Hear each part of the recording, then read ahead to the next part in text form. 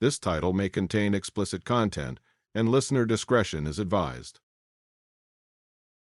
This title is narrated with virtual voice, computer-generated narration for audiobooks. The King's Bride by P.S. Scott. Author's Note. Thank you for picking up this book. It means a lot to me. The King's Bride is the third and final full-length book in the Scions of the Underworld series. The plot continues from where the Devil's Curse left off. It is a slow-burn romance. Please read the prologue. It is essential to understanding the story. Enjoy reading. P.S. If you're wondering how Zara's name is pronounced, it's Zara, like the clothing brand.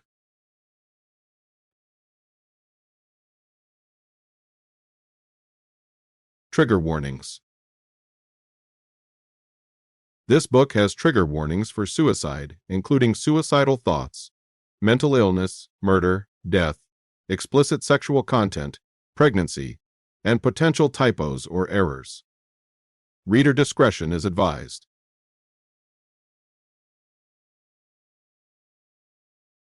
Prologue. Delton. 99 years ago. The hollow sound of demonic flutes rang out in Inferno's palace. Throngs of people filled the seats in the royal court, their eyes fixed on the royal couple standing before the throne. Black and light blue ribbons fell from the ceiling, symbolizing the merging of two kingdoms. We are gathered today for the marriage of Princess Zara of Escaton to King Delton of Inferno.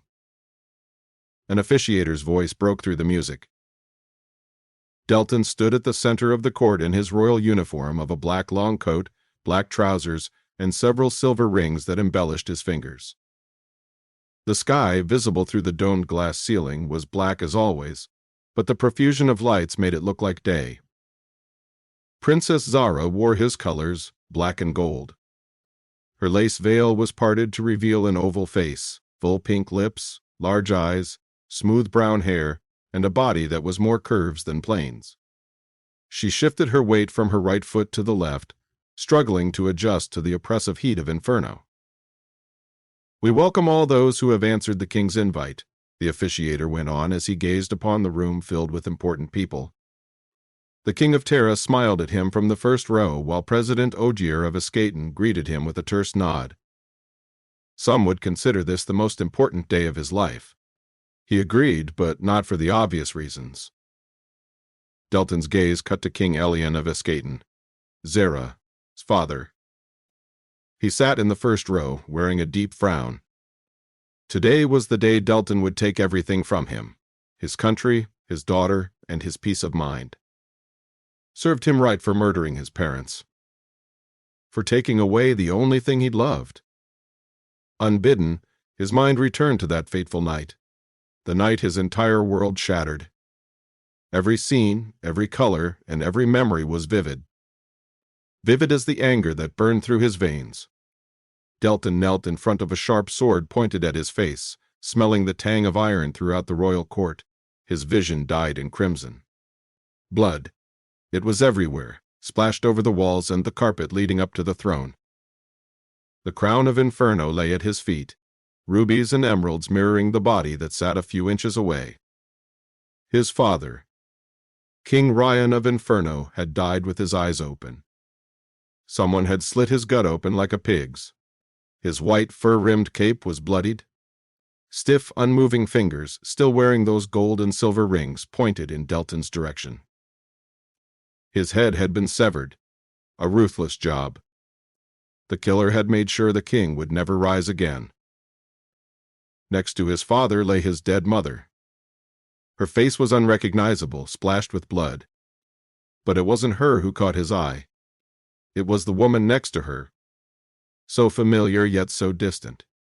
Her dark brown eyes hit him first, making his breath stop. In them he saw an expression that he'd never seen before. Hate. Karina? His lover's body was covered in black, the color of death. Delton's eyes flickered to her oval face, his gaze running up the narrow jaw and smooth, pale neck that he'd kissed only last night. He remembered her coming apart in his arms with his name on her tongue, how she'd said, "I love you," with a sincerity that undid him. However, the speck of blood on her cheek and the long sword clutched in her hand told a different story. There was no trace of gentleness in her voice as she said, "You're going to die tonight." "What?" Delton's tongue turned to cotton. Karina was his first love. He was going to marry her. This couldn't be happening. "Please tell me you didn't kill them. Please tell me this is all a lie. Karina, I love you." She laughed. "Not even you are that naive, Delton." "Why? Why did you do something like this? You love me." She shook her head, and the hardness in her gaze made his blood curdle. "That's what I wanted you to think." His heart sank deeper when he met her gaze. He was aware of every sway of Karina's body as she moved into his orbit, circling him like a bird of prey. Her gaze didn't waver, meeting his in a direct, challenging stare. "You were nothing but a target." "Who are you really?" he asked, the dread in his heart growing. "Someone who was born to kill you," Karina said. "Who made you do this?" he begged. "I know you'd never hurt me." "King Elian," she said, one corner of her lips lifting up in a smile. A golden ponytail gleamed behind her. "Hear me? King Elian of Escaton. Remember my father's name as you die." "Your father?" That word rang in his ears. "Yes, my father. Nobody knows we share the same blood. I'm illegitimate, you see. With your death, he'll finally acknowledge me." She raised her sword, but before it came down on him, Delton spoke. "Stop this. You don't have to do this. I'll forgive you." "I never loved you." She broke the spell with her harsh words. "I came here to kill your family, and now I've done it. It's what my father wanted. Soon, Inferno will become his. Men are weak to love. I merely used this weakness against you." As Karina continued to reveal the truth, hope deserted his body. He couldn't believe he'd been nothing but a pawn in the power struggle between Karina's desire to be recognized and King Elian's quest for power. There were rumors of Escaton's resources being depleted, but Delton had never thought it would lead to the assassination of his father. "That's enough talk," said Karina, lifting her chin. "It's time to fulfill my duty." She drew up her sword, moving it in an arc as if drawing a crescent moon in the air. But her sword never touched his neck. Before it could, he was up and moving. Thanks to years of practice, Delton was quick on his feet. He used his distinctive magic, a touch that could drain life from any target. Though demons did not generally possess magic, he did as the ruler of the underworld. He grabbed the back of Karina's neck and summoned his powers. His magic found her pulse and launched its attack. She struggled against him, trying to backhand him with her sword, but he grabbed her, and the sword fell to the floor. He didn't need to fight. His magic ended her life. As he felt her pulse slip away, he turned her face the other way. He didn't want to hurt her. He didn't want to leave scars on her body. He didn't even want to see her face as she died. Fool that he was, he still loved her. When he felt her go limp in his arms, he pulled his fingers away. Inserting a hand under her arm, he gently laid her on the floor. Delton breathed unevenly, guilt clawing at his heart. He took a step back and surveyed the wreckage. Everything stank of blood and death. Shutting his aching eyes, he let all that Karina had said wash over him. Delton stood there for a long time as the night turned to day. It was still dark when he opened his eyes, all tenderness gone. He felt empty, bleak, cheated. He had no idea how to go on. Everything that he held dear had disappeared in the blink of an eye. Through it all, two words echoed in his mind. King Elian. He would never forget that name. It had given him a reason to struggle through the pain. To live, to seek vengeance. Now, years later, he had fulfilled that promise to himself. His revenge had begun. The first part of the ceremony is a recital of the terms of marriage, the officiator said, looking slightly uncomfortable. It wasn't customary to have marriage terms, but this was a political marriage. Then we will proceed to the main part of the ceremony. As he droned on, Delton's eyes moved to Princess Zara, and he felt a spark of guilt, which he immediately tamped down. Zara had no idea that he planned to exile her once this ceremony was over. She looked incredibly young, which was unsurprising since she was only 18 in human years, much younger than his 30. Of course, his real age was 100 and hers was 60, something that was a result of them both being immortal beings. Upon marriage, the throne of Escaton will pass to King Delton of Inferno, and Escaton will officially become a part of Inferno, the officiator read. King Elian grew more and more uncomfortable with each word, but there was nothing he could do. Inferno's black flag hung next to Escaton's light blue one, symbolizing the union. Delton had been prepared to go to war, but the marriage was a better way of destroying Elian. This way he could have everything the regent prized. Having no male heir, King Elian had little choice but to surrender to his demands. Princess Zara will become the Queen of Inferno. Zara's lips parted, and he caught sight of them. Their eyes met across a table with 2 crystal goblets, and a spark of recognition passed through his body. King Delton will come into possession of all of Escaton's resources, and henceforth, other kingdoms will have to go through Inferno to seek permission to visit Escaton. President Ogier of Elysium immediately frowned at the pronouncement. The angelic kingdom of Elysium and Inferno had always had a strained relationship. In fact, the Millennium War between the two powers had concluded a year ago, resulting in the signing of a flimsy peace treaty. No doubt Ogier was here to perpetuate the farce of a successful diplomatic relationship. Delton, however, hadn't abandoned his ambitions to take over Elysium. We will now have the main marriage ceremony. At last, the reading of marriage terms was over. By the end of it, Elian's face was dark as a storm cloud. He wasn't the only one. A lot of political leaders were unhappy about Delton's conquest of Escaton. The atmosphere resembled a funeral more than a wedding. "Do you consent to wed King Delton, Princess Zara?" the officiator asked. Her eyes met his again as if seeking permission. He didn't answer her silent question. Yes. A chorus of relieved sighs followed her consent. "Do you consent to wed Princess Zara, Your Majesty?" Yes. The officiator didn't ask if anyone present objected to the wedding because Delton was sure everyone did. Good thing blessings weren't required in Inferno. Nobody would bless this ill-fated union. Once the marriage treaty is signed and the blood exchange ceremony completed, Princess Zara and King Delton will be bound in matrimony.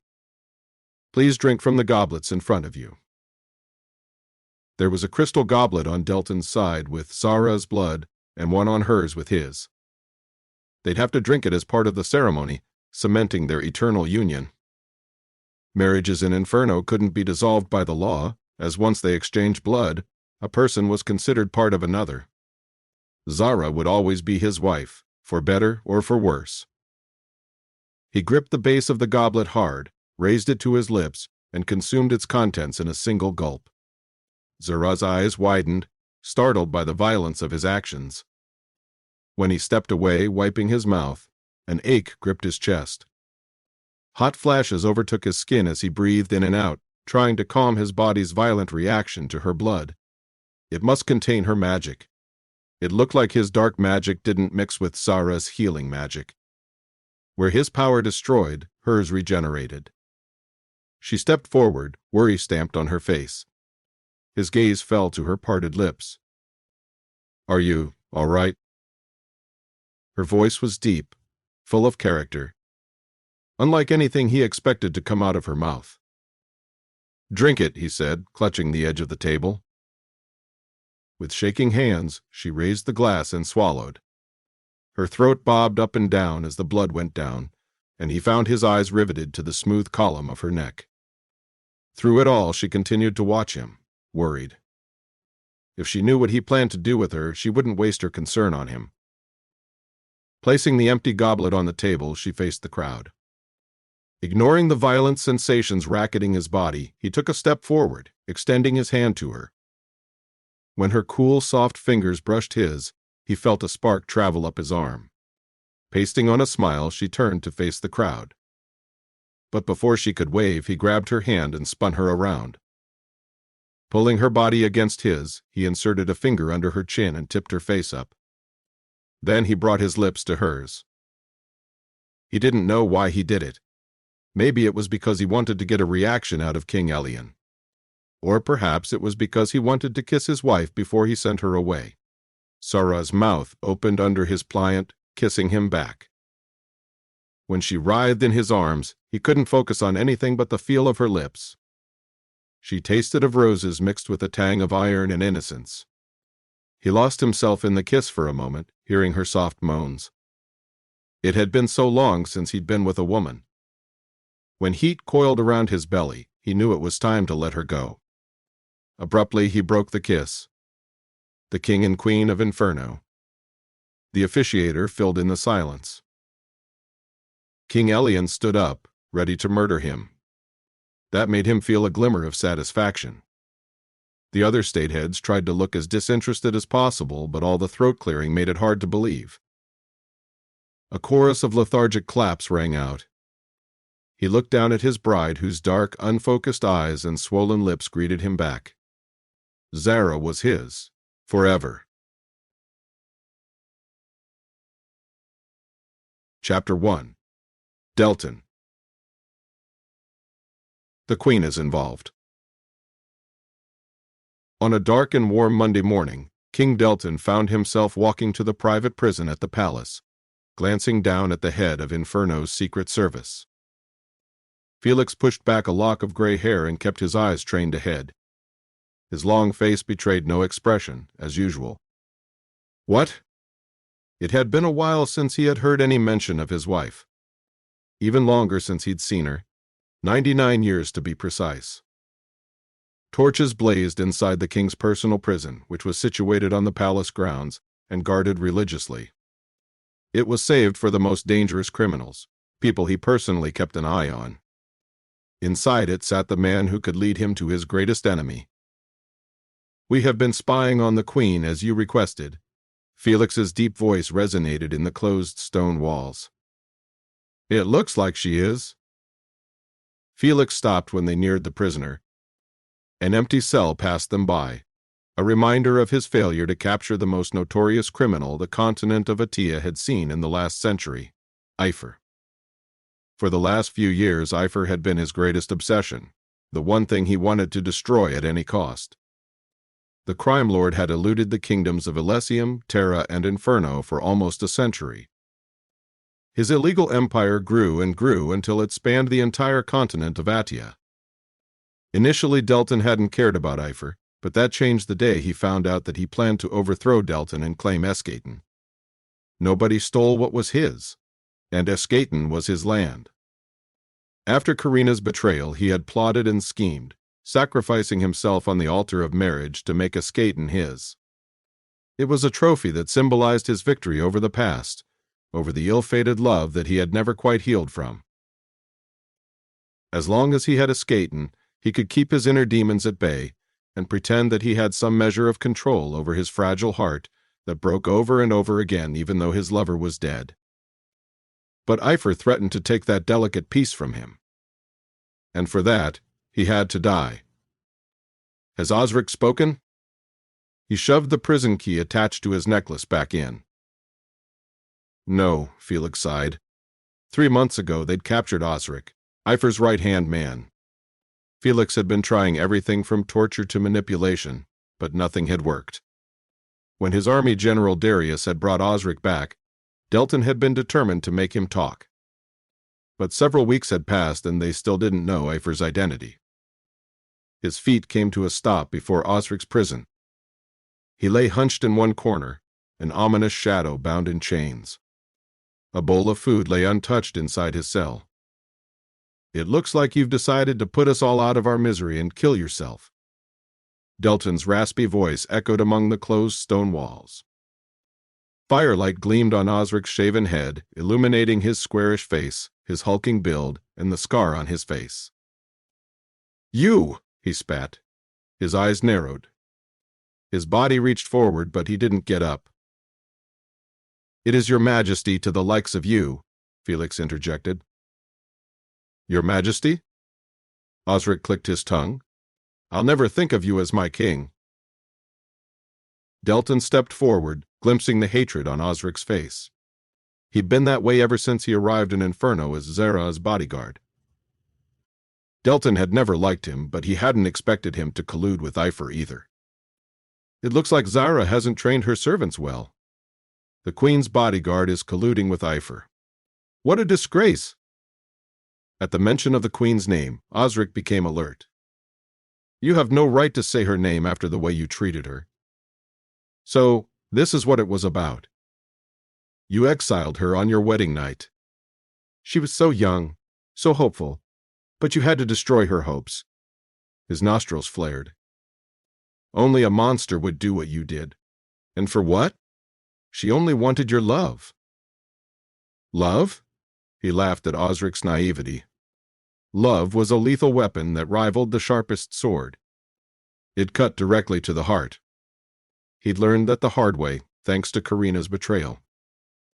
He would never love again, never give his heart to someone who could stab him in the back. "This isn't about the Queen. It's about Epher," Felix interrupted Osric's tirade. "Why does Epher want a skaten?" Osric shrugged, refusing to answer. His breathing calmed as he fell back against the wall. "What about Prince Walric?" Delton asked. "He's involved with Epher too, isn't he?" Prince Walric was Zara's cousin.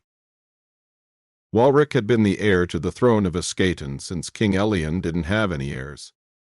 However, Delton had him cut out of the family register and exiled as soon as he married into the family.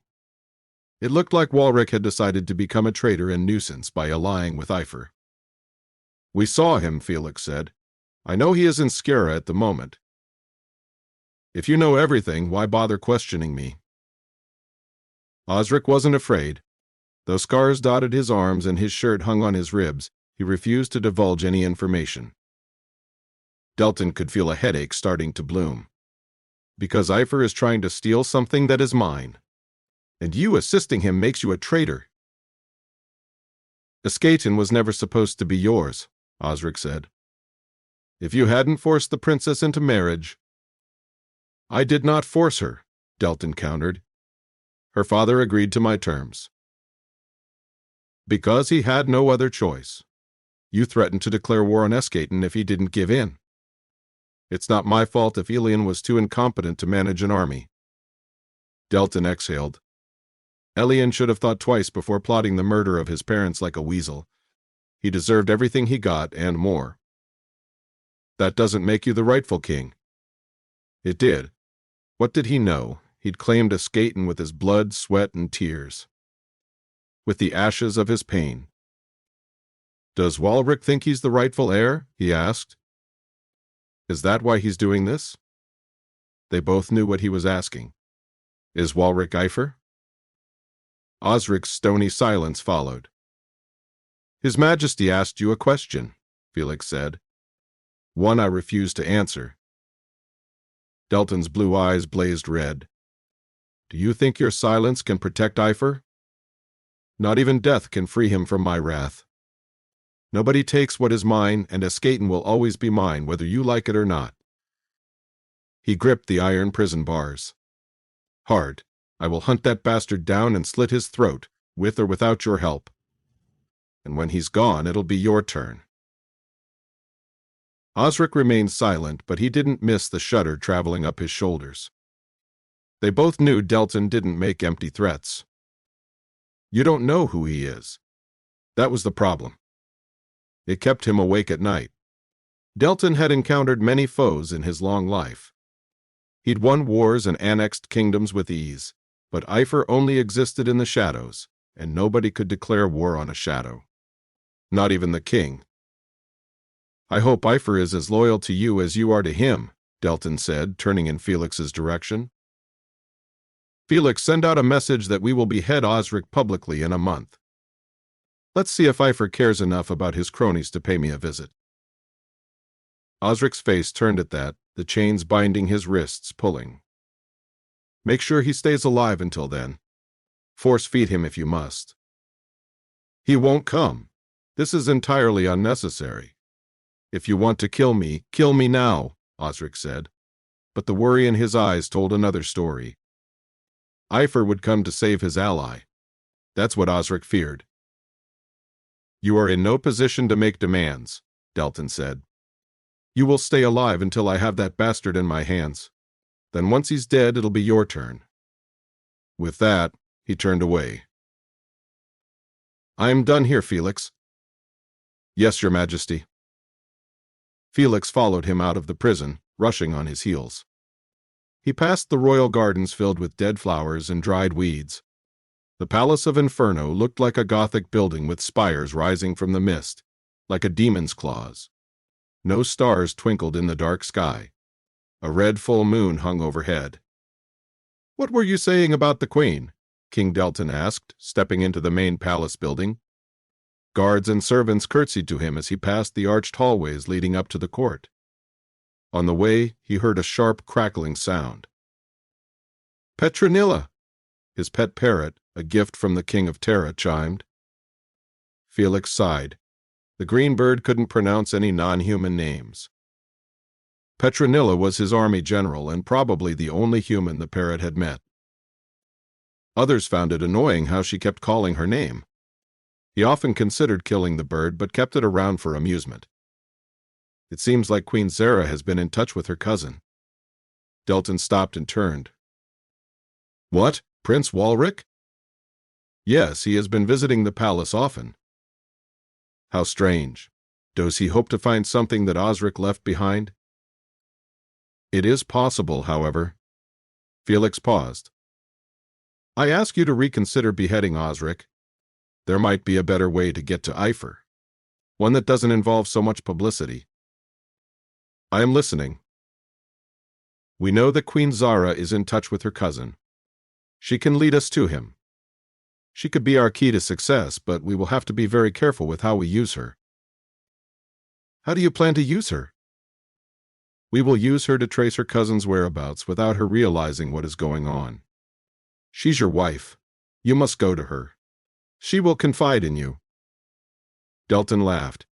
Zara and he hadn't spoken in almost a century, and he didn't have any illusions about her affection for him. Considering he'd exiled her on their wedding night, she probably hated him. Wasn't that why she was meeting her cousin? I don't think this plan will work, Felix. She won't welcome me with open arms if Osric's words are anything to go by. But she will welcome you reluctantly. It is better than sending spies. You have access to every corner of the palace as well as to her private thoughts. There is a lot you can discover. You want me to be a spy? Your Majesty's military abilities and intelligence are unparalleled. Felix's obvious flattery made Delton smile. The old man knew how to get his way. I believe it is best if you approach the Queen. Don't you think she will be suspicious if I return after so many years apart? And for what? The pleasure of her company? She wasn't going to buy it. Not if she was helping that traitor. About that, the whole country expects you to produce an heir, Felix said. I know that you and Queen Zara have lived apart for many years, but surely she can't object to performing her duty. Delton coughed. He didn't want to produce children with King Elian's daughter. He'd rather die than have that sullied blood run through his line. I have no desire to produce an heir. Regardless of your motivations, it is a convincing reason to take up residence at the Palace of Cadia. The Queen won't be able to refuse. No, she wouldn't be able to refuse. But he wanted to refuse. Felix's glassy eyes looked up at him with hope. What rational reason could he come up with to avoid visiting his wife? Several years had passed since he'd last seen her. Surely she must be old and withered now. Though people from Escaton were immortal and aged very slowly, they did age. All he remembered of her was her final plea to him before she left Inferno City to begin her exile in Snakefront. "I will do whatever you want me to do. I'll atone for his sins." He should have taken up her offer when he could, but he'd had other plans for her. He'd ended her exile early because he felt bad for her. Clearly, Delton had been mistaken about her character. She was just like her half-sister, deceptive and selfish. "The Queen mustn't know of our plans," Felix went on, oblivious to his churning emotions. "If she suspects a threat, she will stop contacting Prince Walrick. We want her to do the things she'd usually do so that we may catch her in the act. That's why General Darius will accompany you. I spoke to him earlier this morning, and he isn't opposed to the idea. His partner Michael and the Queen are good friends. We must take him to Cadia to make her feel safe." Michael was General Darius' lover. He was an angel who had moved from Elysium to be with him. Delton had granted him citizenship 2 months ago at Darius' behest. General Darius was a trusted ally, and he was sure he'd help him in this endeavor. "You care an awful lot about how the Queen feels." "Our mission relies on her comfort," Felix said matter-of-factly. "All our lead have turned into dead ends. Osric won't speak, and we haven't been able to find any of Epher's other men. She's our only hope. Prince Walrick isn't as strong-minded as Osric. He will confess." Yes, Delton knew how changeable Walrick's loyalties were. Besides, a visit to Escaden might help improve your political image. If the people think you are concerned about them, they might find their loyalties changing. It was a valid argument. Felix's expectant gaze turned to him, and he made his decision. "All right," Delton said, resigned. "I will begin my journey to Cadia tomorrow. Inform General Darius that he is to come with me." "Of course, Your Majesty." He didn't miss Felix's triumphant smile.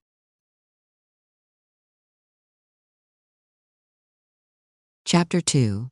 Zara. It had been 3 months since Osric's capture. As Zara sat in an underground room at Seven Sins, a famed pleasure house in Cadia's red light district, watching a pair of men glare at her, it was all she could think about. A bag of gold coins lay on the table. Ayres, one of her suppliers, stood before her, eyes sparkling with greed at the sight of so much gold. It was ironic, she thought, that the Queen of Inferno was sitting in the basement and nobody even recognized her. "Count it," she said, sitting back to present a picture of authority. "It's for last month's shipment to Terra." Ayres' gloved hand reached for the coins, eagerly feeling the cold metal in his palms. When he smiled, one fake golden tooth showed. "Epher doing business directly with me? Never thought I'd see the day." She never thought she'd see the day either. Osric had handled her transactions with Ayres before. Ever since the king had cracked down on their operation and captured her right-hand man, she had been forced to take a more active role in the business. Zara surveyed Ayres from one end of the room, wearing a black satin mask that covered her face. It was a custom piece, etched with a distinctive design made of rubies and pearls. Her thick brown hair had hidden under a wig, sporting aristocratic men's clothes. She became Epher, the enigmatic crime lord who ruled the underworld. 2 men stood next to her trusted guards. She made it a point to never travel alone and made few public appearances, choosing to negotiate with only the most important of partners. However, Osric's capture left her with few options. With her other ally, her cousin Walrick, being hunted by the king, she had no choice but to involve herself in business dealings. Zara needed to find someone reliable to take Osric's place, but it wasn't easy to recruit people she could trust. "Nothing beats the feel of gold," Ayres continued, counting the coins as Zara glanced at the door. She conducted her final deals for the month that evening. She'd soon proceed to the next part of her plan. It was all for the greater good, she reminded herself. Tonight, she'd take another step toward the liberation of Escaton. It was her dream, after all, to see her homeland liberated from King Delton's rule. She had funded the movement using the money she made from the illegal supply of drugs and alcohol throughout the continent. It was the first step in her plan to take back what belonged to her. She was the true princess of Escaton, after all. She was the rightful heir to the throne. Or she would have been if she hadn't married King Delton all those years ago. Bile rose in Zara's throat at that thought. His name always brought back thoughts of her unhappy marriage. The sound of a demonic flute being played echoed. Pleasure houses played it sometimes. The instrument's hollow, slightly sweet sound reminded her of her wedding ceremony. In her vision, she saw Delton, his dark blue eyes boring into her as he bent down and kissed her, shocking everyone in the court. The entire world faded as his lips touched hers, drawing out every ounce of feeling inside her body. He'd always had that effect on her, like a magnet attracting iron. It was a quick peck, but a few seconds had been enough for her to know how violently her body reacted to his presence. Back then, she'd thought it was a sign of compatibility. She knew better now. It was a weakness. "I didn't expect you to show up tonight. Not with King Delton rabidly hunting for you. But nothing scares the mighty Epher, of course," Eris said as he approached the end of the bag of coins. She had been doing business with him for over 80 years, but she didn't trust him. All her partners were crooks, and it would serve her well to remember it. He owned a network of farms in the countryside that produced lag, a potent recreational drug that was popular among the masses.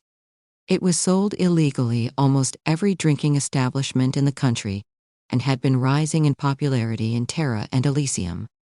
Zara had taken control of the supply network early on, using her power as the queen to overly slip supplies past the border.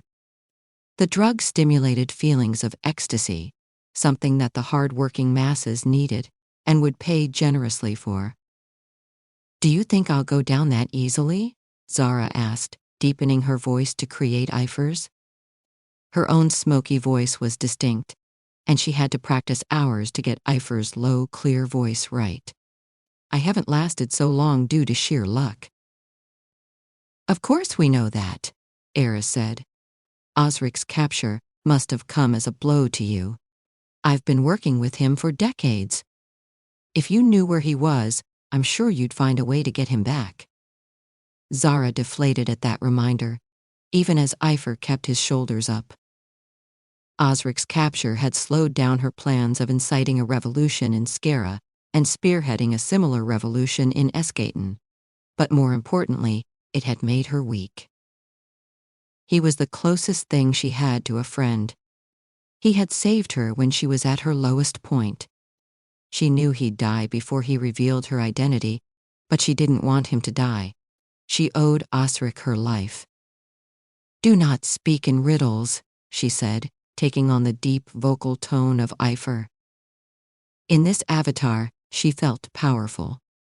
Epher was authoritative and independent, whereas Zara had been nothing more than a pawn, hungry for the love of a man who didn't return her feelings.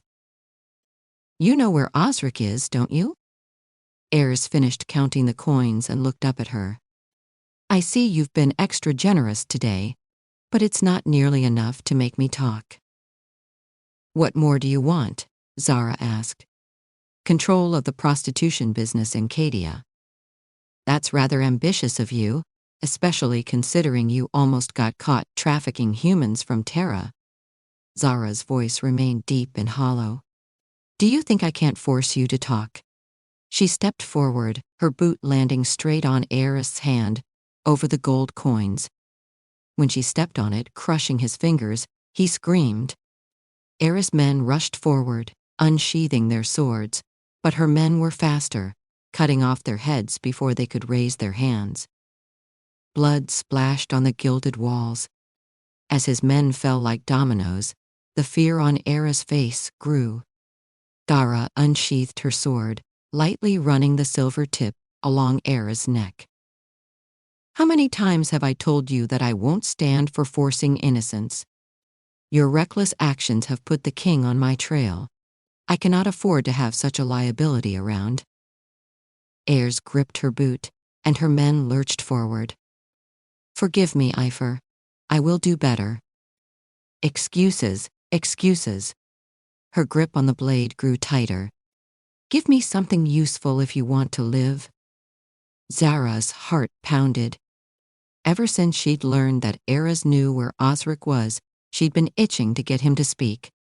Ayres only cared about money. She wanted to get rid of him, but Ayres knew where Osric was. That made him useful. I know where your right-hand man is, Ayres said, tripping over his words. The king doesn't want anybody to get to him. That's why he's locked him in his personal prison. Personal prison? Zara had heard that the king had a personal prison before, but she'd never seen it. Considering she'd only lived in the palace for a day, it wasn't surprising. Yes, it's in the palace, he said. Nobody has ever managed to get in there. It has only one key, and the king protects it. King Delton is someone I'd rather not cross. Where is the key? She asked, grinding her boot harder. I don't know, Ayres screamed. Only the king knows. Zara let out a frustrated groan. You need to do better if you hope to live. I'm sorry, Ayres squirmed. I will find out where the king keeps the key. Zara wasn't inclined to let him live, but she needed the information desperately. How long do you need? Give me a week. I'm going to Inferno City tomorrow. I'll find out what I can, said Ayres, an oily smile back in place. Zara pulled her leg back, letting his hand go. This is your last chance, Ayres. Don't even dream about running away or your head will join theirs. Her face turned in the direction of Ayres' dead men. Of course, I'm not stupid enough to antagonize the mighty Epher. Ayres gathered all the coins in the bag and pocketed it nervously. Thank you for the payment. It was a pleasure doing business with you, said Zara, using her harshest Epher voice. I want you back here in 1 week with the information. Don't forget that my men will be tailing you. Thank you for sparing my life. Ayres kept right on smiling that greasy smile, feeling the weight of the money he'd earned. His eyes twinkled as he looked at her, making her wonder if he was planning to sell out her identity in exchange for the king's ransom. Doing business with crooks was a risk, but Zara knew how to manage them. They had too much at stake to betray her. Besides, she'd had several men murdered in the last decade for flouting her orders. Though she loathed murder, she would stop at nothing to protect the empire that she had created. And they both knew it. Ayres exited the room a few minutes later. He had been her final appointment of the day. She felt uneasy about letting him go, but was desperate for news of Osric. Zara stood and stretched, mentally preparing herself for what was to come. The downside to being a wanted crime lord was that she couldn't linger anywhere for too long. She needed to get out before a courtesan opened the door and figured out what was going on. Leaving her men behind after giving them instructions to oversee an important shipment, she moved on. A large shipment of weapons was being dispatched to Zara that night.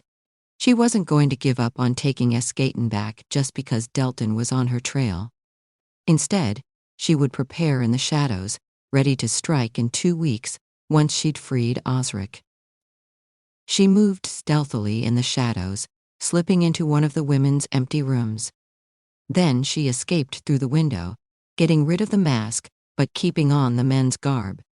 When she emerged, she looked like a regular pleasure house employee, a young man serving tea to the patrons. It would protect her in case someone saw her leaving. She then stepped out the back door, moving through shrubs and flowers until she merged into an alley. Zara traversed the narrow alleyway, buried in the heart of Cadia City. A cool breeze hit her face. She reveled in the coolness of the night breeze, which was a contrast to Inferno's endless heat. Cadia had days and nights, something she'd missed during her exile. It felt good to be back in the capital.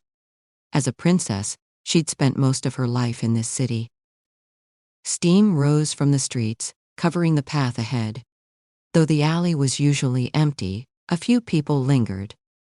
Demons and humans marched back and forth, laughing, slurring, smiling, and whining. She turned her head away to avoid attracting any attention. When she reached the main road, she was captivated by the sight of lit-up pleasure houses for over 2 miles. The red, pink, and yellow lanterns brought life to the dark thread of water that ran through the red light district. It was where illegal money exchanged hands and deals were struck. She joined the crowds, taking on a new avatar as a boy. In her time as Epher, she'd gotten better at disguises, switching often to avoid being found out. She was happy with how that night had gone. She now knew where Osric was. Getting the key was all that remained. Swallowing, she raised her head and eyed the royal palace of Escaton silhouetted against the white moon. Lights twinkled in the distance, imbuing the palace with an ethereal glow. It was her home. Soon, it would be her kingdom too. For years, she'd planned and slogged to get Escaton back. She'd saved all her ill-gotten gains and used them to finance underground networks. She systematically incited the frustrated people of Escaton, giving them hope that they could get their country back. Delton's neglect of Escaton only made her path smoother. There was still a long way to go, but Zara was patient.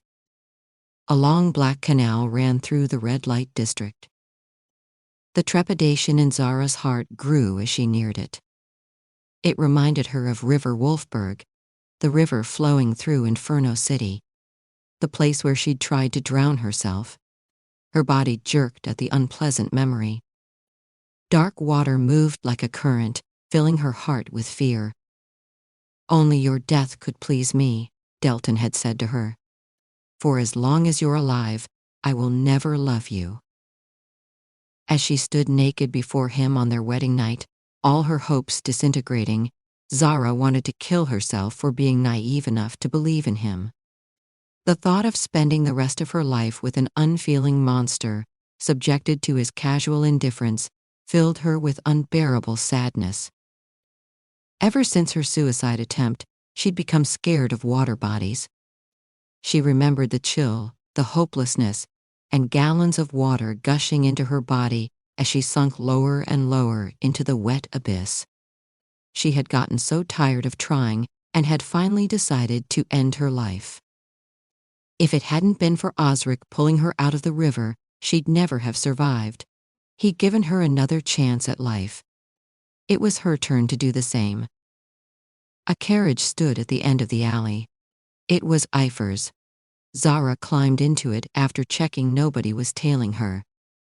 Once shrouded in darkness, she pulled out a trunk from under the seat and threw it open. It contained all of Zara's gowns. She picked one out, laying on the empty seat opposite her. "To the palace," she instructed the driver. When the carriage began to move, she shut the windows and drew the curtains. Then Zara undressed.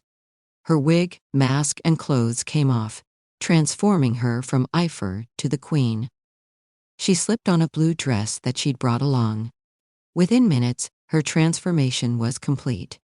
She adjusted her hair and clothing, taking on the role of Queen Zara.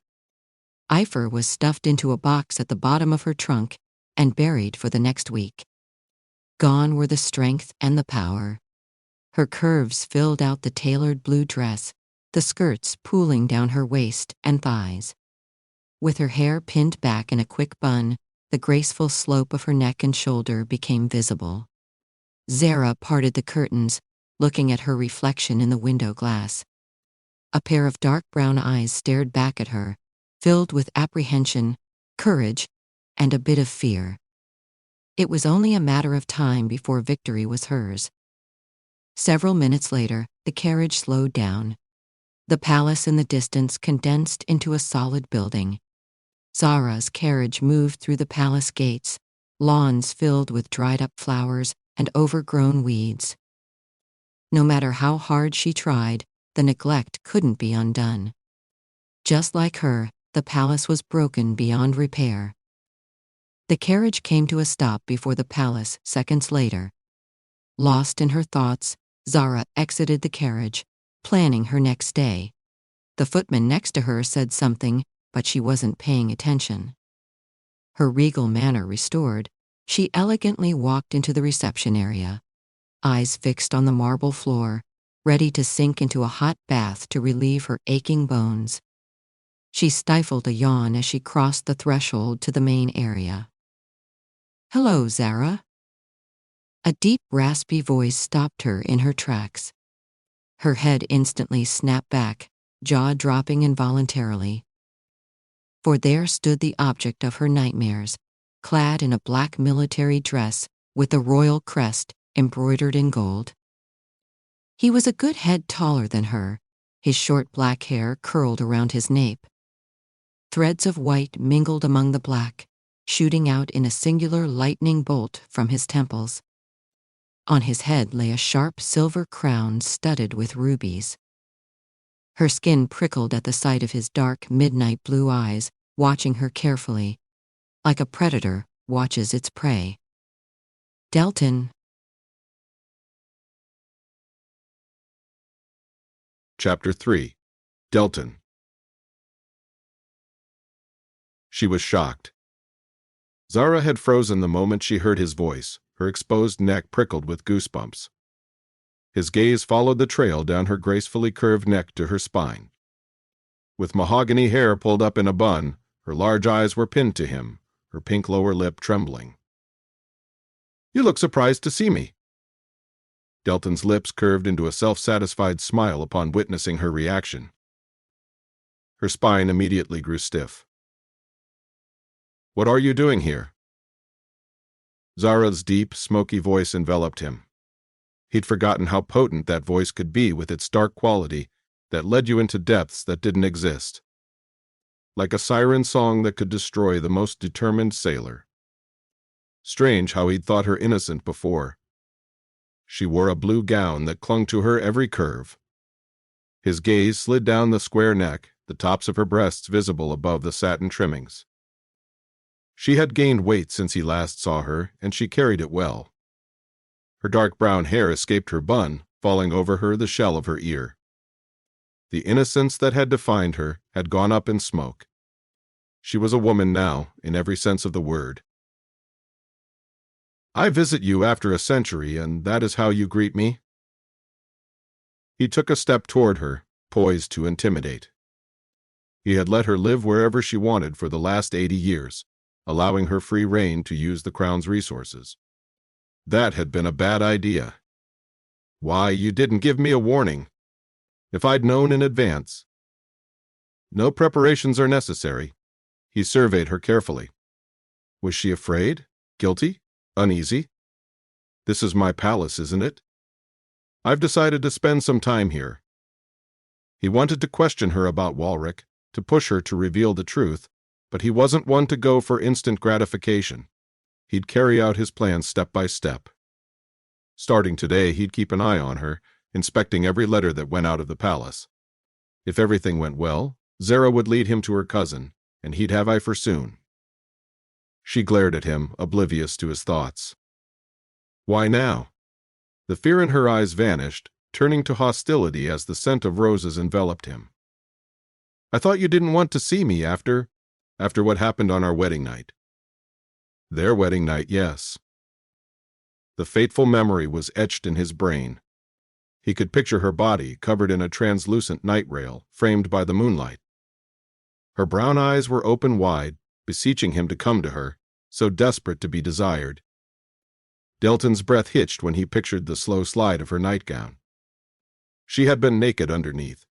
He forgot to breathe as he watched the candlelight play on the soft curves of her body, skimming over the full swell of her breasts, illuminating her rosy nipples that were brushed to hard peaks by the night breeze. Tiny hips gave way to generous hips, completing the picture of a goddess-like beauty. She was 5 feet 6 inches of soft flesh and wide hips, like a fantasy that had flickered to life. "I want you." Her words echoed in his mind, triggering a flicker of guilt somewhere deep in his blackened heart. "Put that thing back on." His tone was curt, making Zara reel back. "I wanted to spare you the truth until tomorrow, but it looks like that won't be happening." He took a step away from her. "Our marriage is in name only, Princess. Now that we're bonded for life, my purpose is fulfilled. It is your land I require, not you. Tomorrow morning, you leave for Snakefront." Snakefront? She vaguely remembered a city in Inferno by that name. "Will you be joining me there?" "No, you're being exiled, Zara. I want you out of my sight and out of my life. I do not require your company. You are free to do whatever you want, use as many of my resources as you like, but I do not wish to see you again." The bitterness in his voice must have scared her, for her jaw dropped open. "Why are you doing this?" she begged. "You said you wanted to marry me. I never said I desired you." "I don't remember promising to make you happy either," he said. "You are nothing but a pawn. I have never loved you and never will. I will never touch you as long as I live. That will be my retribution." Back then, it had been part of his plan to get back at Elian for his cruelty. His plan had worked, for Elian had passed away just 2 years after their marriage. Delton had ended Zara's exile early, believing her to be blameless in the situation, but it looked like he had been wrong about her. She was no innocent girl who had been cast aside by his villainous self. She was a traitor who had chosen to ally with her husband's enemy. For that, she deserved no sympathy. "You haven't visited Escaton in almost a century." Her words were accusing. Uncomfortable. He must have gotten under her skin. "Have you come because there's talk of revolution in Skara?" She was trying to decipher his motives, her eyes uncannily watching his movements. "Partly," he replied casually. "My life could be in danger. Considering my age and the threats ahead, I've decided to do my duty." Zara raised an eyebrow. "Duty?" "Yes." Delton closed the distance between them, planting his hands on her shoulders. His fingers touched her smooth, cool skin, and he felt heat rise in his body. She gave a start under his fingers, but didn't move. He wanted to intimidate her as much as he wanted to touch her. His fingers glided lightly over her skin, making sure not to trigger his magic. "It is time for us to produce an heir." "What?" Her eyes widened instantly. Goosebumps needled his fingers. "I need an heir, Zara. Did you forget that you're the Queen of Inferno? When I married you, your father assured me that you were capable of doing the deed." "Why now? This is rather sudden." His gaze fell to her shaky lower lip. Swallowing, he cleared his throat and looked her in the eye. "Because it's time. My life might be in danger, and Inferno needs an heir." She surveyed him intensely. He waited for her to make an excuse, but she didn't. The discomfort vanished, and something hard and cold took its place. Something like hate. "I thought you never wanted to touch me," she said, her voice hard as steel. "What did you say when we last met?" "Oh, I remember. You are nothing but a pawn. I have never loved you and never will. I will never touch you as long as I live. Are you going back on your word, Your Majesty?" Defiance. He sensed the tension in her shoulders, the abhorrence in her gaze, and the way her breasts heaved when she breathed unevenly. She detested him with every cell in her body, and she was showing it like only she could, silently. Her mask had fallen away, and now he glimpsed her true feelings. Good? He knew where she stood. He should pull his hand away, knowing it was unwelcome, but she'd latch on to any sign of weakness that he showed. So, he dug his fingers deeper into her flesh, bringing his mouth close to her ear. "I've changed my mind." His voice came out diffused. I need an heir and you're going to give me one. That's all there is to it. He waited for her reaction. There was no way she was going to agree to this. Not after what he'd put her through. No, anger rose. She tried to pull away from her grasp, but he held her tight. You've neglected me for years, and now you come demanding an heir? A disbelieving laugh shook her body. I'm not your toy. You can't use me as you want. On the contrary. His lips almost touched the shell of her ear as he spoke. You are mine to do with as I please. The law says so. I don't care for the law. As the queen, am I not above the law? Don't forget that you live in this palace and enjoy this life because of my grace. If I find that you're no longer deserving of such consideration, I will retract my support. Retract your support? What does that mean? Her eyes narrowed suspiciously. We're going to renew our acquaintance starting tomorrow, he went on, ignoring her words. I'm willing to give you time to get used to the idea of betting me. Take all the time you want, but in the end, you'll come to me. She snorted. It's more generosity than you deserve. He let her go without resistance. They glared at each other. Is that all for tonight, or do you have more demands to make of me? She bit out. If you think I'm going to perform my duty after the way you've treated me for the last 99 years, you're delusional. I'm not the young girl I once was. Clearly not. He gave her a cold appraisal, making her turn her heated face away. However, our marriage is immortal, just like us. So, unless you plan to give up every material comfort you've ever known, I will be waiting for you at breakfast. He was giving her a command, and she knew it. Felix would tell him to be gentle, but Delton wasn't known for his subtlety. He was used to getting his way. Zara glowered, and he knew that she wasn't going to warm up to him so easily. No response, wife. Go to hell. Her voice was loud and forceful, probably the most intense emotion he'd seen from her. Her large eyes shimmered with suppressed violence. She turned on her heel and muttered something under her breath. With that, she stormed out. Delton remained silent as he watched her leave. Zara had made an impression on him. He stared at the empty stairway, feeling like a tornado had swept through. The faint scent of roses lingered in the air. He had come to Cadia expecting to find a wilted version of her. She hadn't withered. She had bloomed. Too bad he didn't care about beauty. By now his spies would be in every corner of the palace, searching for evidence. Felix had even planted a maid to go through her correspondence. He hoped they'd get hold of Walrick and Epher soon, and he'd be out of this blasted palace before the week was out. Your Majesty? General Darius appeared from the corner of his eye. A pair of gray wings erupted from his back. With his rich brown hair, a round face, and prominent cheekbones, he was what one would consider classically beautiful. That was quite a, stormy reunion. Should I talk to the Queen later? You should if we don't want this mission to fail, Delton said, pinching his temple. I am no good at charming people. Is Michael here?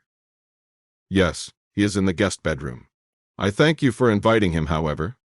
Darius's green eyes turned hard at the mention of his partner. If you think he'll help deceive the Queen, you are mistaken. Michael would never betray a friend. He cares for her. Relax, General.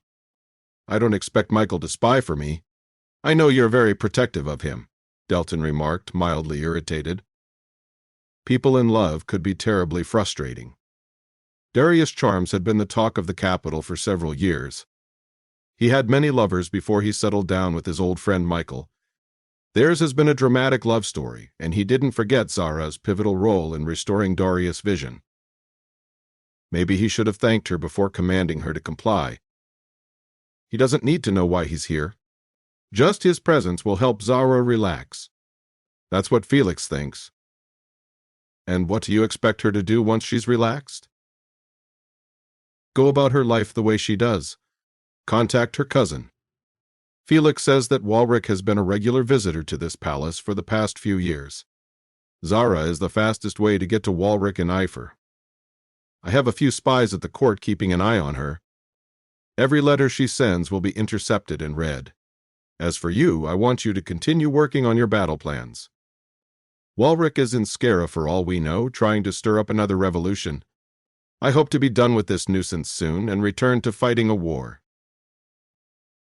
But if we find Prince Walric and capture Epher, there will be no war, Darius reminded him. We will see about that. Delton clasped his hands behind his back. All this peace drones on and on, General. Don't you miss fighting, shedding blood? Not as much as I thought I would, Darius said thoughtfully. There are things that can exist only when there's peace. Love, you mean? One of the downsides of Darius' union with Michael was that he'd become a sappy romantic. Among other things, Darius said, peace and stability aren't as boring as you imagine, Your Majesty. We fight for peace, after all. We fight to protect all that we love. You could even say the purpose of all battles, internal and external, is to achieve peace in the end. Delton smiled. It was just like Darius to philosophize about war, but his words slowly coiled around his uneasy brain. He had never won the battle raging inside his mind and achieved peace. Quite the contrary. Ever since he had defeated King Elian, his mind had existed in a constant state of chaos. He'd never been able to get over Karina's betrayal, even though he had a skaten. Some battles end in chaos, General. When Darius lifted an eyebrow, he explained. Revenge, for instance. There is rarely any peace after revenge. Revenge isn't victory, Your Majesty. It is defeat. Only one who has failed to win against his past desires for revenge, Darius said. It takes more courage to forgive than seek vengeance. For the one we seek revenge against is often an old version of ourselves that was powerless. Delton's eyebrows meshed together. A growing sense of uneasiness filled his heart. He had avenged his parents' death and won. He had taken everything King Elian held dear. How could that be called defeat? Yet, Darius' words resonated somewhere deep in the black heart he didn't have. Some things you knew to be true, even if the mind couldn't understand. That is enough philosophy for one evening. Delton held his hand up. You're right. I almost forgot the reason I came here. Darius produced a piece of paper from his pocket. Felix gave me this. I think you should have a look. Delton unfolded the piece of paper to find a drawing on it. It was a mask, a black sketch in charcoal. Other colors, red, white, green, were painted on it. It had a unique design of pearls and rubies on it, embroidered with golden symbols. This is Epher's mask. It's what his men use to identify him. It has a unique custom-made design. Felix couldn't find the shop that produces it. Maybe Epher makes them himself, Delton said. Or herself. This looks like something a woman would embroider. A fine piece. He turned to Darius. Didn't you say Epher was a woman? An interesting theory, General. I've been thinking more and more about it. Have you? Darius asked. Then I must apologize for misleading you. I have changed my mind. The woman Michael saw that night might have been a smokescreen. Epher's ploy to throw us off his scent. She wasn't wearing this mask. Is that so? Epher wears it to all his meetings. The mask was recently spotted in Cadia. Energy thrummed through Delton's veins. Here, in Cadia? Yes, that is why Felix wanted me to come, because we might catch Epher at last. The news revived his spirits. That is good news. If he's here, I want you to look for him. Yes, Your Majesty. I would like to retire now, Delton said, possibilities churning in his mind. Tomorrow he'd begin his quest to hunt down Epher. He'd look through every corner of the palace and find out what Walric was up to. I haven't traveled in a while. The strain must be getting to me. I hope you have a restful sleep. Good night, Your Majesty. He left General Darius standing, moving up the staircase to find his room. He had never stayed over at the palace in Cadia. It felt so foreign. The last time he'd visited this place was a century ago when he'd asked for Zara's hand in marriage. A floral scent wafted through the hallways, suddenly reminding him of Karina. He remembered her smiling face and her light hair and immediately felt his heart tighten with hatred. This is where she had lived, the woman he'd loved, or rather, the woman who had betrayed him. The high, arched ceilings were dyed orange, the color of the setting sun. He'd never seen light and darkness coexist. Yet the dark sky gave way to the light of the sinking sun, creating a rare sort of beauty. Delton came to a stop before one of the paintings on the wall. It was King Elian's. With his broad shoulders, dark eyes, symmetrical face, and fair hair, he looked nothing like his daughter. Zara favored her mother while Karina favored her father. Ilian's sinister smile remained in place, his long, slimy face gleaming under a chandelier. He should have the painting burned. Tomorrow, perhaps. Tonight, he wanted to think about what he'd do once he had Walrick. He finally reached his room at the end of the hallway, which ironically happened to be next to Zara's. The door to her bedchamber remained closed, but he knew she was inside. Was she writing her cousin a letter? He certainly hoped she was, for it meant he'd be out of this place sooner. Resting on the edge of the bed, he looked at the Queen's room. He'd taken up the room next to Zara because, as they said, keep your friends close and enemies closer. The palace was in a state of neglect. He could see it in the overgrown weeds and the lack of staff. Delton had cut off funds after marriage.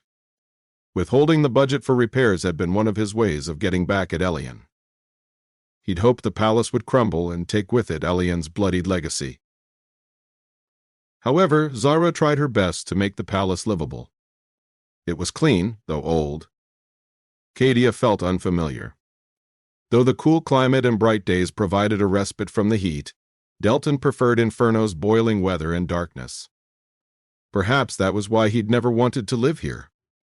As he sunk onto the bed and gazed up at the ceiling, his mind was drawn to Epher. That was the reason he was here. Now that he'd reunited with his wife, it was time to get to work. The hunt had begun. Now he just had to wait for Zara to be caught in his trap.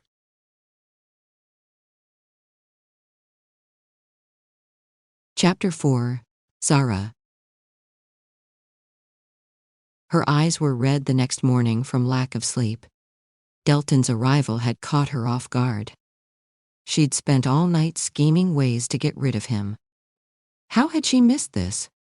Why had he shown up without a warning after all these years? Dressed in a bright green dress, she sat with her chin up, looking at the empty chair on the other end of the table. Her husband hadn't shown up for breakfast yet. She seethed as she remembered their conversation last night. How dare he march into her palace and demand that she produce an heir? After the way he'd treated her, she was more inclined to puncture that black heart of his with a sword. "I'm ready to begin," she instructed the staff. Technically, it was against royal custom for the Queen to dine before the King arrived. But this was her home, her palace, her domain. Even if it belonged to him on paper. The servants stared at each other, but obeyed. One of the highlights of Cadia's palace was that a lot of the staff were loyal to her father, and by proxy, to her. It was one of the reasons she'd chosen to return to Cadia after her 10-year exile ended. Steam rose from hot tea that was poured into the porcelain cup next to her. The staff began filling her plate with food. As she saw her worried face reflected in the honey-colored tea, her mind went back to Delton's words from last night. "It is time for you to produce an heir." Once upon a time, the implications of that statement would have made her happy. But now it made her sick. She remembered the night of her wedding, her younger self eager with anticipation for what was to come. Zara had been a virgin. She still was. Delton's cruelty had ruined her for any other man. She remembered his face in the palace's bedchamber. Dark eyes tinged with blue surveyed her, his tight skin, his shadowy beard. He appeared intimidating to her with his broad shoulders, chiseled body that had been honed in battle, strong legs, and imposing height. Yet she wasn't afraid of him. "Good evening," his raspy voice filled the room. Silhouetted against the window, he looked like a shadow. She, on the other hand, was pure light, every ray of moonlight falling on her thin gown. "Hello," she said breathlessly, heart hammering. Mahogany waves fell to her waist. Delton's eyes surveyed her carefully, but he didn't take a step forward. I've been looking forward to tonight." He still didn't move. "Have you?" His eyes slid over her face. "I don't know what your father told you about the marriage bed, but none of that will happen tonight." What do you mean, Your Majesty?" Flutters ignited inside her heart. Was he considering her comfort, not wanting to push her so early on in their marriage? "I'm ready for you." "We're not going to consummate our marriage, Princess. The law doesn't require it. Go to sleep." He eyed her warily and took a step back. "Good night." He was leaving, writing her off as an inexperienced virgin. She couldn't let him go. "Wait." So she reached for the opening of her nightgown and hurriedly undid the buttons. "What are you doing?" The nightgown slithered down her body, leaving a trail of exposed skin as it fell. She stood naked before him, Zara's face heated with embarrassment, but it was worth it because she heard Delton inhale sharply. Bringing her eyes to Delton, she anticipated his next move. His Adam's apple bobbed up and down as he surveyed her exposed skin. Though she was no beauty, she wanted Delton to see her, to desire her the way she was. "I want you," she said. "You kissed me at the wedding ceremony today. Surely you feel it too. If you're worried I can't please you." "Put that thing back on." His tone was curt, like a knife piercing her. Momentarily stunned, Zara reeled back. "I wanted to spare you the truth until tomorrow, but it looks like that won't be happening." He took a step away from her. "Our marriage is in name only, Princess. Now that we're bonded for life, my purpose has been fulfilled. It is your land I require, not you. Tomorrow morning you leave for Snakefront."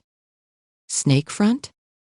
She vaguely remembered a city in Inferno by that name. "Will you be joining me there?" "No, you're being exiled, Zara. I want you out of my sight and out of my life. I do not require your company. You are free to do whatever you want, use as many of my resources as you like, but I do not wish to see you again." Zara was shocked. The bitterness in his voice scared her. He spoke to her like she was a stranger. "Why are you doing this? You said you wanted to marry me. I never said I desired you. I don't remember promising to make you happy either," he said. "You are nothing but a pawn. I have never loved you, and never will. I will never touch you as long as I live. That will be my retribution." Retribution? The world seemed to be spinning, and Zara needed to latch onto something to prevent herself from falling. Despair grew inside her heart. Had the king not loved her? Had all the fantasies in her head been just that? Fantasies? "What do you mean?" "Your father took something very precious from me, and so I had to return the favor." Deep lines of hatred were etched on his face as he recalled whatever sin her father had committed. "It wasn't enough to have a skaten. I wanted to destroy the thing that is most precious to him." His gaze flickered to her. "That's you, my dear." Zara had never feared him before, but when he speared her with that hateful gaze, she felt cold all over. What did my father do?" Zara asked, trying to calm herself. Then, shaking her head, "I don't care. He and I are not the same person. If he hurt you in some way," she inhaled, "I can make it better." "You cannot make it better. What he took from me cannot be returned." Can't you give me a chance? Princess, I don't think you understand what I'm saying. Your misery is the only thing that I desire. You are to leave the palace and not return. We'll have a marriage of convenience. Isn't that what royal couples do? I don't want a marriage of convenience. I want to be loved. Her voice was breaking. Tears sprung in its mahogany depths. Delton laughed. The bastard actually laughed. Loved? I'm not capable of love. He shook his head. Go to sleep. When tomorrow comes, you'll be far, far away from me. The disregard imprinted on his face would be her last memory of that night. The activity beside her paused for a moment as a shadow appeared at the entrance of the dining hall. Your Majesty.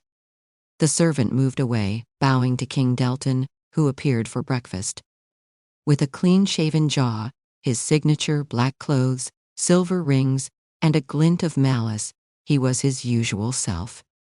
Her heart hurt from the memory. She curled her fingers into a fist.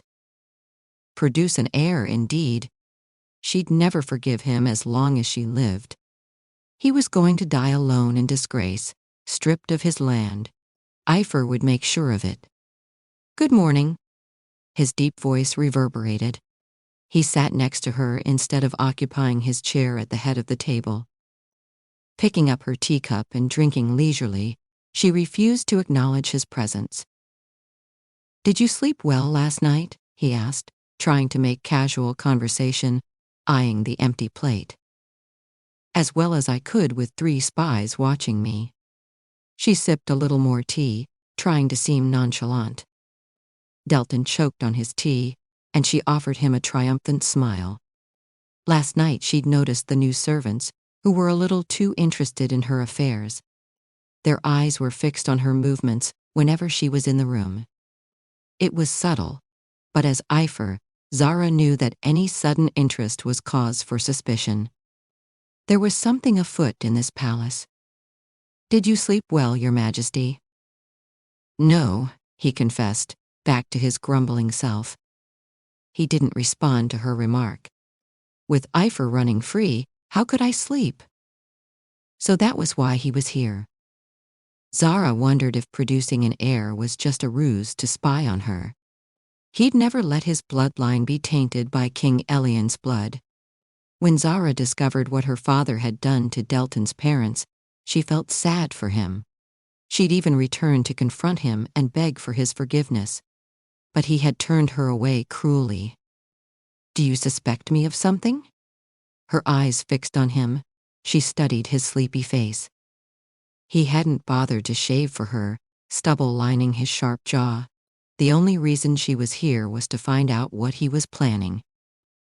Of what? Delton asked. His eyes pinned her, but his voice sounded innocent.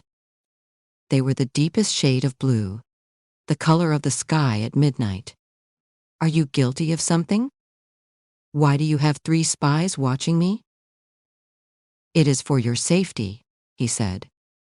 Epher is in Cadia. I wouldn't want you to fall into that villain's hands. She wanted to laugh at the irony of that statement. He is more likely to kill you than me, Zara remarked coolly. I suggest using those spies to protect yourself. Do they make you uncomfortable? His question was loaded with meaning. An innocent person wouldn't be worried about being watched. But she wasn't innocent. Yes, she said. If you plan to woo me, I suggest using flowers and poetry, not spies. I don't need to woo you, Zara. You're already mine. Irritation coursed through her veins. She wanted to pick up the fork and stab him. But she held the murderous impulse at bay. Reputations took years to build and seconds to destroy. She was going to be docile and silent to find out what his game was. Epher would defeat him anyway. No point in settling for a short-term gain. She was too busy to bother with him. With Osric in prison and Walric in Skara, Zara had to take care of the business. However, it was too risky to make a move with him at the palace. The problem that was her husband needed to be solved quickly. "Do you have any plans for today?" he asked. "Yes, Michael and I are going to take a walk." Delton listened to her in silence, cataloging all that she said. She ate in silence while he watched her like a hawk, turning away every time she glanced in his direction. After breakfast, she was going to talk to Michael to find out why Delton suspected her. Then she'd plan on her next course of action. Delton held up his teacup to her face with a smile. She didn't return his gesture. Trying to paint a picture of domesticity, was he? Let him smile as much as he wants, she thought. I'm going to have the last laugh. Several hours later, Zara found herself with Michael on the balcony, overlooking the gardens. It was the only place they could be alone. The spies had disappeared after their morning conversation, but she wouldn't put it above Delton to have others watching her. She kept her voice low as she asked her friend, "How have you been, Michael?" "Good," he said, "thanks to you." With his blonde hair, blue eyes, pale skin, white wings, and welcoming smile, he indeed looked like an angel. They had become unlikely friends when he'd fought her several months ago and found out her secret identity. "And you? I look forward to your letters, but I know you can't be completely honest." "Trying to make things work," she said, keeping her voice purposefully low. She looked to the balcony and realized that Delton was taking a walk in the garden. General Darius stood next to him. He paused, noticing her on the balcony. Delton and Zara's eyes met across the distance. "I can't say I'm too excited about Delton deciding to suddenly return. You wouldn't know anything about that, would you?" "I sent you a letter informing you of his arrival. Did you not receive it?" "No." Zara wondered where that letter had gone. General Darius looked up at them and waved with an enormous smile. She raised her hand in acknowledgement. "How is life with General Darius?" Zara asked, feeling a tug in her heart at the sight of Michael smiling openly at the sight of his lover. Because she used natural energies and emotions for her healing magic, she was aware of the feeling of love radiating from her friend. She'd never know the invisible bond that people in love seem to share. "It's like a dream. I'm happier than I've ever been. We're both extremely grateful for what you've done." Zara had used her healing magic to cure Darius of his acquired blindness months ago. Angels who lived too long in Inferno acquired the condition. There was no known cure for the condition. Darius' situation had been really bad when she'd treated him. Zara had been born with healing magic like all women in Escaton. However, her heightened sensitivity to natural energies and years of practice helped her harness them better. She used the abundant energies of nature and channeled them to cure wounds and ailments. Too bad she could only heal, not hurt. Darius is feeling better." She cleared her throat just as Delton turned away. "I finally realize why poets romanticize love so much. To have lived without it for so long." Michael's voice was full of emotion. He never lied, always choosing to express his honest feelings with no self-judgment. Unlike her, whose life was made up of lies. "Inferno isn't as bad as I thought it would be. The warm weather is growing on me." Michael's eyes turned darker, more serious. He glanced around to make sure nobody was there before lowering his voice to a whisper. "And you? How are you doing without Osric?" "Things have been hard with both him and Walric gone. Delton's sudden arrival has placed me in a bind. Do you know he asked me to give him an heir? The gall!" She scoffed. "I look forward to the day I take away Escaton from him." Michael's eyes were on Darius and the king. "Queen Zara." Michael placed a steadying hand on hers. "I don't think the king means to beget an heir." His eyes were calm like a pond, but held the depth of an ocean. "You know something." "Yes." Michael's eyes moved over her head, checking if the coast was clear. The king knows of your association with Walrick. He's trying to find him. You're the bait. I knew something was off. Zara's voice is a hiss. She should have expected it. You should be careful. He has spies everywhere, inspecting your letters. It would be a good idea to take a break. My business can't stop because Delton has decided to pay me a visit. People depend on me. Eris was due to return the following week, and she needed more information about Osric's whereabouts. This was a terrible time for Delton to show up. In that case, I will help you, Michael said.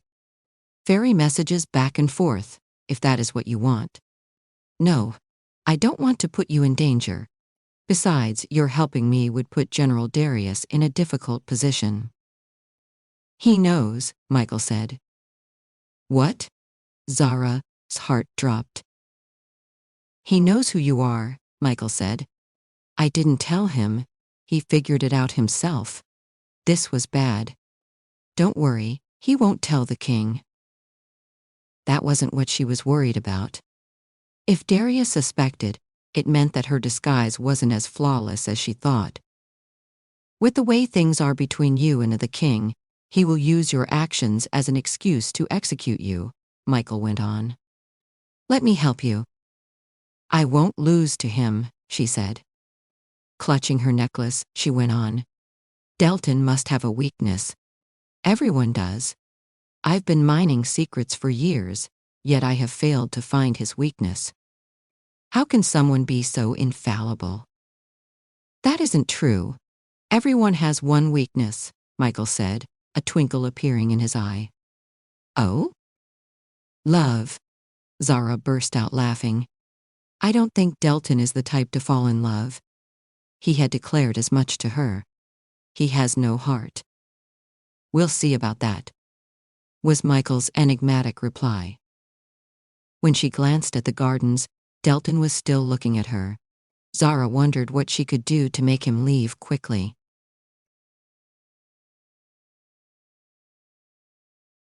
Chapter 5. Delton. His wife was the most boring person in the world. After a few days of observing her actions, Delton was sure of it.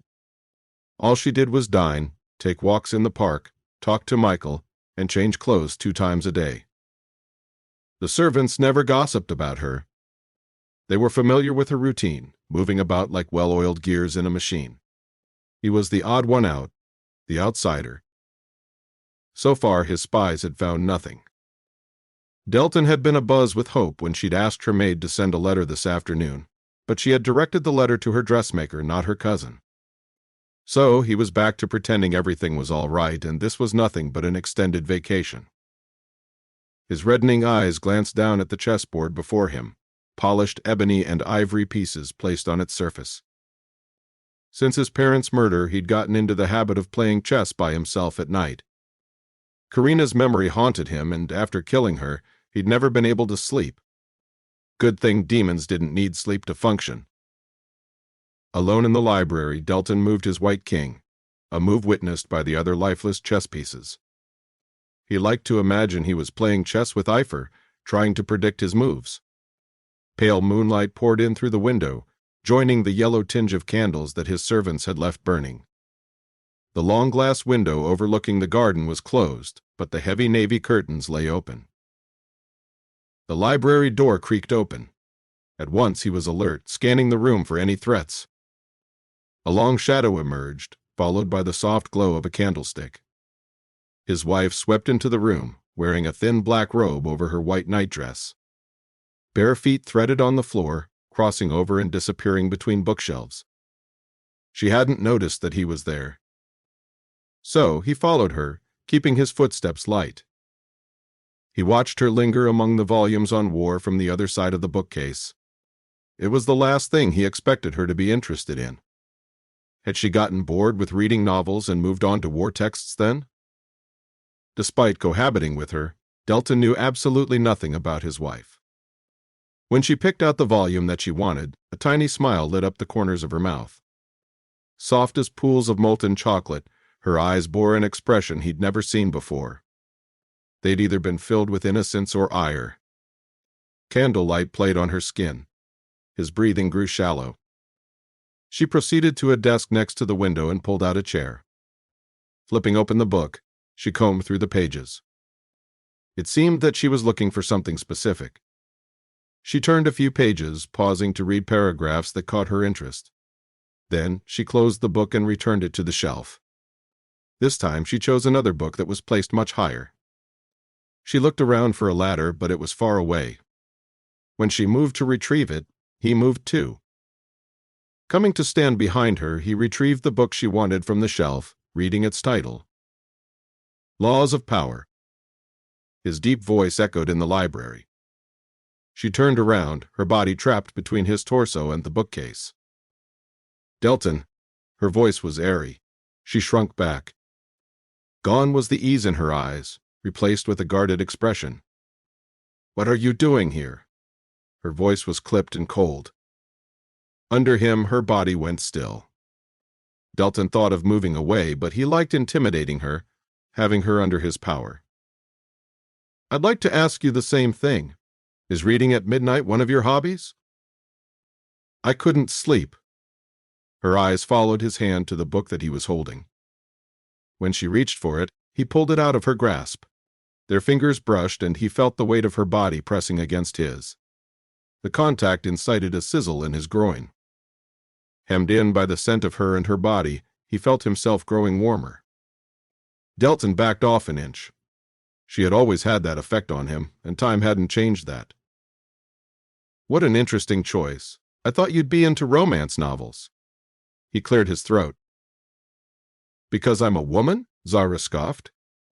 All my illusions of love shattered when I married you. I'd rather invest my time in practical things. Like the pursuit of power? I'll like to expand my mind. She was lying.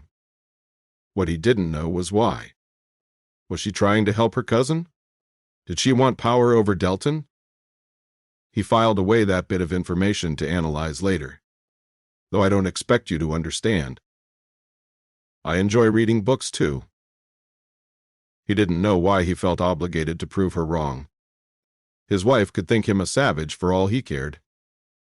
When do you even have time to read?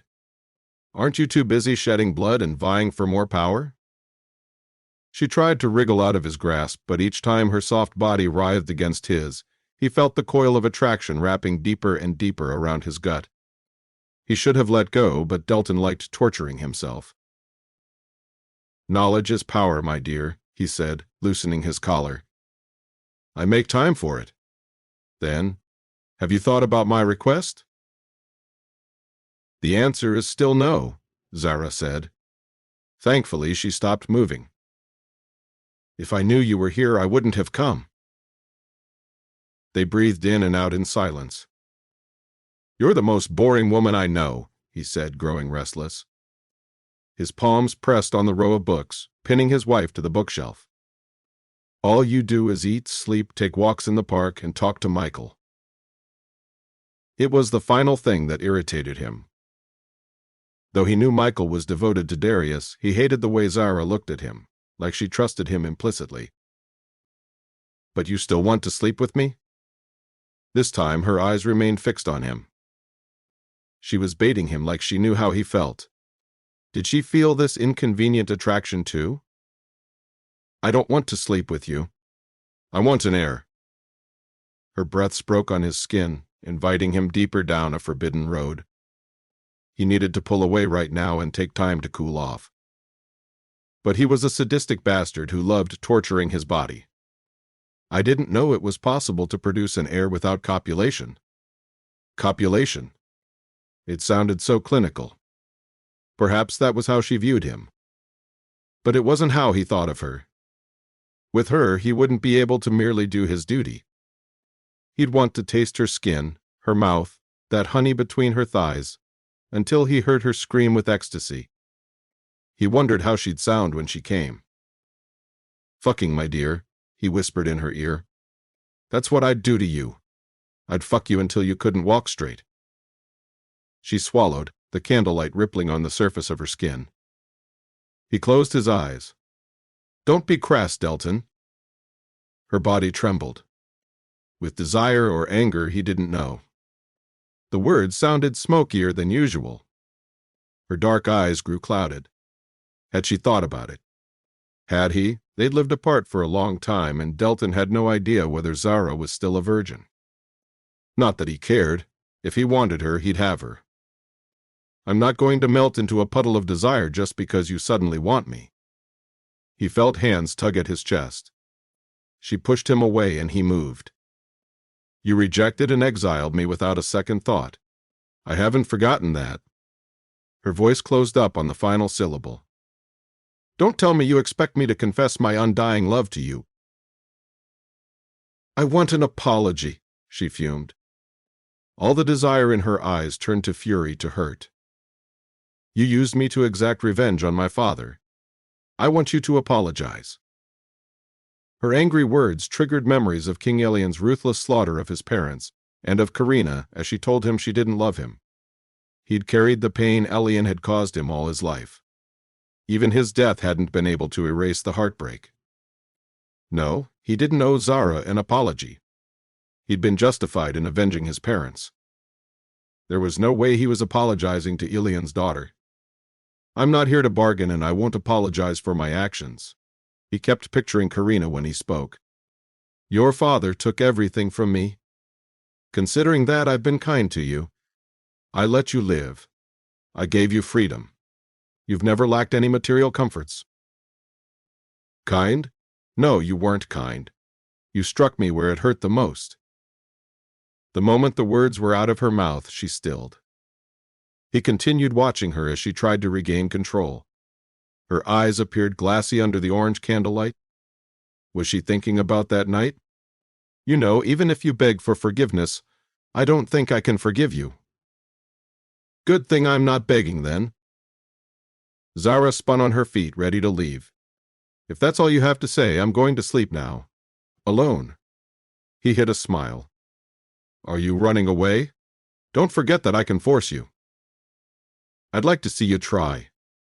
Her expression had hardened once again when she faced him from next to the door.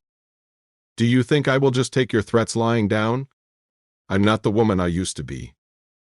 Her voice was filled with venom, with anger, with hurt, with betrayal, the feelings he knew too well. "Do you think that cousin of yours will save you? He's dead the minute I lay eyes on him." The words came tumbling out, propelled by anger. The slight twitch of her shoulders indicated that she hadn't expected him to bring up Walrick. She breathed in and out, trying to calm herself. Zara didn't take his bait. Not directly. Instead, she answered, "I don't need Walrick to protect me. I'll take you down myself." Her words hung in the air. She hadn't denied knowing her cousin. Was that an admission of guilt? He no longer knew. Old memories had riled him up. Mind in disarray, he watched her turn away, the circular motion of her skirts sweeping the floor. The door slammed when she exited the library. It took him a few seconds to calm his heart. When his breath returned to normal, he inhaled the faint scent of roses, wax, and books. She lingered in this place. Her fury, her anger, her hurt. He felt it deep in his bones like the echoes of the slammed door. He silently observed the door, unable to summon an instant reaction. Such potent anger, he'd never been at the receiving end of it. Karina had never exhibited any strong emotion. She molded herself into whatever he wanted her to be. Sometimes he sensed discomfort, but mostly she'd gone along with his desires. People like that were the most deceptive. How was it possible for a person to go through life feeling no intense emotions? That should have given him a hint. They'd never fought or argued. He'd poured all his love and devotion into her, ignoring all the warning signs. But Zara was hot-blooded, unlike her cool assassin half-sister. He had expected his wife to be sly, even uncooperative, but she was furious. The hopeful, innocent Zara he knew was incapable of such deep resentment. Yet this fire, this passion, this fury drew him to her. She was dangerous, like a fire blazing out of control. And he was the king of hell. He thrived in the scorching heat. When his breathing returned to normal, his lips twisted into a smile. At first, he thought he'd investigate her connection to Walrick and return to Inferno without touching her. But that was before he realized how much passion she was hiding. He'd let her go all those years because he didn't want to break her. She was too pure to sully. But the present Zara was a different story. He didn't know what had happened during their years apart, but he knew that she was broken, angry, resentful, just like he was. And he liked her far better this way.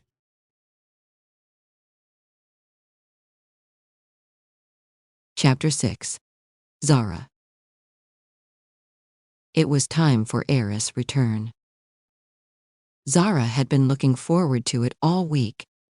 Finally, she'd know where the key to Osric's prison was. With Delton and Darius in Cadia, she could use her men to free Osric. After the scene in the library, Delton had become quiet. He still observed her, but he'd stopped going to the library. She'd be lying to herself if she said her body hadn't responded when he hovered over her, her back pinned to the bookshelf. But she was more than her bodily responses. She was a collection of broken hopes, invisible scars, and painful memories. That's why she could never surrender to him. A torch gleamed in her hand, highlighting a wooden boat with a white sail. Dark water filled her vision, making her uneasy. Arched marble pillars stretched over the underground canal that lay under the palace. She was going to use this boat to make her way out of the palace.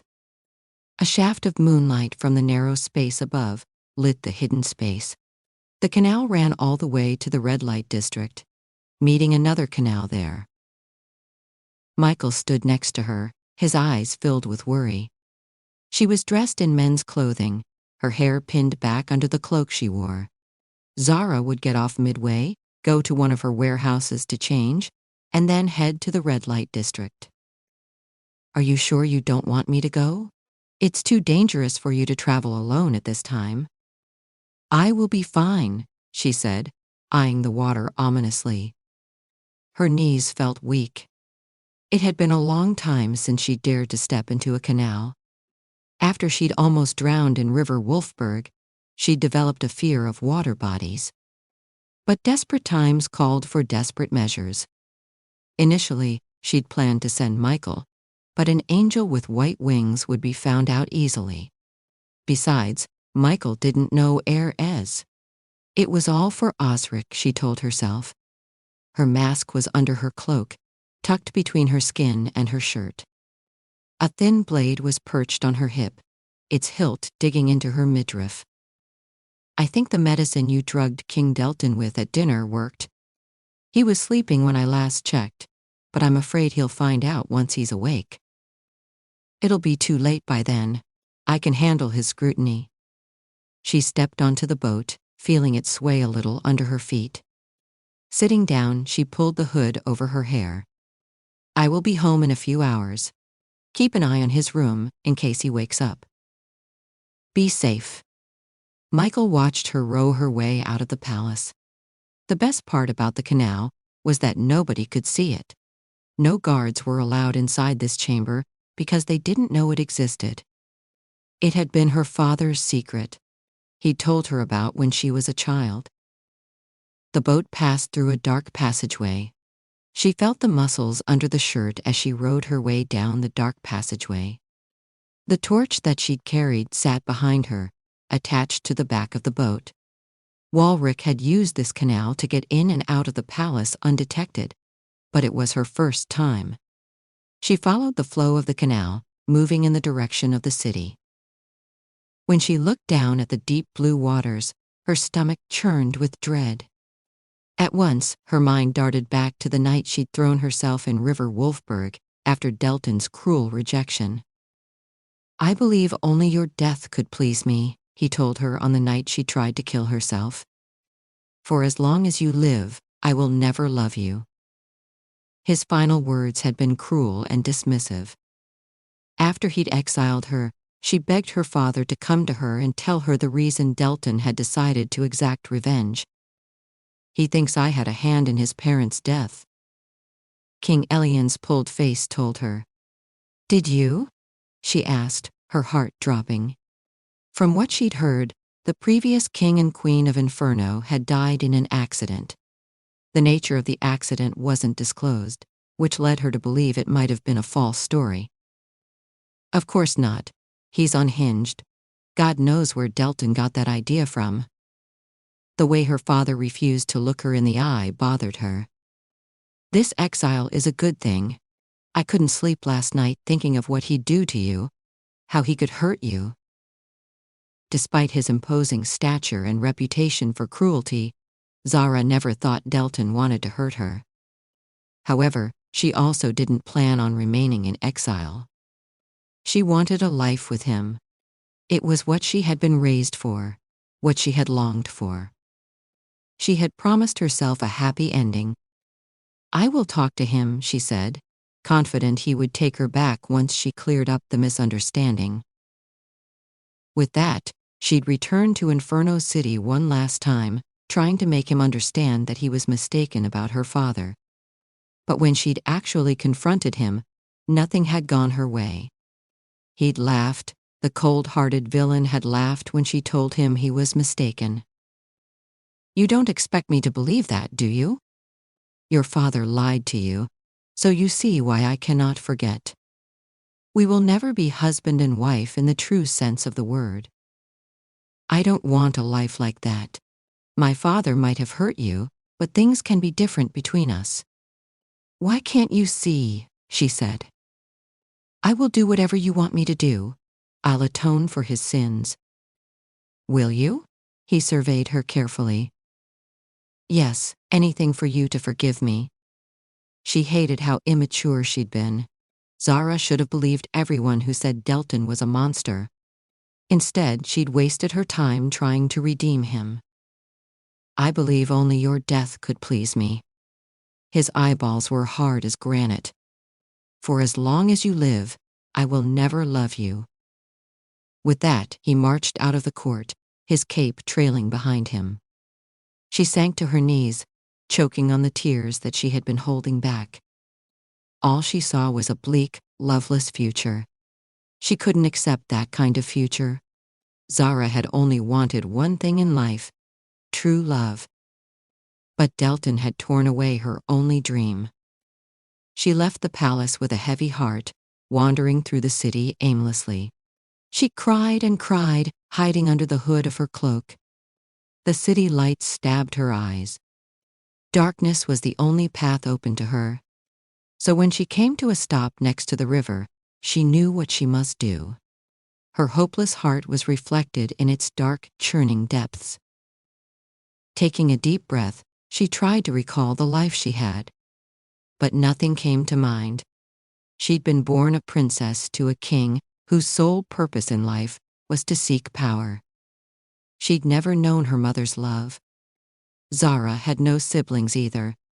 There was not a single loving memory that came to mind in her final moment.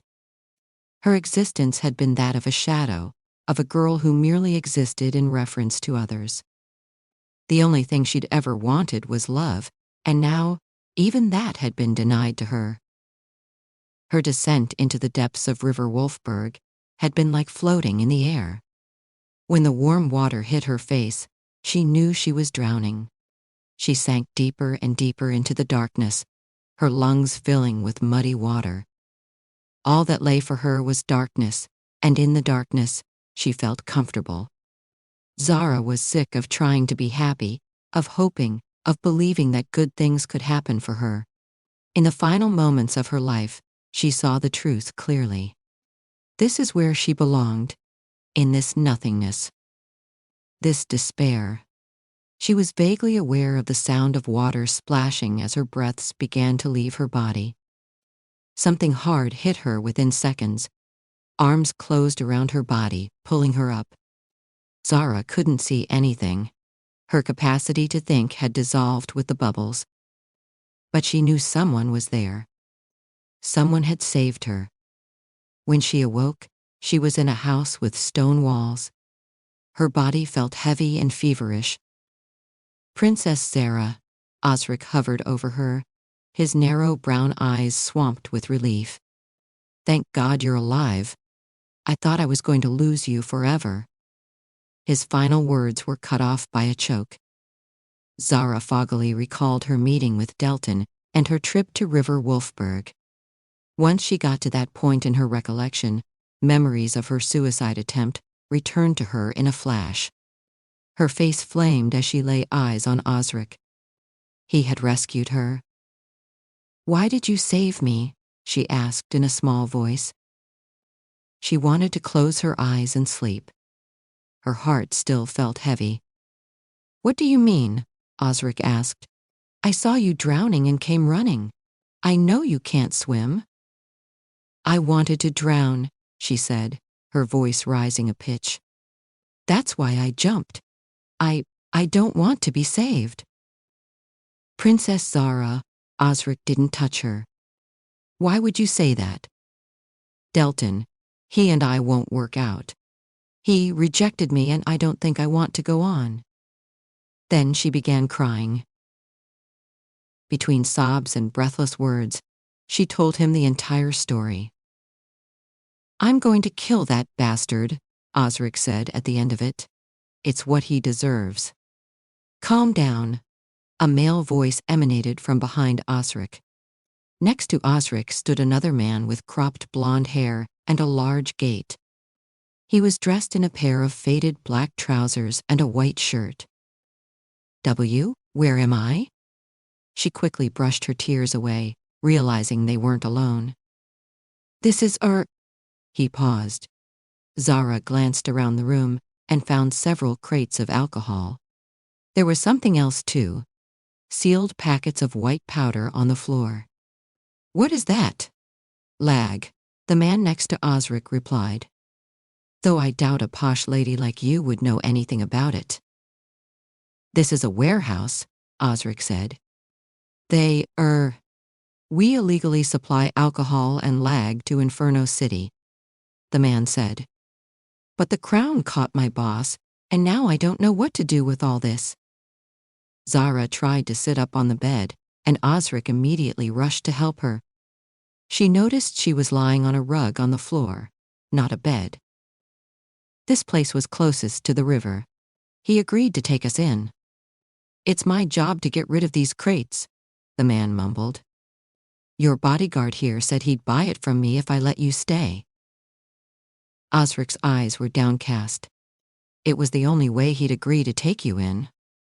Zara eyed the bottles of alcohol. She wanted a drink. Didn't tragic romantic heroes always drown themselves in drink until they wasted away? Osric's gaze followed hers. "Don't even think about it. Let us return to Cadia. Your father will help you." "No, I don't want to go back," she said. I don't want to be a princess or a queen. I'm done depending on men who don't care about me. I need to be alone, to heal, and then I'll find something that only I can do." "Princess Zara." Osric looked unconvinced by her bravado, but Zara knew she couldn't go back to Cadia and beg her father for help. Neither could she rely on Delton. For now, she had no choice but to go to Snakefront. "We'll leave for Snakefront." "Be sure to take these crates wherever you go," the man said. "The warehouse needs to be emptied by tomorrow morning."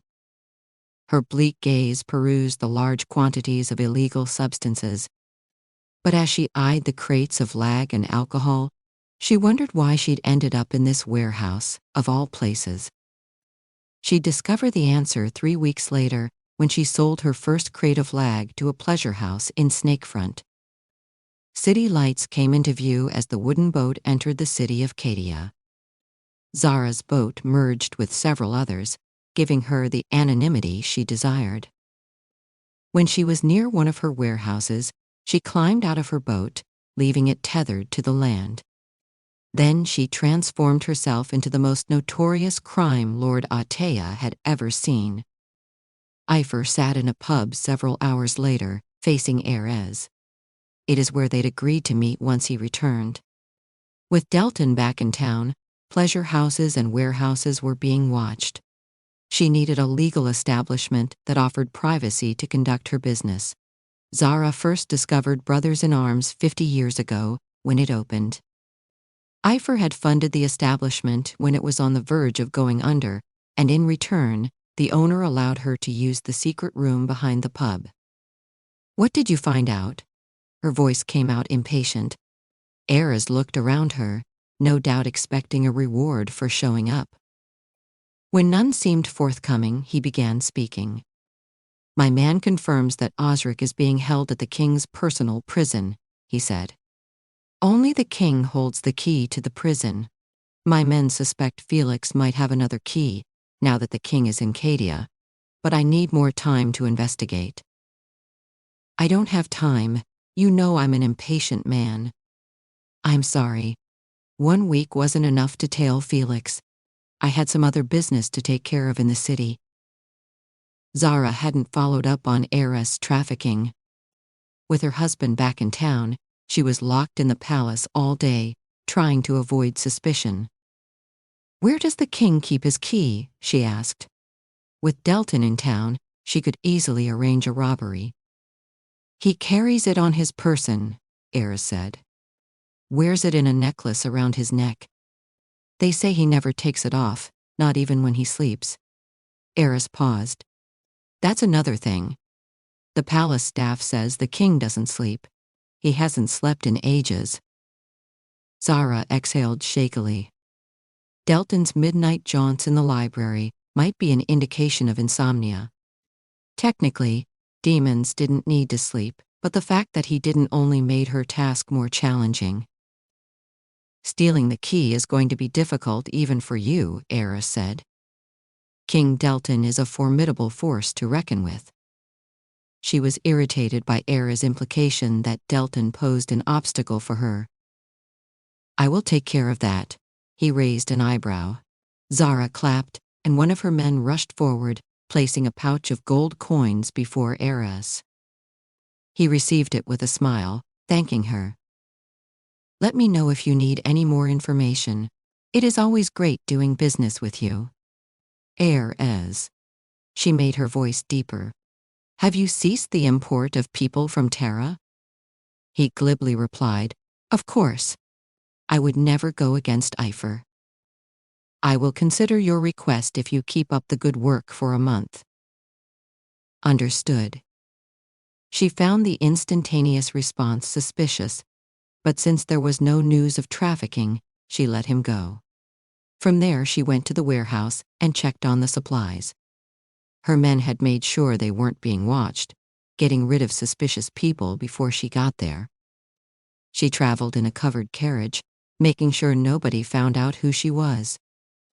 Once she was satisfied with the inspections, making sure everything was on track for the next week, she left. In her usual manner, she went to a pleasure house first. That day, she chose a new one that lay off the red light district. She hadn't spotted any suspicious figures around. The place would help her transition identities from Epher to Zara before she made her way back to the palace. The smell of alcohol, lag smoke, and sex greeted her as she stepped into the establishment, shocking the proprietress half to death. When the woman saw the mask under the cloak, she ushered her to an exclusive room. She sent the woman away with explicit instructions not to disturb her for the next hour. Zara changed into her gown, placed a bag of coins on the table, and put on her cloak, using the back door to get away, making sure nobody saw her. She ran back to her boat, and once she was sure of not being followed, she began to make her way back to the palace. On the way back, she saw courtesans moving in the distance, going in and out of pleasure houses. She envied their transient lives. How easy it'd be if she were like those women who never expected anything. Those who were content with never knowing true love. Life was cruel to dreamers and romantics, slaying their dreams on the guillotine of reality. Zara rowed in the direction of the palace until the other boats disappeared. She followed the course of the river until she was back at the palace. Marble pillars stretched over her when she finally got back. With her disguise and mask tucked under her clothes, she emerged from the boat, wearing her cloak. Something moved in the shadows as she took her first step away from the canal. "Michael, is that you?" she asked, moving closer. "No, Zara, it's me." Delton's raspy voice triggered her nerve endings. A deep sense of fear settled in her belly as he emerged from the shadows, blue eyes glinting with malice. "Would you like to tell me where you've been?"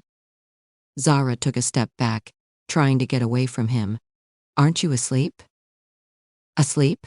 Did you think your little dinner trick would work on me?" He was approaching her. She moved further back, putting one leg behind another.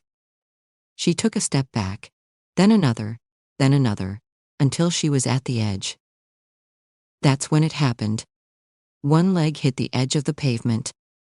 She lost balance, her soul sliding into the water.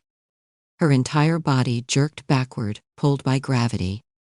The descent came in slow motion, the instinct to survive overriding fear. But there was nothing she could do except fall. "No, no, no!" With a loud splash, she fell into the water.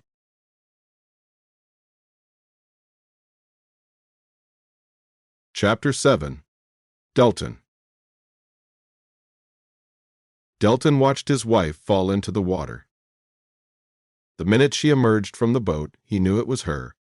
He didn't know that a canal existed under the palace. King Elian, that wily fox, had left out important bits of information, it seemed. When Zara watched him drink wine intently during dinner, he knew something was wrong. She never glanced in his direction during meals unless it was to deliver a scathing retort. He'd poured the wine when she wasn't looking. Only when he felt a little lightheaded later did he realize what she was up to. Zara had tried to drug him to get away. Later he noticed Michael hovering in the hallway, watching his movements like a fox. He'd feigned sleep and disappeared to his bedroom. From there he could hear everything that went on in Zara's chamber. She left minutes later and Michael followed. When Michael returned, he was alone. Delton had slipped out of his window, knowing Michael was guarding his room, to try and find where Zara had gone. The scent of roses, the subtle footsteps, and the traces of her energy all led him here. He'd waited in the shadows for her return. And she had returned, looking like a thief. He had been naive to trust her. He should have known she'd pull a trick on him to communicate with that cousin of hers. When he'd brought up Walrick in the library, she hadn't even flinched. Was Walrick back in town? Was he getting his dirty work done through her? The sound of splashing brought him back to the present. He heard her screams but didn't budge. Zara thrashed about in the water, trying to swim to no avail. Was she acting to avoid confrontation? He didn't think she was that underhanded, but then again, she tried to put him to sleep and slipped away in the dead of night. "Come out, Zara. Stop pretending." Arms crossed over his chest, and he tapped a foot impatiently. He watched her attempts to keep herself afloat by thrashing around. It failed. She was slipping further and further away, making him wonder if she knew how to swim. Did she swim? He wasn't sure. He'd never bothered to find out. "You can swim, can't you?" His question went unanswered. Her mouth had sunk into the water. That broke him out of his stupor. By the time he reached the edge, her body was out of sight. Only a bubbling ripple lay where her face had been. Then that disappeared too. "Damn!" he cursed as he peeled off his shirt and dove into the canal. The icy cold hit him instantly. He cut through the liquid, trying to locate his wife in the dark depths. It was dirty, making it hard to see anything. But he was a demon, so he sensed her energy, sinking deeper and deeper into the water. Reaching downward, he continued swimming until he found her hand. Delton gripped it tightly. The rest of her body emerged, and once he was sure it was her, he began swimming up.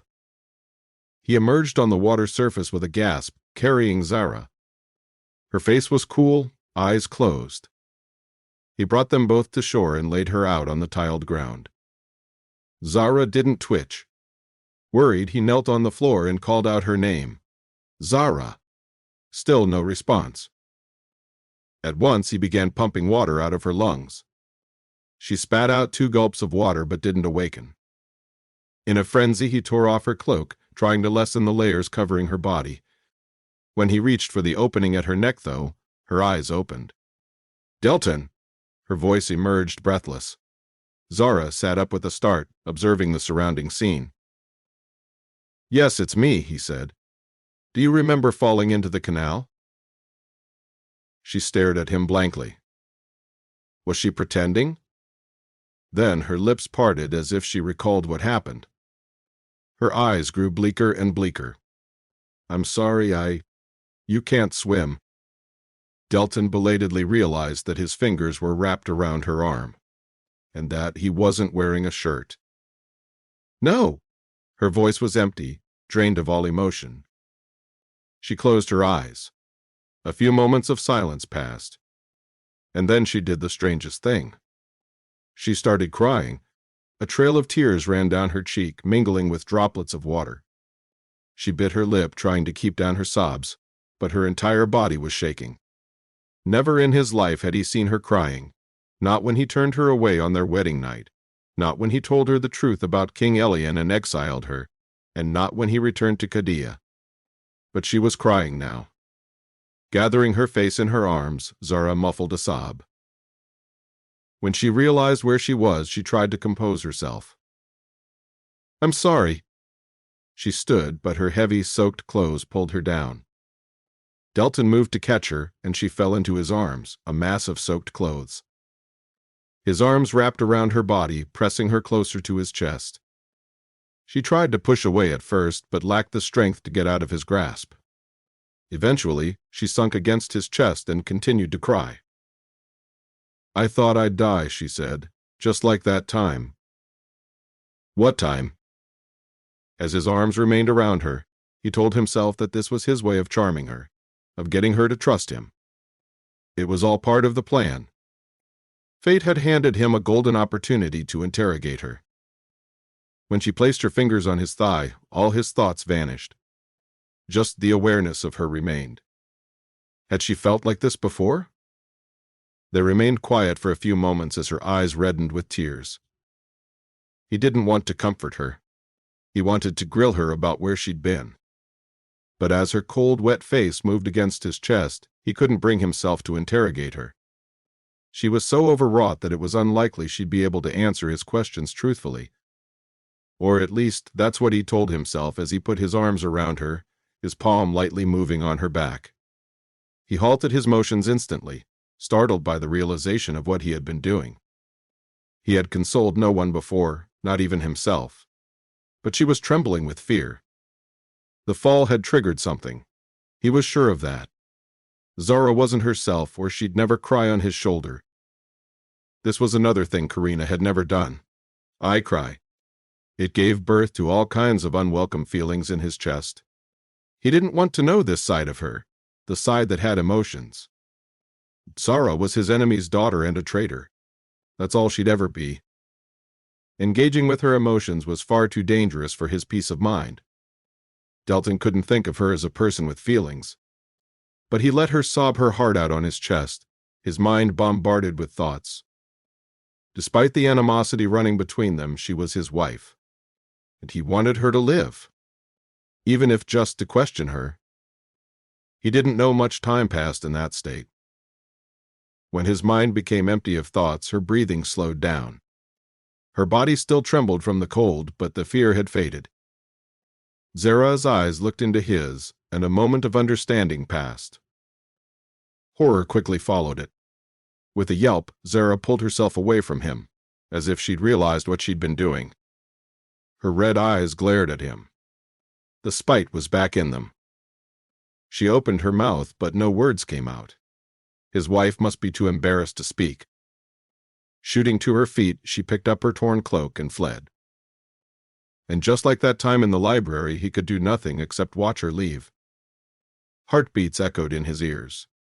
He remained kneeling on the floor for a long, long time. The ground crunched under Delton's thick feet as he walked through the palace gardens. Zara hadn't shown up for breakfast or lunch, sending her maid with news of her illness. Apparently, she'd caught a cold after nearly drowning in the canal last night. Delton didn't believe it for a second. Zara was the most powerful healer in Atia. She could never fall sick. That left only one possibility. She was avoiding him. As Delton walked past a cluster of newly sprouted flowers, pausing for a moment, the pink flowers were too cheerful for his mood. A sweet scent emanated from them, the scent of hope. Ever since last night, an uncomfortable pulsing had begun at the bottom of his heart. The heart he didn't have. His eyes closed as he pictured Zara's face lying on his chest, her hot, wet tears flowing down her cheeks. He couldn't get that image out of his head. Whenever he thought of it, he felt a brief flutter in his chest. It affected him like poison, spreading all over his body and mind until all he could think about was her. Why had she cried? Had the near drowning triggered a disturbing memory? He'd felt nothing for her before. So why was he feeling so damn guilty now, even though he'd rescued her, not hurt her? Delton's fingers brushed a delicate flower petal. Under his touch, the flower withered and turned black until it disintegrated into the soil. The touch of death. He'd forgotten all about it. Everything he touched withered because of his magic. With a sigh, he pulled his hand back. The gardens were bad enough without him contributing to their decay. Delton stood up, tired of pretending that there was no problem. Zara needed to give him answers. Her past and emotions didn't matter. What mattered was that she had sneaked out last night and he still didn't know where she'd been. A short female stood before him when he turned, bowing profusely. "Good afternoon, Your Majesty," Amara said, the sun glinting on her rich brown skin. Her curly black hair was pinned back in a ponytail, and she carried a thin rapier on her hip. When had she gotten so close to him? "I am Amara from the Sapphire Serpents. You're the spy Felix told me about you. I'd like to thank you for your hard work. He tells me you helped to track down Osric."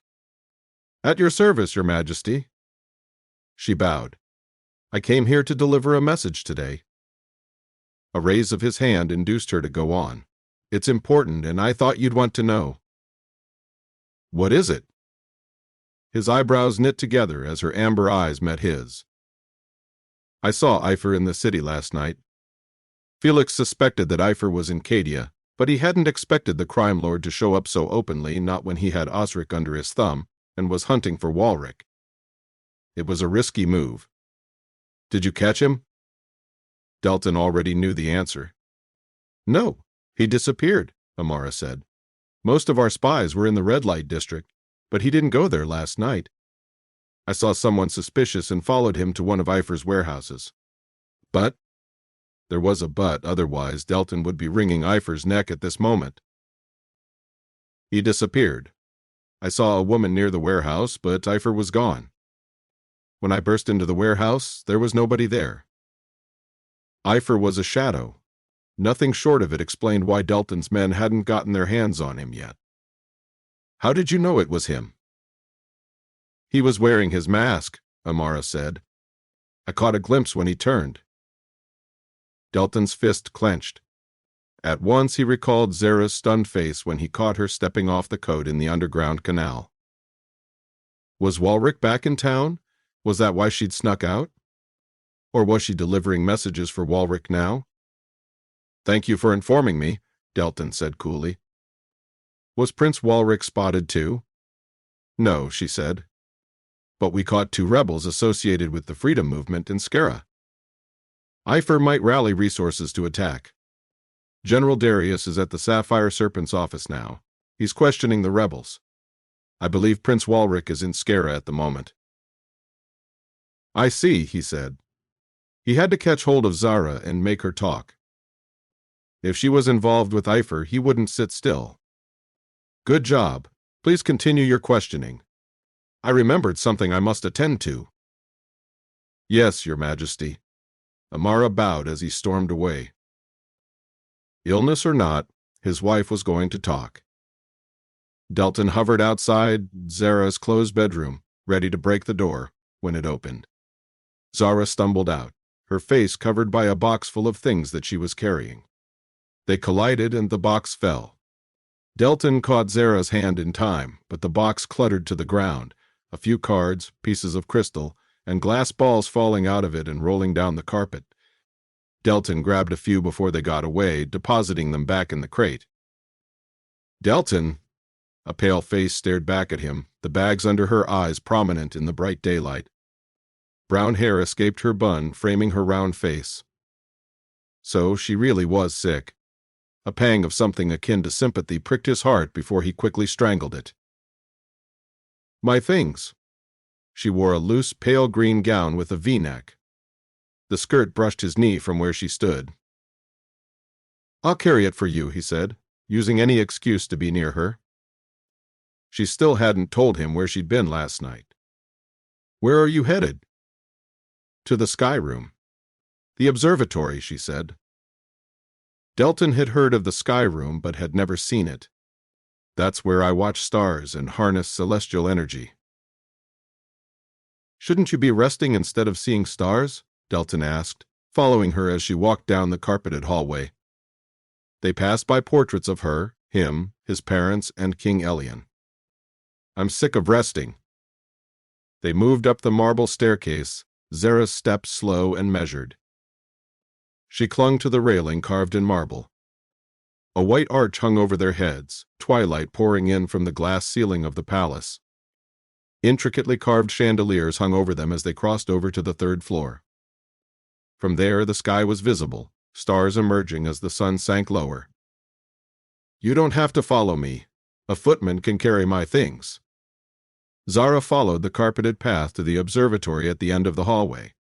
She stumbled on the final stair, and Delton's hand immediately shot to steady her. As his fingers grazed the exposed inside of her palm, he couldn't help but brush his thumb against her throbbing pulse. She was so fragile, so delicate there. Her wrist was so thin that it would snap if she exerted pressure on it. But he didn't want to break her wrist. He wanted to kiss it. Upon realizing the course his thoughts had taken, he immediately dropped her palm. "Trying to avoid me?"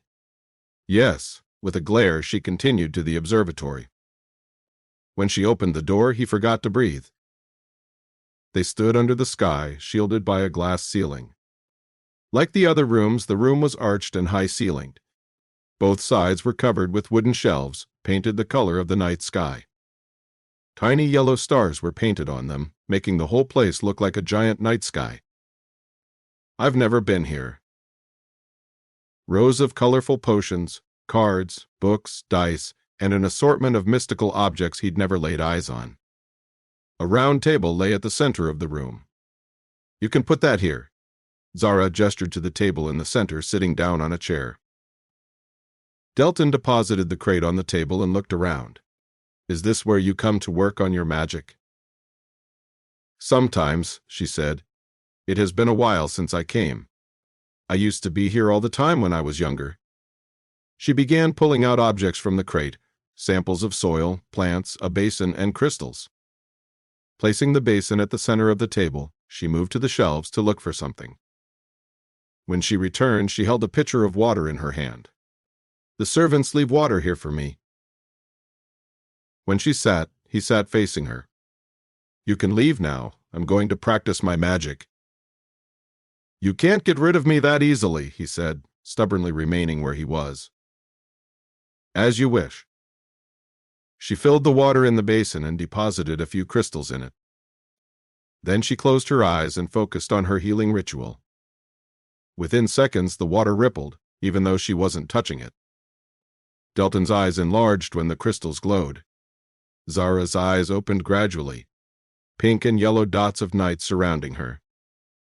She looked like a creature descended from the heavens. The light turned her eyes into pools of liquid gold. Long fingers controlled the flow of energy. The crystals melted into the water, giving it a gleaming orange hue. The twilight mixed with the luminous water. A holographic orange bird emerged from the basin.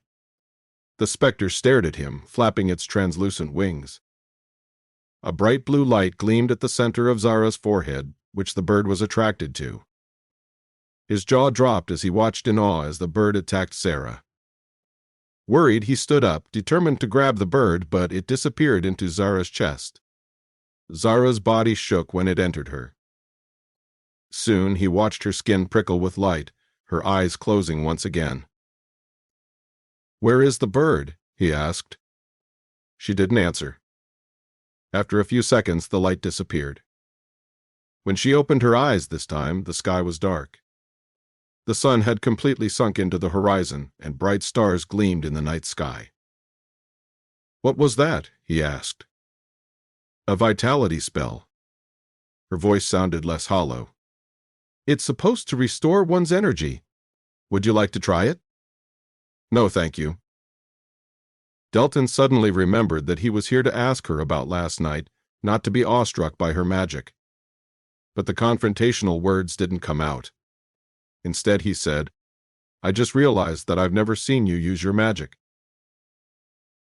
We didn't see much of each other after the wedding ceremony. No, how was he supposed to make conversation with her when she kept cutting him off?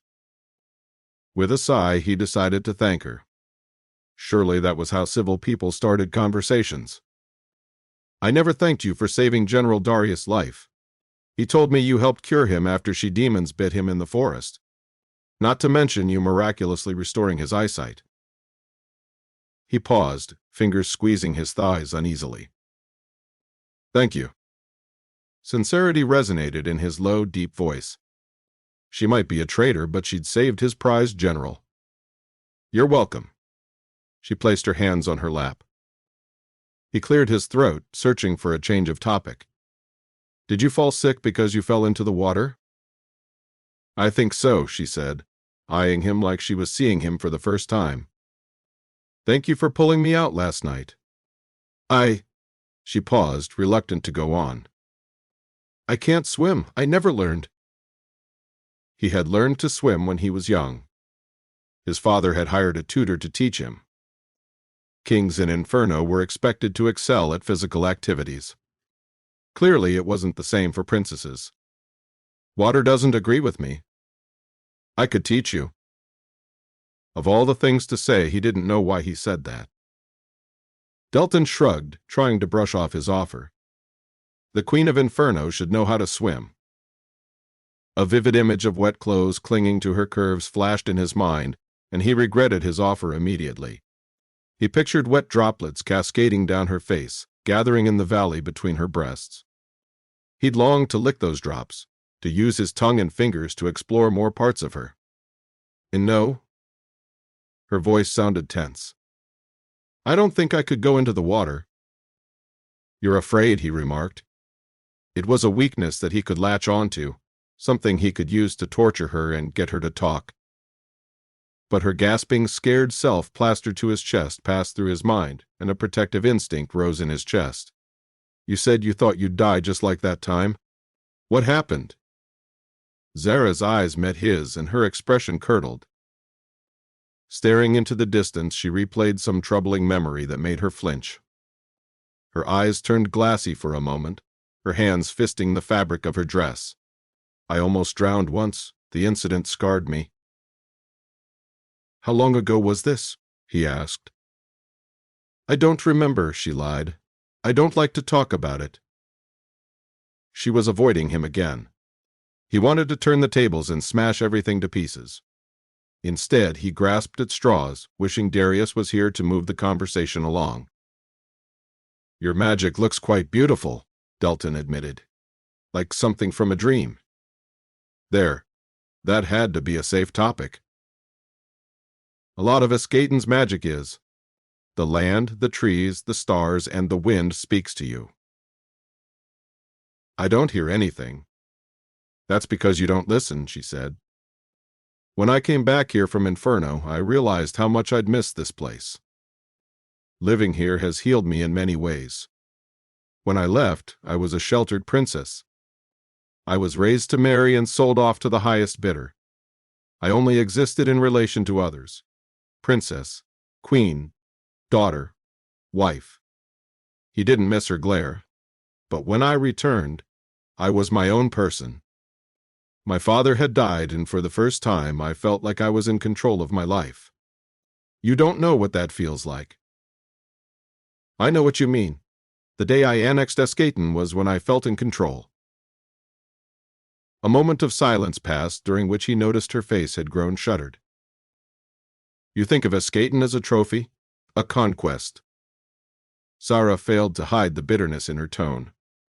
The retort had come out of nowhere, shocking him. His words had triggered her. You've never felt the magic that this land contains. Is that an accusation? You might be the king, but Escaton will never belong to you. Careful, Zara. That sounds a lot like treason. Don't tell me you sympathize with Epher's cause. It was bait. One that she didn't take. Escaton is home to my people, she said. Hating my father isn't reason enough to ruin the lives of innocent civilians. I have ruined no one's life. Ever since I became the king, this country has become more prosperous. But the people are unhappy. You treat this place like an unwanted territory. The palace is in a state of neglect, and you never even come here. She stopped. Don't you think we all paid too steep a price for my father's crimes? That's where we disagree. I won't apologize for marrying you, or annexing Escaton. He moved to her side, hovering behind her like a shadow. His fingers dug into the back of her chair. This land means more to me than you realize. I won't let it fall to ruin. Not when it symbolizes my victory over your father. And over Karina's memory. Epher deserves Escaton far less than I do. What has he done to help this place except turn it into a hotbed of crime? If he dares to covet what is mine, he will die at my hands. I will show no mercy. Her shoulders tensed, making him wonder if she had indeed gone to meet Epher last night. Did she know who he was? Were they allies, acquaintances, friends, lovers? His grip on the chair tightened. I suggest you give up any notions of your cousin winning. Her face turned, and she eyed him suspiciously. He let go of the chair and looped around to face her. So, tell me now, where were you last night? She continued to breathe, trying to stifle the unease weighing the air down. That's none of your business. It is my business, Zara. He stood up and circled her. Don't make me lock you in the palace and torture the answer out of your pretty little mouth. Goosebumps rose on the back of her neck. I dare you to try.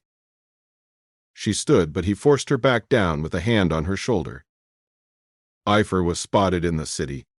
It is too much of a coincidence. She shrugged. I don't care for what you're implying. I have nothing to do with Epher. Try again. In a flash, he picked up a narrow, sharp blade from the crate and pointed it at her. Her breath hitched when he gently placed it on her chest, poking the soft flesh above her breasts. He didn't draw blood, though. When her eyes met him, he felt a spark in his belly. What is this? Her gaze moved to the knife. You're going to kill me if I don't speak? How creative. That would be too easy, he said. If I find that you're aiding Epher, your punishment will be far worse. Before she could reply, the door to the conservatory burst open, and a servant emerged. Your Majesty. His eyes moved between Delton and the Queen, and he lost his nerve. I'll come back later. No. Zara used the opportunity to back off. The knife fell away. Hurriedly getting to her feet, she ran toward the door. This isn't over, he called out as she fled, leaving the stunned servant staring at him. When she was gone, he was left alone in the room with the servant, and a deep sense of frustration pounding in his veins.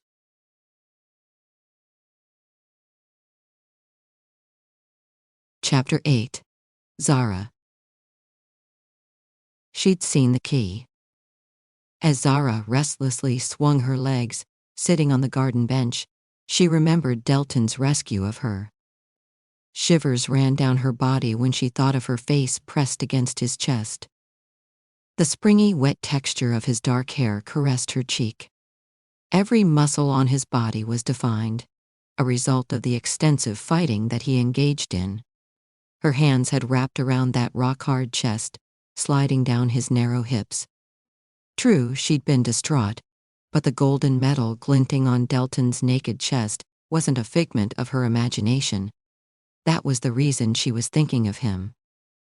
Not because she recalled the steady rhythm of his heart against her cheek, or the slow circles his palm rubbed on her back as she cried. After their confrontation in the conservatory, her original bad opinion of Delton returned. He knew of her visit to the city and suspected she was involved with Epher. How long would it take him to put everything together and realize that she was the one he wanted? He had no intentions of giving up Escaton. Well, neither did she. For her plan to succeed, she needed to get the key to Osric's prison and break him out. The problem was that Delton never took off his necklace. "Your Highness." Through the corner of her eye, she spied Amara. Zara had met her once before Osric was captured. Ever since then, she'd made it her job to keep an eye on the new spy. Amara has visited the palace every day since Delton had taken up residence there. The spy's amber eyes sized her up and down. It was unusual for spies to initiate a conversation with a royal unless it was part of their duty. And this wasn't part of her duty. "Good evening, Amara, was it?" Her voice emerged airy and light, trying not to betray the trembling she felt in her stomach. "Yes." Her penetrating gaze bothered Zara. "His Majesty told me to tell you that he wants to see you after dinner. Something about finishing a conversation that you began." "And he couldn't tell me that himself?" Amara looked blank, like she'd unwittingly found herself in a lover's quarrel. "I wouldn't know, Your Highness." Zara had been avoiding Delton for 2 days. It was only a matter of time before he got impatient and asked her about her sojourn to the city. Or maybe he had found something behind her back. "You may leave," Zara told Amara. But as she turned, Zara mouthed, "Wait." She turned instantly. I was wondering how Osric is doing." When Amara blinked, she put in, "He was a loyal servant to me. It pains me to know he's working with Epher." "He is being held in prison," Amara said, leaving out details of which prison he wasn't being held at. "So," she put in, "the king says that the private prison is heavily guarded. Is Osric being fed properly?" Amara surveyed her carefully, observing her like one observed a dying insect. "He has taken to starving himself. We're having to force feed him to keep him alive." "What?" Her heart sank. The thought of Osric being tortured and starved was too much to bear. She wasn't soft-hearted by any means, but torture went a little too far. Though Zara had expected rough handling on Delton's part, she'd never thought Osric would try to starve himself. This couldn't go on. "I wonder if he'll speak if you're there." Amara's loud thinking jarred her. "Why would you think that? You said he was loyal to you." "I doubt he'd betray Epher for me." Her heart was pounding. Delton's sudden arrival had put a wrench in her plans. But no more. Tonight, she'd get her hands on that key by hook or by crook. The short woman leaned in closer until they were standing next to each other. When she next spoke, her voice was a whisper. "I saw you in the city that night." Zara stilled. "What?" "The night Epher disappeared into the warehouse. I saw you near that place." She backed off, the threat evident in her tone. "That's what the king wants to talk to you about." Her heart rate increased. Someone had seen her coming out of the warehouse. She gazed into Amara's eyes and wondered if she suspected her. "Have you told the king about what you saw?" "Not yet. I wanted to confirm." Tightly shutting her eyes, she chastised herself for reacting so unthinkingly. Amara was a spy, good at hiding and baiting, and she'd taken the bait. Are you going to tell him now? That depends. On what you were doing there, Amara said. Zara remained silent for a moment. But before she could answer, they both heard the crackling of footsteps. Amara, Michael called out. Queen Zara. Michael. Amara stilled, eyes moving between them. You were gone all morning. I was worried about you. Her perceptive eyes flashed between Zara and Amara. She grabbed the opportunity to distance herself from Amara. Thank you. I think it's time for me to go back in. With that, she walked to the palace in quick steps. Michael was at her feet, following her to the front steps. When they were in, he asked, Does she suspect who you really are? So he'd heard everything. I don't know, Zara shrugged. Servants buzzed about. Controlling her steps, she walked side by side with him. I might need your help. Anything. I'm sorry for the last time, by the way. Who knew King Delton would sneak out of the window? I found out later from a servant who saw him. He can be unpredictable, she remarked. Don't worry, it'll be you leaving the palace this time. When they reached the base of the stairs, they parted with conspiratorial smiles. Zara didn't go down for dinner. Instead, she spent all that time in the observatory, thinking of ways to steal Delton's key.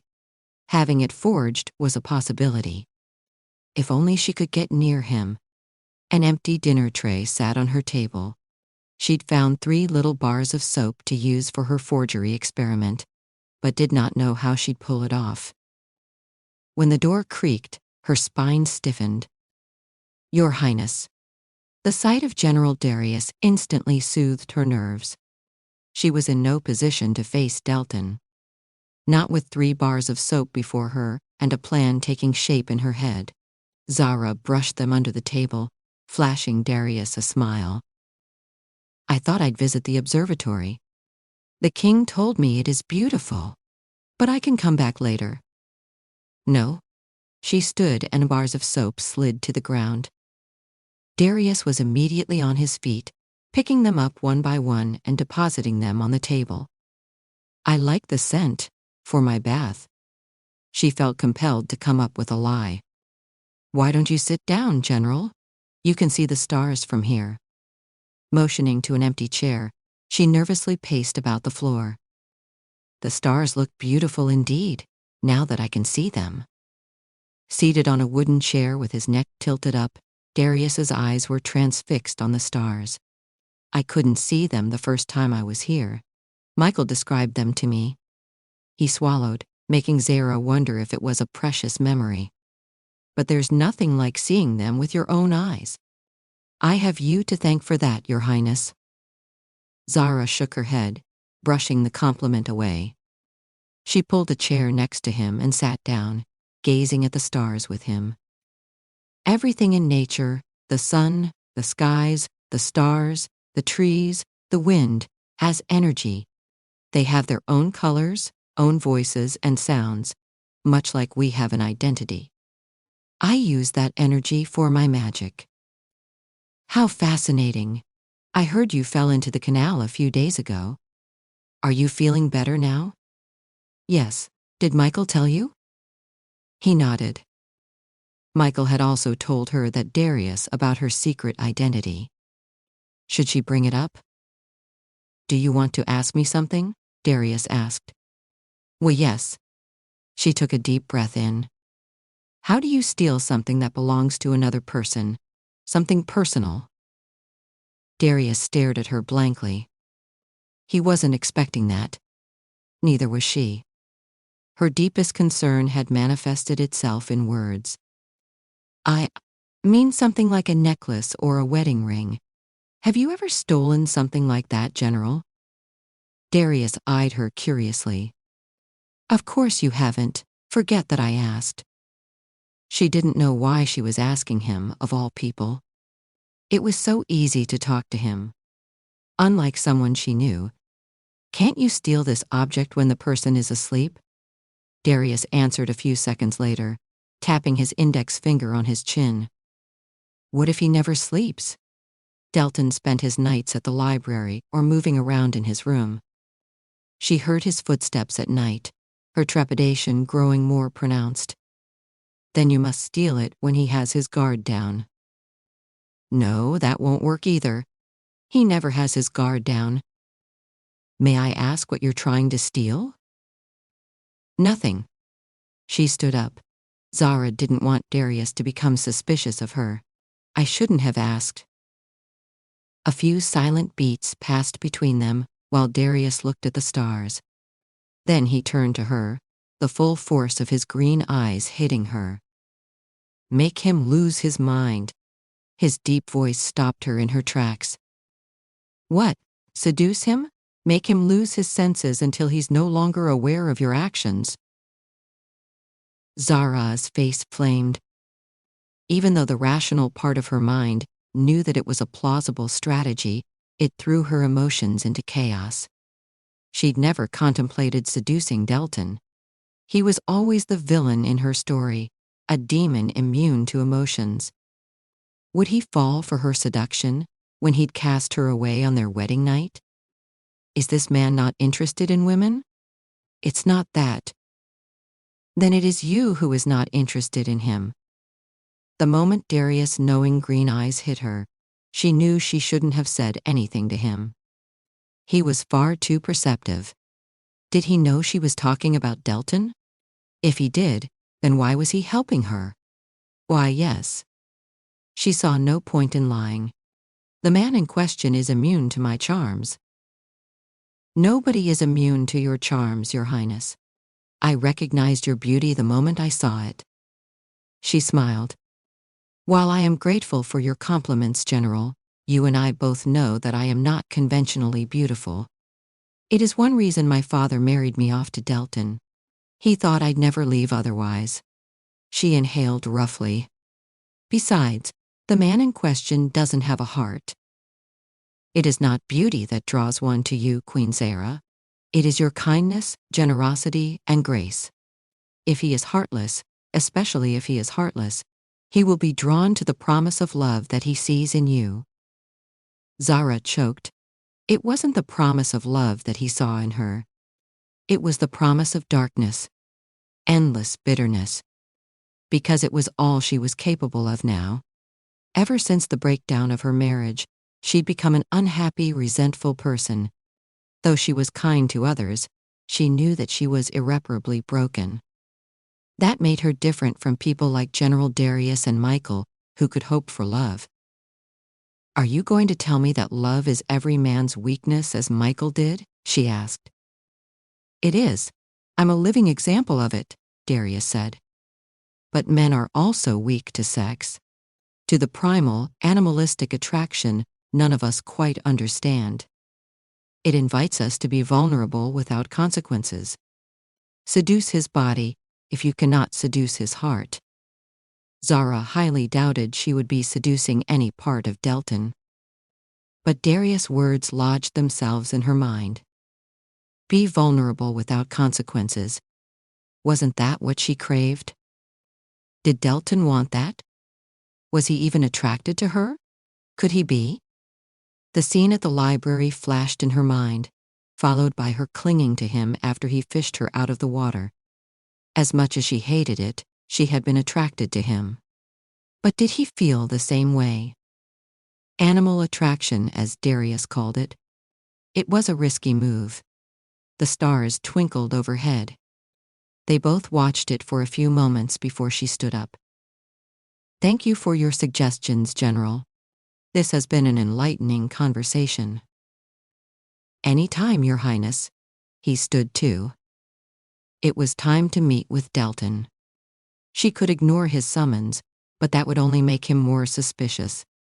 No, she'd come up with a convincing excuse, compose herself, and face him.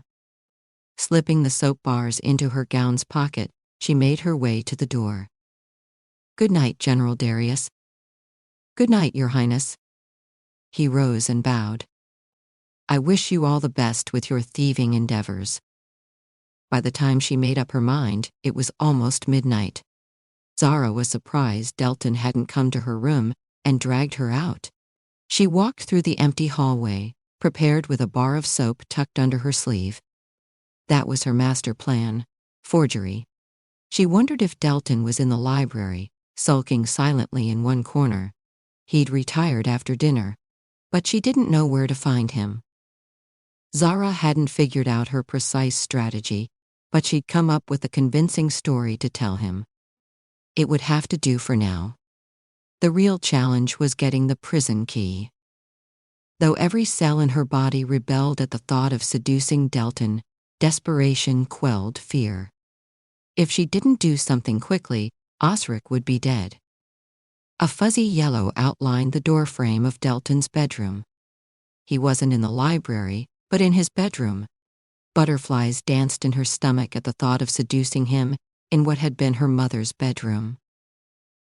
Feet pausing outside, Zara peeped in to find Delton's shadow hunched over a chessboard. The burning lamps illuminated the pieces on the board. Delton's bony silver ring-wearing fingers gleamed as he picked up a black pawn. Nobody sat next to him. He was playing alone. How strange. "Who is there?"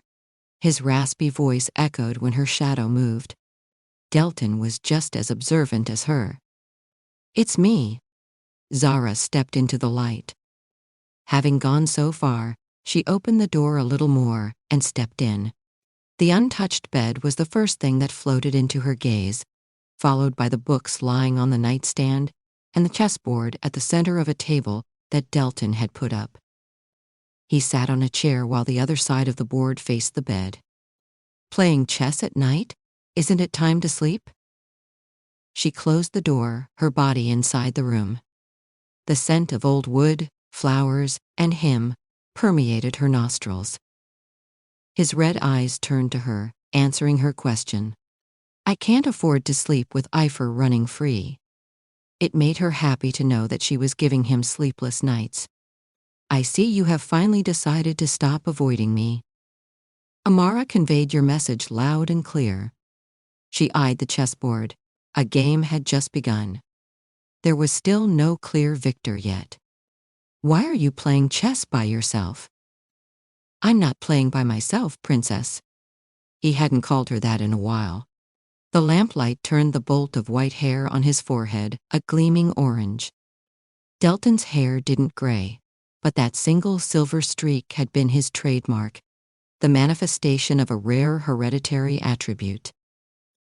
"I'm playing with Epher." She pretended to look around the room. "I can't see him." Delton tapped his index finger against his temple. "He's in here, in my head. I try to imagine the moves he'd make." Zara didn't know whether he was crazy or obsessive. Knowing him, probably the latter. The real Epher was standing next to him, and Delton had no idea. It was funny, but this wasn't the time to get complacent. Zara glanced at the chessboard and came up with a quick idea. She could use this game to seduce him. The golden chain around his neck glinted as he leaned forward. Her gaze trailed down his chest to his hand. A golden wedding ring gleamed on his finger, making her choke. "What's wrong?" he asked. "You're still wearing your wedding ring?" The words escaped with a gasp. It was the only golden ring among several silver ones. She couldn't believe that he was still wearing their wedding ring. It was uncharacteristic of him. Why would he wear it if he hated her so much? Delton looked up, his eyes flickering to her finger. "I see that you're not." "I lost it."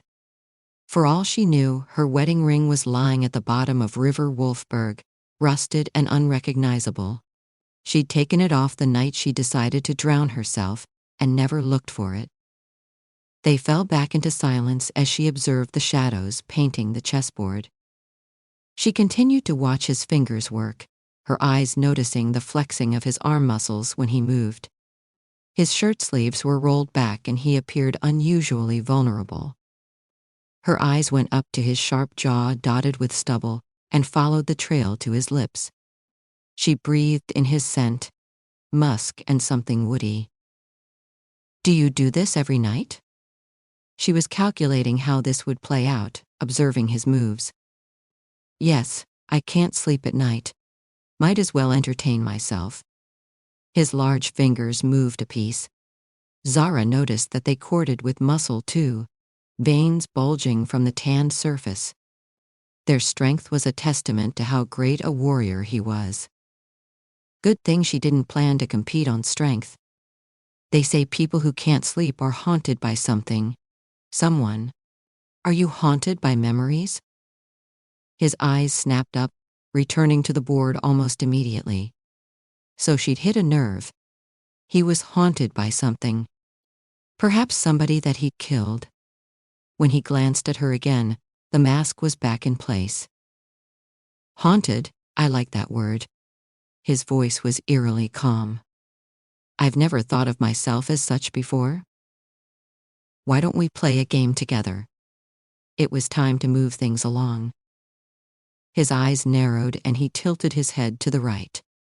You play? Yes. Zara straightened her spine, coming to sit on the edge of his bed. The intimate gesture made her a little uncomfortable. Her fingers bracketing her thighs, she felt the soft cotton bedding. Trailing her eyes over the fluffy pillows, she wondered if he'd slept with another woman while she was gone.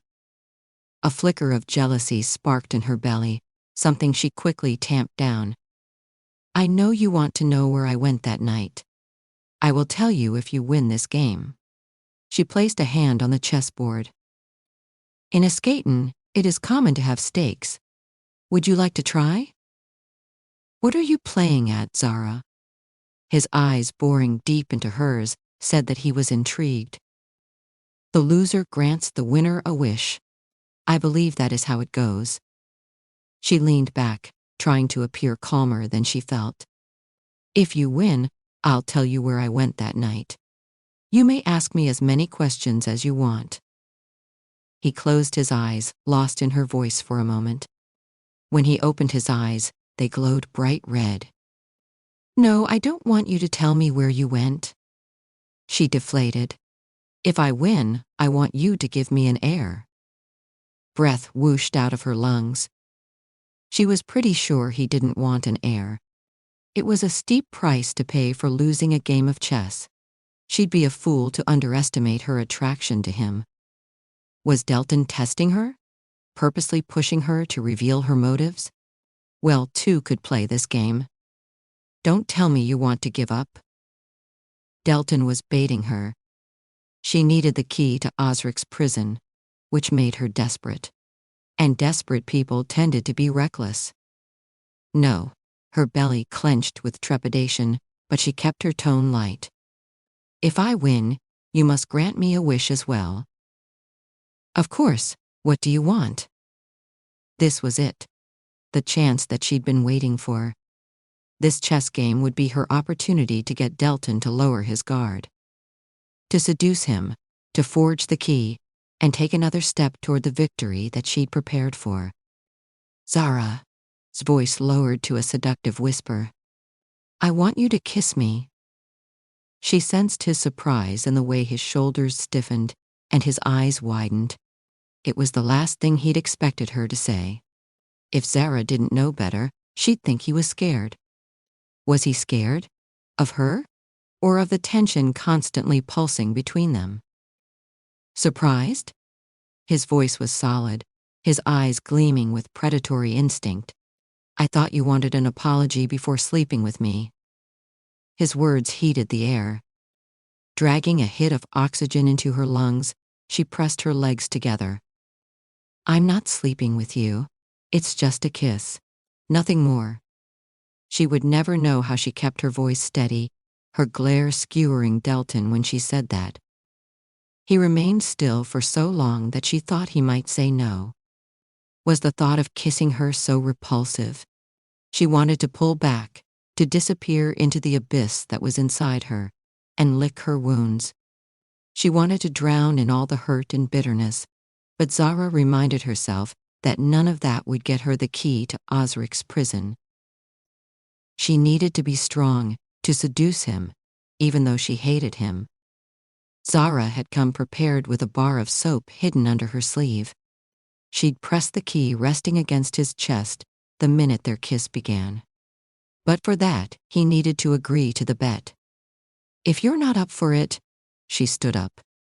"Sit down." His intense gaze pinned her. "I accept your terms." Chapter 9. Delton. Delton knew it was a bad idea the moment the game began. Unlike the imaginary enemies he played against, he knew none of Zara's strengths or weaknesses. Hell, before today, he didn't even know that she played chess. Yet she'd boldly challenged him to a match. With high stakes, no less. The reward would be worth it, no doubt. But he couldn't figure out if she was a genius or a fool. "You seem awfully confident," he said, resetting the pieces on the board. "To barter your virtue in a game of chess." Shadows clustered around her form on the bed. The irony of it wasn't lost on him. They were married, but they'd never shared a bed. Delton had allowed no woman except the servants to enter his bedchamber in Inferno City. Yet in only 1 week, Zara had wormed her way in and was sitting on his bed. "I should be. I have more to lose." "How is your cousin doing?" he asked, rearranging the pieces. It was his way of making casual conversation. "Did you meet him yesterday?" "He is in exile," Zara said. "I haven't seen him in years, as you know." It was a clear denial. "If that's true, why were about town last night?" "If you wanted to know, you should have made a different bet. It's not too late to change your mind." He should. Delton didn't know what had induced him to place that stupid bet. He should have questioned Zara about Walrick or forced her to take him to the warehouse. Instead, he had asked her to give him an heir. The implications of that weren't lost on him. He desired her with a pure animal hunger that had taken root inside him after he'd rescued her from the canal. He still felt her body next to his, heat searing his skin. Bet or not, he wanted to possess her. The more she denied it, the stronger his desire grew. "I'll stick with my original bet," he said. "Don't think I don't know about your association with your Walrick. Don't you have better things to do than suspect your wife?" "Do you deny it?" "Yes." He inhaled. She was an impenetrable fortress. "You can have the white pieces," he offered magnanimously, allowing her to go first. He wanted to see what she did. Delton realized that his wife made him curious. There was so much he wanted to know about her. Even though she was involved with her no-good cousin brother, he was drawn to this mysterious, passionate woman who possessed a darkness that mirrored his. She'd learned to speak her mind over time, to stand her ground and not melt into the shadows. And now she was playing chess with him. Zara picked up a white king's pawn and rolled it between her fingers. A pawn. That's what he'd called her on their first night together. She brought it forward by 2 spaces. A typical beginner's move. "Your turn." Focusing half-heartedly on the board, he moved his knight. She was on it the minute he was done. Delton leaned back in his chair and brought his gaze to her lips. Even in the dark, they were lush and tantalizing. She bit on her plump bottom lip as she made her next move. That hit him somewhere deep under his belly. She wanted a kiss. If she won, he'd get to kiss those lips. With the rich, full contours of her mouth under his, he'd taste the sweet pleasure that had been lost to him since Karina's betrayal. His body longed for a taste of that ambrosia. Her heavy-lidded gaze fell on him. She'd moved another piece and was taking in his perusal of her lips. Did she know what he was thinking? "Is there something on my face?" "No." Clearing his throat, he made his next move. When he looked up, he had no idea what he'd done. Delton needed to focus. At this rate, he'd lose. Zara surveyed the board, trying to analyze the rationale underpinning his sudden moves. "You're quite unpredictable," she said, cautiously making her next move. Her hands came to rest on the bed, running up and down the white sheets. Delton wanted to forget this game, push her back on the bed and kiss her. He wanted to touch her, to feel her body moving under his. She must have followed the trail of his gaze, for she commented, "Missing someone?" "What?" Startled by her sudden words, he snapped back to the present. Their gazes connected, and a spark lit up the air. "Does the bed remind you of anyone?" It was a bold question. Was she curious about other women? It was a laughable notion. After Karina killed his parents, he didn't want to do anything with women. Despite that, she challenged him to a game that could end in a kiss. How unusual. Nobody in particular. Those chocolate-colored eyes surveyed him, caught between curiosity and disbelief. She wanted him to say more. He'd already hurt her in so many ways. He didn't want to make it worse by letting her assume the worst. "I have been faithful to you, Zara." She dropped the pawn that she'd been holding. Clearing her throat, she placed her piece on the board and turned to him. "Why? You don't even like me." "That doesn't mean I like someone else." Delton turned his attention to the board, barely taking in the pieces before he made his move. When he brought his hand forward, their fingers brushed. He felt a short, intense burst of energy where their skins met, and pulled his hand away quickly. When all you have are enemies, it helps to keep their numbers under control. She choked back a laugh, shaking her head, dislodging a few mahogany curls. "It must be a lonely existence, having only enemies and no friends." "Enemies make life far more interesting than friends." A warm breeze blew in through the window, caressing the diaphanous white curtains. "Don't you agree?" It was her turn to make a move. Turning her eyes to the chessboard, she replied, "I wouldn't know, though. I don't have enemies." She studied the pieces once again, weighing every move in her head. But all he could think of was how the moonlight fell on the top of her breasts and how her presence affected him. Sitting on his bed, she painted a tempting picture. She smelled of roses, as always, beckoning him to touch her. He'd never liked roses, but he was reconsidering his tastes. Delton had previously thought her plain and uninteresting. Clearly, he had underestimated her appeal. Because right now all he wanted was to stand up and plant a kiss on her bowed head. The thought threw him off guard. This was madness. He had always been attracted to her, but never like this. He found her intoxicating, and they hadn't even touched. What was he thinking? Had she put yet another one of her concoctions in his dinner tonight? Zara was Ilian's daughter. The only reason she existed was to cement his revenge. But she was also his wife. Didn't that give him the right to touch her? Wasn't that why he'd placed the stupid bet? It was time for a change of topic, something that would remind him of their rightful places in life. "And you? Have you had anyone since our wedding?" He mentally face-bombed, wondering why he'd chosen to ask that question. "What?" She dropped her piece, the queen, in shock.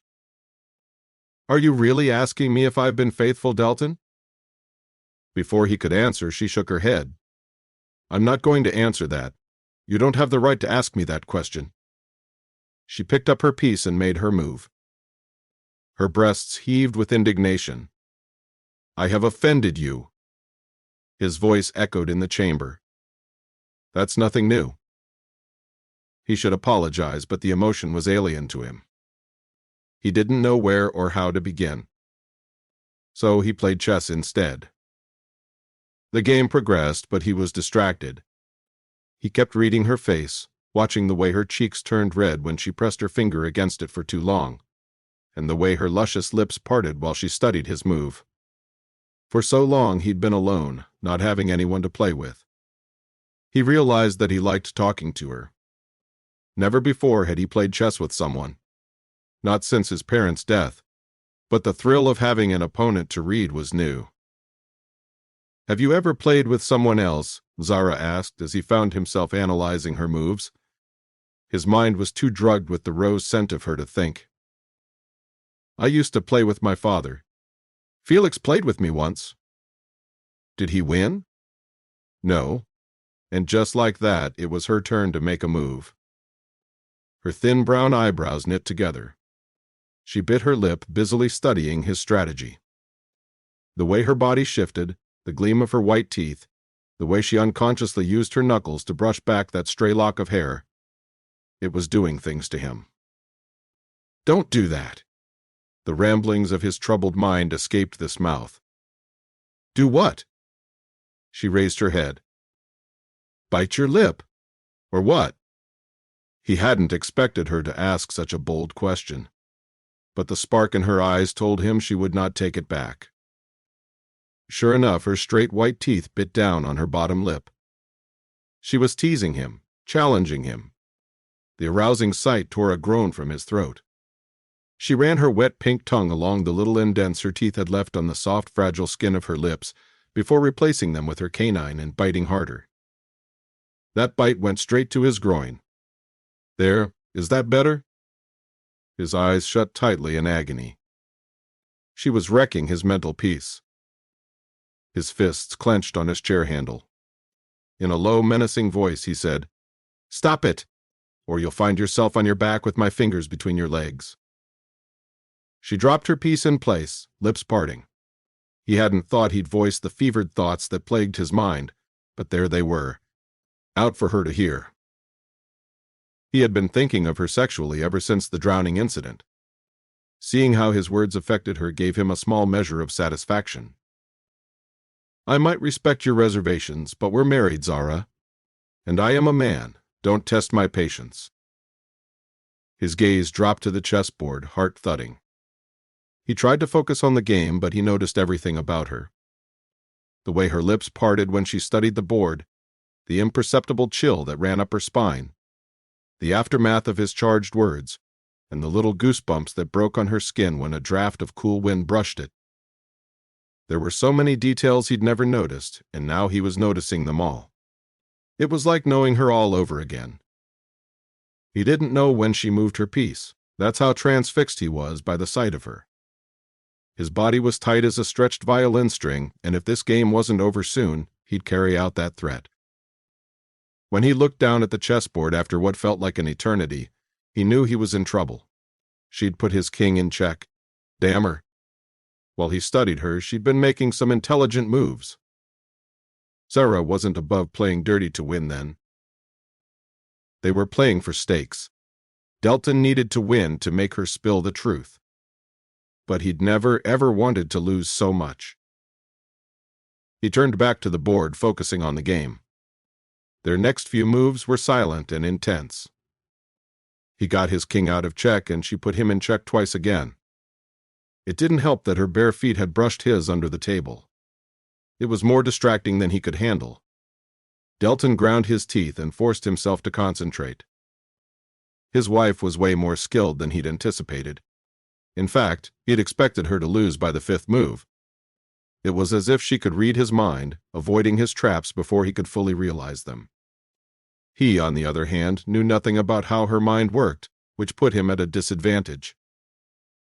When had she learned so much about him? Only a few pieces remained on the board. "If I didn't know better, I'd think you were using your magic to read my mind." "I can't read minds. You know that." "How did you learn to expect my moves? I'm sure we've never played before." "Are you complimenting my superior skill?" "Nothing of the sort. The game isn't over yet." They went at each other ruthlessly, neither of them wanting to give in. Delton felt a bead of sweat condensing on his forehead as they entered the last phase of the game. His moves were aggressive, but hers were cautious and measured. When she made her winning move, her queen poised to capture his king, his body was hot with wanting. "Checkmate." Her husky voice wrapped around him like a noose. He felt its strong iron grip when he glanced at the board and saw that he'd lost. She trapped his king with no way out except surrender. Much like she had trapped him. For a moment, he couldn't believe what he was seeing. He'd never lost before. It was a novel sensation. He blinked at the board, torn between disbelief and laughter. But the pieces didn't magically switch positions. The game was over. Delton let out a shaky breath. He couldn't remember the last time he'd lost. Who would have expected that he'd lose to his wife of all people? She stood, expecting him to flip the board over. But he did something that neither of them expected. He laughed. A rich, deep tone echoed in the chamber. Zara's jaw dropped, torn between surprise and incredulity. Well, I didn't expect that reaction. This might be the first time I've seen you laugh. He hadn't laughed since his parents' death. Something coiled tight in his heart, relaxed, a ray of light seeping through the darkness.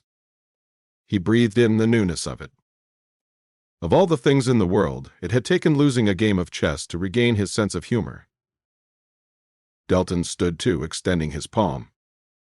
When they shook hands, another spark danced up his skin. Zara clasped his hand, shaking it lightly, but he could feel the softness of her palm melting his reserve. His laughter dissolved in the face of awareness. It was a good game. Yes, I haven't played in a while, she said. It's good to have a new opponent. He wondered who she usually played with. Osric didn't seem like the chess-playing sort. Was it one of her lovers? The thought brought him back to their bet. I believe you have won the right to claim your prize. Instead of letting her hand go, he gripped it tighter, pulling her to him. Her shoulder collided with his chest when she bumped into him, changing the atmosphere. Gone was the light camaraderie and laughter. Thick sexual tension filled the air, foretelling what was about to occur. Do you want to do the honors, or should I? I'll do it. She bracketed his face with her hands, standing on tiptoes to reach him. Her rich brown eyes stared at him, darker in the night. He sensed determination in them, as if she were preparing for war. He wanted to tell her to relax, but he didn't want her to think that she affected him. Her scent flooded his nostrils, not just the roses, but the scent of her warm skin. Up close, he saw the fine lines on her face, the way the shadow played on her features. Her long lashes cast shadows on her cheek. Zara had a long nose, which he'd always found a perfect balance with her round face. It was turned up like a sword. Delton swallowed, gaze trailing to her lips. They were a muted shade of pink, soft and full, inviting him to taste their sweetness. His left hand looped around her waist, negating the distance between them. Her palm traveled up his chest, every touch branding him like a heated poker. She grabbed the gold chain around his neck and pulled him closer until their faces were inches apart. He ran his thumb gently over her lower lip. Her uneven breaths were like the countdown to an explosion. Are you ready? His voice was breathy. In answer, she tilted her face up and brought her mouth to his. The moment their lips met, he was gone. The first taste hit him like a drug, potent and intoxicating. It was a reintroduction to sin, the surfacing of all the yearning that he had buried for ages. It tasted of wine, victory, and her. Zara moaned, the sound making his blood burn. Her lips were soft and warm under his, giving way to his possessive kiss. He took control, drawing out all the passion that he'd craved for years but never experienced. She didn't shy away this time, matching his pace with her wet, velvety tongue and soft moans. His tongue explored her bruised bottom lip, feeling the indents her teeth had made during the match. She tasted so good, felt so good. Her lips nibbled on his, making all conscious thoughts melt away. Threading her fingers in his hair, she let him take the lead. His hands moved up, cradling her back, feeling her soft breasts press against his chest. She let go of his face, her hands moving to his back, one remaining on his shoulder. She surrounded him, her feel, her scent, her being, pulling him under. Zara moved in his arms, kissing him deeper, demanding more from him. The feel of her was heavenly. When his lips claimed her harder, pushing past her resistance, he tasted her fire. Did she taste sweeter because she was his enemy's daughter? Or was it because he'd always been attracted to her? Delton could no longer think. He drank her in, taking from her like he was starved. She responded just as ardently, her thighs bracketing him, his hardening cock pressing against her belly. But she wasn't giving up. Zara was going to maximize her victory. And he loved that. She leaned into him, making him want to melt into her. Pleasure washed over him as they kissed each other like two starving beasts. The silken feel of her lips on his wasn't enough. He wanted those lips everywhere, wrapped around his aching erection, biting his neck, leaving a trail on his back. Delton opened his mouth and her tongue slid in. She moaned in his arms and her hand moved in circles on his chest. That warm, soft, writhing body made him want to drive into her, but he held back, exploring the taste of her wet tongue, branding her with his taste. He'd wanted her since he rescued her from the canal. When he felt his hand on the back of her neck, caressing the slope of her shoulder, moving further down, he wished this moment could last forever. For in that moment she was no longer King Ilian's daughter, but his queen. His wife. His. When Delton's hands brushed the underside of her breast, she pulled away. His body felt the sudden loss of contact. Her dark eyes blinked, contrasting her blushing face. "I didn't mean to." She turned away, indicating that she didn't mean to end their kiss so abruptly. She coughed, hiding her hands behind her back as if she were afraid they'd reach out and touch him again. Delton took a step away, body buzzing with tension. Just a little more and he wouldn't have been able to control himself. Zara's lips parted, swollen and wet. They turned a deeper shade of red, just like her face. It almost made him want to kiss her all over again. But before he could, she stepped away. "Thank you for the game and the kiss."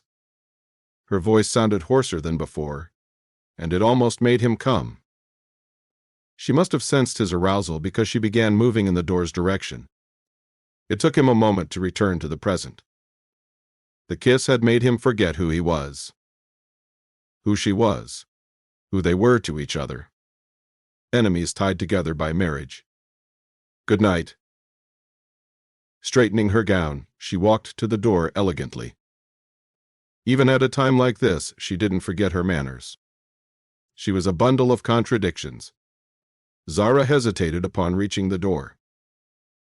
"Delton," she said, breathless.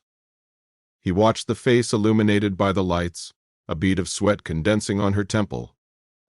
Her eyes were enormous and scared when she said, "This means nothing." It was too late for that.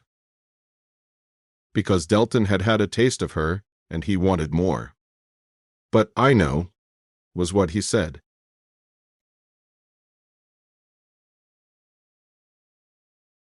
Chapter 10. Zara. The week after, the kiss went by fast. Zara's plan had worked. She got an imprint of the key while Delton was lost in their kiss. The next morning, she'd sent Michael to the blacksmith with Epher's message. The blacksmith worked for Epher, and her men would take care of the key's movement from there. By now, the key would have made its way to Inferno City. Osric should have been freed last night, but Zara had received no news of it yet. At dinner, Delton sat facing her, eyeing her carefully as she made plans in her head. Instead of his royal costume, he wore a white shirt and dark trousers. He'd missed quite a few of their meals since the chess game. Since his loss, he had stopped asking about the canal incident. Knowing him, it was disturbing. He was probably hatching another plan to get to Walrick. "Will General Darius be joining us for dinner?" she asked, trying to make small talk. As if on cue, the door burst open. General Darius entered, followed by Amara. Michael was on their heels.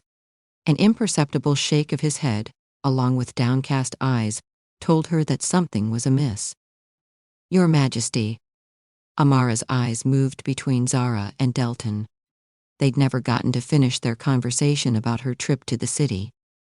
"I'm sorry for interrupting your dinner, but I have important news." Felix sent a missive. Darius looked at her when he spoke, making discomfort stir in her belly. "Osric has escaped." "What?" Delton stood up, his bellow rattling the dishes on the table. A flutter of triumph rose in her chest. How is that possible? Nobody can get into my personal prison. Felix went in to feed the prisoner today and the cell was empty. He checked and his key wasn't stolen, so he didn't know how they got in. Epher, Delton's voice radiated anger. His fingers reached for his necklace, pulling it out to examine the key. It was there. How is this possible? None of the keys have been stolen, yet the prisoner escaped. We don't know, Darius interjected. But Felix believes Osric is headed to Zara. That's where Prince Walric is. Delton's fist clenched. Zara rejoiced in his frustration. Her plan was in motion. She had been winning a lot these days. First, the chess game, and now this. At this rate, she'd have a skatin' back sooner than she expected. Felix is worried about a war breaking out.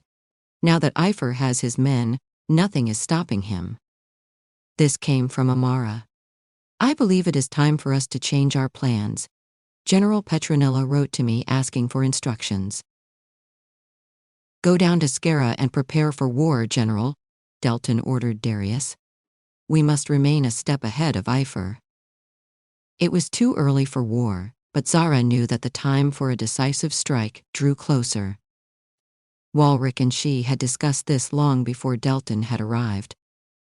It was the reason he had left for Zara 3 months ago. They were supposed to attack when nobody was prepared, but Zara knew Delton was always prepared. She'd have to push back her plans by a few months, even a year, until he gave up on pursuing Epher. A missive needed to be sent to Walric, informing him of this recent development. If I may intervene, Your Majesty, Amara cut in. Felix thinks we should prioritize the capture of Prince Walric. With Osric headed north, this might be our last chance to get them both. He has sent our spies after Osric. Zara didn't like the sound of that. If Your Majesty permits, I'd like to join them in Zara. That's not a bad idea. I'm afraid with both of us gone, there will be nobody to watch you. If Epher attacks, Darius said. I don't need to be guarded, Delton said. I will join you both in Zara shortly. What? Amara, Michael, and Darius exclaimed together. His dark blue eyes cut to her. The Queen and I will leave for Zara tomorrow. Without realizing it, she stood up, offering up an obligatory protest. It is too dangerous for me to go there. She had expected him to say something like this. In fact, she'd counted on it. When she finally won this war, she would fight on the battlefield, pointing her sword at him, not hiding in the shadows. And for that, she needed to be in Zara, riling up the people, not playing princess in the palace. I will not stand by idly and lose to Epher this time, Delton went on. General Amara, leave at once. The Queen and I will follow tomorrow morning. Send Felix a missive asking for the King of Terra's help. We mustn't let them get away this time. He was going all out, surrounding them from all sides. She had expected it. Yes, Your Majesty, Amara said. I will make plans for our departure immediately. We must leave too.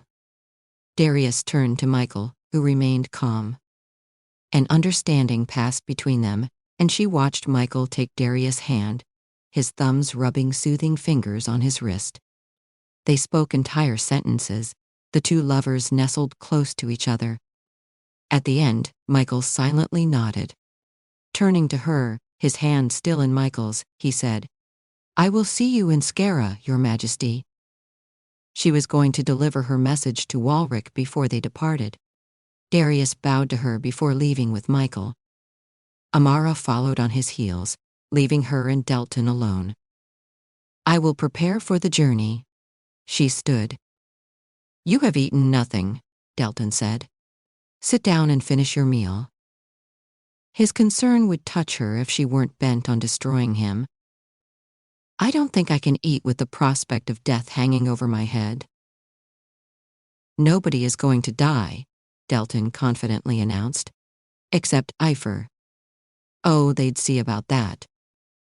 Nervous about the impending trip, Zara gazed at her mother's portrait in the gallery. She had changed into a loose, gauzy white gown that she wore to sleep. But she couldn't sleep, so she'd come down to look at paintings. The clock struck midnight a few seconds ago. She had made the arrangements for the trip. All she could do now was wait for a new day to dawn. After Darius and Michael left, she instructed her maid to pack her things. Zara put her mask and Epher's clothes in a secret compartment in her luggage once the maid was done. On her way out, she'd slipped a note into the floor maid's pocket, hoping she'd deliver it to Walrick. Her cousin had planted her at the palace for situations like this. So far, she was proving to be useful. Crossing her fingers, she hoped the maid wouldn't get caught. Gold-framed paintings of her ancestors hung all around her. Reflected in the gold was her face, her worried round face with two dark eyes. She refocused her gaze on the painting of the late queen. With her dark eyes, round face, and regal bearing, she looked similar to Zara. Dressed in a yellow silk gown that made her look paler than she was, her mother appeared to be the victim of a tragedy. It was a rather unremarkable portrait, but Zara's had always been drawn to it. Footsteps echoed behind her, making Zara turn suddenly. The gilded walls reflected his shadow-like form as he swept in. He came to a stop next to her, glaring at her serene form. "Aren't you supposed to be sleeping?" His raspy voice broke the silence. "I could ask the same of you." She didn't glance in his direction, but she felt tension humming in the air. It had been that way since the kiss. Being alone with him reminded her of that night. "I never sleep," Delton said. "You know that. Are you nervous about tomorrow's trip?" She wondered if he was worried about her feelings on the sudden trip. He'd become more attentive to her ever since their chess game. Was he trying to scope her out? Or was it something else? "A little. I haven't been to Zara in a long time." "Neither have I, but it's time," he said. "After all, it was you who criticized me for neglecting this land. I've decided to rid Escaton of its greatest plague, Epher." Of course he wasn't worried about her. He was more worried about missing Walrick and not being able to capture Epher. If only he knew who she really was. "You're terribly confident," she tossed out. "There's no reason not to be." When she turned her head, she noticed he was closer, his fingers lightly brushing against hers. That familiar humming in her blood was back again. All thoughts of the impending battle vanished, replaced by something scarier. She wanted to pull away, but his pinky finger brushed her burning skin tacitly, the cold metal rings making a shudder run down her arm. Exhaling heavily, Zara turned to her mother's portrait. "Who is this?" he asked. His voice sounded foggy. "My mother." Her voice resonated in her chest. He watched her mother's painting, studying the details silently. Her heart thudded throughout, wondering what he thought of her. Not that it mattered. "I don't believe I've ever met her. Does the painting do her justice?" "Not really, however. It is the only image I have of her. I look at it when I feel lost. She had such a short and unhappy life. My father never loved her, and she was all alone in this palace." She didn't know why she was telling him that. Except she'd grown comfortable being around Delton. True, all their conversations ended in a fight, but he never stopped her from speaking her mind. In fact, he relied on it. "How do you know that?" Delton asked, oblivious to her inner musings. "She died when you were a child." "The maids talked about it," Zara said, crossing her hands over her chest. "And then I saw her." She exhaled shakily. "Her?" "My father's other daughter." Delton went still. "He had a child out of wedlock.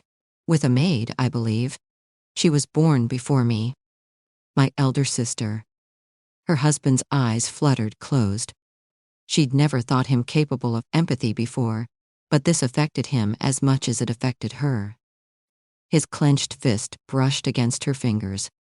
He was as shocked by her half-sister's existence as she was. His extramarital affairs didn't stop after he got married. Nobody knew about her.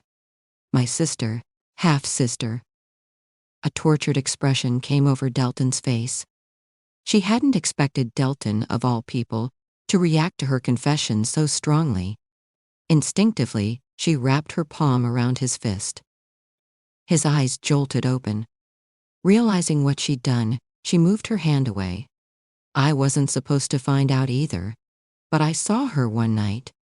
She was leaving the palace after meeting with my father, and she looked like him. Zara inhaled a lungful of hair. Just like that, I knew. Zara, you don't have to. His palm closed over hers, and she turned to face him. If she didn't know better, she'd have thought he was comforting her. Half of his face was a shadow, but the other half looked even worse. Never had she seen Delton so affected, so close to losing control. His lower lip trembled, and his eyes unfocused. But she couldn't stop the flow of her words. I went to my room and cried. Not for myself, but for my mother. She spent a life living for others. People who didn't love her. That night, I came down and looked at this painting. And I swore to myself that I'd never become like her. I'd never marry a man who didn't love me. The words were like needles stinging her heart. A lifetime ago, she'd dreamt of love. Look where that had left her. But I broke that promise to myself. After I decided never to live a life for others, never to make myself unhappy by making the wrong choices, I married you. A bitter laugh escaped her lips. This wasn't where she'd imagined this conversation going. He was the man who had destroyed her dreams. So why was she telling him this? Love isn't all that it's chalked up to be. Indigo eyes watched her, and within them, she sensed sincerity for the first time, which was absurd. Delton talking about love was akin to a demon preaching the gospel. How would you know? You've never been in love. No, I haven't. But there are things one knows from life experience. She sensed his growing anger, frustration, and something darker, something that disturbed her. It bled out of him in waves. Love isn't a fantasy, it's a nightmare. If you trust the wrong person, they can take everything from you in the blink of an eye. Like you took everything from me. It was a low blow, but she said it anyway. His dark eyes turned to her, strangely tortured, as if he were reliving some old memory. Before she could move, strong hands gripped her fragile shoulder, and he pulled her close in a quick, jerky movement. She knew she shouldn't have pushed him. But she didn't budge, leaning into his warm touch instead. That touch could kill, but she was immune to it. Yes, like I took everything from you. His eyes gleamed red with passion. Her lips parted slightly, and she felt his hunger. It was the primal attraction that had implanted itself in her life, like something tangible, coloring the air. His fierce expression told her that he wanted to kiss her, to hurt her, to lose himself in her. And I still want more. A fraction of a second passed in silence, both of them staring at each other, as if connected by an invisible thread. It was a tiny mercy, an opportunity to move away if she didn't want what was going to happen. You aren't going to run? His fingers climbed up her neck, curving around the smooth ivory column. He applied more pressure, but she didn't flinch. Her stillness was her answer. Since the kiss, she had expected this, expected more. And he was giving it to her. He grabbed her by the throat and pressed her body against the cool, golden wall. An arm snaked around her waist. And then, his lips came down on hers. She didn't even resist this time. From the moment their fingers brushed, she'd known it'd come to this. And she'd be lying if she said she wasn't looking forward to it. Wasn't that why she'd said those things to him? It was a hot, hungry, possessive kiss. None of the gentleness from last night remained. Her entire body lit up when he claimed her. Delton's lips took and took. His tongue sought to breach her mouth, to make her his slave. The kiss was demanding, insistent, echoing a frustration that mirrored hers, like he wanted to devour her alive, like she wanted to burn him to ashes in the flames of her anger. Last night had unleashed something deep inside her, and she wanted to explore it. So she offered no resistance, wanting to forget who they were and what they were doing for the moment. His tongue speared her mouth. They didn't taste each other gently or exploringly.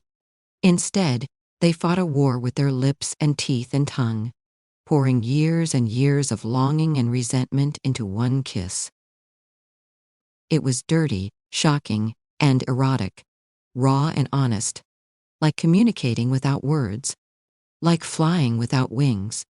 Her body screamed for more, drowning out the voice of her mind. The wrongness of it made it all the more alluring. Her hips ground against him as they fought for control, demanding more from the other. In this sensual battle, they were forced to give it their all. Delton broke the kiss, peppering her jaw with kisses. His wet tongue left a trail on her skin, making it pebble with goosebumps when the cool wind brushed it. "Are you not going to tell me to stop?" His voice registered in the distant shores of her conscious mind.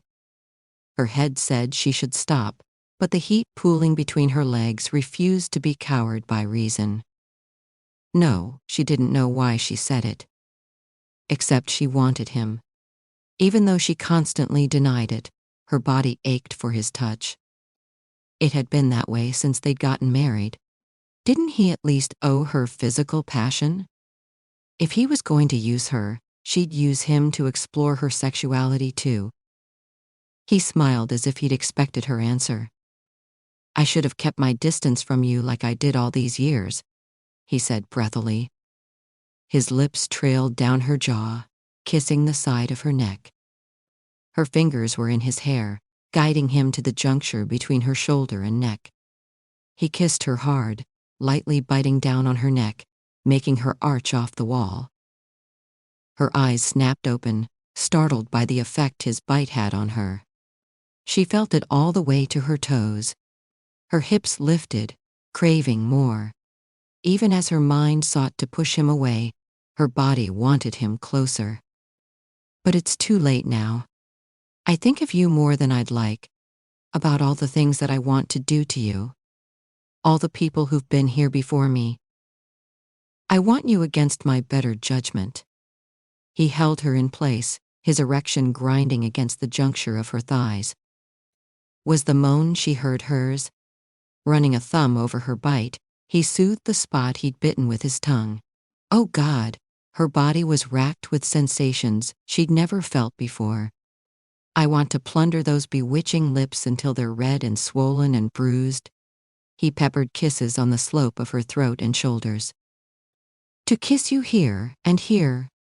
He brought them lower, pushing away the fabric covering her breasts, revealing the smooth, curved tops. Moonlight poured over the smooth mounds of pale flesh, and she suddenly felt cold. Her nipples hardened under the translucent cotton garment, poking out embarrassingly. When she raised her hands to cover herself, he grabbed her delicate wrist. Her eyes popped open, watching as he took hold of her fingers, guiding them under the lacy V-neck of her nightgown, making her touch herself. When a finger brushed her nipple, she gasped. It felt so sinful, so wicked, so forbidden. And here, his rasp. Zara had never dared to bring herself pleasure, to explore all the illicit parts of her. But he was forcing her hand, forcing her to get over her inhibitions. Her hands stilled, but he controlled them like a puppet master, making her fingers curve to tease a distended nipple repeatedly, rubbing again and again until she heard herself moan. The throbbing between her legs grew worse, and she wondered how it'd feel to touch herself there. His mouth replaced her fingers, sucking her hardened buds through the thin fabric. Sensation swarmed her body, and she was no longer in possession of it. When he turned his attention to her other nipple, using her fingers to pinch and tease it, she surrendered. The neck of her nightgown loosened, allowing him access to her shoulders. Pulling his mouth away from her breasts, he lightly stroked her exposed upper arm. "I'd strip away these sleeves." His arm slid downward under her dress. "Burn away the endless layers until you're naked, just like that night." She couldn't take her eyes off him. The tension between them was real, sucking her in. "I wonder what I'll find underneath." He kissed her shoulders, a relatively harmless gesture. Except her body tight, flaming body, ached for his touch. "I'd have you spread out naked before me. God knows I've dreamed of it." He dreamed of having her naked? He moved her hand, running a trail over her belly, thighs, and hips, until it came to rest between her legs. Her body was growing warmer and tighter with each promise, eager to burst out of its seams. "And when I dip a finger into your sweet cunt, you'll be soaking wet," taking my finger in without any resistance. First one, then two. Zara bit her bottom lip, face flushed crimson. She'd never thought Delton would use those words on her, words she'd only heard sailors and whores curse in. But she liked it. She liked him talking dirty to her. It made her remember that she wasn't his perfectly bred wife, but Epher, the king of the underworld. That she too was dirty and broken. "And when you're aching for more, I'll make you take this cock inside your slick, tight pussy until you don't remember anything but the feel of me between your legs." Delton closed his hand over hers, cupping the space between her legs. Zara blinked, her vision growing foggy. She wanted to stop imagining, but her body wouldn't listen. "I will fuck you over and over again until you come, calling my name. It won't be gentle or quick. I won't stop until I feel you clenching around me, until you've given me all you've got, until there is no more pleasure in you to give." This was far too dangerous. Those midnight eyes bored into her, challenging her to give in to this fatal attraction. "I wonder what you sound like when you scream, Zara." Zara's heartbeat skyrocketed. God, how she loved the filthy picture he painted. No, she didn't want to imagine this. She didn't want to go down the dangerous path Delton was taking her along. But it was so tempting. After years of not solitude, she longed for a warm touch, an affirmation that she was alive. Because she felt so alone and dead sometimes. He was offering it to her. That validation she so wanted. He leaned in closer, his breath fanning her lips. He pulled her nightgown up, fisting the white fabric in his large hands. Moonlight shone on her exposed thighs, and she watched his fingers traveling over it. They circled closer and closer to her core, rubbing light, teasing patterns on her inner thigh. She was on the verge of surrendering. His finger was centimeters away from her wet slit, the one that had never been touched before. Dread rose instantly, stifling the attraction. Her body reacted on instinct, her hands pushing him away. He took a step back, surprised by her sudden explosion. "I'm a virgin." Her shrill voice echoed in the gallery. She didn't know why she yelled out her most embarrassing secret of all things. But the minute she did, he stilled. Delton's eyes widened. He stepped back without resistance, allowing her to scramble away from under him. She put a safe distance between them, her breathing uneven and her body flushed. "What?" He sounded stunned. I didn't know." "It doesn't matter." Fighting the haze of sexual attraction, she found her voice. "It does to me." Her body smelled of him, of his kisses, and she suddenly felt shame flood her. This should never have happened. Why? Because you're a virgin? No, because you're the last man I should want. After you rejected me on our wedding night, I couldn't trust anyone. It broke my heart, she laughed. When he continued to remain silent, she went on in a quieter voice. God, how foolish can I be? This is why we can never be together. There is too much history, too much hurt, too much pain between us. You don't have a heart, and mine is bleeding. This is as far as we can go. She covered herself with her arms, moving back 1 inch at a time, until she was at the gallery's entrance. You knew this would happen when you asked me for a kiss. His voice echoed. She did, but she wasn't going to admit it. Zara took a look at his face, impassive but contemplative, and delivered her final words. I should never have let you kiss me. With that, she fled. He didn't follow.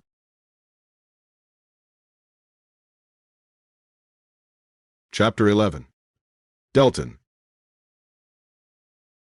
The carriage bounced and rattled as Delton made his way to Zara.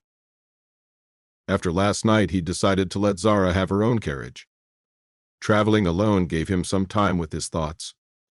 Time which he planned to use to think about Epher. Only he couldn't stop thinking about his wife.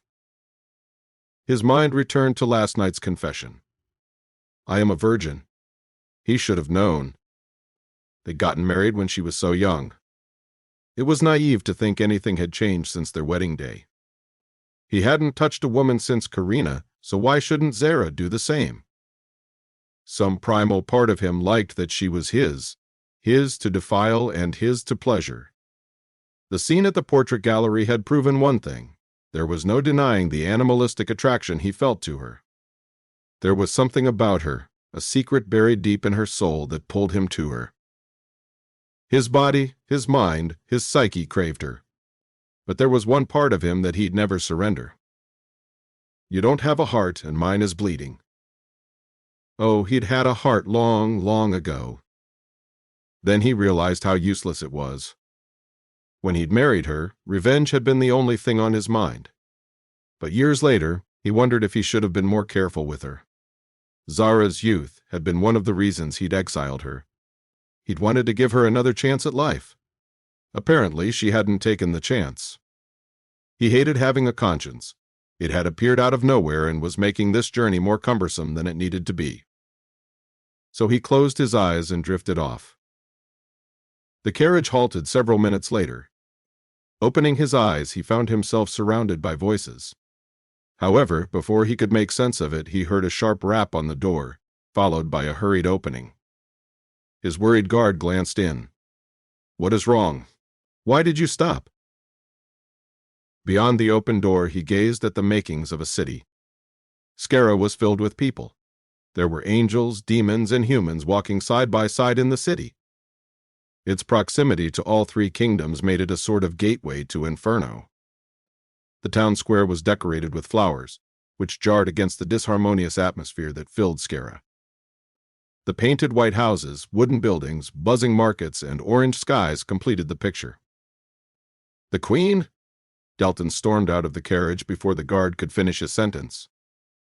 What in the hell was his wife up to? The sight of Zara clad in a high-necked yellow gown hit him. The high neck hid her love bite because he was sure he'd given her one. She was crumpled from 10 hours of traveling, and the bags under her eyes indicated she was sleep-deprived. Had she slept last night? He knew he hadn't, remembering the feel of her under him. And her harsh words. Next to her, a group of peasant children stood in tattered clothes. Their faces looked haggard, their thin skin sticking to their bones. They were orphaned, he assumed. Only such children lived on the streets. Their parents had died or couldn't look after them anymore.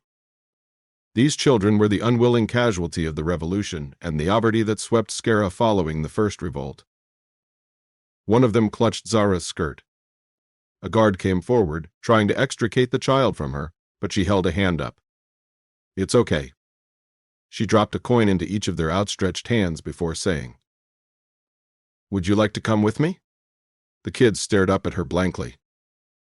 They probably didn't know that she was the queen. Their faces beamed with hope. There will be food and new clothes where I'm taking you. They scampered close to her, excited by the prospect of food, and eagerly nodded their heads. Let us take them to the royal residence. Her voice rang in Delton's ears. She wasn't aware of his presence, choosing to deliver orders instead. When she looked up at the guard, he offered a hesitant, "Are you sure, Your Highness? We don't have enough space." "I can walk back. Let them take the carriage.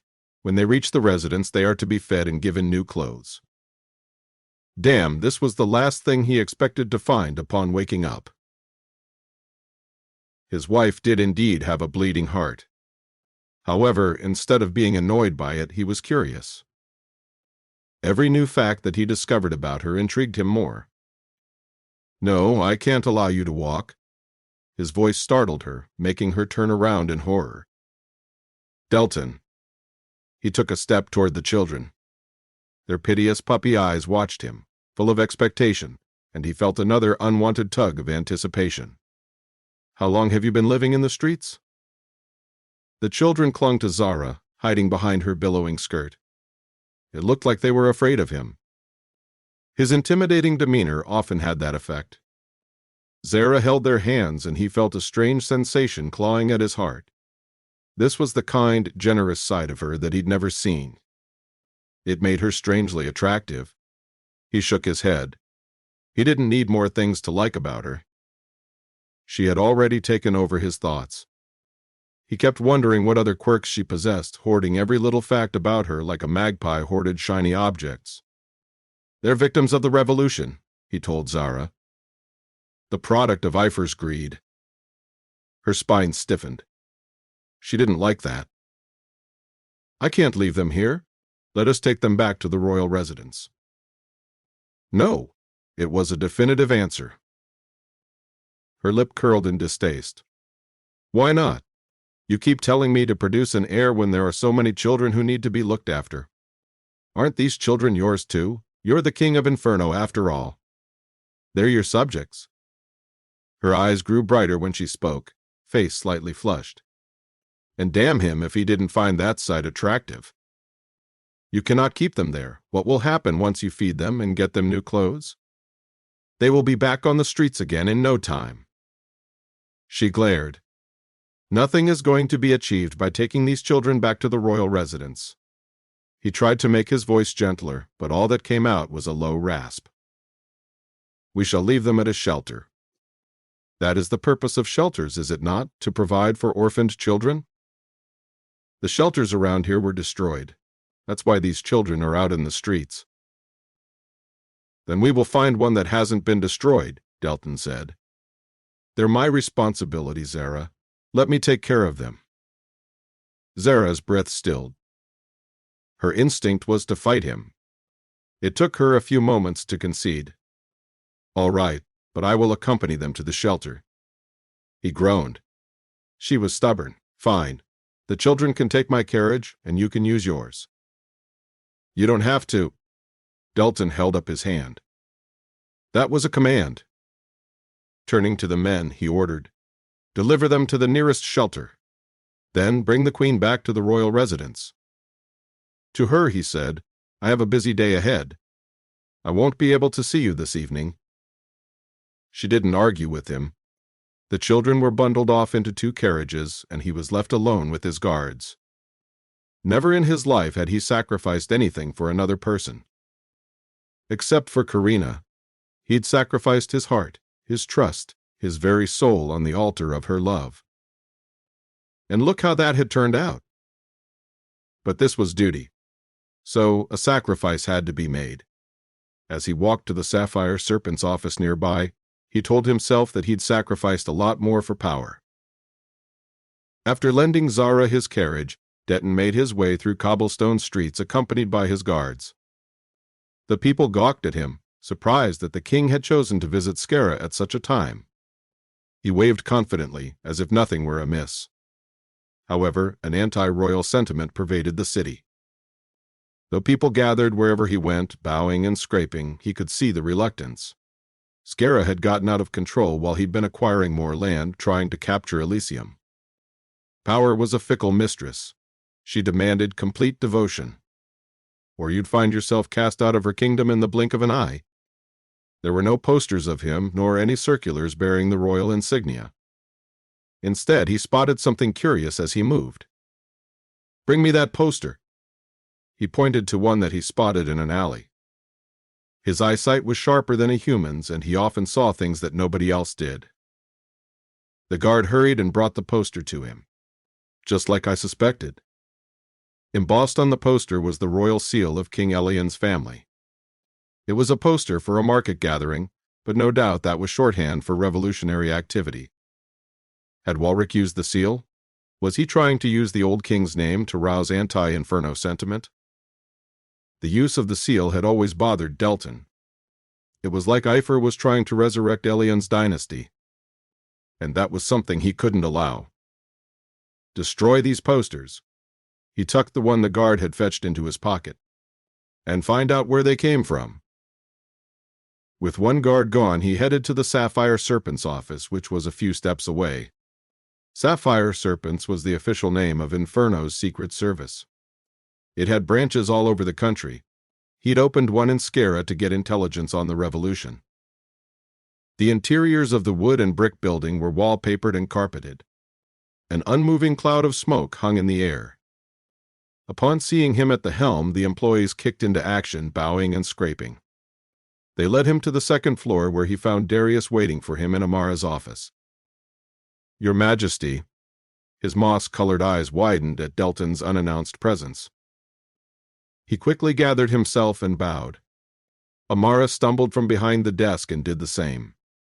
Michael wasn't in the office, which was good because Delton didn't trust him after he'd helped Zara sneak out of the palace. Delton handed out the poster he'd found. "I found this on my way here. It seems like Epher is using King Elian's seal to win the people's loyalty." Amara's light brown eyes moved rapidly, reading the poster. Clasping his hand at his back, he asked, "Have you located Walric yet?" "Yes," Amara looked up. "We have a potential location. However, there's no sign of Osric yet. Felix wants us to wait and get them both together. We have spies watching his place. The army is inspecting the borders." He nodded approvingly. "I have something I'd like you to look into." Pulling out the poster he'd found on his way, he unfolded the message and passed it to Amara. Darius hovered over her. "I want you to find out why Epher uses Elian's seal." "Isn't it because of Prince Walric?" Darius asked. "But Walric isn't Epher. You told me as much yourself. Why would Epher, who is probably unrelated to King Elian, want to revive his dynasty?" Amara and Darius looked at each other. "I've always found it disturbing. If he wanted to take over Zara, why not just use his own symbol? The people are more sympathetic to Epher than King Elian. It's been a long time since his death." "I will try to find out what I can," Amara said, tucking the poster in her pocket. "Not a lot is known about Epher. We don't know his origins, his identity, or what drives him. That makes it hard to guess his identity. That's why I want you to find out more." "I understand." Amara moved around her desk, opened drawers, and found a stack of papers. She placed them on the table. "This is what we have on Epher's origins so far." Delton neared the table, casting an eye on the dust-covered pages. "If your Majesty would like these delivered to the royal residence." "No, I'll read them here. You both can leave. I don't want to detain you." Amara bowed to him and left with her subordinate. "If we discover something, we will send a word to the royal residence immediately," Darius said. Then he took his leave too, and Delton was left standing in the office. Delton sat down and began reading the reports Amara had left him. The reports that had been compiled over several years detailed all that they knew about Epher, his supply networks, and his allies. According to the reports, Epher started operating around a century ago, 99 years to be exact. Epher's success was attributed to his mysterious persona. Nobody had seen his face. That's why he'd never been caught. The report detailed his origins. While his origins were unknown, Sapphire Serpents had traced one of his earliest deals back to Snakefront. Snakefront. That struck him as unusual. Snakefront was a small mining town in Inferno. There was nothing there except mines and a few establishments. Starting a business in such a small town wasn't the brightest idea. Sure, Epher had expanded his business to Cadia later, but the fact that his empire originated in Snakefront made Delton suspicious. Could Epher be from Snakefront? He could imagine the miners needing lag, but nobody would choose that place unless they had a personal connection to it. 99 years ago, Zara had been exiled to Snakefront. Had Zara accidentally met Epher? Was that when Osric became involved with him? Delton was sure he was missing something fundamental, a piece of information that was close enough to touch, yet eluded him. He needed to return home and ask her. It was possible that she was far more involved than he expected. By the time he returned home, it was night. Zara's carriage was outside, which meant she was back. After dismissing his guards, Delton went up to her room. The door was closed, and there was no sound. Was she already asleep? He made his way to his room, but paused when he found something moving on the balcony. The royal residence had a balcony that overlooked the city. Getting out of the shadows, he approached the balcony door and swung it open. Zara turned around, their gazes connecting. She was wearing a loose garment of emerald green with a square neck thon left her neck exposed. As he moved closer to her, he saw a reddish mark at the side of her neck. A love bite. His blood heated at the sight of his territory marked. Her eyes followed his gaze, and she immediately brought her palm to hide the bite. They remained silent for a few seconds, gazes locked. He wanted to kiss her again, to push her against the balcony wall and take her, but after last night he knew she didn't welcome his attentions. Did you manage to get the children to a shelter? Clasping his hand behind him, Delton decided to start off with a safe topic. He wanted to ask her about Snakefront, but she always looked startled at the sight of him, like a deer warily observing a tiger. Yes. Her voice hit his tired brain like a hit of lag. I didn't think you'd lend them your carriage. Thank you. I have more virtues as a king than as a husband, he said, a touch of lightness to his tone. Taking steps in her direction, he came to stand next to her, fingers curving around the railing. Though Epher tends to disagree. He thinks he's improving Skara by liberating it from my control, but all that'll do is cause more suffering. Suffering is an inevitable part of transformation. Though her voice was quiet, he felt the stirrings of hostility in the air. He stifled the urge to skim his fingers down her cheek, down her throat, to where he'd kissed her last night. You think Epher will do a better job than me? It was a statement, not a question. She shifted uncomfortably where she stood, placing one foot back. You think all this strife is worth it? No, I don't. Her tone was flat. That would be treason. He laughed. You're bad at hiding your feelings, wife. Your sympathies lie with Epher. I wonder why. Do you know him? She went still. Why would you think that? Leaning on the railing, he turned to face her. I read something interesting about Epher today. Apparently, he began his career trading in Snakefront. When he paused, she raised an eyebrow. A lot of people live in Snakefront. Around the same time you were exiled there. She crossed her arms over her chest and glared at him. What are you implying? He sensed the quickening of her pulse, the way her gaze turned wary. You know very well what I'm implying. Epher was spotted on the night you snuck out of the palace. Amara told me that she saw you near the warehouse that night. When he took a step in her direction, she flinched. He stopped. Tell me what is going on. You know him. I'm certain of it. Did you meet in Snakefront? Did Osric introduce you to him? Zara exhaled shakily. You presume too much. Just because I was in the city on the same day as Epher doesn't mean we're friends. A lot of people live in Cadia. I don't own the place. nor do I keep tabs on everything that goes on there. You're surrounded by people who are associated with Epher. It's too much to be a coincidence. Nevertheless, it is a coincidence, she emphasized. I know you're desperate to find Epher, but that is no reason to suspect me. What of your passionate defense of his cause? Why would the most notorious crime lord choose a small mining town? Epher is a shrewd businessman. We're not lovers, if that's what you're asking. I told you that I know. His voice came out a hoarse whisper. Then why do you keep suspecting me? Because there's so much I don't know about you. He raised his head to meet her eyes. I keep wondering what happened when we were apart, about the kind of person you are. The only thing I'm sure of is that you aren't the shy bride I married. The air grew thick with tension. I want to know everything about you, every little detail that I have missed. Leaving the railing behind, he stalked in her direction with a broken laugh. His shadow fell over her when he stood a few inches from her, looking down on her form. I can't sleep because I think about you, about the things that you say and the things that you hide. Raising a hand, he brought it forward to brush her love bite but didn't touch it, the warmth from his skin radiating a few centimeters from hers. I can't touch you, even though I want to.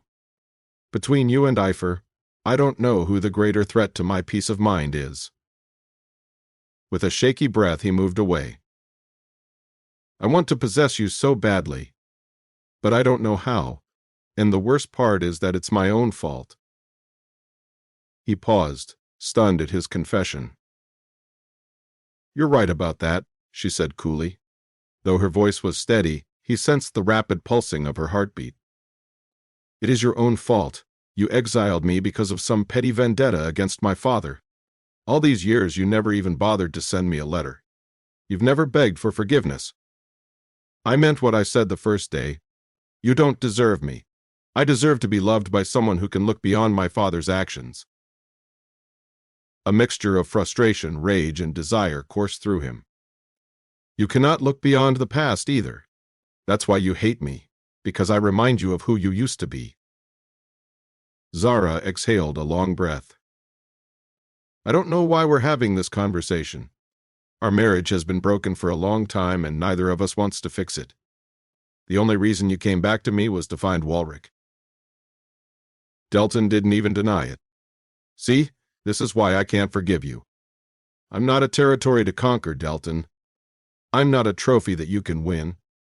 I'm a person you've deeply hurt. When she swallowed, he saw a shimmer of tears in her eyes. There is no point going over the past. You're going to find what you came for and leave, and I'll go back to my life in Cadia. She moved away from him, reaching for the handle of the balcony door. What if I don't want to return to the way we used to be? His voice was solid. Then you must apologize to me. Sincerely. I can't guarantee I'll accept your apology, but I deserve one from you. He looked at her, flushed and expectant, and swallowed. His fingers fisted as he tried to summon an apology, but when he opened his mouth, nothing came out. He couldn't bring himself to apologize for exacting revenge. Zara didn't know what her father had done to him. If she did, she wouldn't call his vendetta petty. 1 second turned into several until he realized that he had been stalling for almost 2 minutes. That's what I thought. Her gaze was piteous this time. Good night, Your Majesty. With that, she left, closing the balcony door behind her. He leaned on the railing and exhaled roughly, taking his face in his hands.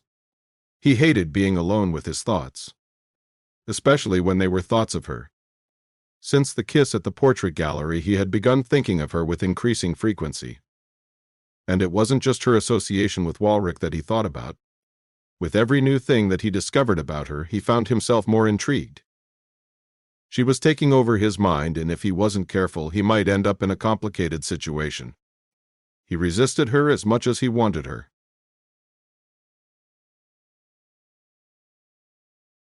Chapter 12. Zara. Zara had had a busy day. Once she'd confirmed that Delton would be out all day, she'd taken the liberty to move around town. The spy she'd planted at Delton's side informed her they knew of Walrick's whereabouts. Her first course of action had been to deliver a message to him, warning him of Delton's plans. She wouldn't go directly to him, in case it aroused suspicion. So she went to the city library instead. Her father had built one during his reign, and it remained unused. Secret messages were Epher's preferred method of communication, and he'd often used the library. When she appeared at the front desk, dressed as the Queen, the librarian almost lost his cool. "Your Highness." He recognized her right away. After offers of food, drink, and closing down the library for her convenience, he let her be. Zara made her way up the spiral staircase, surrounded by floor-to-ceiling bookshelves. If anyone asked, she'd say she went to the library to read. Zara didn't know if Delton would buy her excuse. Not after the conversation they'd had last night. He suspected her. That was for certain. But when she thought of him, it wasn't just his suspicions she remembered. It was the way he looked at her, like he was a starving man, and she was the only drop of water in the world. "I can't sleep because I think about you.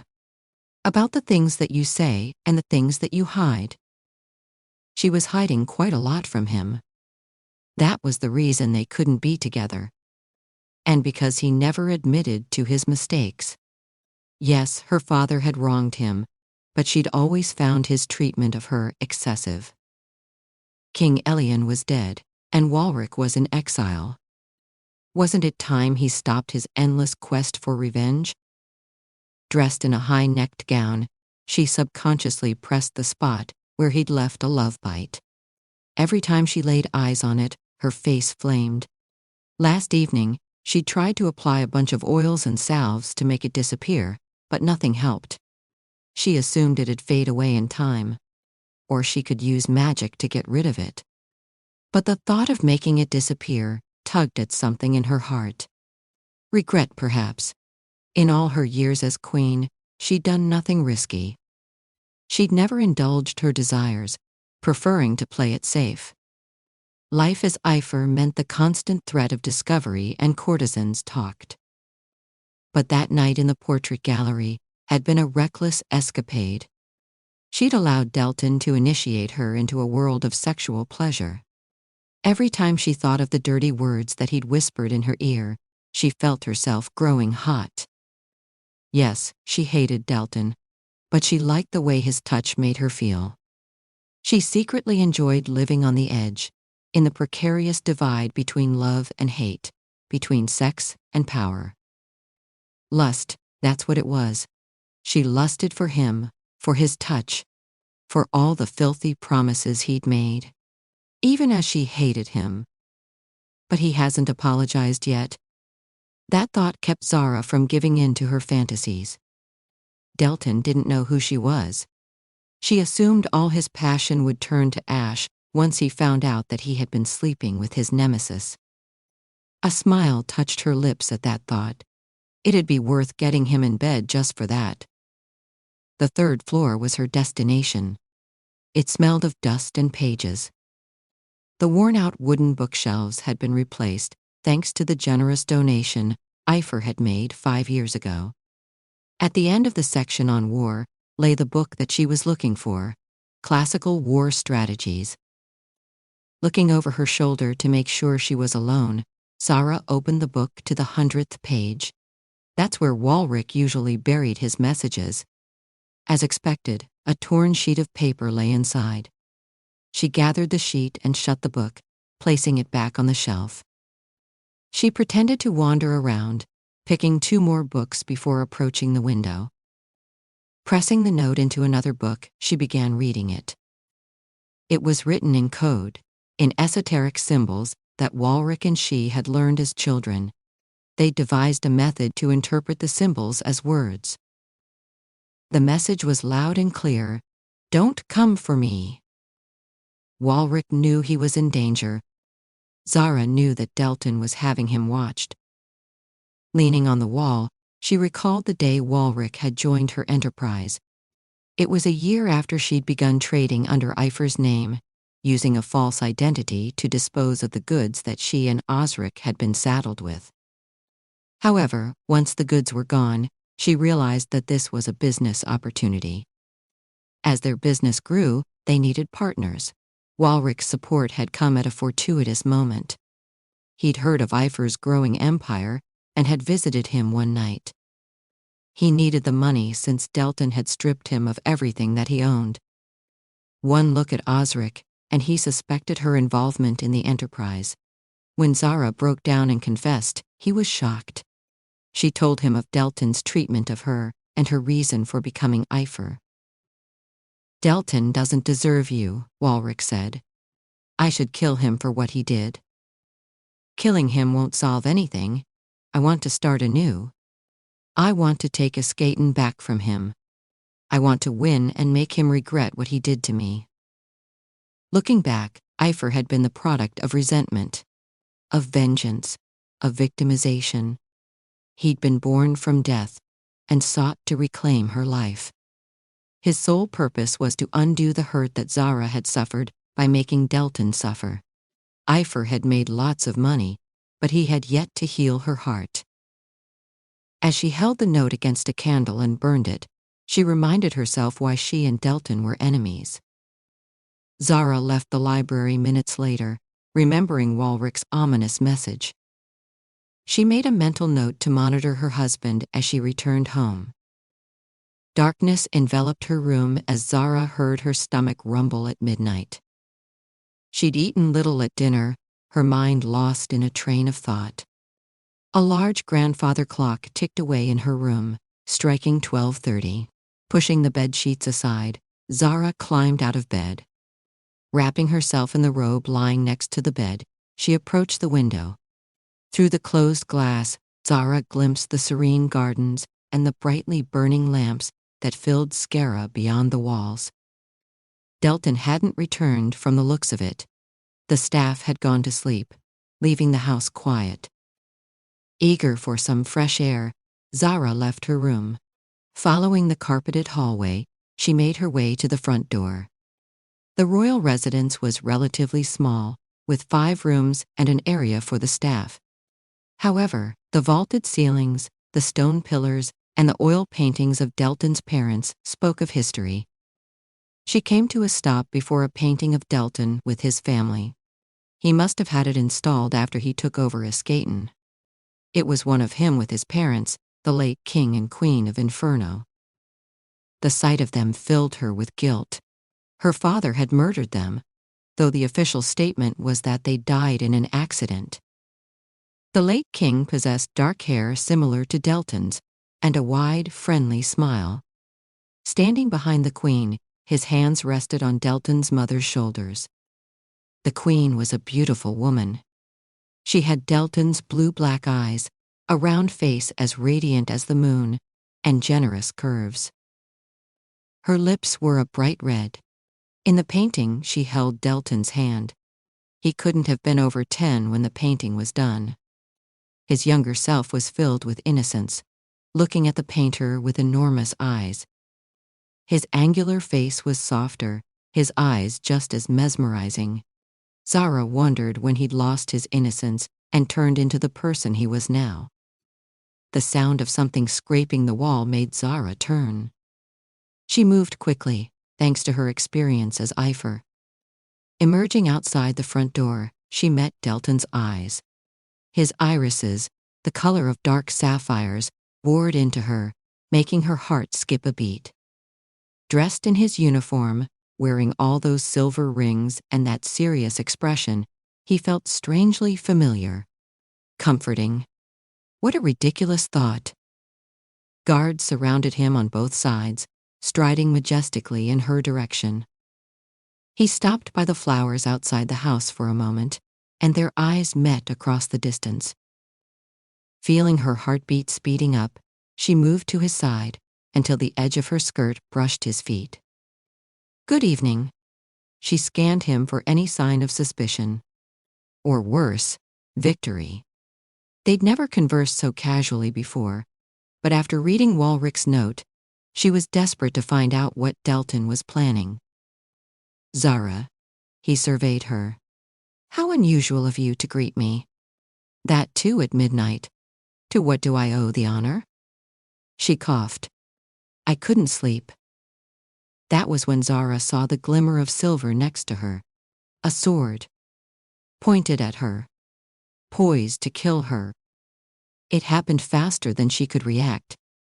Her instincts kicked into gear, but the attacker was too fast.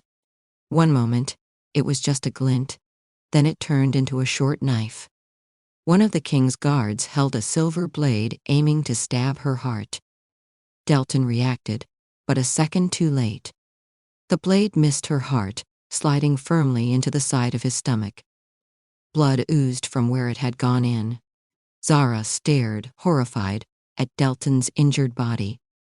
Chaos erupted. The other guards moved. Delton clutched his bleeding hip to contain the flow of blood. A violent roar filled the air. Producing his heavy sword, he stalked after the guard who had stabbed him, covering the space between them in 2 large strides. Delton's eyes gleamed an unholy red as he twisted the man in his single-handed grasp, raising him off the ground. His large fingers came around the attacker's neck, and Zara could see he was inches from snapping his neck. Even with blood dripping on the grass, Delton seemed cool and composed. And entirely too capable of revenge. "You're going to tell me why you attacked my wife," he said with eerie composure. His voice gave her the chills. "Then I'm going to kill you." Zara sensed hate radiating from the guard in waves. She stood next to him, stunned at the sudden assassination attempt. Nobody had ever tried to kill her. The fact that this man had made her worried. Was this why Walrick wanted her to stay away? The guard scoffed. "You deserve to die. You're not our king." His eyes shifted to Zara. "We will kill everyone who stands in the way of an independent Skara." Delton's grip on him grew tighter. "Skara belongs to me and always will. I will not relinquish control like a coward. If you have grievances, address them at the royal court." "The court? You haven't even been here since your wedding." He threw Zara a pitying glance.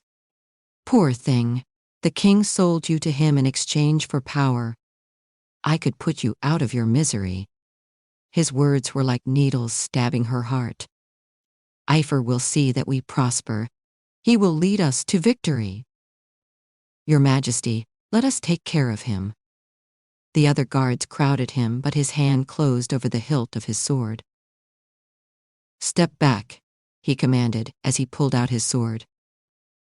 "Let me tell you something," Delton bit out, his fury directed at the rebel. "Never ever dare to harm my wife.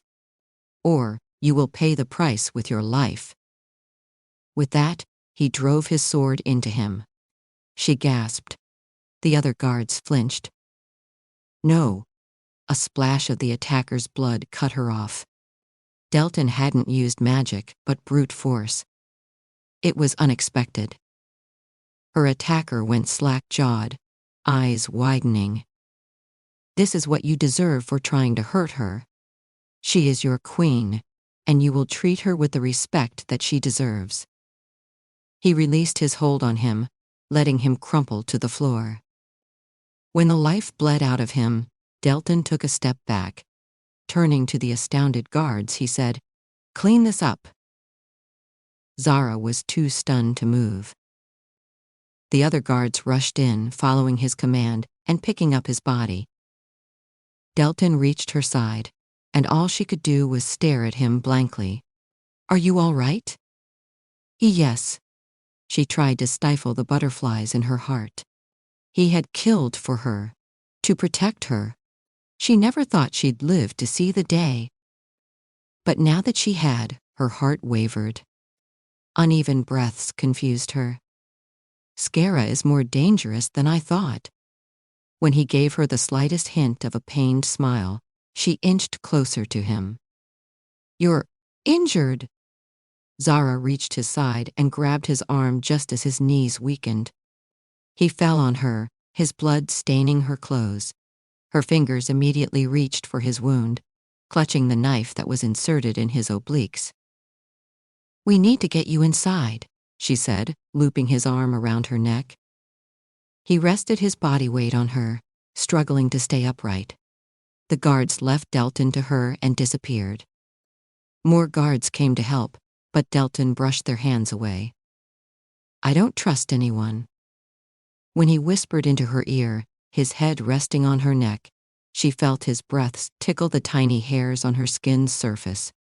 "Take me inside." "Can you walk?" she asked, pulling him along. He was much taller than her and weighed a ton. "I can't carry you." "I'll manage." He marshaled his strength to walk the remaining distance. The stairs posed a problem, but Delton grabbed the railing. His head must have gotten lighter as he approached the final stairs, for he almost fell over. Zara grabbed him, steadying his swaying body. He grabbed her, embracing her. When his face brushed hers, his arms dwarfing her body, she sunk into his embrace, the scent of him filling her nostrils. There was a slight tang of iron and sweat, but all she could feel was his hard body against hers, his weak heartbeats melting into hers. His body sagged, bringing her back to reality. Delton was injured. His wound could be fatal. "To my room." His voice was more strained. Beads of sweat rolled off his face onto her clothes, staining her shoulders. "Hang in there, don't collapse." "I won't." His body was still pressed into hers, but her attention went to his waning energy. His heartbeat was getting weaker, which meant she needed to take care of him soon. She'd taken care of Osric and her men's wounds more than once as Epher. Once, someone had tried to stab her and almost succeeded. Her life in the underworld had taught her to react quickly. Every second mattered for saving lives. When his legs hit the wooden flooring, she breathed a sigh of relief. From there, it was a quick trip to his bedroom. When they were outside, Zara kicked the door open. Delton grabbed the wall, easing his weight off her, and made a rush for his bed. He sank on the mattress in a pile of sodden clothing, blood staining the pristine white sheets. Drops of blood streaked the floor. When she sat by his side, his hand grabbed his thigh, fingers digging into her clothed skin as he writhed in pain. "It has been a while since I got stabbed. I must be getting weaker." More and more blood flowed out of him, but it seemed to have no effect on his lucidity.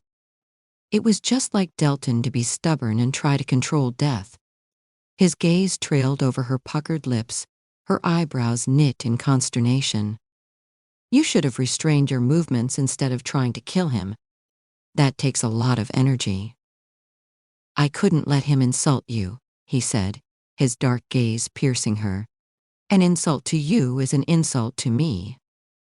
The butterflies in her stomach began rioting.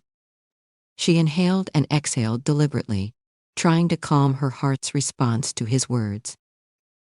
"Unless the insult comes from you, of course," Zara said. "Your hypocrisy is impressive, Your Majesty." She recognized the harshness of her words as soon as they were uttered. Though Delton had never loved her and never pretended to, he'd never been discourteous to her in public. The light passed over his golden wedding band. He hadn't been unfaithful either. "Perhaps you're right. Would you prefer it if I dropped dead instead?" He rasped as she remained lost in thought. "You'd be free to marry someone less cruel." It was meant as a jest, but the thought made Zara's heart go still. She had gotten used to seeing him around, to reading the subtle expressions on his face, to silently craving his touch, to secretly denying how much she lusted after him. Sometimes, he said things that made her want to forget the past. His open hostility and viciousness were beginning to grow on her. But it was too deeply entrenched in her. She couldn't forgive him. Not that he's asked for it. In a perverse, unintentional way, he had given her reason to live. She lived for revenge. If he was going to die, he'd die at her hands, not like this, bleeding out on her lap, while she failed to save him. So, you admit to being cruel? Maybe. His rasps grew lighter, and she was suddenly worried he was slipping away from her. Lie down. She pushed him back. Let me take a look at your wound. When she studied the angle of the knife, she realized that she'd need to get his clothes off to see where it had hit. I'm going to take your shirt off. She grabbed the lapels of his embroidered black coat, struggling to ease it off his shoulders. The chain on his neck jangled, turning until the pendant slipped back between his shoulder blades. Even in this state, he possessed remarkable willpower, for he sat up, enabling her to slide the coat off of him. The shirt he wore was translucent, clinging to his sweat-lined skin. Zara swallowed as he reached for his shirt buttons, undoing them. His breaths came in uneven gasps, making him pause. Stop being obstinate and let me do it, she said, her hand closing over his. His lips parted when their fingers touched, but he quickly pulled it away. When he lay down this time, his head didn't fall on her pillow, but on her lap. Hurriedly, she unbuttoned his shirt, trying to focus on the task at hand. As his soaked shirt peeled away, his skin came into view. The side was bloodied, but she didn't miss the chiseled, hard muscles that made up his chest. A trail of dark hair ran along his tight skin, traveling down his narrow hips to somewhere Zara didn't want to think of. Reorienting her eyes to the knife stuck to his oblique, she brought forth her magic. Without warning, she grabbed the handle and yanked the knife out in an instant. Delton screamed, and she secretly enjoyed it. When I married you, your father said you had a gentle touch, Delton croaked, gripping his bloodied obliques. There's nothing gentle about your touches. Suppressing a smile, she said, Do you want to live or be coddled? Live, he croaked out, his fingers wrapping around her arm. His eyes were red, the demon part of him having surfaced in the battle for life. He looked desperate. Zara felt for his wound, her fingers covered in his blood. When she pressed on the wound, he yelped. I'm going to use magic to heal you, she said. It might hurt a little. You know your magic and mine don't mix. You've also lost a lot of blood. Try to distract yourself. She summoned her magic, suddenly becoming more sensitive to energies. Closing her eyes, she focused on the environment, drawing energies from the nature around her. His was the strongest in the room, dark and intense, oozing out like a drop of black ink in a tub of water. A bright light appeared in her hands as she marshaled her powers. When her energy came into contact with his, he flinched. They both had strong energy and he resisted hers. During their wedding ceremony, he had trouble swallowing her blood. It was what happened when one tried to marry opposite energies, just like them. Delton breathed through the first hit of her magic. Agara's powers disappeared, unable to penetrate his wound, and she heaved a frustrated sigh. Try to relax. The cut is deep. I'm going to use magic to close the wound. His head moved on her lap, those red eyes losing their color as he faced her. One hand on his hip, the other holding his chest in place, she felt like a real wife. Swallowing, Zara tried again, closing her eyes to focus on healing him. Her energy moved deeper this time, making contact with his. Once it did, his body drank in her power. She needed to keep talking to distract him. What would you do if you were really dying? Her magic was sinking under his skin. I'd conquer Elysium. His deep voice echoed. It was just like Delton to think about conquering Elysium while on his deathbed. What had she expected? Don't you have any personal goals, like falling in love? Surely even you must have wondered what it'd feel like to be loved. No, he winced when she applied more force. The skin was beginning to close. Magic was rarely used for wounds like these. Even magical healers couldn't heal wounds completely, and often used their powers to lessen the pain. However, her powers had always been extraordinary in that regard. "Is that what you'd wish for if you were dying?" "Maybe," she said. "Well, there's something else I'd do. Since I'm hypothetically dying, I might as well tell you this." A long pause filled the air as he screamed once more, her magic digging deeper into his skin. Sweat lined his forehead, two veins popping on his strong arms that gripped the edge of the bed. "I regretted exiling you, only for a moment. Unfortunately, it was too late to change my mind by the time I realized what I'd done." "Is that why you ended my exile early?" Zara inhaled sharply. "Yes." The wound was sealing rapidly. She laughed. "And what brought on this sudden pang of conscience?" Her magic fluctuated. She pulled herself together. "Just a little more." "The fact that I might be dying," he winced when she poured more magic into his wound. "If I were really dying, I'd apologize for what I did." She didn't reply, focusing on using her magic to heal. The words disappeared between her magic and his battle for life. "Apologies don't come easy to me, especially where your family is concerned." They were almost done now. The light precipitated, indicating that deeper layers had been healed. She pulled her hand back as she used light to stitch the top layer. Delton's breathing returned to a more normal pace when she was done. "I'm done." Her light vanished. Delton reached for the injured side of his body and audibly gasped when his fingers met his healed flesh. He sat up, eyes widening. I feel good as new." His gaze traveled down her eyes to her bloodied hands. He touched the healed skin, which looked like it had never been pierced. "Except for the blood covering it, of course. Now I know why Darius is in awe of your abilities." Zara slid off the bed. She looked into his eyes a little too long before saying in a breathless voice, "You're welcome. I'll send someone to clean up this mess." "No," Delton called out, leaning on the pillow. "I don't want anyone in here, not until I sort this out." His eyelids drooped, perhaps a result of all those sleepless nights coupled with his injury. Zara considered brushing him off, but realized that his guard had stabbed him. It wasn't a good idea to leave him unattended with his staff. She hadn't expected there to be dissenters within the royal residence. She'd have to look into potential spies and enemies tomorrow. Losing the mental battle, she grabbed a basin of water from one maid and instructed them to leave. Wetting a white towel, she brought it to his chest, mopping blood. His hand caught hers. "I'm sorry for making you do this." "You must really be delirious, Delton. I can't imagine you being sorry otherwise." A sly smile curved the right side of his lip.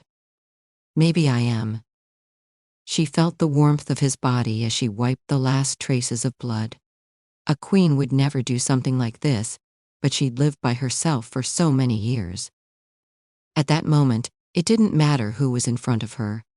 She had the power to save his life, and that was the only thing that mattered. "It isn't over, I'm afraid. You have a fever. It'll go away in the morning." She cleaned his skin thoroughly, feeling the warmth radiating from his skin as she finished. "A night of good sleep should help you recover." His eyes were closed, his body sinking into the mattress. "I'd recommend taking care of the bed sheets, but it's too late for that." As he comfortably rested on the bed, she covered him with a clean bedsheet. He must have drifted off already, for she heard his quiet breaths. When Zara stood up to leave, however, his hand remained on hers. She raised an eyebrow as Delton opened his eyes. "Thank you." His voice was groggy. His eyelids drooped. Before he could finish that sentence, he was asleep. His fingers remained clasped around her wrist, even when he began to snore. She left the cloth on the bedside table and sat next to him. He looked so peaceful in his sleep, the constant worry lines etched on his face disappearing in an instant. Her fingers reached for his soft strands of hair, stroking gently. Running her thumb over the bolt of white she'd longed to touch, she took in its springy, soft texture. Delton looked almost human when he was asleep, as vulnerable as the rest of them. A ray of light shining through the window fell on his silver chain, the one carrying the prison key. She'd succeeded in forging it and freeing Osric.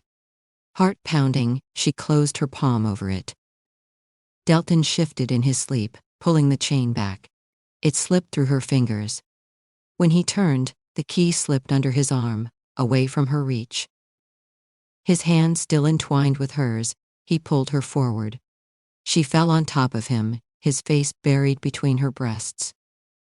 Zara tried to pull back, but their hands were still linked. The best she could manage was to lie down next to him, his arm under her body. Pressed up against him, she felt his pulse. She had been in a lot of dangerous situations, but she'd never slept with a man pressed to her. The fact that Delton was the man in question only made things worse. She studied his sleeping face, the light sliding over his angular features. She brought her thumb to his jaw, feeling the prick of dark stubble as she brushed his lower lip. The steady rhythm of her breath emerged after a few minutes. Assured he was asleep, she observed him without judgment. She wanted to kiss him. It was all she'd thought of last night. Even though he was her enemy, she felt drawn to those lips. Delton was asleep. She could kiss him now. Nobody would know. Zara moved her face closer until her lips hovered a few inches from his. She felt his breath on hers. Seconds before she was about to kiss him, though, he groaned. His voice startled her, making her pull back. He moved. That brought her back to reality. What was she thinking? Zara needed to leave. Gently peeling his fingers off her wrist, she tried to get up. But before she could succeed, his eyes opened. Two dark pools bored into her, foggy and distant. He was dreaming. His fingers moved where they gripped her arm. Brushing a thumb lightly over the pulse point, he closed his eyes again. An arm wrapped around her waist, pulling her into an embrace. Karina. His breath trailed over her skin. Her body stiffened upon hearing that name as his fingers gripped her back tighter. With desperation. Is that you? Chapter 13. Delton. He dreamed of Karina. A memory from his past pulled Delton in, making him wander into the land of deep sleep. Lying on the grass at Inferno's palace, Karina lying in his lap, he looked so young in his dream. Golden hair cascaded like a waterfall covering his thighs as she read to him. He enjoyed getting lost in the rhythm of her voice. Caressing her silky hair, he pressed a kiss to her forehead. "Stop distracting me," she said, giving him a light shove. He smiled, but he noticed she didn't. She never did. "All right, finish reading your book. Then I'm going to kiss you." "Why wait?" she asked, placing the book upside down on her belly. Her eyes met his, and his pulse quickened. Whenever he looked at her, he felt that spark in his heart, the deep knowing that she was someone special. Her arms curved around his neck, pulling him down for a kiss. He kissed her gently, taking care not to be too forceful. She responded in kind. Lifting her shoulders, she deepened their kiss. They kissed until they heard a distant sound. She broke away first. They could never have enough privacy in the palace. With bright eyes, she pretended to read her book. He threaded his hand in hers, and she accepted after a moment's hesitation. Spontaneous gestures startled Karina. It was one thing he remembered about her. However, he'd never pushed her, content with whatever she could give him. There was no need to rush. Just being with her made him happy. Facing the dark skies, he said, "I wish we could stay like this forever." After a long pause, she replied, "Forever is a long time." Then she began disintegrating in his lap, her solid form turning into a black cloud of gas. Anxiety filled him as he tried to hold on to her. He touched her, but his hand went through, emerging on the other side of the dark fog. "No, don't go, Karina," hoarse pleas echoed. But his prayers went unheard. She disappeared piece by piece, inch by inch, through the dark fog, claiming his memories of love. "Stop, Karina, please." Something solid wrapped around his arms, and he felt the weight of it grounding him. "Delton, Delton, stop moving!" Zara's voice. He could recognize it anywhere. She was here. That familiar voice gave him a measure of calm. He slumped a little, feeling a soft, solid weight on his back. His dream was gone, and in its place there was an awareness of something else. Zara. When he opened his eyes, it was bright. Unusually so. The curtains were open. Scenting an iron tang in the air coupled with the scent of roses, he groaned at the bright invasion. A blurry vaulted ceiling filled his gaze. His hands were thrashing about in the air. Another pair of hands clamped over them to quell his movements. "Are you awake?" Zara's face floated into his vision, and his eyes snapped open. For a moment he was disoriented. All he remembered was Karina on his lap and the memory of their kiss. However, as he gazed into Zara's eyes, he remembered who he was. And where he was. Karina had betrayed him, and she was dead. He was married to her half-sister now, who stood over him, wearing a purple gown. She had changed out of her bloodied clothes from last night and, judging from the scent of roses, bathed. "Who is Karina?" she asked, letting go of his hand. He sat up on the bed and noticed that the discomfort and sense of heaviness from last night had vanished. Everything about the attack, the stabbing, bleeding, and her carrying him upstairs, came into focus. He felt the soft pressure of her hand against his shoulder, helping him sit up. Her magic had worked. That was why he was alive. "No one. I had a nightmare." He raked a hand through his blood-matted hair, trying to compose his frazzled mind. "A nightmare? I thought the King of Inferno was immune to them." Her brown hair was tied back as usual, and he wondered how it would look undone, laid over his lap as Karina's had been in his dream. "Unfortunately not." "That name sounds very familiar. I wonder where I've heard it. It's a common name in Escaton." He tried to swallow his discomfort. Zara had told him that she knew of her half-sister's existence. Did she know her name too? "Exactly. You don't know a lot of people from Escaton." Her eyes narrowed. "You called out to her in your sleep." "As I said, it was a nightmare." "What are you doing here?" She moved away from him, her skirts brushing his exposed arm lightly. He noticed he wasn't wearing a shirt. She'd taken it off last night to save him. Zara's cheeks turned a bright shade of red when she realized she had been staring at his naked chest. "I came to check on you. Looks like your fever is gone. General Darius is waiting outside. He came to report to you. I'll send him in." Eager to disappear, she turned. He caught her hand. "Wait, I need to thank you for last night, for saving my life." His eyes met hers, and he felt the shudder that went down her body. "Thank you for healing me." She blinked at him. It was nothing. There was a sharp knock at the door. That must be General Darius. She took a step away. "I should go. You're free to resume activities. Let me know if you feel any pain." Zara left quickly, opening the door with a slow slide. He wanted to look at her longer, to hear her voice, to imagine what it would have been like if he had fallen in love with her instead of her sister. For all her faults, Zara didn't have a malicious bone in her body. She was forthright. Only a saint would heal someone they hated.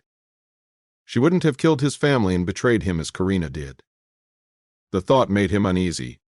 Had he never given her a chance because she was related to Karina? "Good morning, Your Majesty." Darius' voice pierced his train of thought. His eyes remained glued to the closed door, Zara's scent lingering in the air. Darius' eyes followed his gaze. "Should I summon the Queen?" No. He focused on his army general, a gray-winged angel with sharp features and smiling green eyes. "Zara said you had something to report to me." "Yes." He cleared his throat.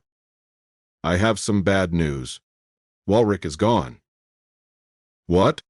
All the tenderness suddenly turned to rage. "How? I thought you were monitoring him." "He didn't return last night. We followed him to the library and then to a warehouse. He must have gotten away from there. The spies found an underground tunnel. We followed it, but it was too late." Delton gripped the bed spot angrily. "You cannot be serious. I told you we mustn't let him get away this time." "I'm sorry. Amara is looking for him. Felix is on his way to Skara." He pushed the bed covers away. "I can't afford to rest with Walrick running around. Let's go to the office, General." "But, Your Majesty, I heard a rebel tried to attack the Queen last night." His eyes moved to the healed patch of skin on his stomach. "Are you all right? I heard you were stabbed." "I am fine. You know how incredible Zara's healing powers are. I feel as good as new." Darius smiled. "It is worrying that the rebels bear hostility toward her. Shouldn't we increase security to make sure something like this never happens again? I want every member of this household checked. If there's another rebel hiding here, find him, and get rid of my personal guards. I can't trust them." "Very well. But you will need new guards." "As you know, I am perfectly capable of protecting myself. It is the Queen who needs a bodyguard. But I don't know if I can trust anyone with her after what happened." He reached for a shirt in his wardrobe, but he didn't put it on. The image in the mirror revealed traces of blood on his hair and pants. He needed a bath. "Michael would be up to the task," Darius said. "He is more than qualified for the job. At the very least, he won't stab her." "You're right," Delton acquiesced. "Why didn't I think of that? Excellent idea, General. Is Michael amenable to it?" "I will talk to him about it." "How soon can he begin? I'm reluctant to leave her unprotected after what happened last night." "Tomorrow. I'll talk him into it." He smiled. That was one problem down. One more to go. Felix arrived at dusk, just as the sun was setting, scattering orange beams across the office floor. He had visited Felix's house that morning, and, as General Darius said, he was gone. The army and spies were combing Skara for him. Meanwhile, Delton had returned to the office and speak to Felix. Ever since Amara had given him the reports on Epher, Delton had permanently taken up residence in her office. That day, too, he was leafing through more reports on Epher. Details of his known transactions as well as his captured allies filled the pages. Felix strode in without knocking, not realizing Delton was the one in Amara's office. "Your Majesty." He bowed upon catching sight of him. His clothes were dusty and crumpled from the long journey. From the way his gray hair stuck out of his small ponytail, it looked like he had come directly to the office instead of going to the guest house. Placing the pages on the table, Delton stood up. "Felix, you're here finally. Care to explain how Osric got away?" "I'm sorry," he said. "I have been running around town trying to figure out how the prison was infiltrated." "And what did you find?" "It was one of Epher's men. He was dressed as a prison keeper, pretending to deliver food." "How did he get in?" "He had a key. It looks like Epher forged a key to your personal prison." "Epher again. How is it that my entire army has failed to catch one man? How powerful can be he?" Delton's blood boiled. Delton couldn't shake off the feeling that he must have seen the crime lord somewhere, known him somehow. His actions carried a deep meaning. He wanted to best Delton at every turn. "How did he get his hands on a key? Only you and I have it." "That is what baffles me. My key wasn't stolen. You carry yours. Did you perhaps remove the necklace? Or could one of your servants have had access to it? Impossible. You know how careful I am with it. I know, Felix sighed. The original maker of the lock is dead, and his apprentices are gone too.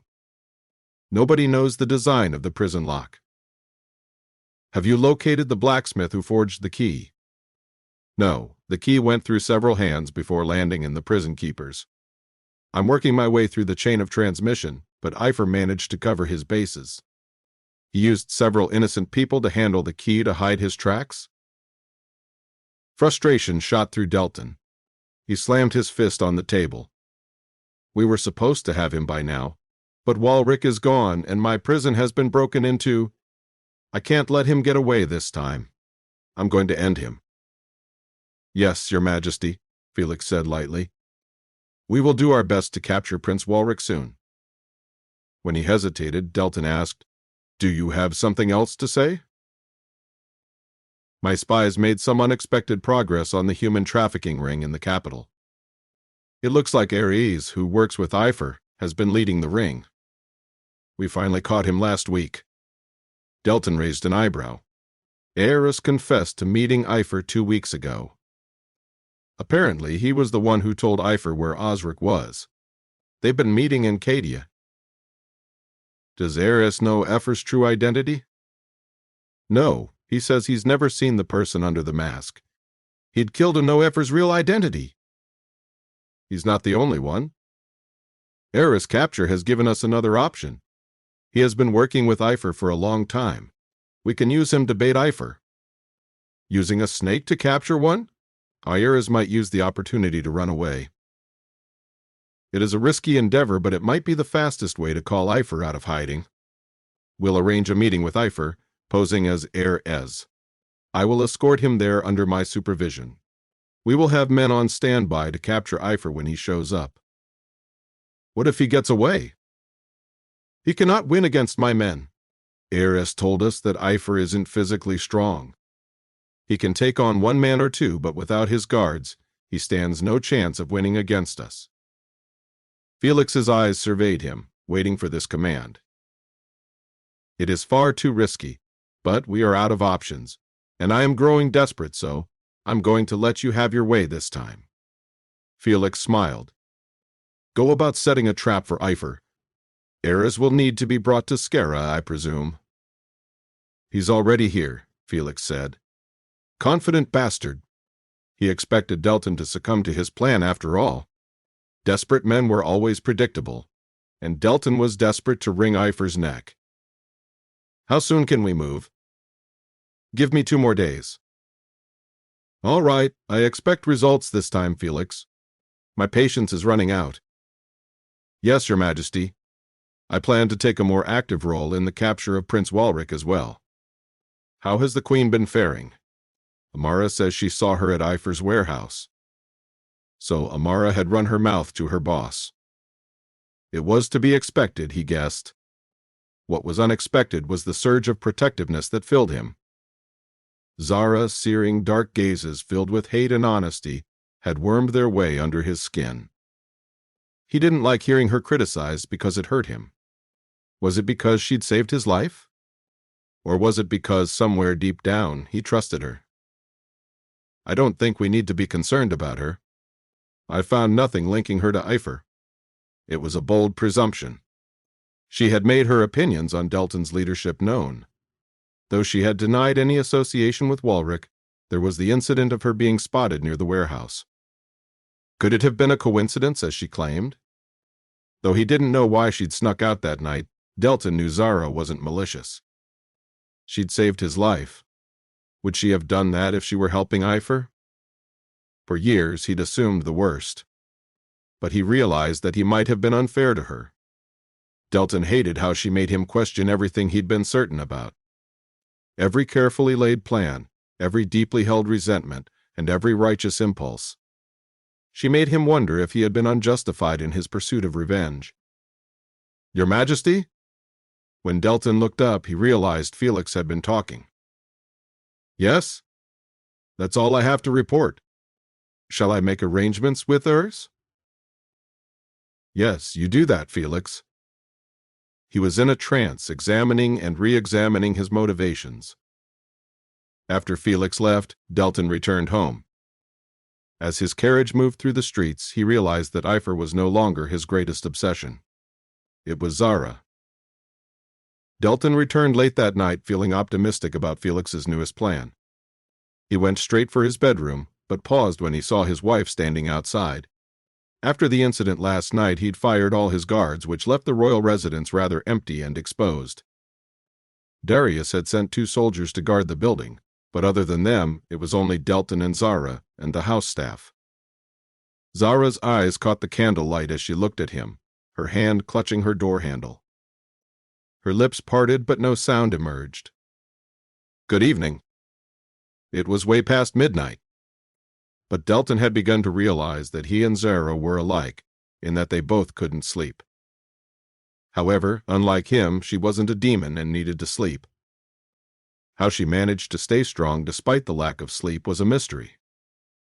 "Hello, how are you feeling?" His body instantly relaxed at the sound of her voice. "Well, thanks to you. I can't believe I was stabbed last night." She nodded, pushing the knob down. He didn't want her to leave, to be trapped alone with his chaotic thoughts in the darkness. "I found you a new bodyguard. He begins tomorrow." She frowned. "After last night, I thought you'd be turned off by the notion of bodyguards." "I am, but I cannot risk another attempt on your life." "You will have a new bodyguard. He will follow you day and night." "There is no need. Michael has magnanimously volunteered for the role." "Michael? Really?" Her eyes lit up. A deep, tiny part of his heart felt elated at making her happy. She thought he'd been cruel and he wanted to make it up to her. Not that he needed to, but she had saved his life, so he owed her that at least. Delton knew she'd warm up to the idea of Michael. "I assume you have no objections?" "None." "It was General Darius' idea," he went on. "He'll keep you safe while I'm away." Zara nodded and silence descended. Delton shifted from his right to his left foot. His hand turned the door handle, but he didn't want to leave her yet. Not to mention, she was staring at him like she wanted to say something. "What is it?" "I want to finish the conversation we started this morning." The confrontational gleam was back in her eyes. "Tell me who Karina is. I've been thinking about it all day. I'm sure I've heard that name somewhere, but I can't recall where. It's been troubling me." His heart stopped. "It is a common name, as I said." He could feel himself withdrawing. Any mention of her name resulted in the revival of the trauma he suppressed, coupled with a deep sense of grief. He didn't want anyone to find out how stupid he'd been. In Escaton, not Inferno, as I said. She was a dog with a bone. "I don't want to talk about this." It was a warning. "Why not? Who is she to you?" When he raised an eyebrow, she went on, "You've been calling her name in your sleep, holding me thinking I'm her. As your wife, I deserve to know the truth. Are you having an affair?" No. The insult stung. "Then what? Why do you keep calling for her?" His fists tightened. "I'm your wife. You owe me an answer." She was taking a wrecking ball to his reserves, to the shrine he'd built for his first love. "Don't ask for truths you are not prepared to hear?" "So something is going on." She appeared hurt. "You said you were faithful to me." "I am." "Then who is she?" Should he tell her? It felt like opening a raw wound. Karina's betrayal had never quite healed. Dark eyes, the color of wet wood, bored into him, and he wondered if this was something she could heal. Probably not. His head fell forward, dislodging strands of raven hair that dangled over his eyes. He had to give her something. She wouldn't be dissuaded so easily. It must have been the exhaustion, or the weakness from yesterday's stabbing. Because Delton didn't know why else he'd say what he said. "You once asked me if I'd been in love." His voice sounded raw. "I have. It was painful, not something I care to repeat with you. She studied him silently, offering no judgment or comment. He sensed that she had stopped breathing, her rich lips parting an inch. Was she the one you loved? His fingers gripped the door handle. He should deflect her questions and turn her away with warnings. But Zara had managed to worm her way under his skin. He wanted to tell her everything. Delton hadn't told anyone about Karina. Her memory had festered in his mind until it had become an unbearable burden. He wanted her to share his burdens. Yes, I see. It was a long exhale. And where is she now? Gone. Dead. You don't need to worry about her. I've never been unfaithful to you and never will. That is subjective. If you still love her, you're already being unfaithful to me. I don't love her. On the contrary, I hate her. Because she broke your heart? Among other reasons. Zara sighed. Those reasons being? He held up a hand. I think we've conversed enough. It's time for you to retire. You're avoiding my question. As I said, it is not something I like to talk about. I believe I've answered your question. Before he could change his mind, he turned the door handle and stepped inside his bedroom. Good night. The door shut. He leaned on the wooden surface, listening for her movements. A few seconds later, her footsteps moved. She went to her room and shut the door. Exhaling a sigh, Delton reached for his bed. The bloody sheets had been replaced, and the floor had been polished. The servants must have cleaned the room while he was gone. He sunk into the fresh-smelling mattress and stared at the ceiling. Emotions churned in his gut as he shut his eyes, bringing up the image of Karina. He remembered her face, her voice, her scent. Time hadn't been able to erase it. But as he lay in bed, it wasn't her he craved. It was his wife. His ears were attuned to her movements next door. Karina had been beautiful like a goddess, ethereal but cold, so out of reach. But Zara was a siren. Her gaze made his resolve melt. Her voice was a siren's call, and her body was born to seduce. She was genuine and warm-blooded, and she stirred his soul. With her, he knew exactly where he stood. Groaning, he pressed his head to the pillow. He couldn't be falling for his wife, could he? Chapter 14. Zara. She couldn't stop thinking about what Delton had said last night. Sitting next to Osric in a pleasure house on the outskirts of the city, she found herself lost in his hypnotic words. You once asked me if I'd been in love. I have. It was painful. Not something I care to repeat with you. So Karina had broken his heart. The question was, who was she? The name sounded so familiar, yet she couldn't place it. Princess Zara? Osric's voice broke her reverie. They sat together in a decrepit pub, 2 miles from the city that Michael had found. Now he stood next to her, glaring down at Osric. Osric eyed the angel with suspicion. Can we really trust him? She placed her hand on Michael's arm. Yes.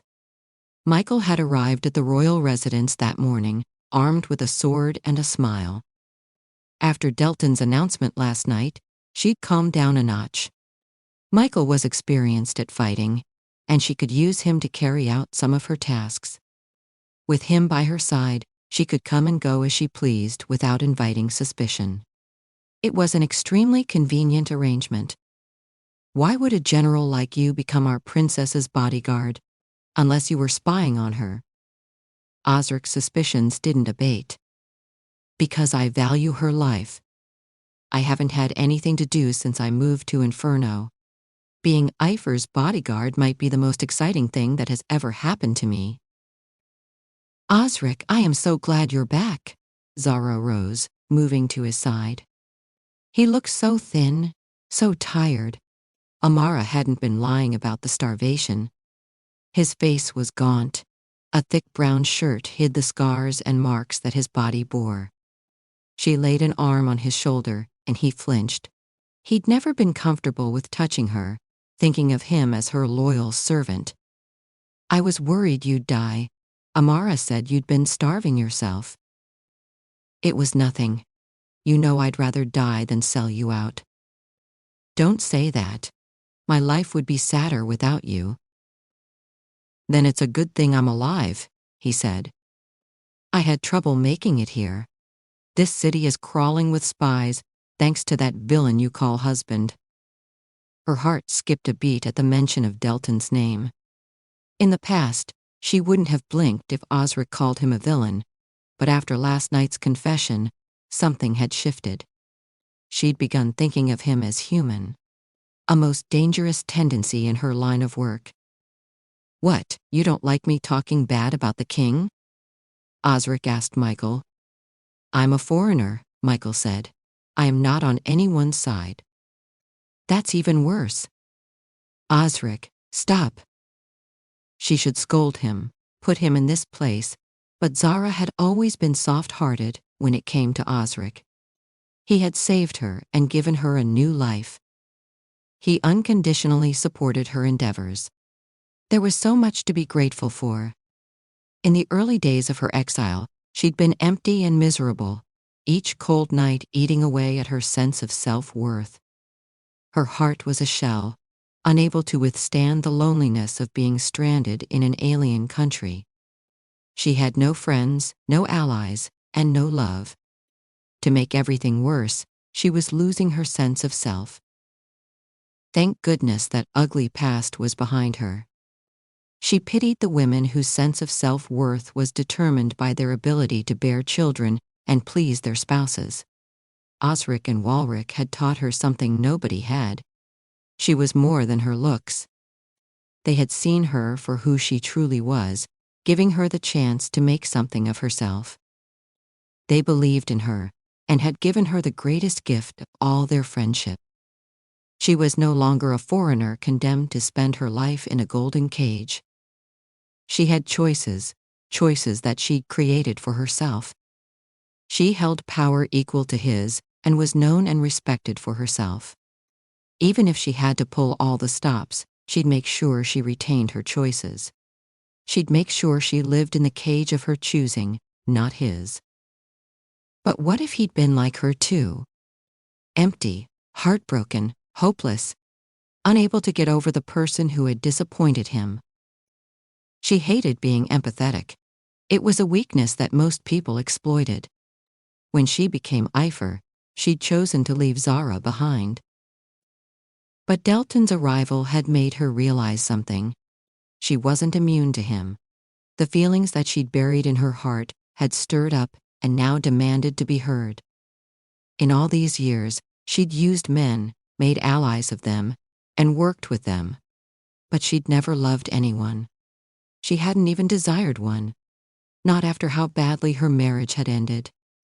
Even in this misery, she couldn't help but wonder what it would be like to be desired by Delton, those midnight blue eyes smoldering with passion for her.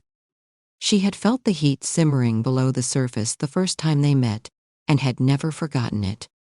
Though those cold nights had shattered the illusion, they have never been able to kill it completely. Wanting impossible things was her weakness, just like power was his. "There's something I want to ask you," she turned to Osric. "Do you know who Karina is?" His eyes widened at the mention of Karina's name. "How do you know her?" She raised her eyebrows. "Why should I not know her?" He face-palmed. "Was it one of the maids who told you? You were never supposed to learn of her existence. The king wanted to keep it a secret, to protect you and your mother. But maids gossip." All of a sudden, things started clicking into place. "She is my father's illegitimate daughter." That's why her name sounded so familiar. King Elion was a man. He had his faults, but he loved you, Princess Zara. Her heart began to thud faster. Delton's Karina was her half-sister, the girl she'd seen at the palace. the woman Delton had loved and lost, was King Elian's daughter. The irony wasn't lost on her. What became of her, Osric? You aren't supposed to know of her existence. Can we move past the recriminations? I've seen her. She used to meet my father before I got married. Where is she now? Osric shifted uncomfortably. She's dead. Zara had expected that. How did she die? I don't know, but she wasn't as innocent as you seem to think. What does that mean? King Elian trained her to be an assassin. At least that's what I heard from the guards at the palace. She was a weapon. She took in the information, trying to connect the dots. Delton was in love with an assassin? While it seemed probable, she wondered how they'd met. The only link she could think of was... Zara went still. It couldn't be, could it? What are you thinking about? Michael asked, realizing that she had gone quiet. Did she ever go to Inferno? Zara questioned Osric. Yes, Osric said, eyeing her suspiciously. As a matter of fact, she never returned from there. She died there. Zara inhaled. If her theory was correct, then, God, she'd never thought Delton had such a complicated history. In a twisted sort of way, it made sense. His hatred of her father, his disillusionment with love, and his unbending will. No wonder he was so intense in his hatred of her. Did she remind him of Karina? Oh my God! She forgot to breathe for a moment as thoughts converged, forming a picture she'd failed to see before. How could I not have known? What is the matter with you? Osric asked. Is Delton mistreating you? I knew I shouldn't have left you to live with him. We need to get you away. It's not that, she said. When she finished processing the information, her shoulders slumped. Her first reaction was pity. Delton didn't deserve her sympathies, but this was too shocking. Then she remembered what he had accused her father of, murdering his parents. The narrative became clearer, and she couldn't hold it in any longer. She had to confront him. If this was the reason, they had never stood a chance. She had to know the truth. Zara stood. Stay hidden, Osric. I'll come for you once I find my cousin. Where are you going?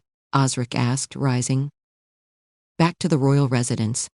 I need to get back before Delton returns. I'm glad you're safe. Please don't get caught again. It was difficult to get you out. How did you do it? He asked. Only the king owns a key to his private prison. I have my ways. Even as she said it, her mind heated with images of her kissing Delton. She felt the warmth of his skin under her palm, the conflagration that was their kiss. Just like the rest of him, it was intense and entirely unforgettable.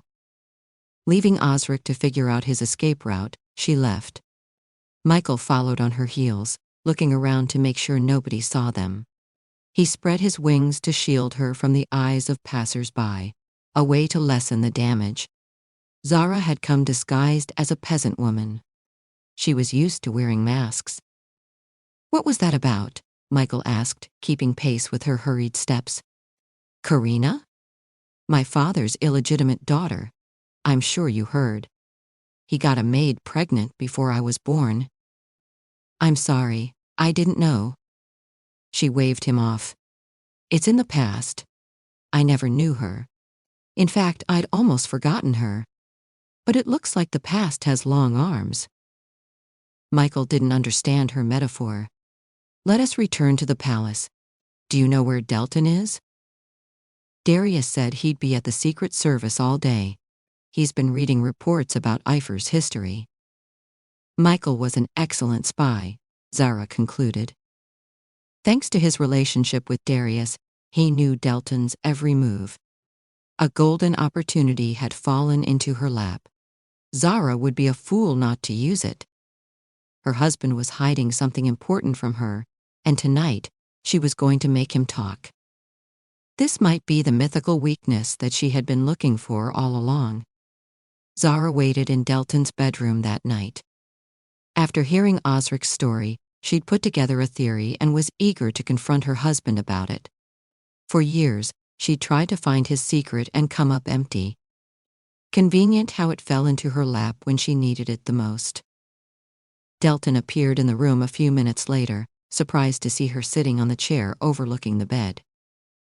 "Your room is next door," he reminded her gently. His clothes were crumpled from travel. Thanks to Walrick's disappearance, he spent most of his time out of the residence, allowing her the freedom to travel unnoticed. "Did you come to check on my health?" "I wanted to speak to you." Wearing a white gown made of linen, decorated with pearls and gauzy tissue, she had yet to change for the night. With its pearl-encrusted hem, it left her shoulders exposed.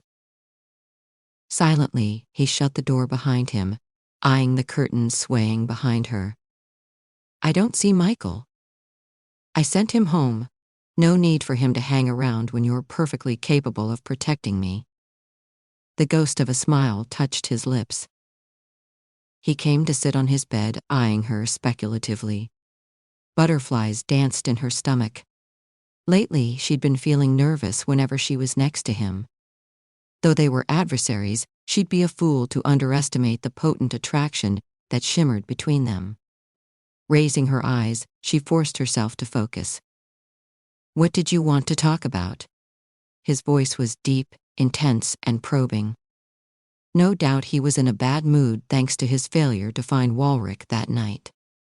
"Karina." One mention of her name and his composure completely disintegrated. Wariness filled his eyes, his shoulders squaring defensively. Oh yes, this was what she was after. "I thought I told you she was off limits," he growled. "And I told you that I deserve to know the truth. If you won't give it to me, I'll dig it out myself." Their eyes locked across the distance, and she felt him give in with a slump of his shoulders. That would be unwise. "What are you so afraid of? She's dead." When he didn't answer, she went on. "I remembered where I'd heard her name. The answer had been staring me in the face all along." Crossing her arms over her chest, she edged forward on the seat. "Tell me, Delton, how do you know my half-sister?" Oxygen leaked out of his lungs. "Or should I say, my father's other daughter?" His fist gripped the bedsheet, and his face went white. "Zara." His voice was threaded with a note of warning. "No wonder you seemed so empathetic when I told you about her at the portrait gallery. I heard something very interesting today. Karina was an assassin. For her last mission, she was sent to Inferno." Zara stood up now, applying all the intimidation techniques she'd learned as Epher. She crowded his space with her body, her scent, her gaze. From where she never returned, she died there. His hand shot out and gripped her arm. "Who has been telling you these things?" "Does it matter?" I was shocked to hear of her unusual demise. "Her body was never found." His eyes flashed red, the demon side of him pushing its way out. "I have a theory, Delton. Care to hear it?" "No. I think she was sent to Inferno to kill your parents. And she succeeded. Isn't that why you accused my father of orchestrating your parents' death?" "Stop." He gripped her wrist tight, fingers digging into her skin. If he applied any more force, her bones would snap. But Zara went on unperturbed. "I think you fell in love with her, not knowing who she was. I don't know how you found out that she killed your parents, but I can imagine you were heartbroken. No wonder you hate my father so much. You think he was responsible for the whole thing, for not just killing your parents, but choosing a woman you'd fall for. Knowing you, you probably think he had it all engineered, a honey trap to eliminate the future king of Inferno." Even as she said it, she felt despair coat her senses. If her father had indeed done something so cruel, Delton's anger was justified. Never before had she realized the extent of her father's manipulation. King Elian had never been kind or understanding, but she didn't think he'd engineer something so sinister, so inhuman. Yes, that is what I think because it is true. I watched her kill my parents. His voice was so hoarse, so pained. I was there when she beheaded my mother and pointed her sword at me. So you married to exact revenge. Did you want me to take her place? No, a violent growl echoed. Nobody can take her place. Zara's heart contracted at his words. He let go of her arm.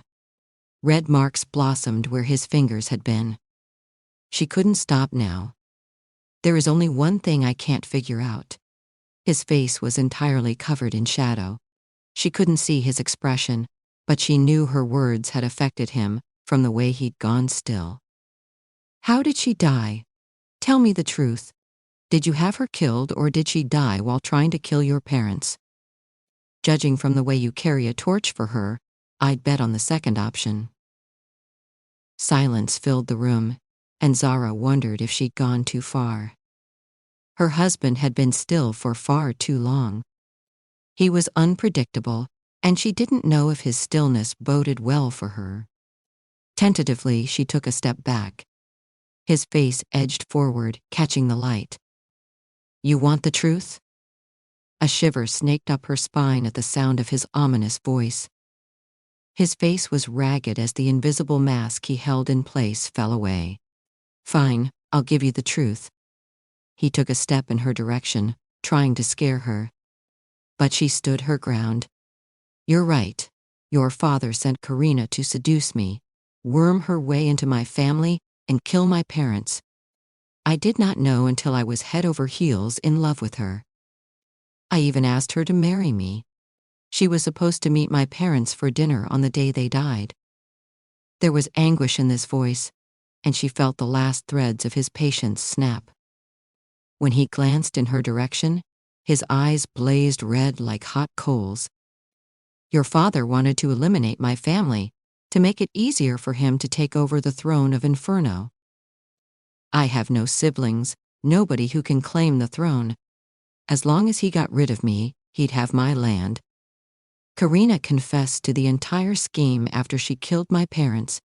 You once asked me how I could be so sure that your father had killed my parents. Now you know. As she pointed her sword at me, determined to kill, she told me that King Elian was behind the plot. I never forgot his name. Zara swallowed. Guilt warred with vengeance. No, she needed to be objective. She needed to hate him and blame him. But damn, his story was convincing. You still haven't answered my question. How did she die? When he glanced in her direction, she stopped breathing. She had never seen a look so pained in her entire life, like he was fighting his demons and losing. They stood mere inches apart, her face barely reaching his shoulder. His answer came in a whisper that tickled the shell of her ear. I killed her. She blinked. I drained the life force out of her with my own hands. He moved past her, resting his palms on the wall for support. Face hanging down, Delton closed his eyes. I used magic to make her body wither because I didn't have the heart to use my sword. Even when she was dying, even after she'd betrayed me, I didn't want to hurt her. When she inhaled sharply, he asked, Is that romantic enough for you? Delton, I killed her even though I loved her, and I live with the guilt every day of my life. Even now, I blame myself for my parents' death. I should never have brought her into the palace. It was my fault for not recognizing Karina for who she was. But you know what the worst part is? She turned in his direction, her face meeting his back. It's that she never loved me. Everything we had, every single kiss, every encounter was a lie. I was nothing but a target to her, when she was the entire world to me. His knees gave out and he sunk to the floor. Zara had never seen him so broken, so honest. His grief flowed into her in waves, and she was helpless to defend against it. God, when I think about how foolish I was, it is pathetic. She took a step towards him until the skirt of his gown brushed the back of his coat. But he didn't look up. Was he crying? Reliving the pain of Karina's betrayal? She'd come here to confront him, to own his greatest weakness. She'd gotten what she wanted, but Zara wondered why the surge of victory she hoped for never came. When I stood there, looking at my parents' dead bodies, I felt powerless. Completely, utterly broken, like I was standing naked in the middle of a raging snowstorm. Have you ever felt that way? Like you were stuck in a dark place, and no matter what you did, you couldn't crawl out of it? Oh, she knew the feeling too well. The country was in chaos after my parents' death. I wanted to mourn her, to mourn them, to mourn the love that never existed, but I didn't have the luxury to indulge in grief.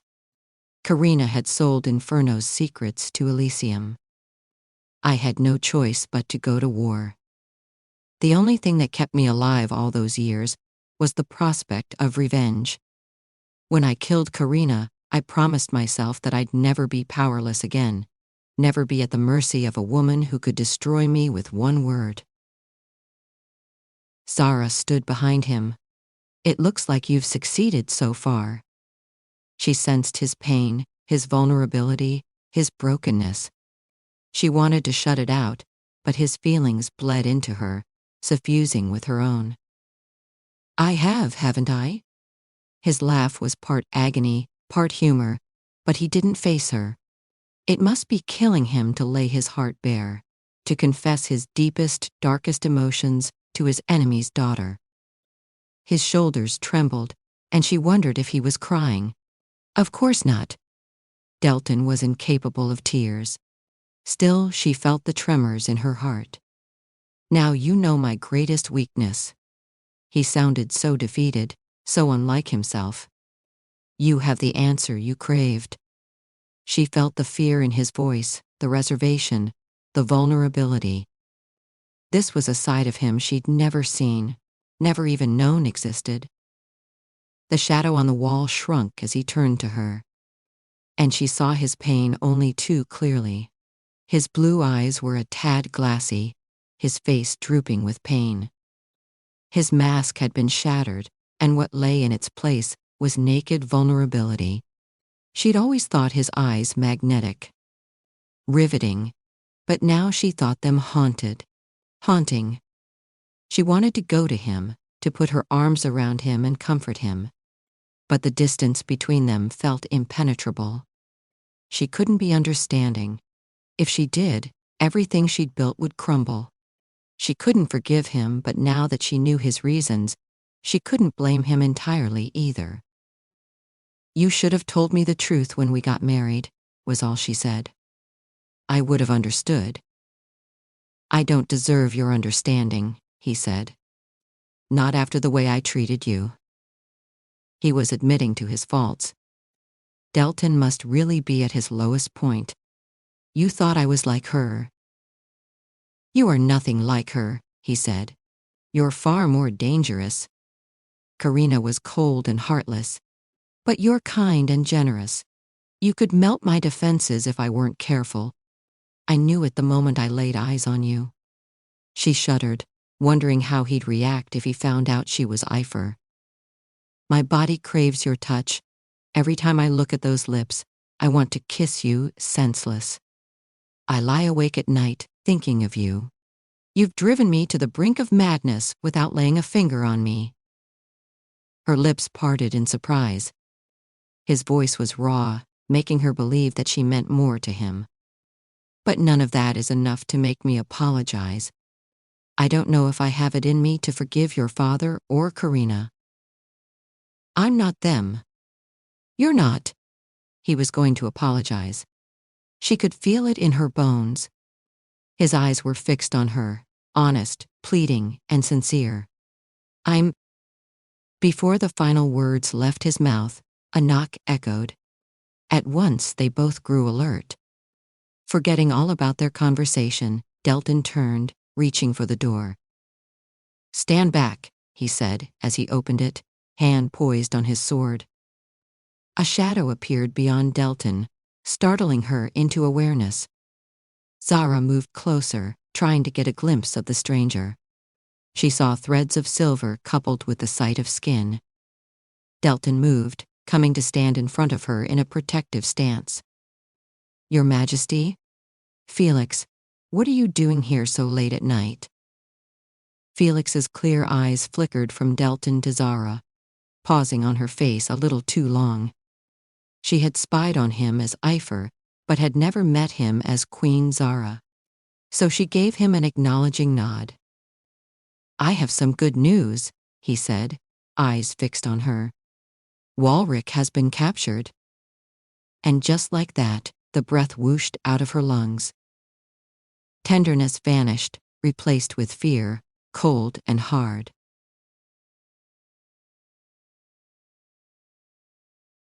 Chapter 15. Delton. Delton's mind was in chaos. He kept replaying what happened on the way to his destination.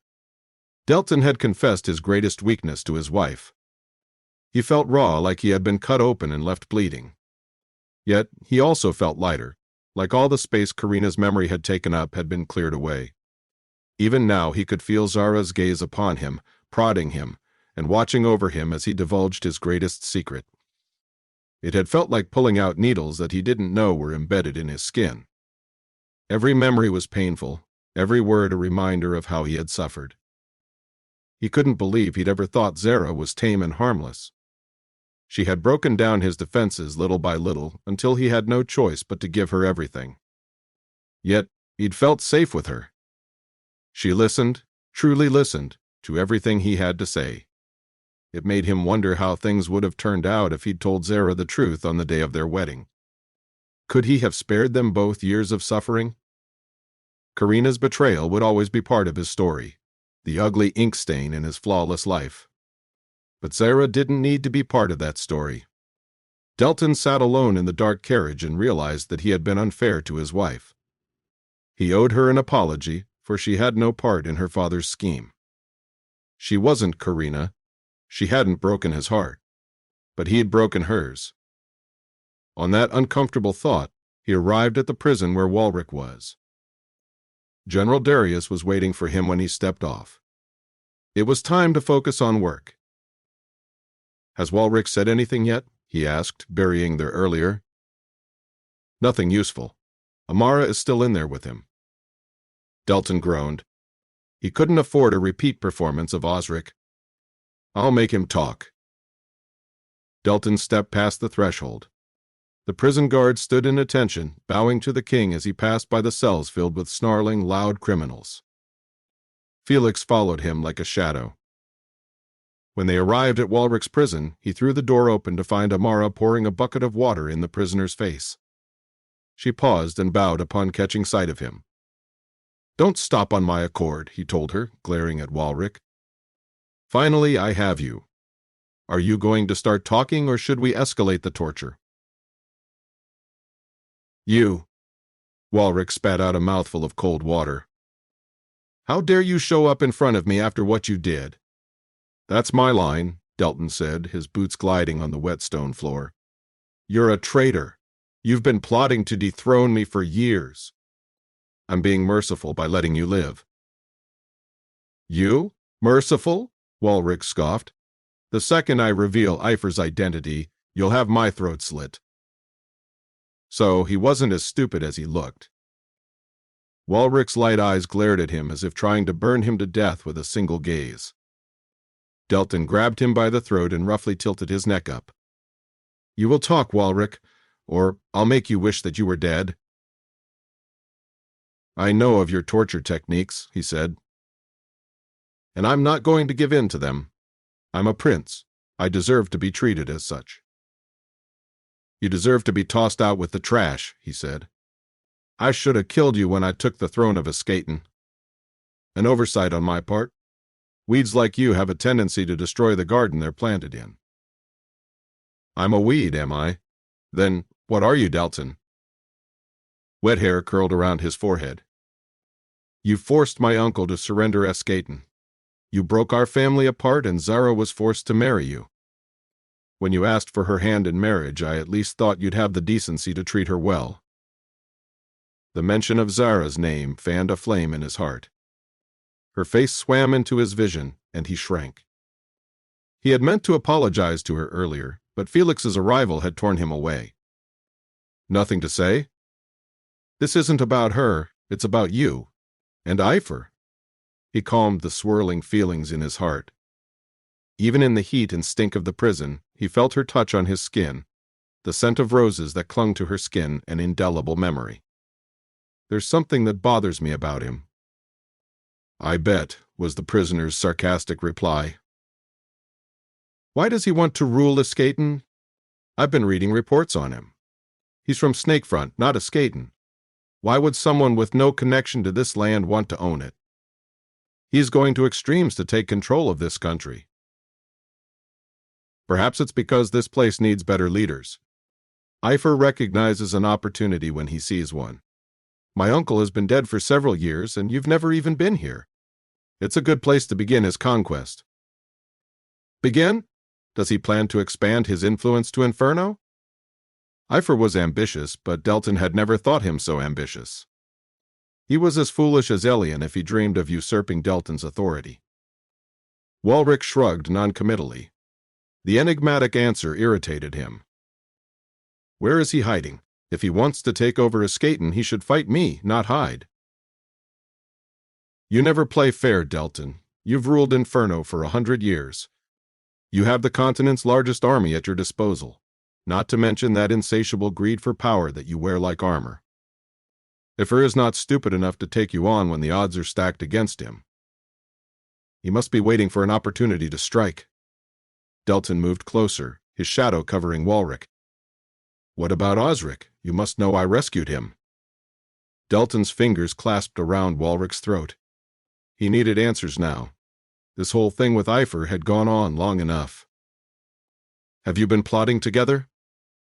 When Walrick said nothing, he tightened his hold. Start speaking, Walrick, or... Magic surged through him, dark pulse bubbling up where his fingers met the traitor's throat. The touch of death. Walrick winced in pain. How did I forget my key? I don't know.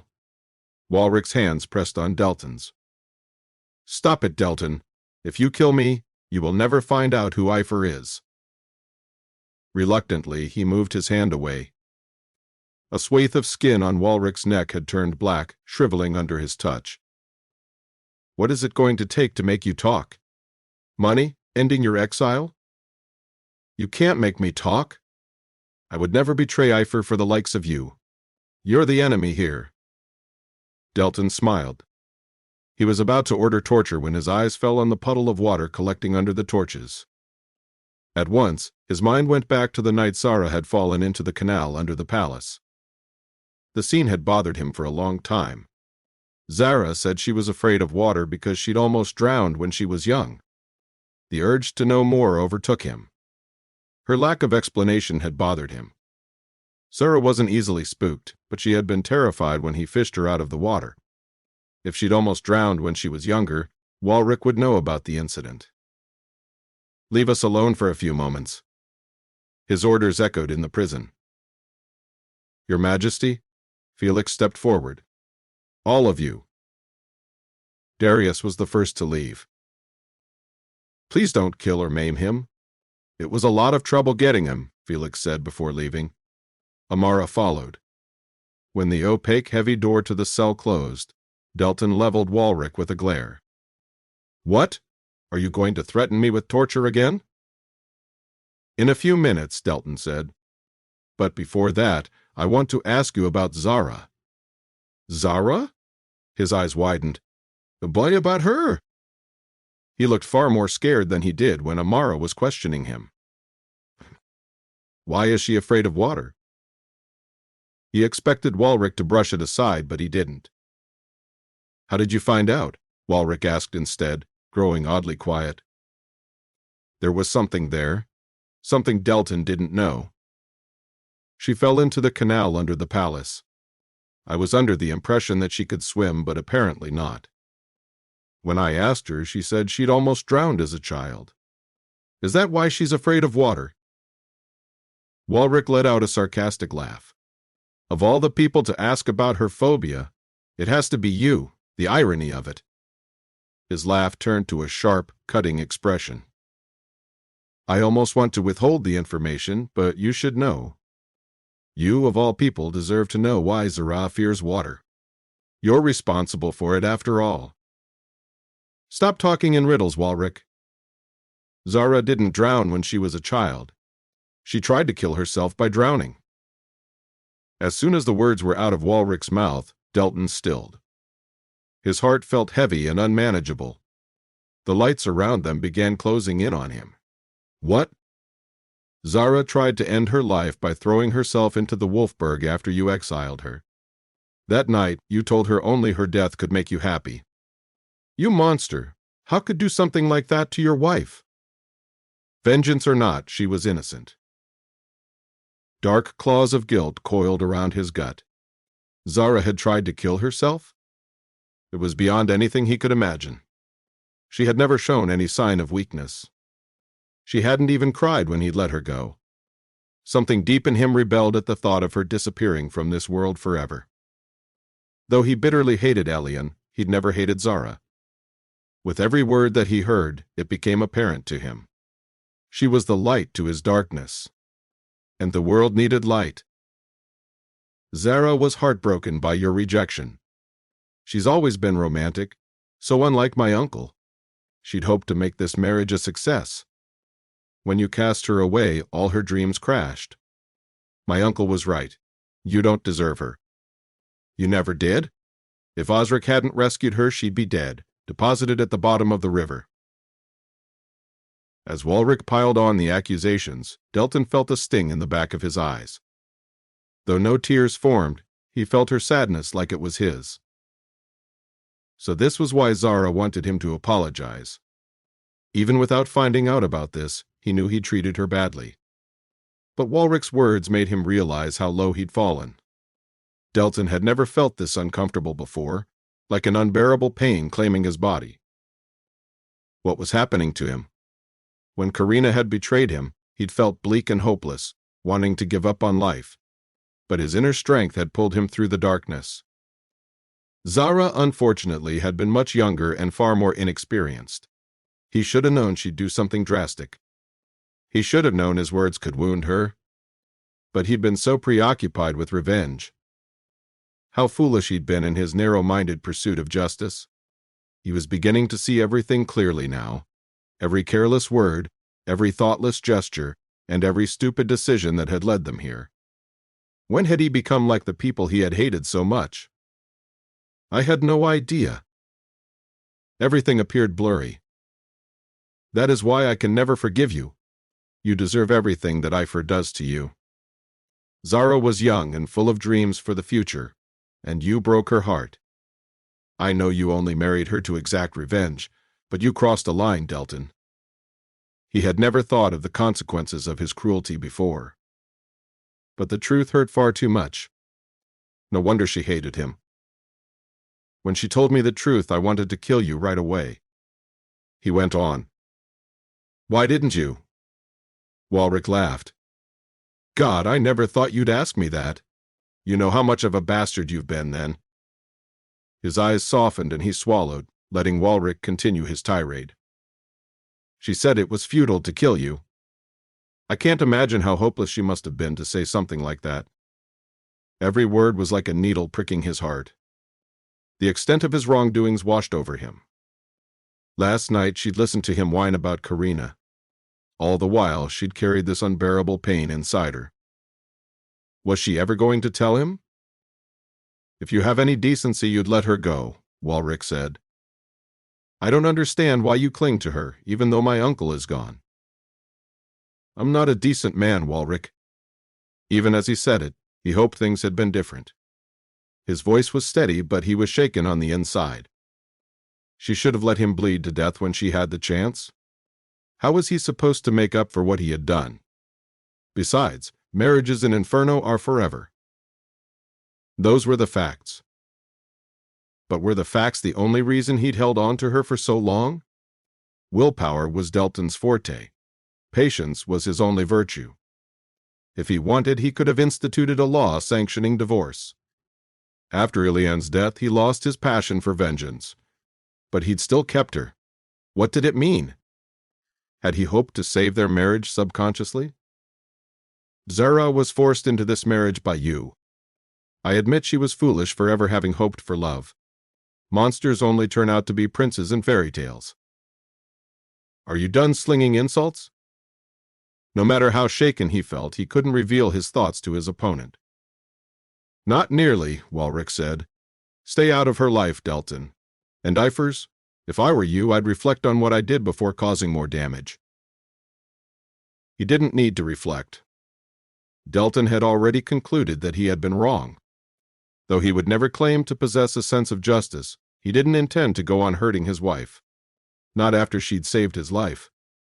Not after he'd kissed her and discovered what pleasure tasted like. This storm had been brewing inside him for weeks. They needed to talk. He needed to apologize and make her see how much he regretted his actions and the effect they'd had on her.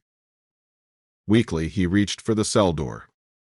I hope to have Epher's name the next time I'm here. Walrick scoffed. With that, he left. Outside the cell, his mind was heavy with thoughts. With recriminations and apologies. He hadn't apologized to her because he had held on to his past. He'd thought he was justified in his revenge. But Delton knew better now.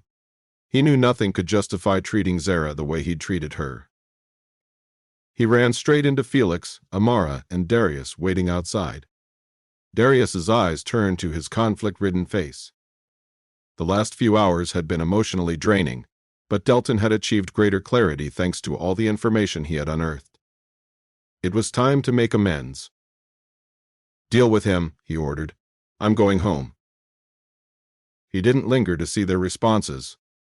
Delton was determined to return home and face Zara. The more he thought of Felix's words, the more his heart constricted. Now that he'd gotten the past off his chest, he could see where he'd gone wrong. He owed her an apology. Hell, an apology wasn't enough. He had to beg for her forgiveness, find some way to make things okay. And tonight, he'd do exactly that. Chapter 16. Zara. Zara sat in front of the mirror, the back of her gown undone. Her maid had left midway through, helping her undress to return her dinner tray to the kitchen. The smooth curve of her back was exposed all the way to the base of her spine. Weighed down by its layers of silk, she felt miserable, staring at her made-up reflection in the mirror. The rouge on her cheeks shone brightly against the pallor of her skin. She'd gained a bit of color since moving to Zara, but it had all drained the moment she heard the news. Walrick has been captured. She had left the residence as soon as she heard the news and had stayed out all day, trying to salvage the situation. Walrick's capture was an unexpected blow. He was being guarded in a prison cell at the Silver Serpents, and she had no idea how to get him out. Zara was at her wits' end, and she was all alone. Sometimes she needed someone to make her feel better. To tell her it'd be all right, even if she didn't hold on so tight. Her reflection looked horrid, her face smudged with tears. She reached to wipe it dry, but nothing could stop the anxiety churning in her stomach. Her plans were in jeopardy. The future of Zara rested on her shoulders. It wasn't a responsibility she took lightly. But she had only come up against more obstacles. She had to figure something out soon. Delton would make Walrick reveal her identity by any means. However, when she thought about him, all she could remember was his broken voice as he confessed what her father had done to him. The door clicked open, putting her on guard. "I'm sorry, Arya. Could you come back later?" She turned to instruct her maid. And froze. Against the rosewood door stood Delton, wearing his royal black coat, those flame-blue eyes focused on her disheveled state. The lights reflected all the silver he wore. With his messy raven hair, sharp jawline, and those deep blue eyes, he made her heart speed up. He was a heady mixture of danger and sensuality, and she felt more drawn to him with each passing day. Hurriedly, she turned back and wiped the tears with the back of her palm. Too late. He'd already seen them. "What are you doing here?" Her words emerged unsteadily, her gaze turned away from him. She heard the rustle of fabric and saw his shadow move toward her. Her breath hitched, her heart hammering in her ribcage. Squaring her shoulders, aware of her exposed back, she turned around and fixed him with the fiercest look she could muster. It turned to water in the face of his proximity. He had closed the door and was moving in her direction. Only 3 feet of space separated them. His imposing figure was hard as stone. She couldn't look at him and not be aware of her tragic attraction. He was the reason she was crying, but she still wanted him. She would have laughed if he could move. As it was, her heart flooded with longing to touch his strong fingers curved on the edge of her dresser, caging her between his body and the mirror. As she stared at her reflection in the mirror, she worried he'd bring up Walrick's capture. But he did no such thing. Instead, he said the last thing she'd expected to hear. "I'm sorry." His voice was raspy, heavy with emotion. The words robbed her of the ability to speak. And motion. Was she hearing things? "What?" "I didn't finish apologizing last night." He looked down at her, eyes smoldering with a passion she knew she was imagining. The spark in those cerulean eyes couldn't be real. They vibrated with an intensity of raw desire she'd never experienced before. Her insides quivered, her skin longing to make contact with his, to kiss those firmly set lips and figure out if the chemistry she imagined was real. "I thought you said you'd never apologize to me. What has brought on this sudden change of heart? Are you that desperate to sleep with me?" Her body felt hot and cold, even as her mind hung onto its final defenses. He couldn't be apologizing. Not now when she was so weak, so fragile, one breath from breaking down. He closed the distance between them in 2 strides. His fingers brushed her exposed back, igniting a spark in her lower belly. "I won't deny that I desire you, but that isn't the reason I'm apologizing." He exhaled a jagged breath. "Is this about last night? You don't have to worry. I won't reveal your secret. It's about much more." The vulnerability from last night was back in his face. There was also something else, something she'd never thought she'd see in Delton: understanding. His hands closed on the back of her chair, and she sensed the anger, the frustration, the struggle. "Walrick told me everything." A fresh wave of panic rose. Her voice was a scared whisper. "What?" "I know that you tried to kill yourself by drowning in River Wolfberg. That's why you're afraid of water." He fixed his midnight blue eyes on her. "I had no idea you'd been through so much." She stilled, pretty sure that her back was filled with goosebumps. Goosebumps that his knuckles caressed. Every touch was like a flame licking her skin. "I didn't mean for you to find out about that night. It's been a long time." She didn't dare look into his eyes. Not when her heart was in turmoil. "Why did you do it? Was it because of what I said?" Yes. She saw no point in denying it now. His eyes closed in pain. "I'm sorry. That word seems too insignificant. I'm sorry for how I treated you, for every cruel thing that I did." "Stop. I was immature and I wanted to settle a score with your father. I was miserable, and I wanted to make everyone around me miserable. How dare they be happy when I was so broken? How dare they go on like nothing happened?" He raked a hand through his raven hair. I didn't realize my rejection could scar you. After Karina's betrayal, I couldn't think straight. I wanted to destroy everything I laid eyes on. You got caught in the crossfire. I won't make excuses for it. Locks of brown hair fell from her knot, their tips touching his palms that flattened on her back and roamed in exploration. She sucked in her breath, letting the exquisite torture go on. This close, she realized he was a head taller than her and had an advantage. She was so starved for human touch that his fingers made all her nerves ignite, unleashing all the suppressed longing she'd filled her heart with for several years. You wanted to hurt me because he loved me. She knew that now, as well as his reasons for choosing revenge. Was that enough to forgive him? Was that enough to let him touch her? Even though she hated him, she wondered if she'd have done anything differently if her only chance at love had been stolen. No, not stolen, maliciously engineered by a vindictive, power-hungry king. Zara already knew the answer. She'd chosen revenge too. Which meant that someday she'd hurt him. Yes, I deliberately hurt you, even though you're the last person I ever want to hurt. He closed his eyes, and she sensed his pain. Delton was trying to be honest, even though the honesty undid him. She swallowed. Do you mean that? I know you don't believe me, but I've never hated you, Zara. I hated Karina as much as I loved her, and I resented your father. But never in my life have I hated you. From the moment I married you, I knew you were too good for me. There was a light in you I had long lost. A light that I've unwittingly extinguished. Delton. She believed him. His apology was honest. But instead of ending her resentment, it fueled her lust. When he exhaled, his breath caressed the tiny hairs at her nape. I won't hope for your forgiveness.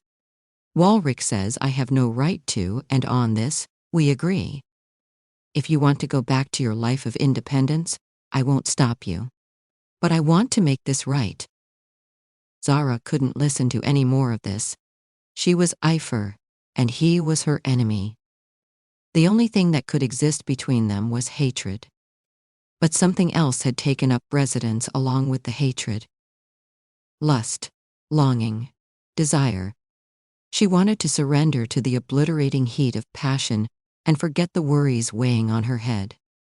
Tomorrow she'd blame this lapse in judgment on exhaustion, on weakness, on fragility. But tonight, she wanted to be honest. She'd lost everything, but at the bottom of it lay an attraction that had been simmering since the day she married him. For tonight, just tonight, she'd give in. She'd let herself have a taste of passion. She'd use him like he'd used her. To forget the past, to forget the pain, to forget all the uncertainty that lay ahead. Tell me what I can do to make this right. He was so convincing, so sincere. His apology shook her heart, and with his fingers on her back, he pushed her to the inevitable conclusion. There is something I want from you. Her voice was a breathless whisper.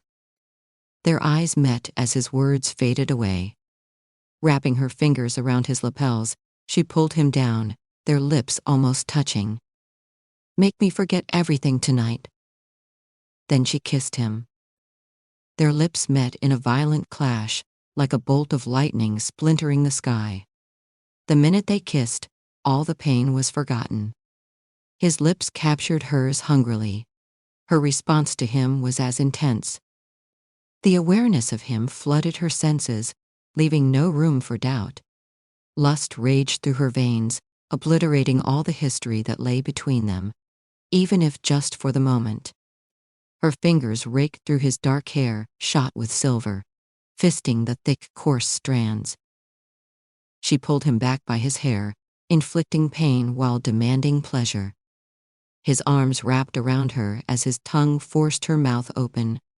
He tugged at her lower lip, trapping it between his.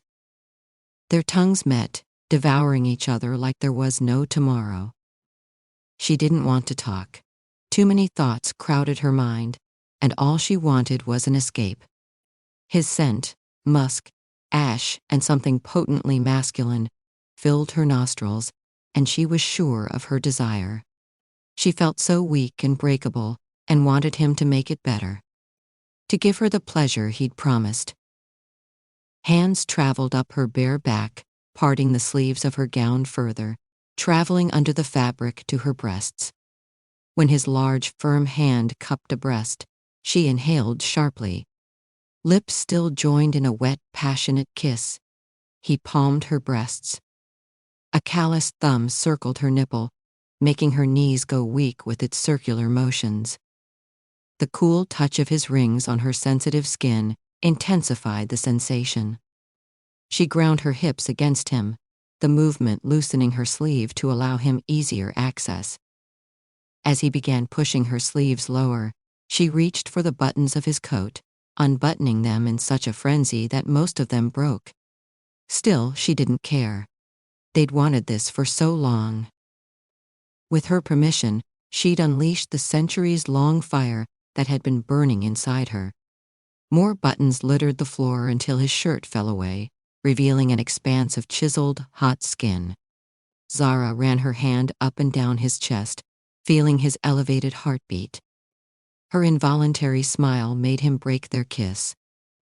His sapphire eyes bored into her, a mix of trepidation and teasing. "What is so funny?" "You have a heart." She smiled, running her palm over his exposed chest. "I can feel it."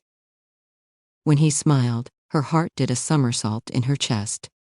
His smile was genuine, almost boyish, and it went to the base of her stomach. Who knew she'd be turned on by his smile, of all things? Delton's fingers brushed her bare shoulders, his fingers frozen on the seam of her gown that was rapidly sliding away. When he spoke, his voice was gentle.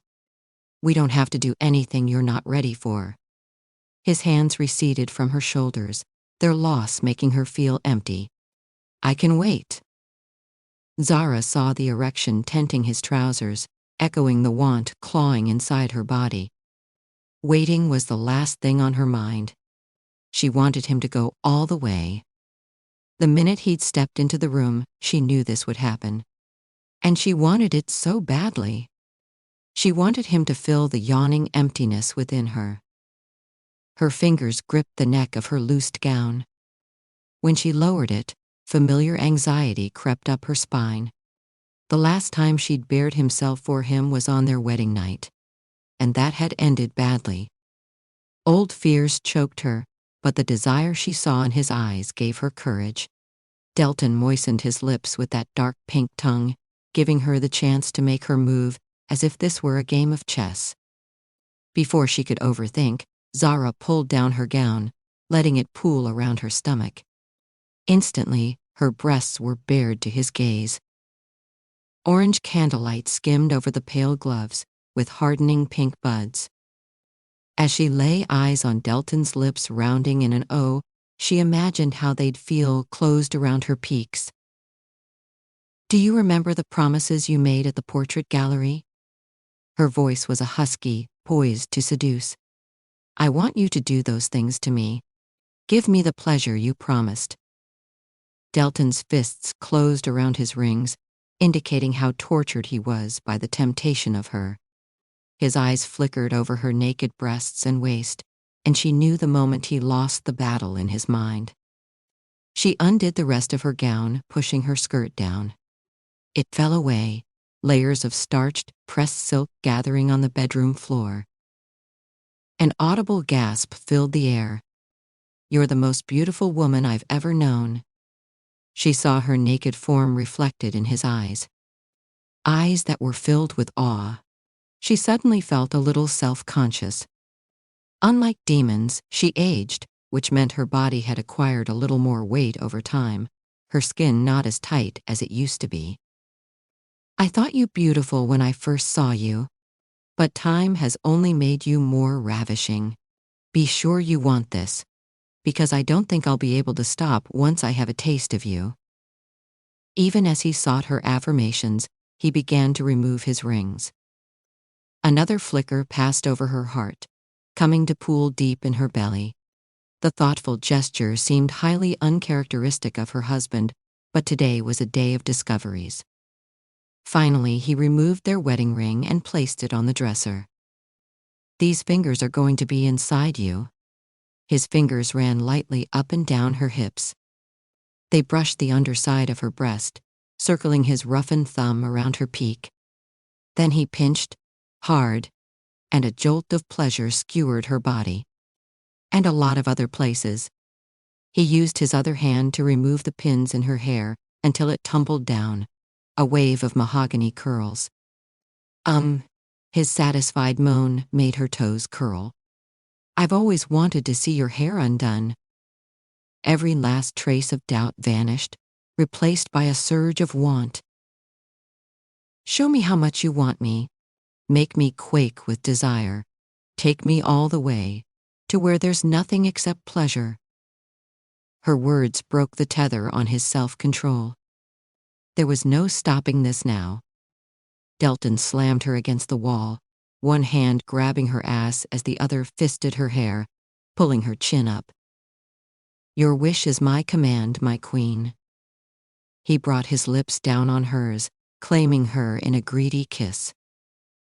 All trace of shyness gone, she drank him like a starving beast. Fingers gripped the back of her neck, hard, as she began to undo the buttons of his trousers. A savage groan erupted from Delton's mouth when she freed his cock.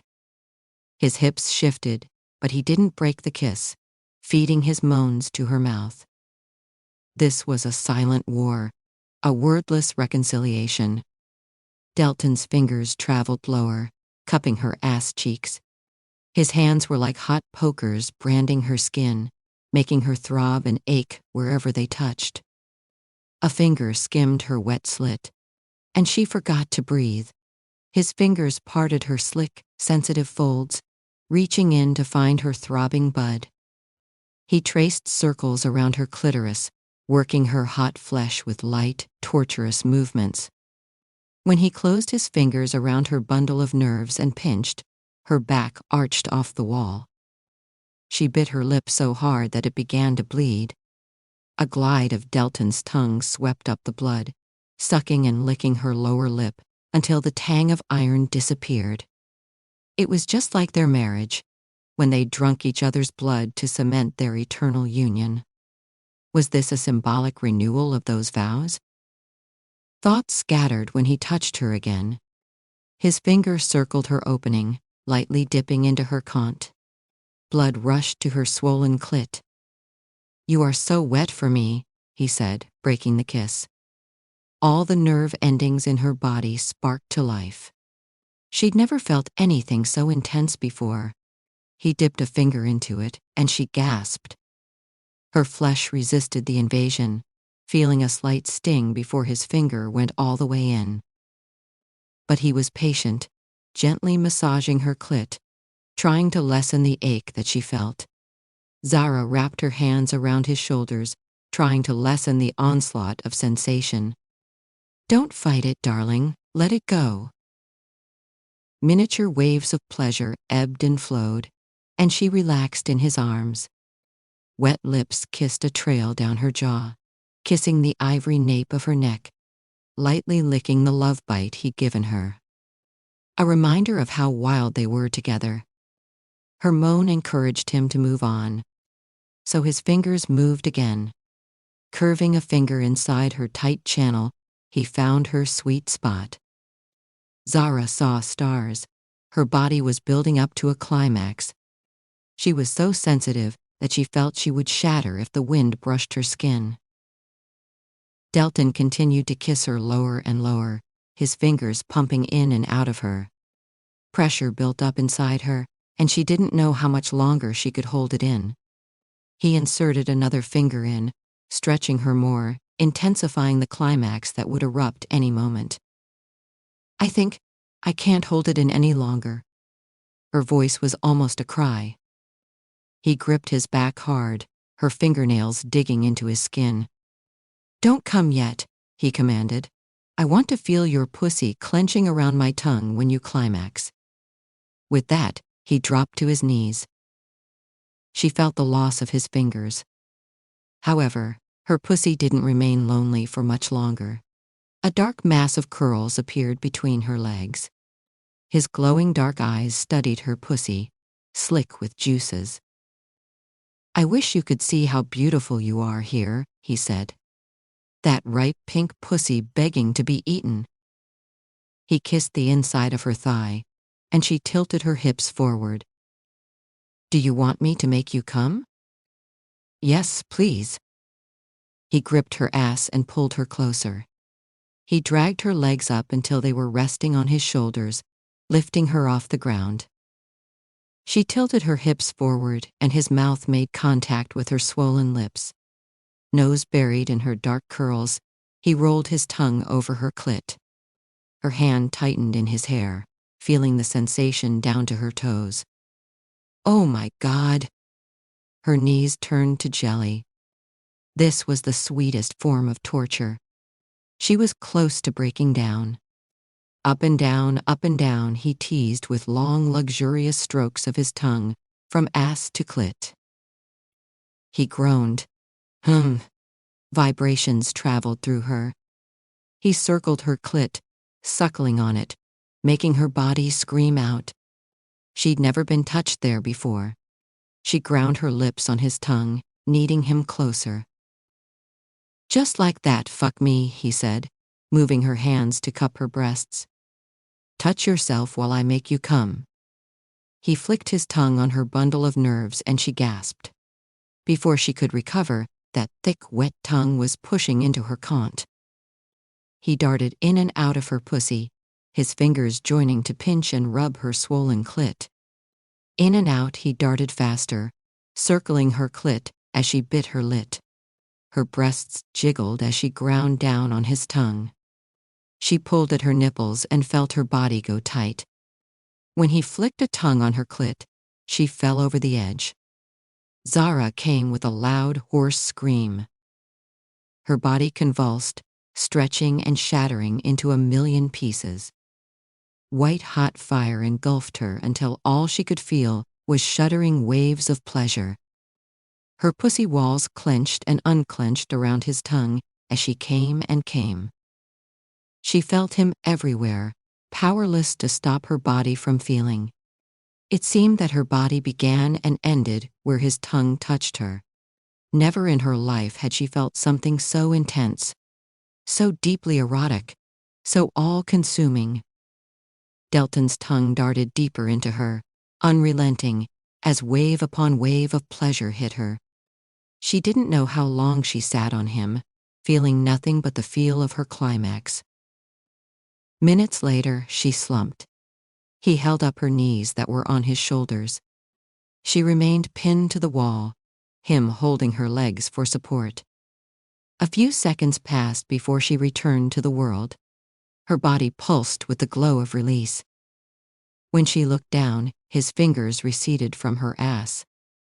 He drank the juices that poured down her thighs, finishing her off like the last spoon of cake. He peppered little kisses inside her thighs, bringing her down gently. When their eyes met, licked his lips which were wet with her juices. Viewed through her pleasure-fogged eyes, he looked devastatingly handsome, his dark eyes filled with a mix of hunger and satiety. Something flickered in her chest. Pushing her knees apart so that she could stand, he rose. Zara slumped against him, feeling his arms come around her.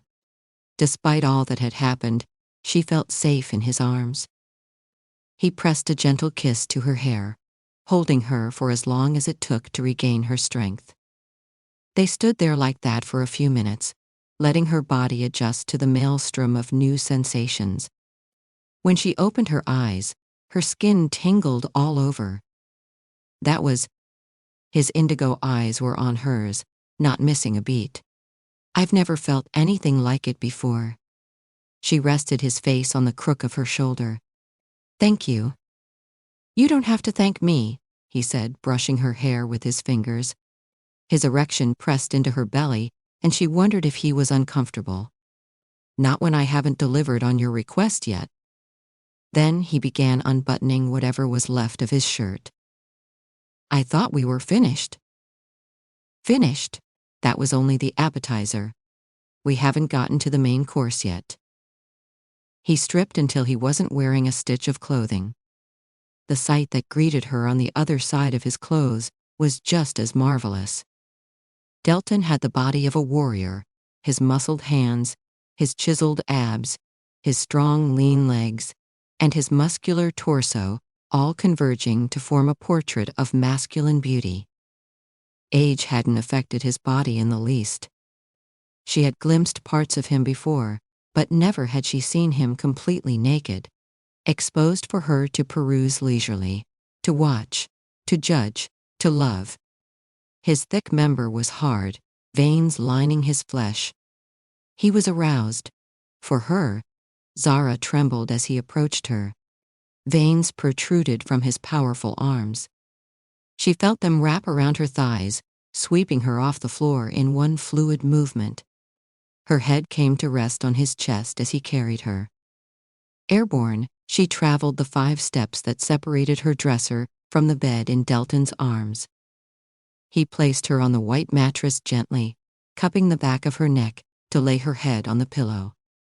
Then he climbed over her, the predatory, hungry gleam in his eyes unmistakable. His silver chains hung down from his neck. The coarse black hair that dotted his chest tickled her breasts. When her hesitant eyes flickered to him, he said, "We can stop for tonight. I should have realized since it was your first time." No, her eyes shot to his member, which hung over her in its full glory. He was hard for her. It was her first time seeing an erect penis. Veins lined the beautiful ridge of his shaft. A drop of moisture leaked from the tip, inviting her to explore. She ran her thumb over the slit, spreading the liquid all over his angry, aroused cock. The skin mirrored the texture of velvet. Velvet covering steel.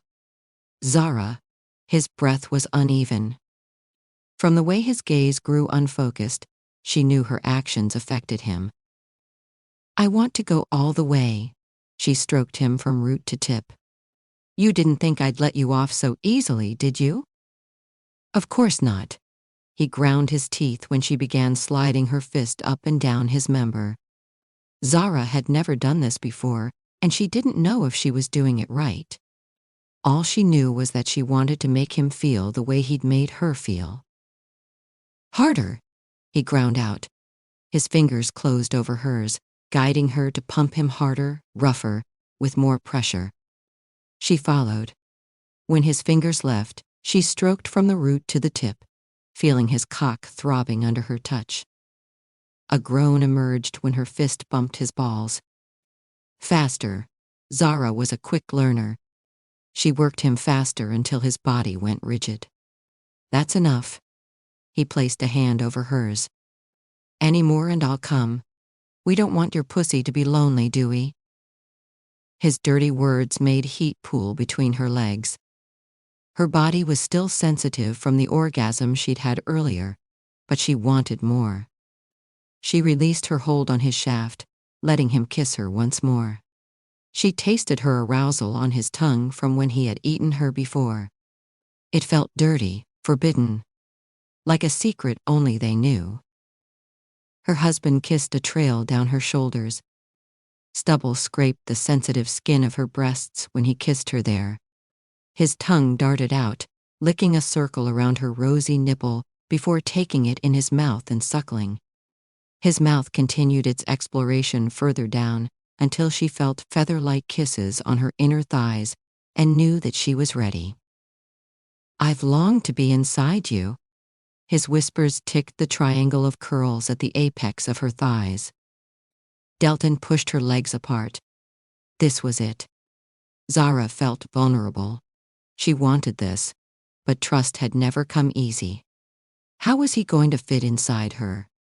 In all her fantasies, she'd never given that consideration. "Are you nervous?" His voice resonated in her core. Yes. He kissed her slick folds in an intimate gesture. Her limbs liquefied when he looked up at her with a smile. Better? She nodded through the haze of vulnerability that made her stomach weak. I don't want to hurt you, Zara. I'll try my damnedest to make this easy for you. I know. She almost didn't hear her small voice. His chest rose as he climbed atop her. His cock slid against her folds. Heat flooded her body at once. He teased her clit with the tip of his cock, rubbing up and down her cleft, coating it in her juices. The pressure between her legs began building once again. She wanted him inside her, to fill her, to give her what she'd longed for all these years. All she felt was a pleasant, delicious sensation when his cock entered her, arousal lubricating his passage. Delton was poised over her, looking down at her face. I want to see you when you come, he said. One hand reached for her breast, massaging it. His cock slipped into her inch by inch, stretching her a little at a time. When she moaned, he pinched her hard nipples, intensifying her pleasure and making her forget he was between her legs. Her nails dug into his shoulder as tension pooled in her lower belly. Her skin was stretched tight, tingling all over. She felt a pang of discomfort when he pushed past her virgin flesh. Keep going, she said when he stopped. Her nails dug hard into his back, pulling down every time he moved. So he went on, kneading her breasts, the other hand moving to work her swollen clit as he slid deeper and deeper, until he was completely buried in her cunt. Only when he looked up did she realize that he was ensconced in her. Her pussy was stretched to its limit, filled. God, you're so tight, he muttered like it was a curse. She could see the veins in his temple, him trying to hold back for her sake.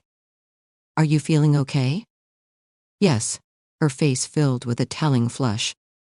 She saw desire reflected in his eyes when he looked at her. Good, because I really want to fuck you, and I can't hold on any longer. Then he began moving. First, in little shallow thrusts. He opened her up, getting her used to the feel of him moving inside her. Assaulted by the sensations racking her body, she forgot to breathe. Her body got used to his pressure as his thrusts grew harder. When pulled almost all the way out and thrust back in, her entire body shook, like she was the epicenter of an earthquake. Zara screamed. Is it too much? His thrust slowed, a concerned gaze filling his face. Zara wrapped her legs around his waist, digging her heels into his back as she shook her head. His eyes went hazy as if he felt it in his groin. Harder. Her command was unmistakable. With a knowing smile, he pounded into her with all the anger and ferocity that he'd kept under a leash.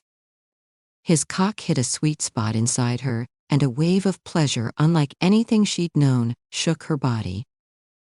Delton, I'm coming! Her high-pitched shriek tore through the silence. Their bodies rocked together, the bed squealing under her spine. Pleasure stretched her body like a string, pulling it to the point of snapping. Her petal-like folds sucked his shaft, squelching sounds filling the air. His balls slapped against her ass every time he drove deep inside her. His fingers continued their ministrations on her most sensitive spot.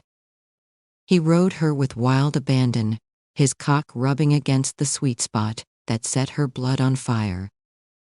Zara came before she could blink, her entire body torn in an earth-shattering toe-curling climax. Her inner muscles spasmed, tightening around his cock.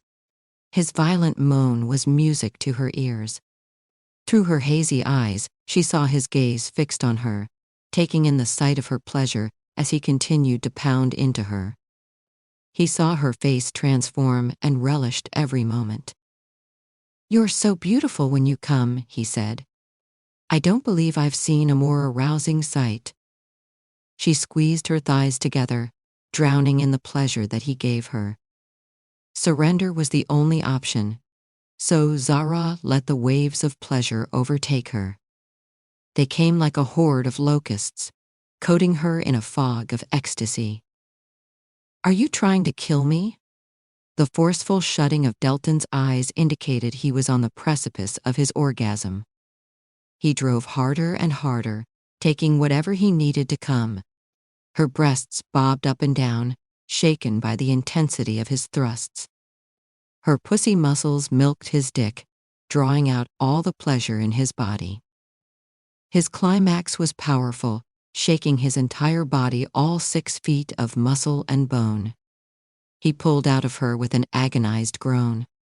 His seed shot onto her stomach in a full body release, coating her skin with hot, wet ribbons of cum. It was degradation. It was liberation. It was the most profound thing she'd ever experienced. She took the sight of him, cock pulsing as his orgasm drained out of him, memorizing his unfocused blue eyes that almost looked black, the beads of sweat on his temple, and the involuntary twitching of his lips. Her chest swelled with pride at the knowledge that she'd done this to him. When his cock stopped twitching, Delton's heavy body collapsed on top of hers. Their sweaty skins slid together. Nestling his head in the crook of her shoulder, Delton let out a breathy exhale. They remained locked like that for a few, until the buzzing in her body ebbed. She felt his heartbeat thudding against her, her breasts pressed against his chest. "My God, that was..." He laughed. "I don't think I will ever forget the sound of your screams." She blushed. It was so embarrassing. He held her, brushing little kisses over her cheek. "It wasn't. It was beautiful. I love your voice." They lay like that, him draped over her, her embracing him, for a few seconds, waiting for their breaths to return. When his skin cooled a little, he stood. Leaving her to rest on the bed, he opened her wardrobe and fished out a clean handkerchief. Juices coated her thighs, proof of what they'd done. Pressing her handkerchief to her gently, he cleaned her off. He cleaned her stomach, her legs, and her fingers. His touches were gentle and caring, something she'd never thought her husband capable of. She had seen a different side tonight. Yes, he was intense and forceful. But he was also considerate. The person who wiped the inside of her thighs with care wasn't a monster. He was a complex man with flaws. Earlier that night, she'd felt his heart beating under her palm. The memory made tender emotions surge in her chest. He cleaned himself once he was done with her. After discarding the handkerchief, he came to lie down next to her. She settled into the crook of his shoulder, feeling the strong band of his arms wrap around her stomach. He pulled the sheets over them, kissing her hair as he held her close. Even as she looked into his eyes, she wondered what tonight meant. Had he enjoyed it as much as she had? They'd become man and wife in the true sense of the word. It had been everything she'd hoped for. "What are you thinking about?" he asked. Did you enjoy that?" she asked. "I know it was my first time." He kissed her lips, silencing her. It was perfection. "Truly?" "Truly." She threw her arms over him and nestled close to his chest. He held her close as her eyelids dropped. Within minutes, she succumbed to sleep, cradled in his arms.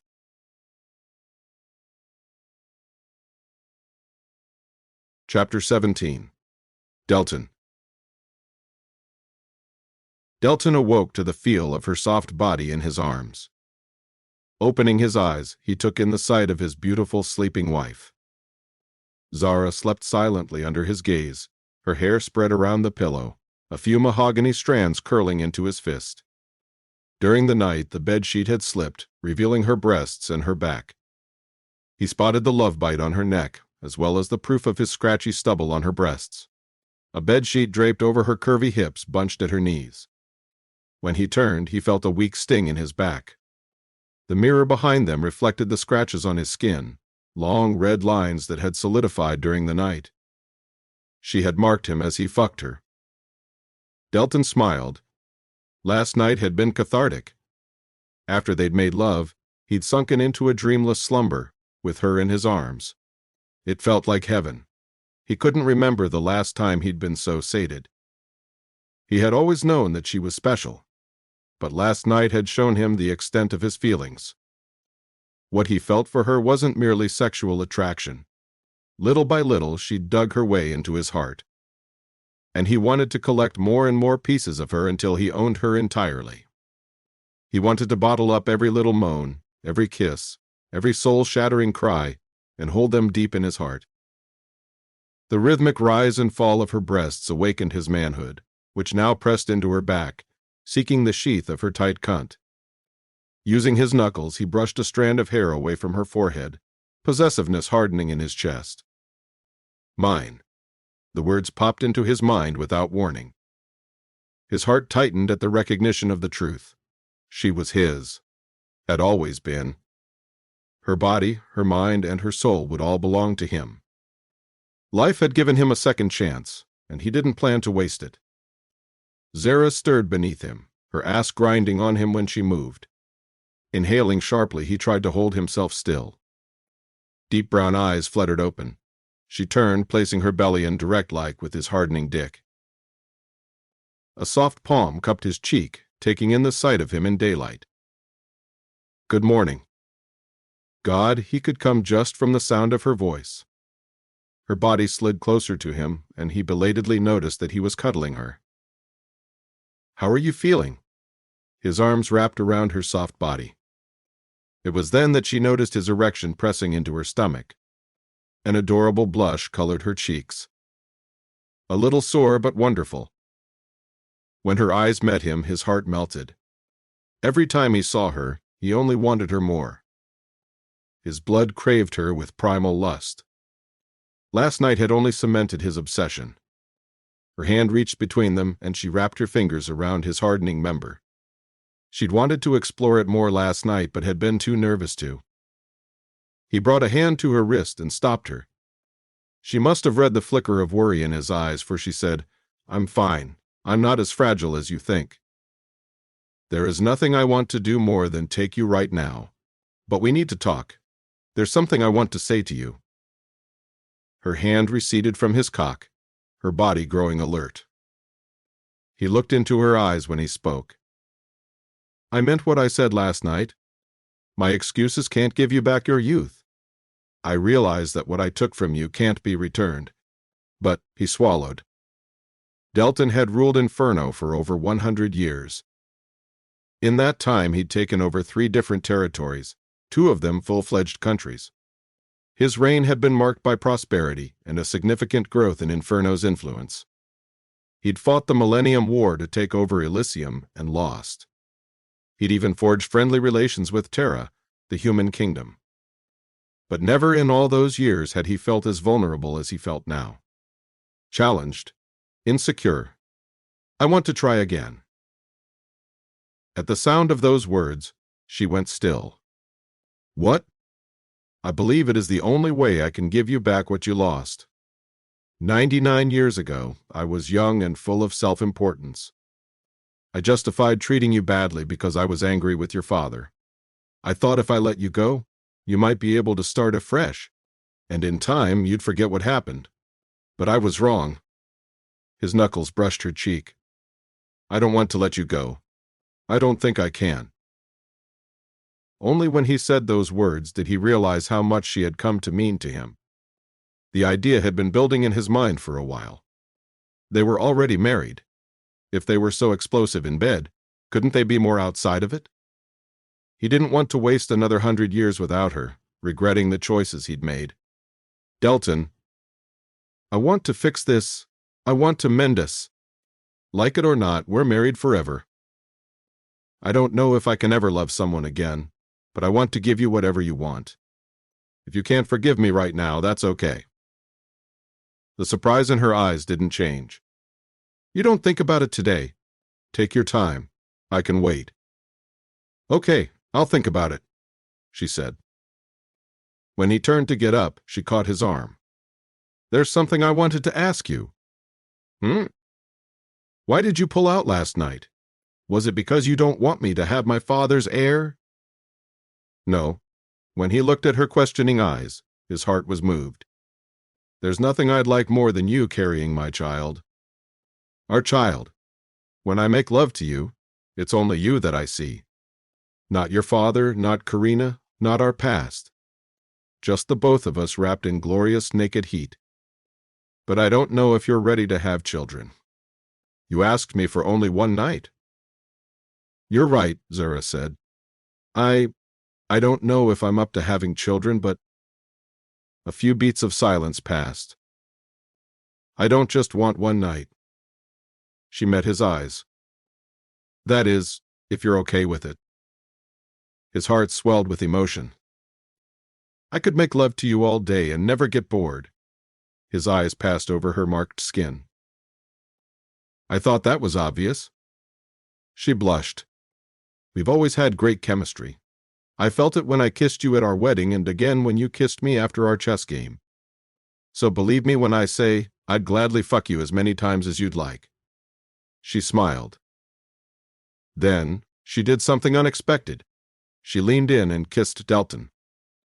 His hands went around her, covering her naked waist and sliding up the back of her neck. Her skin pressed against him as she did the same, cupping his shoulders and deepening the kiss. The familiar throbbing in his groin returned. I think we should stop, he said, breaking the kiss. Unless you want me to have you for breakfast. I like that idea, she said, pulling him closer and kissing him again. This time the kiss was slow, but more intimate than any intense coupling. He leisurely drank her in. She explored his body with her roaming hands, and they slowly got to know each other.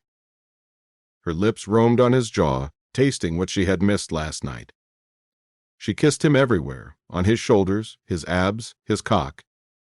His hips almost arched off the bed when she pressed a kiss to the tip of his cock. Zara, God. What? You don't like it? Her eyes looked up at him from between his thighs, his cock poised on the edge of his crown, and blood started pounding through his veins. It was a sight for sore eyes. He wanted her lips around him, taking him in, making him come. But he wasn't sure if she was ready for it. I love it, he said. But you don't have to. She ran her tongue from the base to the tip in one fluid glide. Delton's hips bucked. Where did you learn to do things like that? Silence. Zara? I read a lot of books before we got married. I listened to the maids' gossip. I wanted to please you. Her face turned away. He had no idea that she'd worked so hard to make their marriage work. To please him. To think that he'd turned her away that night. Look at me. Her brown eyes angled in his direction. His thumb gently brushed the inside of her wrist, feeling her pulse. He brought her hand up to his mouth and kissed it. You can do anything to me and I'd be pleased. Her lips parted. Would you like to try? Zara stared at him silently for a moment. Then she nodded. Her hands came around him once again, and he felt the contact deep in his groin. Her finger moved up, smearing pre-cum all over his throbbing, pulsing dick. Then she liked the underside. His body reacted on instinct. But she didn't stop, continuing to lick circles around his tip as her fingers gripped the base of his shaft. Then she looked up. Tell me what to do, she said. I want to make you feel like you make me feel. He would have come from her words alone if it hadn't been for the eagerness written across her face. Delton didn't want to steal her first experience. He chose to guide her instead. Suck, he said. Wrap those pretty lips around my cock and take me into your mouth. He felt her jagged exhale on his member, cooling against the sensitive skin. She opened her mouth in an O and took in his tip. Sparks of pleasure exploded in his body. Closing his eyes, he moaned. She took him in deeper and deeper. The descent into the wet, molten heat of her mouth was pure torture. His nerves responded immediately and his body stretched tight. She seemed to stop when he noticed he was almost entirely inside. Deeper? Take me in deeper. She seemed to want to say something, but since she couldn't, she pulled his hands and buried them in her hair. His hands slipped into her unbound hair, pushing her closer, forcing her to take in more of him. Show me, she seemed to say. His body was buzzing with heat, with the desperate need to thrust into her mouth. She took in more of him until her eyes watered. It was a pretty sight, her mouth taking his cock like she belonged to him. Take me all the way in, he commanded, pulling her hair to bring her mouth closer. Her eyes watered when his dick the roof of her mouth, but she didn't flinch.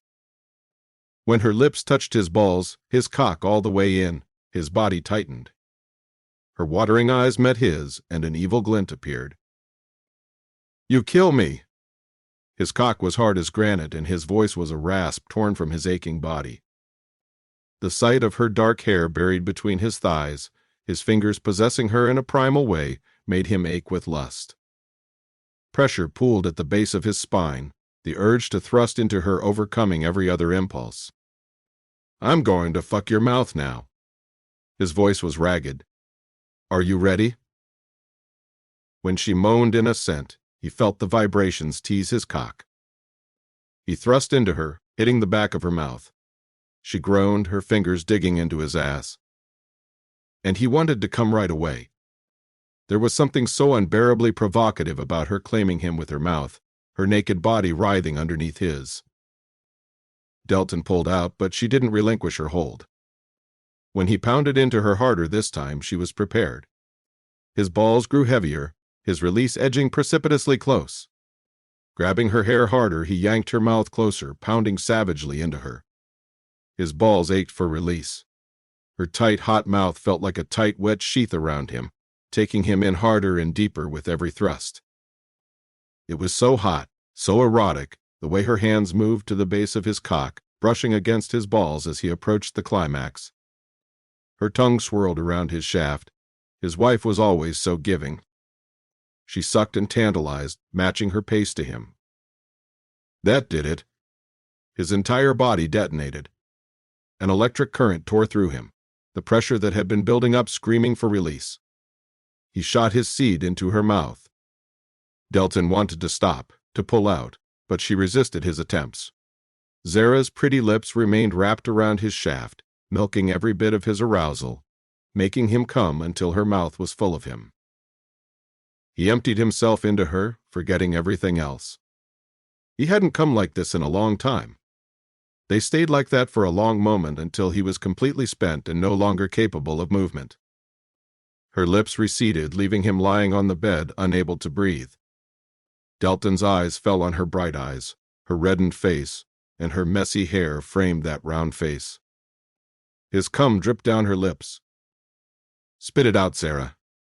He reached to wipe it off, but she caught his hand in midair. What are you?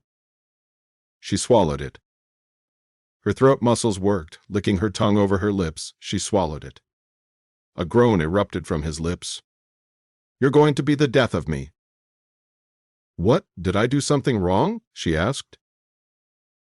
Wrong? If I hadn't taken you last night, I wouldn't believe you were a virgin. Come here. He held her close, gently massaging her scalp. Did it hurt? No. He gently caressed her hair, her back, and her skin, until the buzzing in his skin tapered. Unfortunately, it was back the moment her fingers moved over this chest. She rested against him, their sweat-dampened skins sticking together, his heartbeats elevated. When he saw the glow in her eyes, he couldn't help but bent down and kissed her. Resistance melted like butter in a pan. Just a day ago, they'd been adversaries, so distant from each other. But he craved her now like this was where he belonged, between her legs, his lips on hers, his skin on hers. He could taste the saltiness of his release on her lips. She wrapped her hand around his neck and pulled him in closer. They kissed like that for a few seconds until he pulled back. I like my taste on your lips, he said, wiping his wet lips. I wonder what other surprises you have for me? She smiled. You'd never guess. He breathed in the sex-glazed scent of her skin. If only he could start every morning like this. Someone knocked on the door at that moment. Delton groaned. Your maid has bad timing. I was wondering where Arya had disappeared last night, Zara said. She gently nudged him and rolled off the bed, her touch lingering on his skin as began pulling her dress on. She was supposed to mend my gown. I told her to stay out, Delton said. I assumed our conversation was going to take a while. The conversation between our bodies, you mean? He got off too, busying himself with getting dressed. A new day was here and he couldn't lie in bed all day, no matter how much he wanted to. I didn't think we'd get that far. He pulled on his shirt. It was a welcome surprise. She stepped toward the door fully dressed. He extended his hand out to her before she opened the door. Zara hesitated for a moment. Everyone is going to know what we did last night. You might as well take my hand and make it official. Dark brown eyes flickered to his outstretched hand. He'd apologized to her and made love to her. She'd taken him in her mouth and blown his mind. But he still had no idea where they stood. She still hadn't forgiven him. With a swallow, Zara took his hand.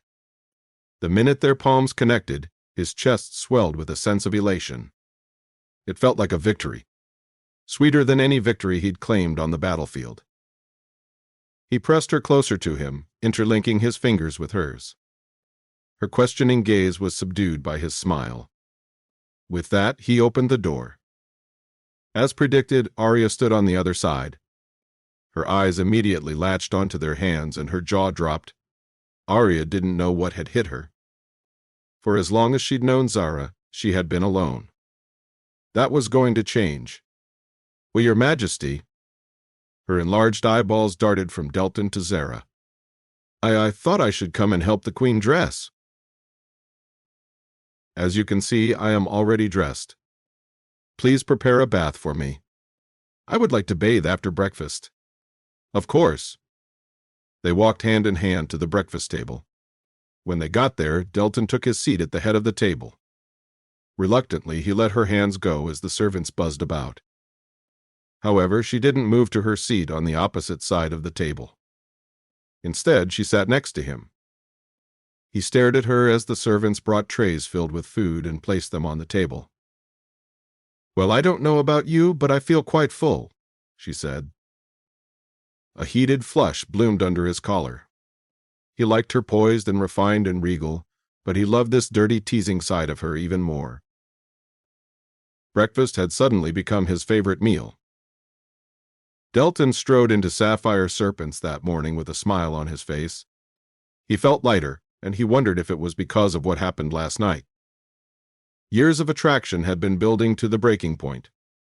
Delton knew the road ahead wouldn't be easy for them, but he didn't regret what he'd done. He wanted them to be together, and not just in name. The weeks he'd spent with her had allowed him to see parts of her he didn't know. With every new discovery that he made, he found himself drawn more deeply to her.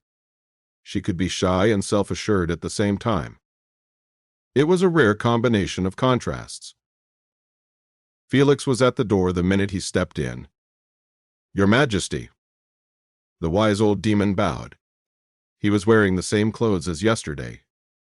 Felix, looks like you stayed up all night questioning our prisoner. Yes, but that isn't what I want to talk to you about. Epher was spotted in Zara yesterday, he opened unceremoniously. What? Did you see him? The smile vanished in an instant. At once his blood boiled with irritation. Epher, that's why they were here. No. Delton's fists clenched and all the pleasure was instantly replaced with irritation. How is it that we never managed to get him, Felix? Nobody can be that lucky. I've coordinated our plan with Heiress, he went on calmly, unaffected by Delton's irritation. If Epher takes up his offer, which he will, we'll have him in a week. His being here confirms that. A week.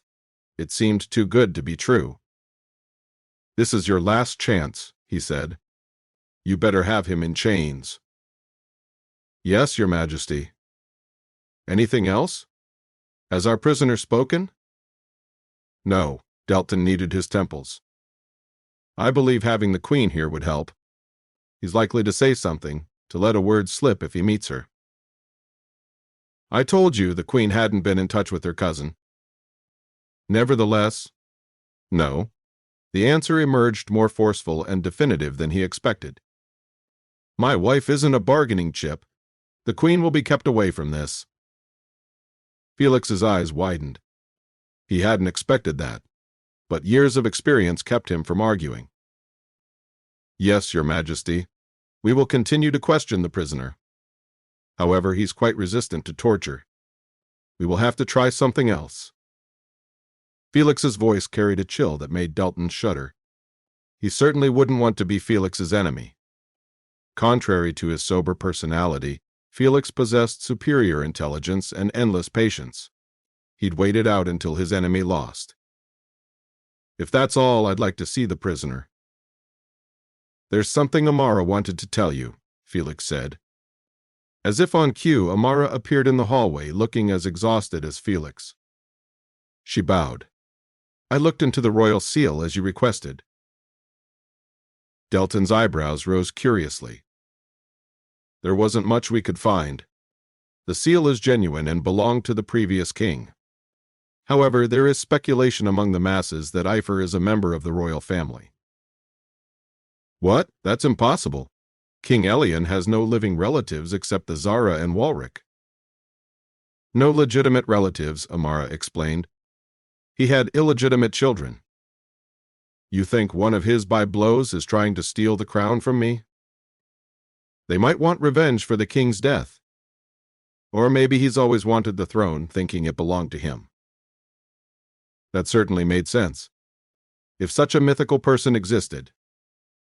"Is that anybody you suspect?" "We haven't gotten that far yet. With Walric to question." "Did Walric say anything about his illegitimate children?" "I doubt he knows," Amara said.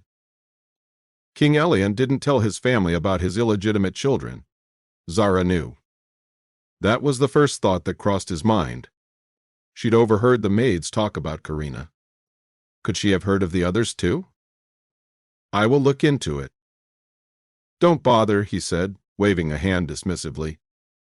"We will make Walric reveal Epher's identity." "Understood." Amara sounded weary.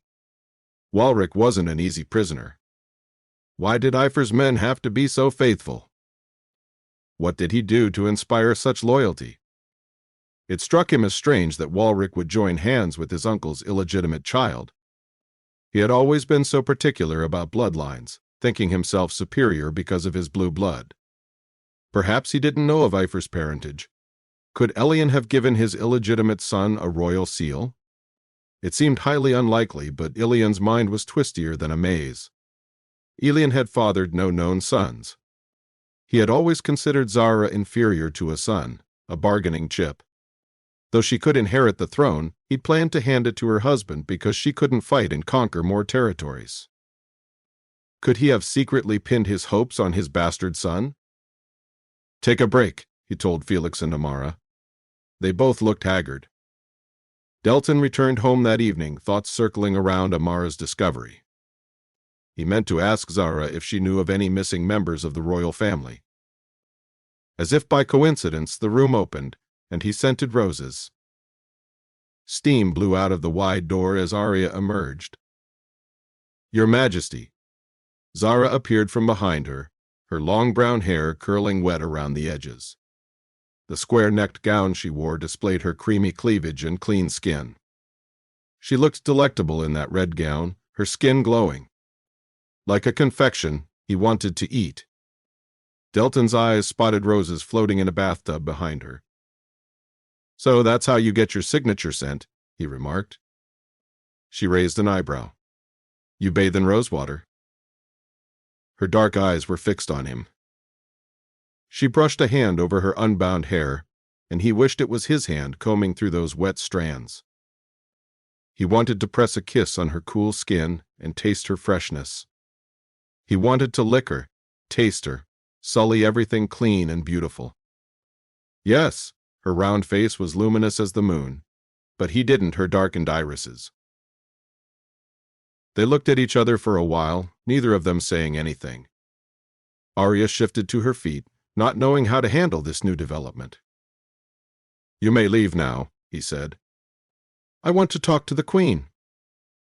He extended his hand to his wife, and she took it, her fingers curling in the crook of his arm. Arya bowed and left, and together they walked toward the balcony on the second floor. The minute they were in, away from the prying eyes of servants, he pressed her against the ivy-covered wall. His wife slipped her hand behind his neck and kissed him before he could think. Hands wrapped around her waist, he drank her in. She tasted of roses, woman, and of all the secret longings buried in his heart. Her lips slid between his, and his strong hands raised her off the floor. Their bodies mashed together, desperate and eager for a taste, even though they'd been apart for only a few hours. Delton had never before understood the meaning of missing someone. He had missed her all day. Perhaps he'd missed her all her life. There had always been something missing from his existence. He hadn't known what it was until tonight. Some part of him had gotten used to her presence, seeking it out when she wasn't around. "You drive me insane," he said when they broke the kiss, coming up for air. He kissed a wet trail down her jaw and her neck, inhaling the sweet floral scent. He kissed her neck, the smooth slope of her shoulder, all the way down to the tops of her breasts. Her fingers raked his hair. "I've been wanting to do this ever since I saw you." His fingers reached for the hem of her square neckline, wanting to pull it lower and take her tight rosy nipple in his mouth, but he suddenly remembered the reason he was there. Reluctantly, Delton stopped kissing her and took a step back. Her eyes filled with disappointment, her flushed face questioning. "Why did you stop?" she asked. "Because this isn't why I wanted to see you." He raked his hand through his already messy hair. "There's something I must ask you." He strode to the railing and placed his hand on it, looking out at Zara stretching beyond them. The city was a patchwork of lights in the evening. It was densely populated but lacked the beauty of Cadia or the buzzing modernity of Inferno City. It was a tad depressing, Delton thought. The air often smelled of smoke, and news of the revolution cast a shadow over the city. Her skirts rustled as she came to stand next to him. Meeting her eyes, he asked, "How was your day?" "That's what you wanted to talk to me about?" she asked, disbelieving. Her fingers brushed his arm from where they curled around the marble railing. "No, it's a sensitive topic." "Say it." "Amara has been looking into Epher's history." At that, Zara stiffened. She seemed to react strongly every time he mentioned Epher. Delton had wanted to press her about it, but she said she'd remain faithful to him, and he didn't want to distress her by asking more questions. She had already been through a lot thanks to him. He cleared his throat. "We won't speak of it if it makes you uncomfortable." "No, go on." Her fingers moved from the railing and came to rest on his forearm. "What did Amara find out?" "Epher carries King Elian's seal. General Michael found it several months ago when we captured Walrick. Epher has been using that seal to officiate circulars and documents that he sends out. I wanted to know if there was a symbolic meaning behind it. Amara thinks Epher could be one of your father's illegitimate children." "What?" Her voice was disbelieving. He turned in her direction and took both her palms in his. "I know this is an uncomfortable subject for you, but did your father have any other children that you knew of?" Zara blinked. "You said you heard the maids talking about Karina. Did you hear of other love children?" Love children. How ironic that term was. King Elian wasn't capable of loving anyone. If he were, he'd have loved his daughter. The beautiful, brave, kind daughter who deserved his love more than anyone else. The daughter he'd thoughtlessly sacrificed to a ruthless demon king. "I don't know." Zara's reply was barely a whisper. "Karina was the only one I knew about. I didn't think he had other children, but it is possible. If you want, I could talk to the old servants at the palace and ask if they know something." Her response was rational, calm, unlike what he'd expected. "You could," he said. "But we can't go to Cadia now. Not with the way things are." "I can ask them whenever I'm back," she replied, eyes darting to where their hands were joined. "I'm back. Not when we're back." Of course, she intended to return alone. They had made no promises about living together. She hadn't even agreed to give their marriage a second chance. Delton didn't know why that felt like a knife driving into his heart. A silent beat passed, but he didn't let go of her palms. When her voice emerged a few seconds later, it was low. "How is Walrick?" He met her eyes and noticed the worry in them. "You're worried about him." "He might be a traitor, but he's still my cousin," she said. "It hurts me to know he's being tortured." "Zara, I'm not asking you to stop," she said, "or release him. But I can't stop worrying either. Isn't there a more humane method to question Walrick? Surely torture can't be the only way." "He won't talk." Delton let go of her hands, too guilty to face her. "He knows who Epher is, but won't tell me." "What if I pay him a visit?" she asked. "Maybe he'll tell me." "No." Delton's voice cracked like a whip. She crossed her hands over her chest, unhappy with his tone. "Why not? I thought you came to Cadia to use me to get to my cousin. I'm offering to help. Don't you want to capture Epher anymore?" "I can get him without using you." He spoke. "You're my queen. You shouldn't set foot in a place like that." "Is that the only reason?" Her perceptive eyes cut to him. He swallowed. He should say yes. "No." "Enlighten me." "I like you, Zara." The word slipped out of his mouth too easily. Discomfort tightened around his gut. "I don't want you to get hurt." She merely blinked. "You... what?" "I like you.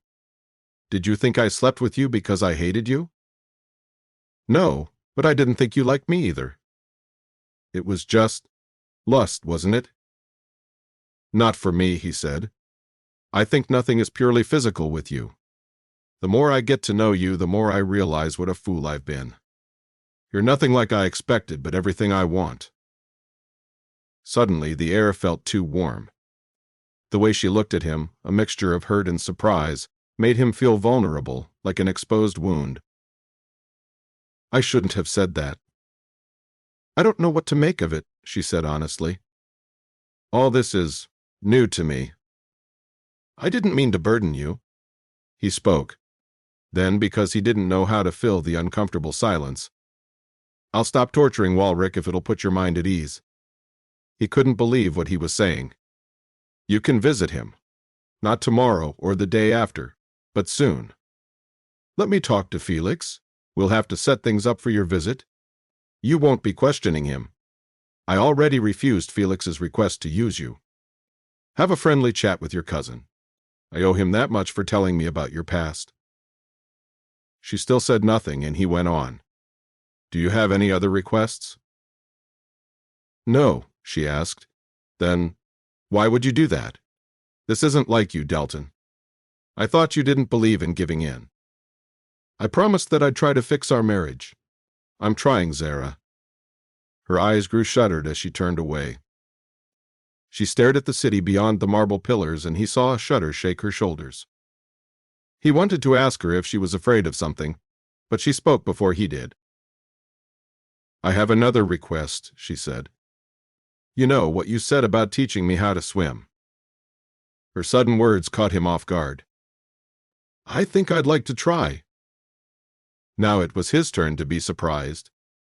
She didn't look at him as she said, "There's a lake outside the city. Nobody ever goes there." She had thought this through, even come up with a place for them to practice. He was impressed. "You've been thinking about this." "I have," she said. "If your offer still stands." "We could go this weekend," he said. I I'd like that. Let's go in the evening. Once you're back from the Secret Service?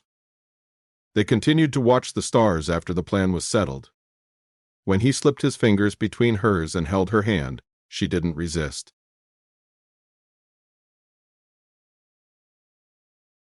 Chapter 18. Zara. Zara met Osric that weekend. The week had been uneventful. Zara and Michael had been scouring ways to get Walrick out, but she knew her best bet was Delton's sanctioned visit. He still hadn't told her when they were meeting. Michael accompanied her to the house on the outskirts of the village where Osric was hiding. They'd had trouble evading all the spies, but Zara had changed conveyances twice to hide her destination. When at last they arrived at the dilapidated cottage, which was abandoned, she let herself in. Michael didn't accompany her in, choosing to guard the entrance instead. Osric had grown thinner since their last meeting, and she was worried about Walrick's imprisonment.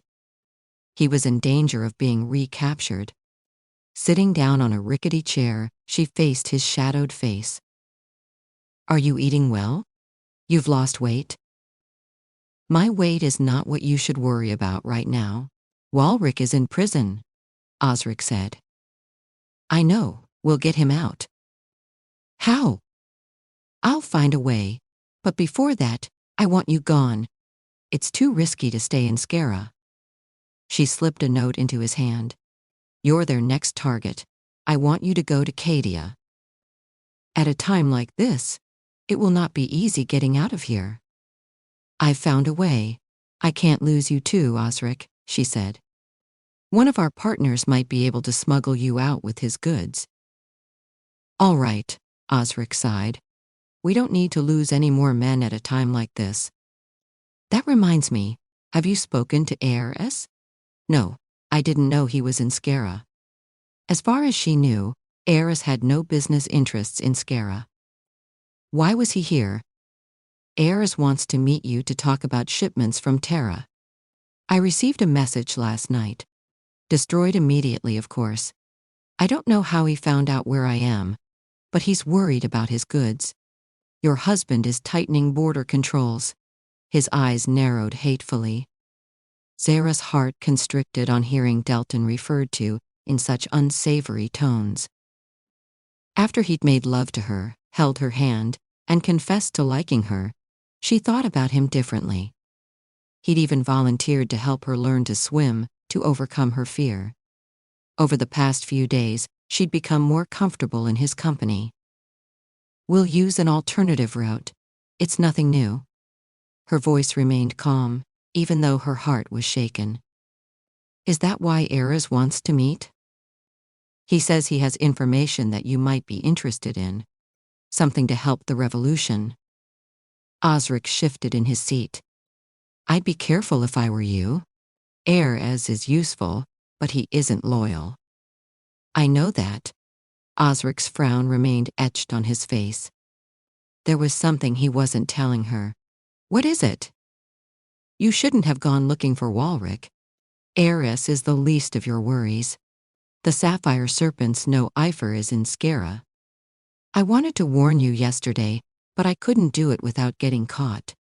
You've been lucky, Zara, but luck runs out." She didn't like the way his dark eyes bored into her, incriminating. "Delton is ruthless. If I were you, I wouldn't spend so much time with him." At his hateful glare, all the fear in her heart bubbled up. "He lives with me, Osric. I can't help but be around him." Her voice emerged defensive. "Are you sure you want to resist him?" "What does that mean?" Her senses were immediately on alert. "Arya visited me this week." The alertness transformed into dread. She should have known her maid would carry tales. Osric had planted Arya. She reported to him. An iron band of discomfort tightened around Zara's stomach. "It is not wise to consort with a man like that," he said. "For a moment, I thought Arya was lying. You're spending time with him, holding hands, even fucking." "Osric, stop." She held up her hands. I feel betrayed. His tone was accusatory. All these years, we've stood by your side while he cast you away, and now, what is the meaning of this? I thought you were better than this. How could you fall for him? I haven't fallen for him, nothing has changed, she said. What happens behind palace doors stays there. None of this changes who I am, or what I must do. If you think that, you're deceiving yourself. You've always felt something for him. It isn't like I didn't know, but he doesn't deserve you. A few days ago, Zara might have believed that. But she knew the truth now. She knew how much he'd been hurt, and she knew he wanted to change. For her. He might think you a pretty piece, but what do you think will happen once he finds out you're Epher? Osric went on. Delton is the reason we're fighting this war. If I were you, I'd end things now. There is nothing to end. I have no feelings for him. How long do you think it'll stay that way? Delton isn't like you. He must have an ulterior motive for pursuing a liaison. Didn't you say he suspected you of aiding Walrick? He isn't sleeping with me to get to Walrick. Zara felt obligated to defend his honor. The entire world knew Delton as a ruthless, manipulative bastard. She thought him the same until she'd glimpsed another side of him. Our plan will proceed as usual. Fine, Osric bit out. I'm going to go to Cadia. Good luck with your husband. Does he know you're Epher? Osric. He ignored the warning in her tone. She hated to be told what to do, and he damn well knew it. So she changed the topic. Where does Eras want to meet? Epher's farmhouse outside the city. In a week. He said to come alone to minimize the risk of discovery. He'll do the same. Understood. With that, she stood. Guilt seized her. He was her closest confidant. She couldn't lose him. I care about you, Osric. Delton can't come between us. I know that, Princess. Then please, be safe. He didn't reply, but she knew he wasn't happy with the way things had turned out. As she made her way back, she kept turning his words over in her head. You've always felt something for him. Did she like him as he liked her? Could there be anything between them? With those uncomfortable thoughts swirling in her brain, she made the journey back. The sun was sinking on the horizon when Zara arrived at her farm on the outskirts of the city. Beads of diamond light gleamed on the lake's surface. It was the first place that had popped into her head when she thought about swimming lessons. It was secluded and quiet, and she knew nobody would come there because it was Epher's property. There were no goods or supplies in the farmhouse, which is why she'd chosen this particular location. Delton stood next to her, carrying a picnic basket framed by the orange sun rays. He dismissed the servants, wanting them to spend some time alone before they returned to the residence.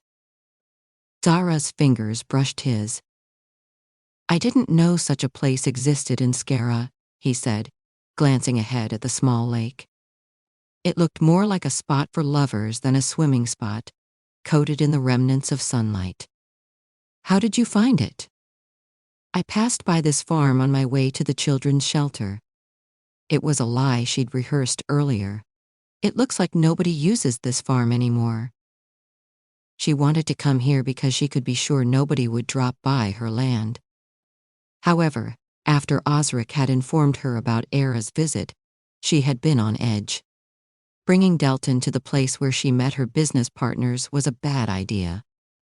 His hand clasped hers as his dark blue eyes stared into the depths of her soul. I am honored you'd let me teach you swimming. The deep, sincere tone of his voice struck something deep in her belly. Zara couldn't tell if it was fear or fondness. Probably both. But I'd like to know what made you change your mind. The last time we spoke about it, you didn't want to learn. I thought it was time to overcome my fear. After telling you about my suicide attempt, I think I'm ready to face the past. I don't want to live with bad memories. His hand tugged on hers and he pulled her close, snaking an arm around her waist, while the other still held the basket. His voice brushed her ear seductively. Don't worry, my dear. We're going to make some very good memories. After today, you'll never think about drowning when you see water. Her cheeks heated at the suggestiveness in his tone.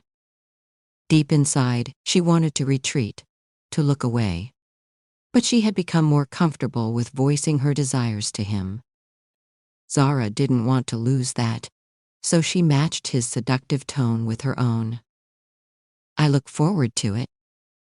He let go of her hand and stepped back, surveying her costume. In the rush to get here, she'd not changed out of her heavy gown. There was no way she could swim in it. After sending Michael home, she should have taken some time to fix her dress. That dress won't do, Delton said. You'll have to take it off. Her instinct was to deny it, but she knew he was right. You'll sink like a stone in that thing. We're in public. What if someone sees?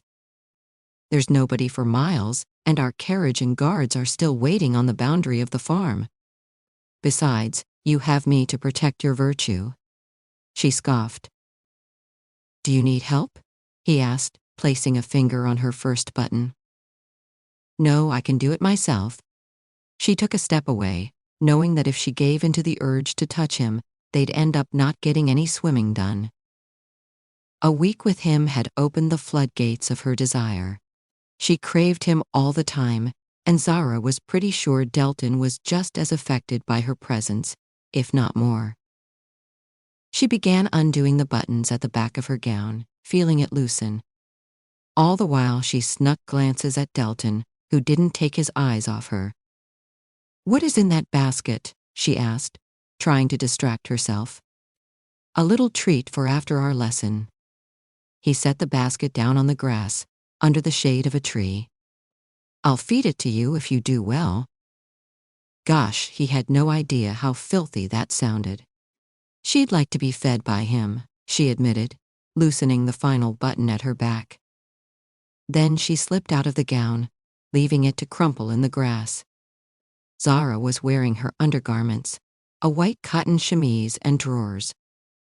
No doubt they'd turn transparent the minute she hit the water, but they'd do for now. Carefully, she folded her gown and set it next to the picnic basket. I'm ready. He extended his palm to her, and she took it, walking with him to the edge of the water. Every time she touched him, she felt a little shiver of anticipation. Do you know how I learned to swim? He asked, overlooking the lake with her hand in his. My teacher just threw me in and told me to save myself. Her face went white at the sound of it. I'm not going to do that to you. At least not yet. I don't think I'd be able to survive if you threw me in. He let go of her and took a step into the lake. Unlike her, he had come prepared for the lesson, dressed in lightweight clothing. She watched him further and further away until half his chest was submerged in water. Then he extended his hand and called out, Come in. Carefully, she dipped a toe into the water. It was cool but not cold. The minute Zara dipped another toe in, dread, familiar, and overwhelming clouded her senses. She closed her eyes and at once was transported to the churning deep currents of River Wolfberg. She sunk deeper and deeper, darkness consuming her soul. Zara was sure her body swayed, but she was too deep in the nightmare to notice. A warm, solid weight came to rest on her shoulders. Delton's hands. Zara, are you all right? Her eyes fluttered open, and she met Delton's face. Remnants of sunlight gleamed over his straight nose, high cheekbones, and angular jaw, his cobalt eyes having turned a shade darker. Why, yes. She tried to take in deep breaths. Walrick said it helped calm you down. Delton watched patiently as she returned to herself, breathing in and out in a slow rhythm. When the fear receded, she took another step in, grinding her teeth. Delton's steady hands remained on her, giving her the courage to take another step forward. "What are you afraid of?" he asked, as she took another step, trying hard to focus. The water was around her knees now.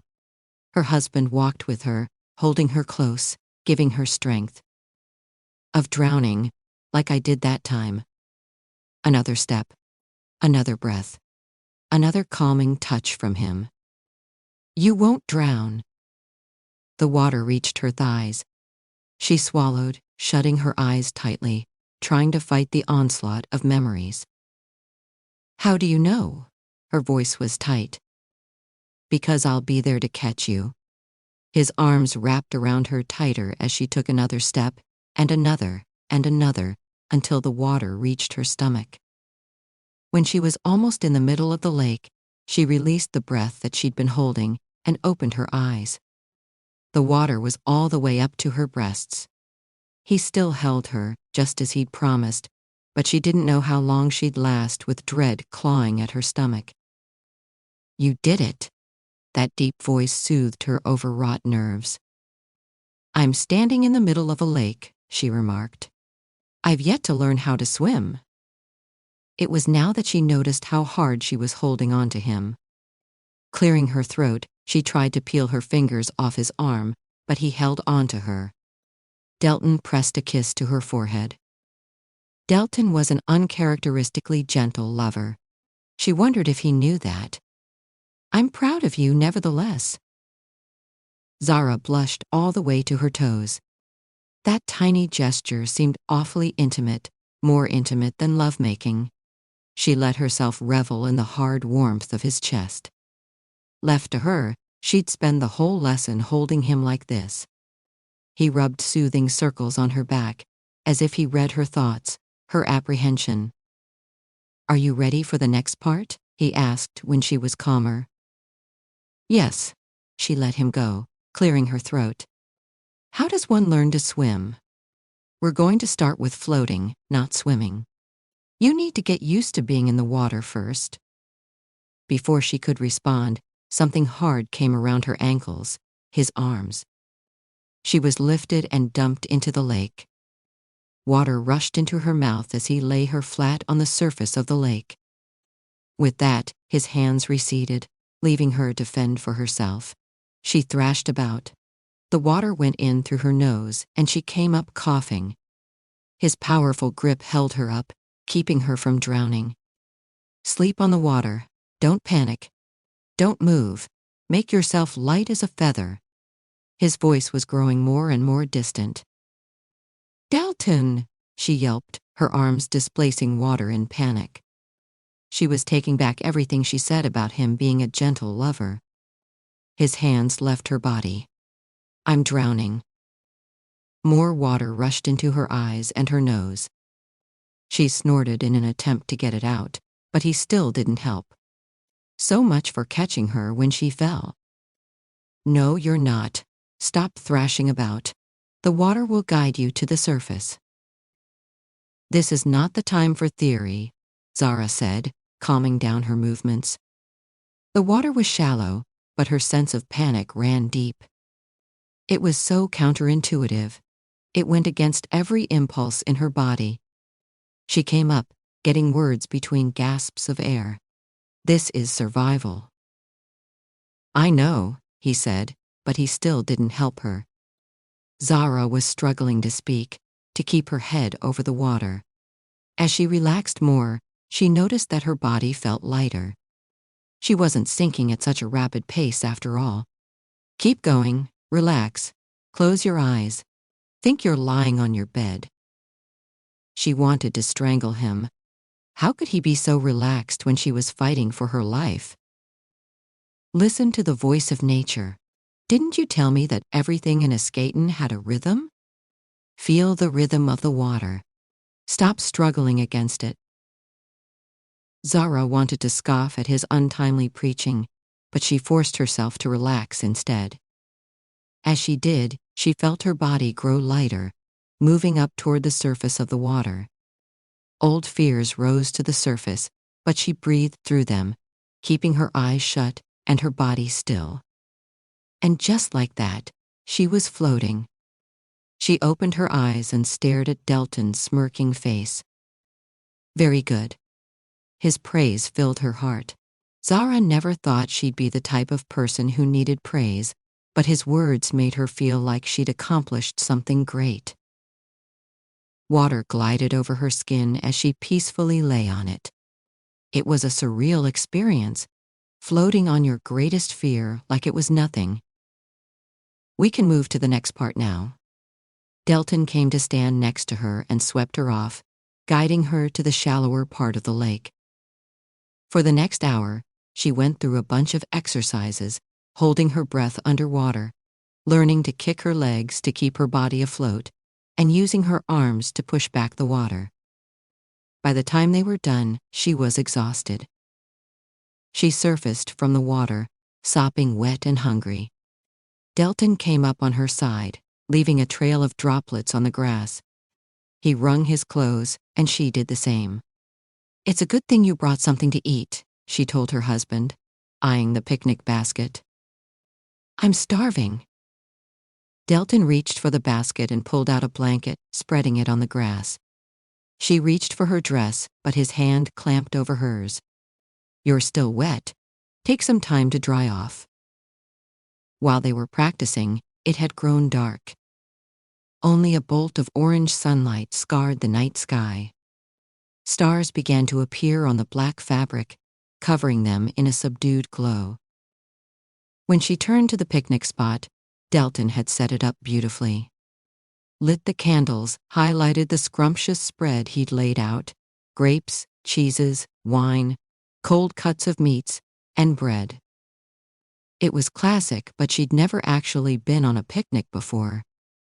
Zara sat on the blanket and looked at him. "I never thought you were romantic. Looks like you're full of hidden depths." He smiled. "I'm glad it meets your approval." Smiling, she said, "This is beyond my expectations." The white cotton clung to her skin, transparent and wet. She watched his eyes trail her wet skin, taking her rosy nipples peeking from under her undergarments. When her gaze returned to his face, her skin felt warm despite the wetness. Clearing her throat, she reminded him, "Someone said they'd feed me if I got through swimming lessons." "Of course, I always keep my promises." His legs were stretched out, an arm patting his lap. "Lie down." "You want me to—" Before she could finish the sentence, he was reaching for a piece of cheese. She untangled her hair, letting it fall over her shoulder in wet curls, and lay her head on his thighs. He looked down at her, those bright azure eyes filled with a mixture of hunger and longing. "What is it?" she asked, noticing his flickering eyes. "It's just that—" He shook his head. "This reminds me of a time long ago." The hunger was gone, instantly replaced with pain. "Karina," she surmised, getting up. "You did this with her." "Not quite like this," he sighed shakily. "For one, we weren't wet, and she wasn't as tempting as you." Zara blinked. She placed a hand on his shoulder. "I'm not the only one making new memories tonight." "You're right." A tiny smile curved up the right side of his lip. She lay down on his lap, urging him to go on, to forget what happened in the past, to replace the memories of Karina with hers. She opened her mouth, tapping his arm. Slowly, Delton lowered the piece of cheese, inserting it between her lips. She closed her mouth over his fingers. A shudder ran down his arm, eyes shutting in agony. He dropped the cheese inside her mouth as her lips left his fingers. His fist curled at his side as she chewed on the piece of cheese. Salty." Her fingers reached for a piece of bread. He got it for her, feeding it to her. Just a week ago, she'd have abhorred a scene like this, being fed and taken care of by a man. But she'd changed. She liked laying on his lap, hair spread out over the blanket as he fed her delicious treats. Zara hadn't felt so relaxed in a long time. I've never been on a picnic before. Really? Delton was surprised. As a princess, I wasn't allowed to spend many hours outside the palace. My days were filled with lessons and duties. From a young age, my father trained me to be a good wife.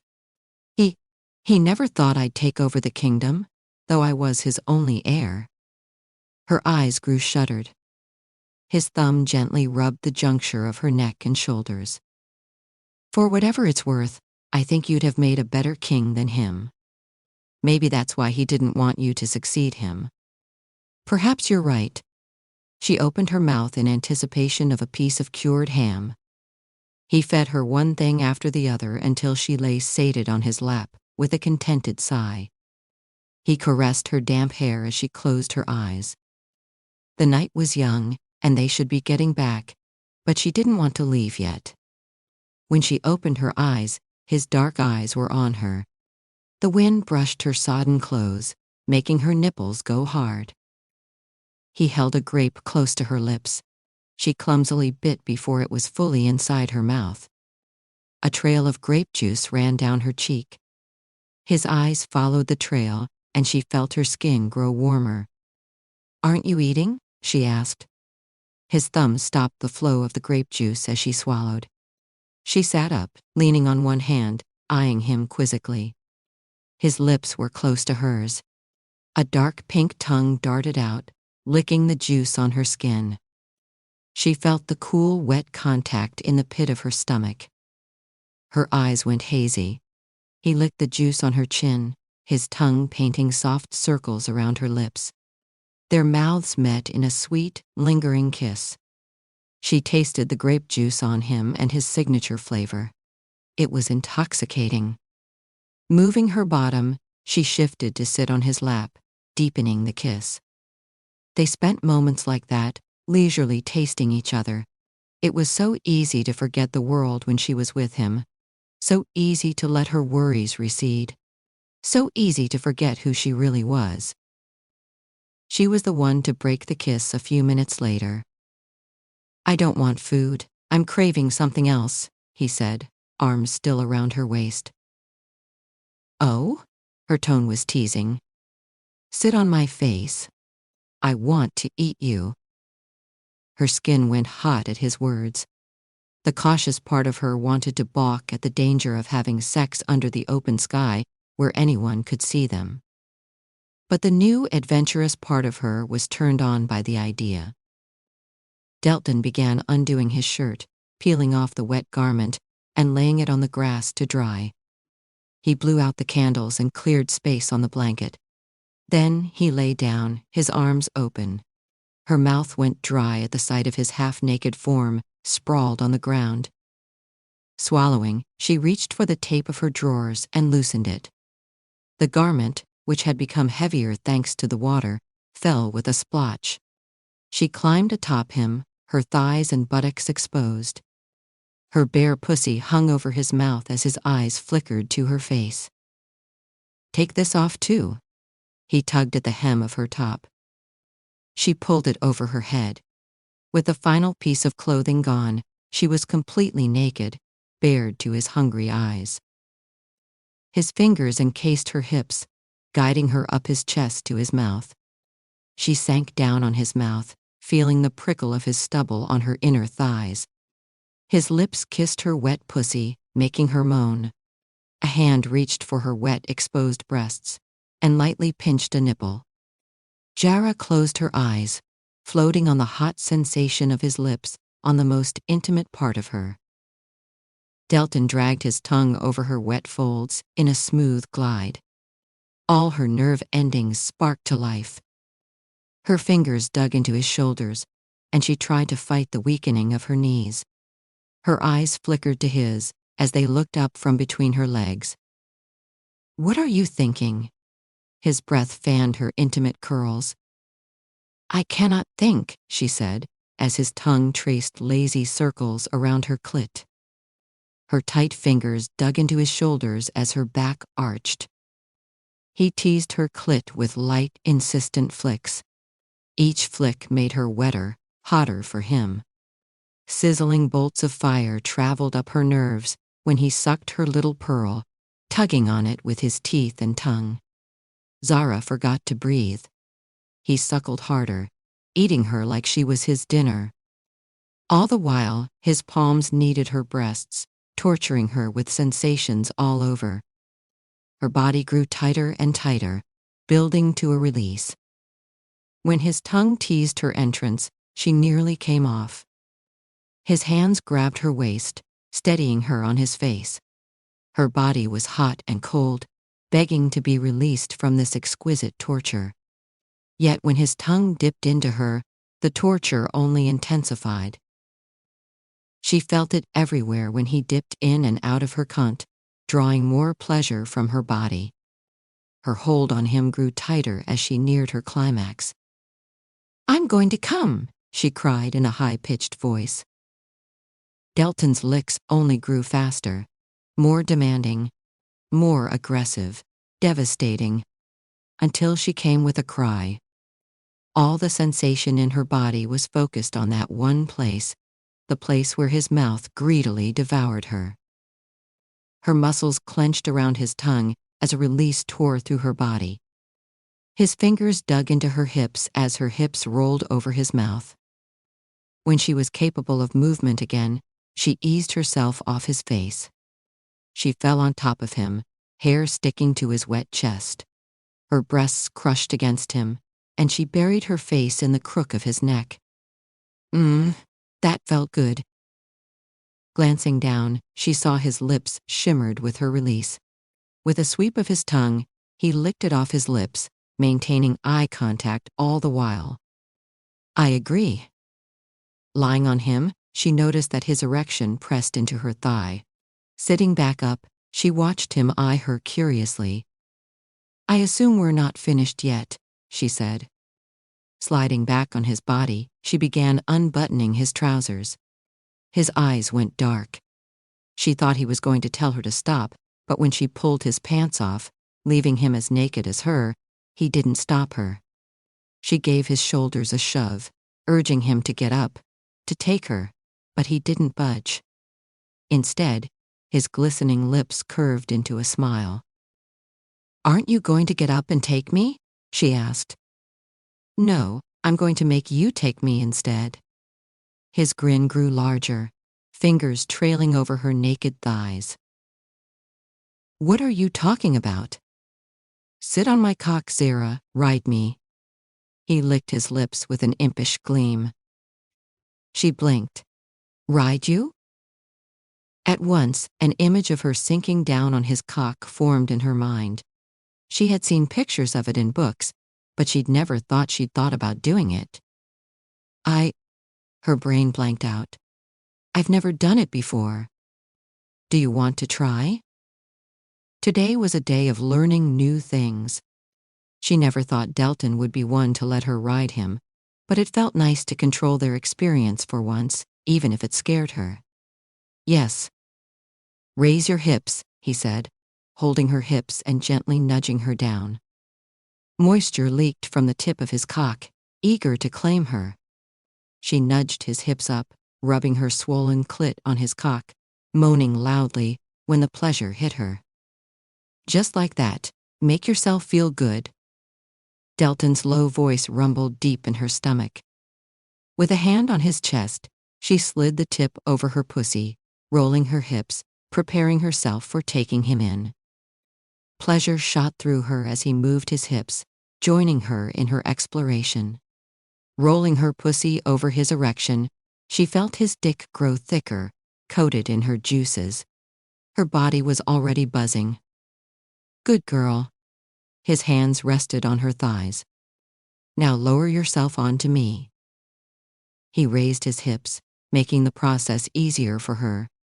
Zara lowered herself slightly onto him, her wet pussy ready to take him in. The contact was like an electric spark igniting her body. She adjusted herself, notching her entrance on his cock, and began sinking slowly. Delton's hands reached up her body, cupping her breasts, kneading them roughly, and teasing her nipples as her weight sunk onto him. She felt waves of pleasure hem her in, every cell in her body coming alive. Inch by inch, his cock stretched her, rubbing against her most sensitive spots.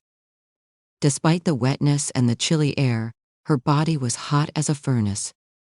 His cock slid into her wet, tight heat, deeper and deeper. When she was completely filled and stretched, she exhaled, the beginnings of an orgasm already taking hold. His body was tight under hers, speechless. "Nothing feels as good being inside you," he said, his fingers tightening on her breast. "You're so tight, so perfect." She gripped his shoulders and reveled in the feeling of him filling her. Waves of sensation were rising inside her, demanding a climax. His fingers left her breasts, coming between her thighs to rub her swollen clit. His hips bucked. "Ride me, my darling." She didn't have to be told twice. Emboldened by his words, she began to move. He ran a finger up the pale curve of her breast as she bounced up and down, rubbing against him, enjoying the delicious friction that his thrusts produced. She bounced up and down, taking him in and out of her body, riding his large cock. She felt like a queen, in control, giving them both the delicious friction that they craved. "Harder," he said, pumping his hips into her now, matching her thrusts with his. His finger receded and she angled herself so that her clit rubbed his cock with every thrust. The sensation was blinding, their breathless moans filled with air. With every thrust, her body grew tighter. When he hit the sweet spot inside her, she broke apart. "I'm coming." Her words were cut short by a scream as her pussy contracted around him. There was no stopping the orgasm that crashed upon her. Even with the cool air brushing their wet bodies, she was burning. The stars, the wind, and the bird cries around her seemed to carry her pleasure until they merged with the rhythm of nature. They all beat as one, as a single cell quaking with pleasure, encompassing everything. He felt the same, for he came soon after with a shattering grunt. Her head rolled back, and she continued moving over him, the walls of her cunt spasming around his cock. It was a wonder, both of them climaxing at once, as if their bodies were one entity. His fingers dug into her ass, pounding harder and harder into her tight, fluttering pussy. She felt his pleasure as she felt hers. He pulled out just before he shot his release. Through pleasure-drugged eyes, she watched viscous liquid dripping down her belly, coating her in the scent of him. They both breathed roughly for a few seconds, her sitting on top of him, letting their bodies calm down. She let the waves of pleasure ebb and flow, gently receding as her orgasm faded. When her pussy began to relax, she got off, rolling to his side. Pulling her down on the blanket, he held her close. They lay side by side, watching the sky, hearing the crickets and the voiceless waves. She felt like she was part of the skies, the grass, and the earth. It was something she'd never felt before. "Do you feel that?" Delton asked. "Now I understand what you mean when you said everything in Escaton had its voice. God, I've never felt anything like this before." "Me too." Her skin was sensitive from the recent orgasm, and every slide of their wet skins only made her more aware of it. Cuddling up next to him, she sank into his embrace as she watched the stars twinkle in the night sky. They remained close together in the silence, feeling a deep connection that no words could express. He caressed her hair, and she nuzzled his throat. They remained like that for several moments, reveling in the silence. The peace, the solitude. A long while later, she sat up, returning to her senses. "We should get back," she said. She gathered her clothes and began to dress. "Already?" he asked, but he got up too. Zara knew she would never forget this night. With each thoughtful gesture, each grape that he fed, each shattering moan, Delton had worked his way under her skin. As she watched him collect the leftover food and pack up the basket, she knew that there was no going back to how things were before. When Delton turned his eyes to her, Zara was sure that her defenses had been raised. She longed for the new beginning that he had promised. How would it feel to sleep and wake up with him, to share more moments like this? How would it feel to have a lifetime of remaking memories? She should feel threatened. Instead, she felt seen. Delton came next to her, dressed, and packed up to leave. She slid her hand to his face, cupping his chin. Standing on tiptoes, she pressed a kiss to his dark, parted lips. "Thank you for teaching me how to swim, and for this." She gestured between them. "I think we've successfully made new memories." He smiled. "I agree. In fact, we should come here every week until you learn to swim. Once isn't enough." Her cheeks heated at the implication. It sounded like a fantasy, coming here together every week, swimming, and making love under the stars. She wanted to buy into the fantasy, to lay in his arms forever and have a predictable future. But he didn't know who she was. Time was bearing down on them, and soon she'd be forced to make a decision. Epher or Zara? The thought of telling him the truth made her break out in cold sweat. "What is the matter?" he asked. "Nothing," she said as she slid her hand into his and began walking toward the boundary of the farm. As she looked into Delton's blue eyes one last time, she promised her that she'd enjoy every moment of this. Of them together, until there were no more moments left. Chapter 19. Delton. The next morning, Delton stared into Zara's face as she ate breakfast. Dressed in a bright green silk gown, she looked beautiful. She always looked beautiful, but ever since the day at the lake, he was beginning to notice it more. He'd never forget the moment she rode him and brought him to climax. Her pleasured face was etched in his memory. Her spine was straight, her neck curving in a graceful arch as she ate her breakfast. That's what it looked like on the surface. Under the table, her knees brushed against his as her fingers moved up his thigh.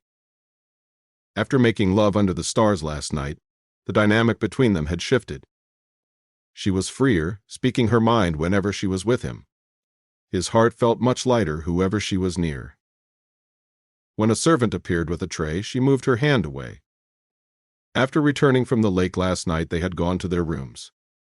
Delton had wanted to sleep with her, even if he only ended up holding her and not making love. But he hadn't asked her because he feared he might be going soft. Their relationship was purely physical. She hadn't consented to anything more than sex and swimming lessons.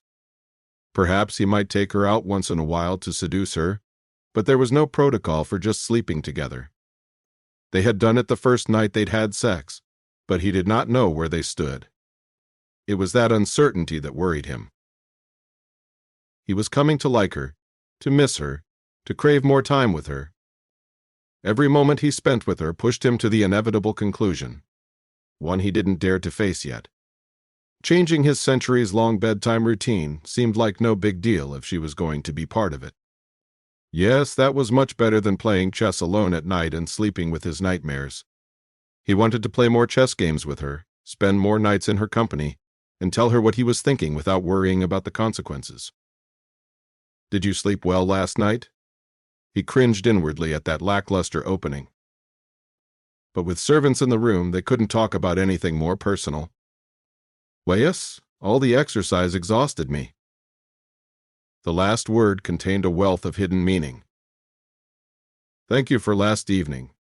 I don't think I've ever felt the way I did last night." Her voice softened and his heartbeat escalated. What did she mean by that? The clatter of porcelain interrupted the moment. The servant bowed and left. Once she was gone, closing the door behind her, he turned to his wife. His hands found hers under the table and he held them. "It was one of the best nights of my life," he said, his voice threaded with sincerity. I didn't expect you to wine and dine me. It was romantic, she admitted. Daylight caught her dark rises. Especially after you said you didn't need to woo me because I was already yours. Are you? He felt her pulse under his fingers. Mine? She dragged in a long breath. Her gaze grew unfocused. The wait for her answer was agonizing. Delton didn't know what he expected her to say. However, when she looked up, she asked, "What about you, Delton? Do you belong to me?" He hadn't expected her to ask that. The question flustered him. Was he hers? The answer wasn't as obvious as he'd expected. Little by little, she'd made her way under his skin until he no longer knew where he ended, and she began. But did that mean he was ready to admit to what she asked for? There had been nobody except her since the day they married.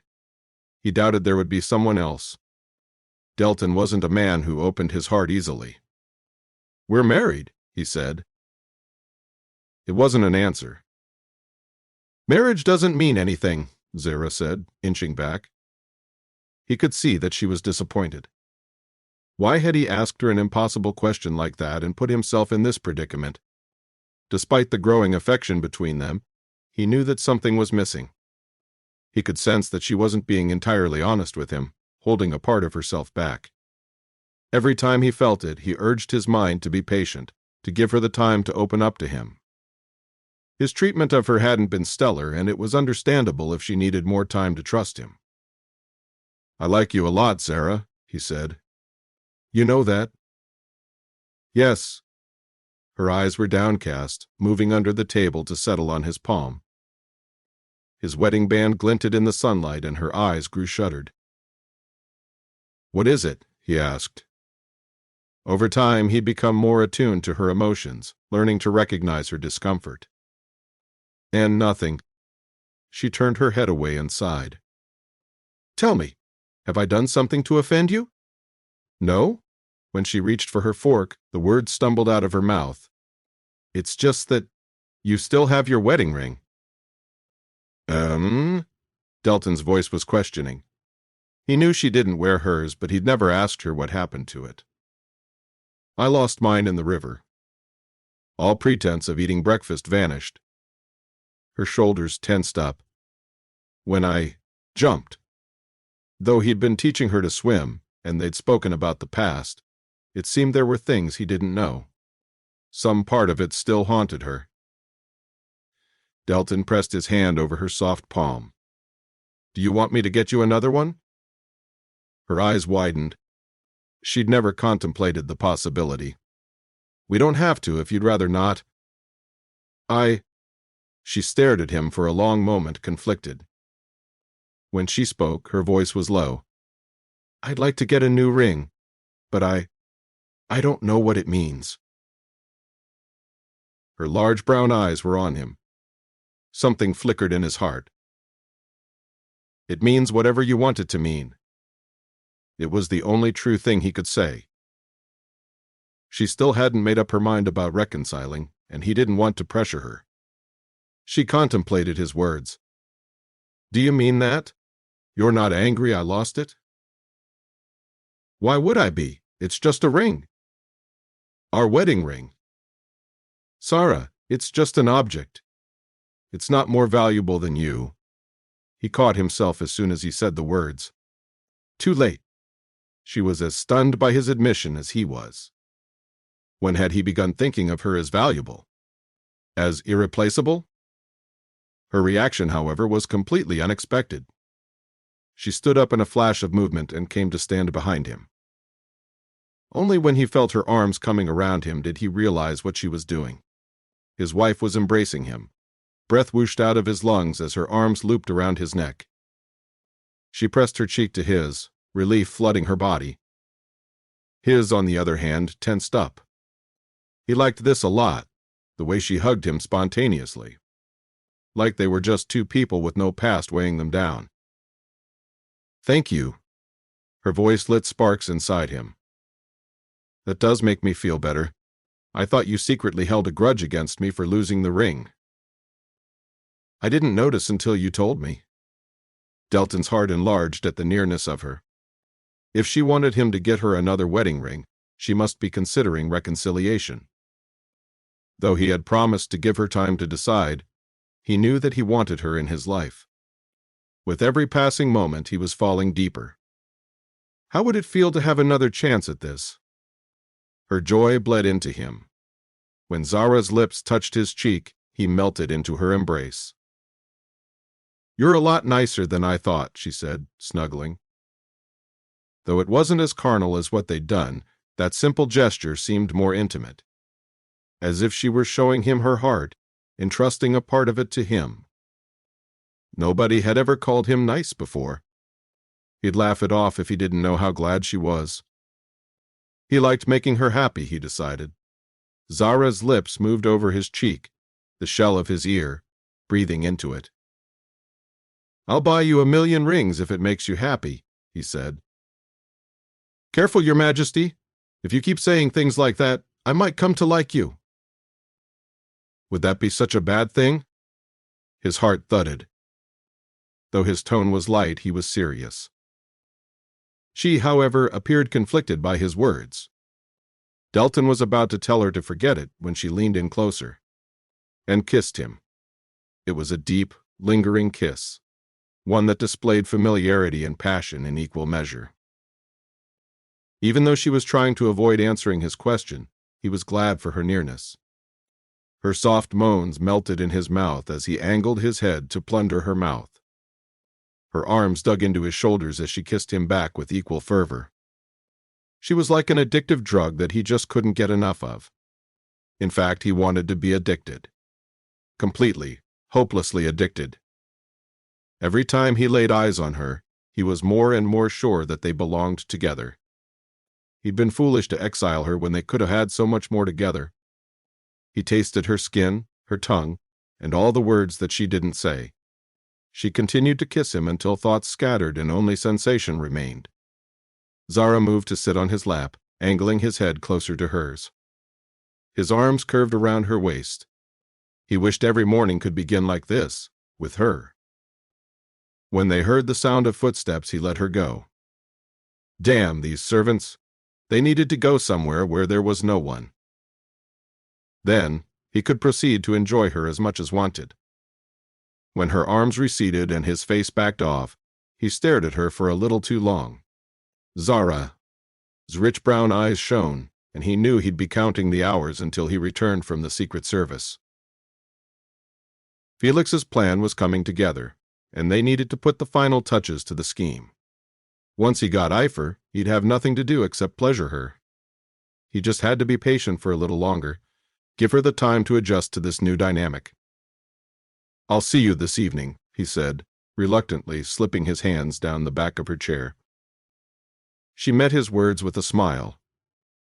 He carried the memory of that smile throughout the day. Felix was at his office when Delton arrived. He didn't use the desk because Delton preferred to use it.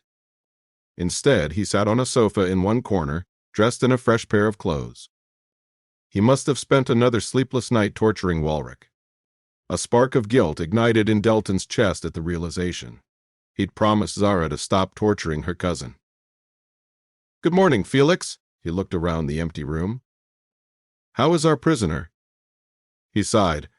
"We haven't made any progress, I'm afraid. Amara has tried torturing him, but he won't speak. Maybe we should escalate the torture." "About that." Delton swallowed. Change was so hard. Though he wanted to make his wife happy, the thought of sparing Walrick made the old demons in his mind ignite.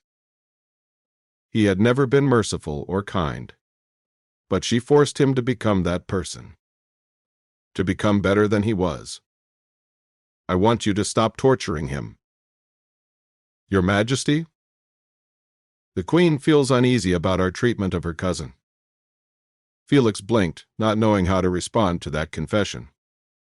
One of the most dangerous things about Felix was how comfortable he made Delton.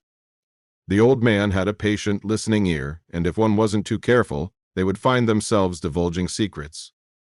"Since torture isn't getting us anywhere, I'd like you to stop. Use other methods to make him speak." Felix's blink was short. I understand. No sign of rebuttal or argument. That's what Delton liked about him. Good. How is our plan to corner Epher coming along? Has Eris received a reply? Yes, Epher will meet him at the location Eris suggested. Amara, Darius, and I will be there, waiting to capture him. I've been preparing our spies for backup. If all goes according to plan, we'll have him in 4 days. 4 days. Victory was blissfully close. In 4 days he'd have Epher, and everything would go back to the way it should be. Then he could begin to seriously think about his future with Zara. I expect to hear good news this time, Felix. Leave no stone unturned in his capture. Felix nodded. He turned to leave, but Delton suddenly remembered what he'd said to Zara. Wait, there's something else. Felix awaited his command with bated breaths. The Queen wants to see Prince Walric. He recovered from that one faster than Delton thought, but he didn't miss the slight widening of the old spy's eyes. That might be a good idea, if we can't make him talk. No, Delton held up his hand. She wants to speak to him alone, to make sure he's all right. You will not have them watched, or listened on. Felix looked curious, but he knew better than to ask questions. If that is what you want, it is. Make arrangements for her visit. I will inform Amara, Felix said. Once we have the security in place, the Queen is welcome to visit. Delton nodded. Felix didn't leave without being dismissed this time. Instead, he stared at Delton, his eyes a mixture of knowledge and curiosity. What is the matter, Felix? Is there something you want to tell me? No, he shook his head. You're dismissed, Delton announced. Send your secretary in on the way out. I have a task that needs attending to immediately. When Felix didn't move, Delton explained. Do you know any jewelers in Zara, Felix? Jewelers? Felix blinked. In all his years of working for Delton, he'd never heard a request like that. It wasn't surprising. Delton had never had any need to get women's jewelry made. His own jewels were heirlooms that had been passed on from previous kings. Now that he thought about it, Zara owned nothing that he had given her, something without a history connected to their ancestors. Maybe that's what he needed, a ring to mark a new beginning. This ring would be hers, only hers. Someone who makes wedding rings. You've been married before. He relaxed back on the seat, eyeing his faded gold ring. Yes. Felix had no idea how to answer that question. He was a widower. His human wife had passed away several years ago. He had a son who lived in the north. I don't know anyone in Zara, but there's a place where you can get wedding rings made. I saw it on my way to work. If I tell them the king is looking for a wedding ring, they'll be happy to oblige. Have someone from there sent up, he ordered. I need a wedding ring made by tonight. That's short notice. Felix's tone remained neutral, though Delton could see that he was curious. I'll pay him whatever he demands, but I need the ring fast. Felix's surprise grew, but he tried to tamp it down. I understand. I'll have one of the spies go and fetch him. Would the ring be for yourself? No, for my wife. After ironing out the details, Felix left. Felix, Delton said as he reached the door. Yes? I look forward to Epher's capture. So do I. The prospect of victory was like a fire raging through his veins. He awaited the day he accomplished what he'd wanted for years. By the time he captured Epher, he hoped Zara would have an answer for him. With the happy thought, Delton leaned on his chair and got on with reading reports on Walric's non-existent confessions. It had been a last-minute idea. As Delton stated at the elaborate flower arrangements in the royal residence's garden, he felt nervous for the first time in his life. He had never done anything like this before. Not since he'd proposed to Karina. He'd asked her to marry him in private, and she'd agreed. He'd never asked Zara to marry him. Instead, he's issued King Elian an ultimatum with a date and a time. They'd never courted and met only once before the wedding ceremony. What a waste. When he thought about how many stolen kisses they could have had, how many deep conversations, how many tacit glances, he realized that he should have spent time courting her. In locking himself up in his miserable revenge, he denied them both the life they could have had. Well, that's why he had decided to begin again. When he'd proposed it to her, he had been unsure. However, he was sure now. He wanted a second chance. Delton glanced down at the golden ring in a box. He'd have preferred something more elaborate, but this was all he could manage at the last moment. He hoped it was enough. When Zara told him she'd lost her ring that morning, he'd come up with the idea. He wanted to give her all the moments that he'd taken from her. In the distance, he saw her silhouette emerge. Zara looked around the newly flower-filled garden with a mix of awe and questioning. The fading orange sunlight slid over her mahogany hair, highlighting the strands on her head. His heart skipped a beat as she came to stand before him, his shadow covering the base of her skirt. When she inhaled, his hand tightened in his coat pocket around the box. "Impressive," she said. "When did you have the flowers brought in?" "Earlier today," he said. Leaving it in his pocket, he extended his hand to her. "Walk with me." She slipped her hand into his effortlessly. He didn't miss how her resistance had melted away since the first time. Together, they took a step forward. He breathed in her scent, far sweeter than the flowers before them. "I spoke to Felix," he began, choosing a safe topic. "You can see Walrick at the end of this week. He'll make the arrangements for your visit." Zara's face turned. "That was fast. Thank you." They walked silently for a moment as the breeze caressed her hair. Zara took in the flowers and leaves. "I haven't had much time to explore this garden." She came to a stop before a shrub with tiny white flowers. "The white ones are my favorite. They remind me of the flowers we used to have at the palace in Qadiyah." "Is that so?" "Yes. Coincidentally, you were standing next to them when you visited the palace." He remembered almost nothing of that time, except the sense of victory he'd felt. But it had paled over time. "I believe that's where you threatened my father." It was his turn to be surprised. "How did you know?" "The maids told me," she said. "They said you had asked for my hand." She went on. "We met only once and exchanged a few words, but by then, my fate had already been sealed." She met his eyes after a long moment.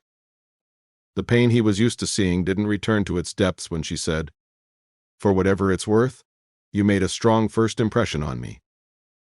I thought you charismatic, and I hoped we could make it work." He blinked. It didn't inflate his ego the way he'd thought it would.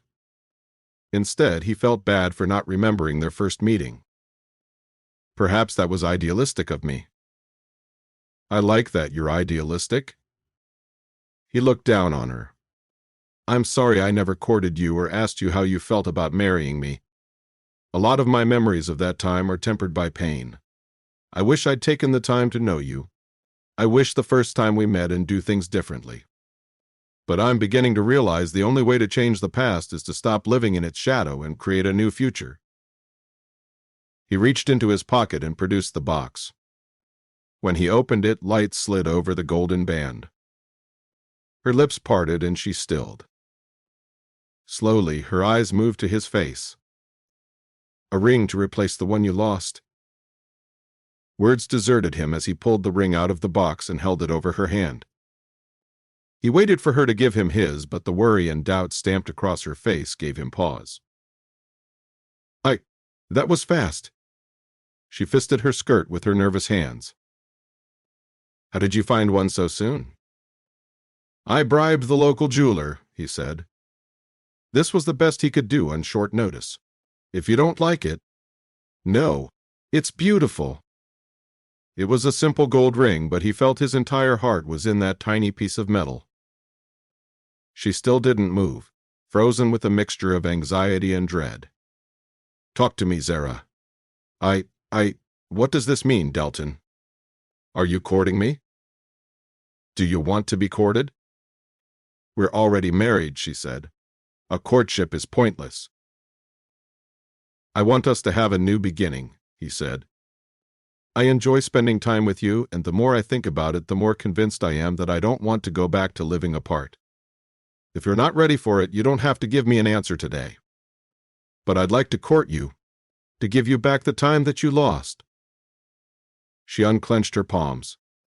He thought her eyes looked a little glassy, but her voice was clear. All right. Delton was glad to hear that she was giving him a chance.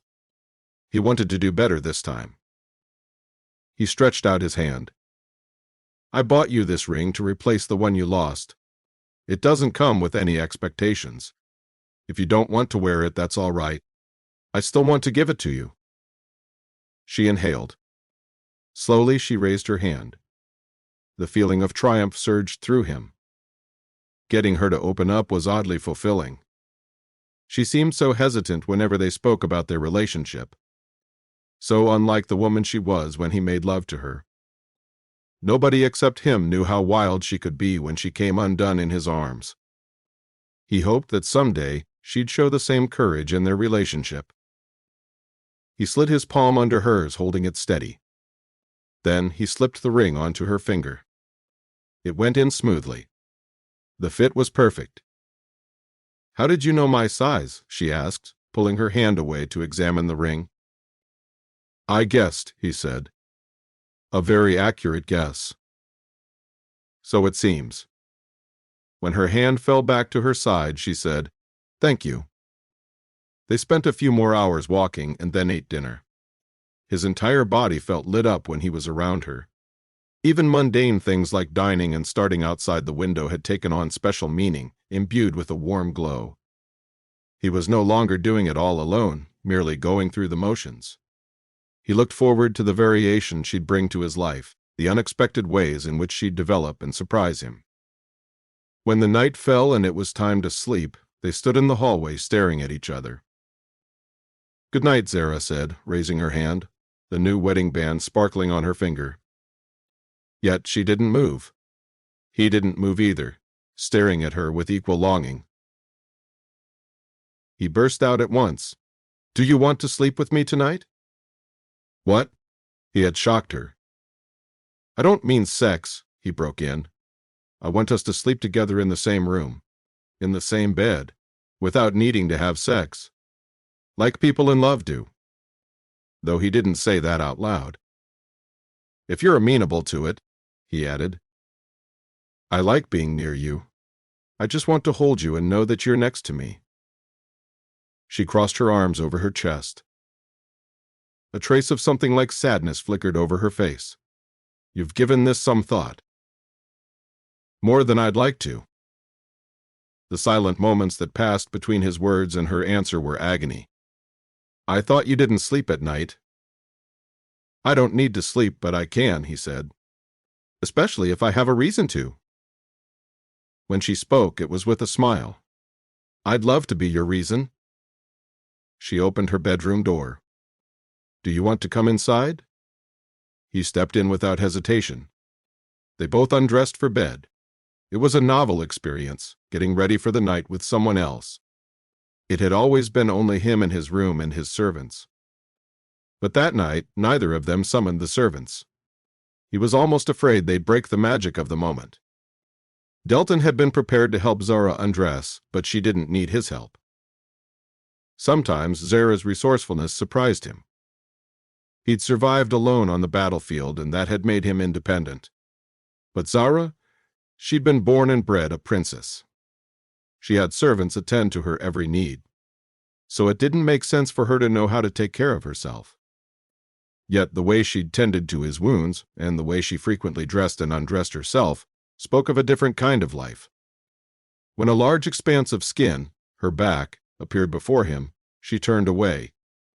If he saw her naked tonight, they wouldn't be sleeping. Getting rid of his coat, he slipped into bed with his shirt and trousers on. Are you going to sleep with that on? She lay down next to him, glancing at his pressed shirt and black trousers.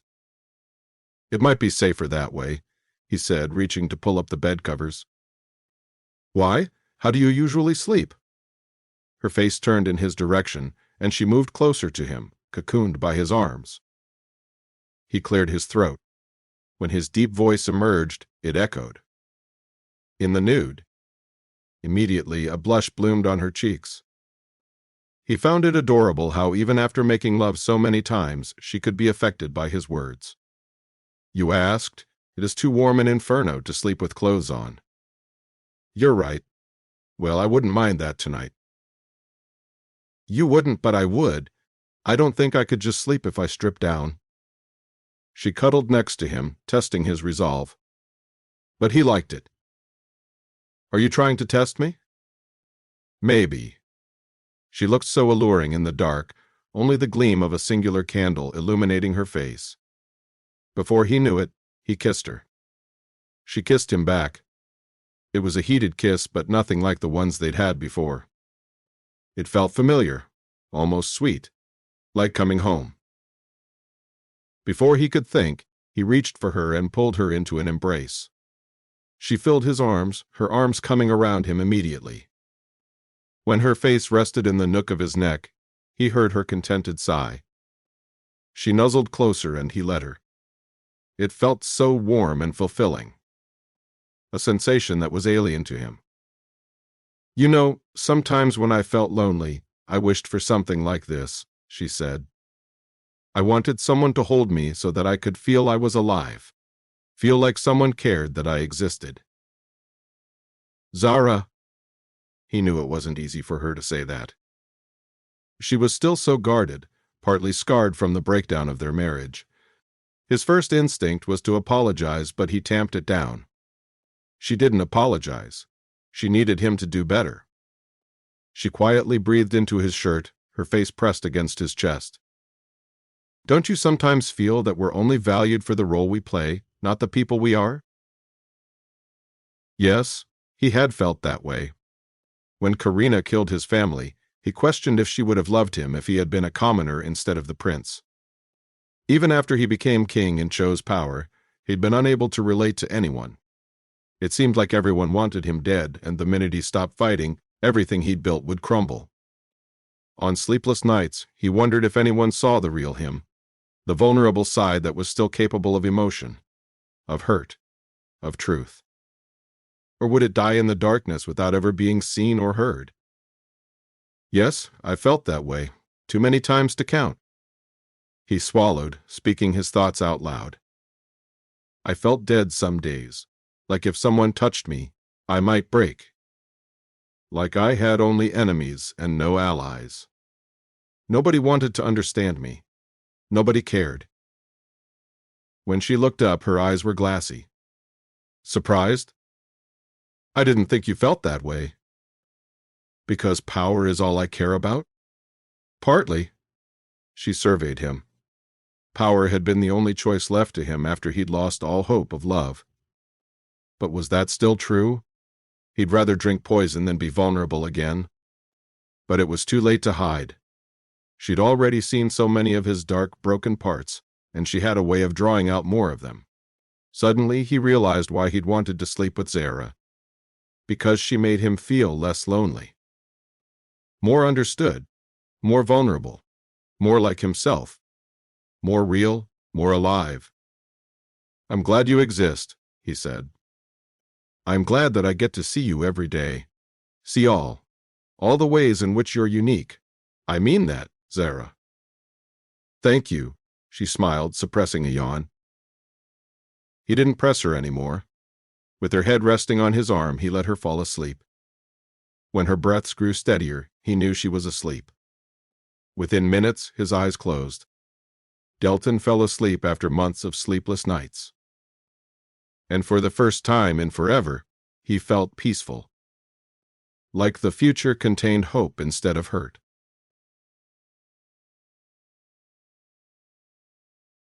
Chapter 20. Zara. The next morning, Zara sat in front of the mirror, looking at her face. It possessed a radiant glow that she'd never glimpsed before. A smile stretched her lips. Her heart felt light, like all the troubles weighing on it vanished for a second when she thought about Delton. They'd slept together last night, just slept, and it was far more intimate than any sex they'd had. When he'd held her in his arms, she'd felt a sense of safety. And that was terribly dangerous. She could leave him easily if all they had was a physical attraction. But what if there was more? What if her heart was becoming involved? Osric had left town without being discovered, which meant she had no official commitments until the meeting with Eris at the end of the week. Zara would soon meet Walrick at the prison. Together, they might be able to find a way out of this predicament. She needed to think about how she could get him out, but all she could think of was Delton. The way he'd surprised her with the ring last night.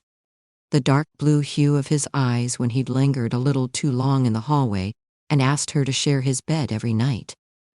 The way he was slowly worming his way into her heart when she wasn't even looking. Zara eyed the ring on her finger, watching her face transform in the dresser mirror. Was she ready to give him another chance? Even while she knew she wanted Escaton back, she couldn't stop the chain of fantasies that her mind was spinning.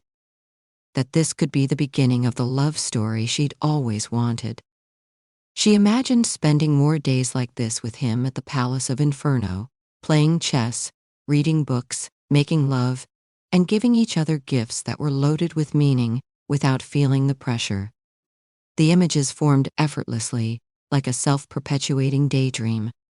She liked it when he caressed her hair, when he kissed her, and when she slipped under his defenses. Sometimes, he said things that made her heart race unexpectedly. For a few moments, she let herself believe that she could have that. A love untainted by memories. A world in which he loved her, and she loved him back. Where the future looked very different from the past. She pulled out the ring and held it between her index finger and thumb, examining the gleaming golden band. It was just an object, but it had so much meaning. Like she could feel the weight of it in her palm, in her heart. Was she ready to make that commitment? Zara wanted to say yes, but she couldn't let go of Epher. Delton didn't know the truth. She needed to tell him.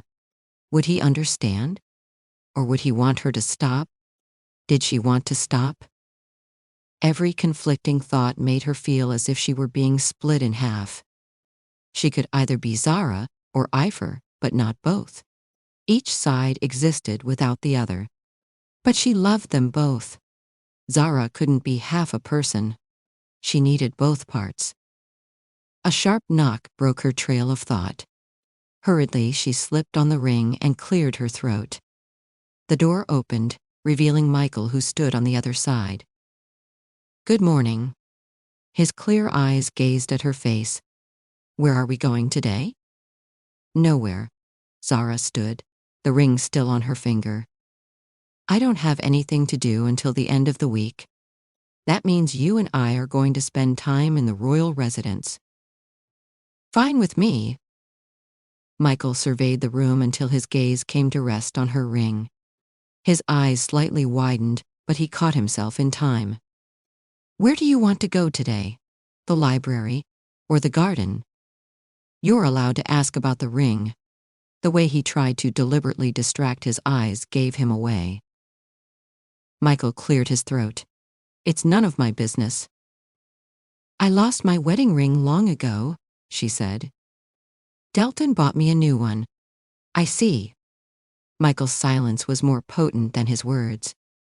He didn't probe, but she felt obligated to explain. So she spoke.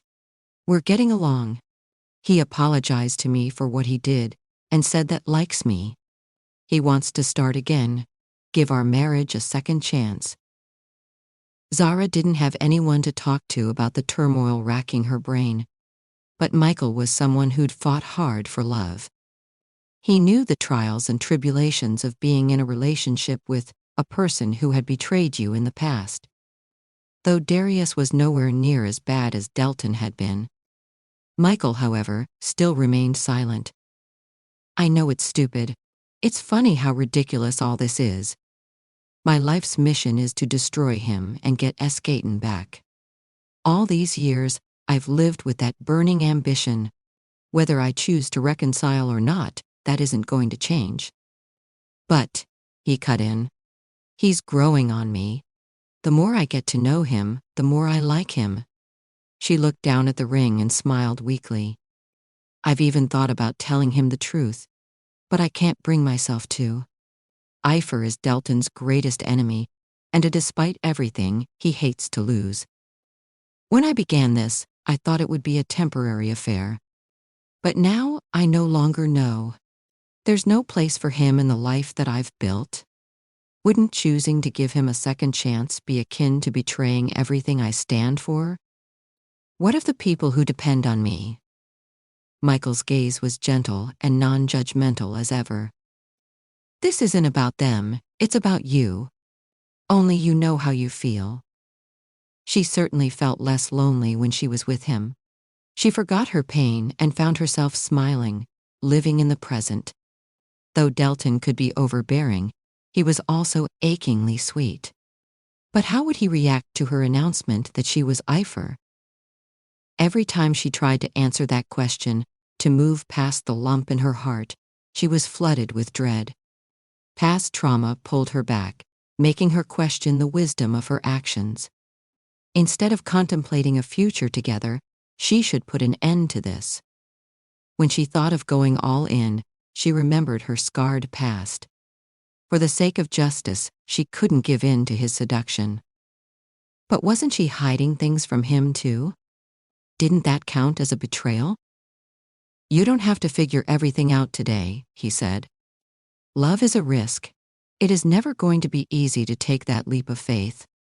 Only you can answer if it's a risk worth taking. It was risky, all right. She had no idea how a relationship between them would work. What if she ended up losing everything instead? The thought paralyzed her. It wasn't just her who'd lose everything. Walrick, Osric, and everyone who worked for her would be ruined. She'd never been a coward, but when it came to him, she didn't know how not to be one.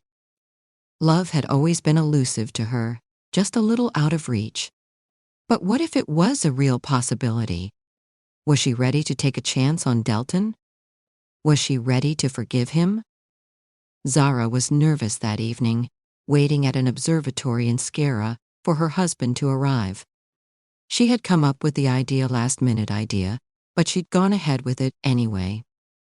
It had been a while since Zara had used her authority as the queen to get anything done. Unlike the palace in Cadia, the observatory in Zara was in the city, about a mile away from the Sapphire Serpent's office. Zara had sent a message that afternoon asking Delton to meet her in the evening. Watching the sky fill up with stars, she nervously awaited his arrival.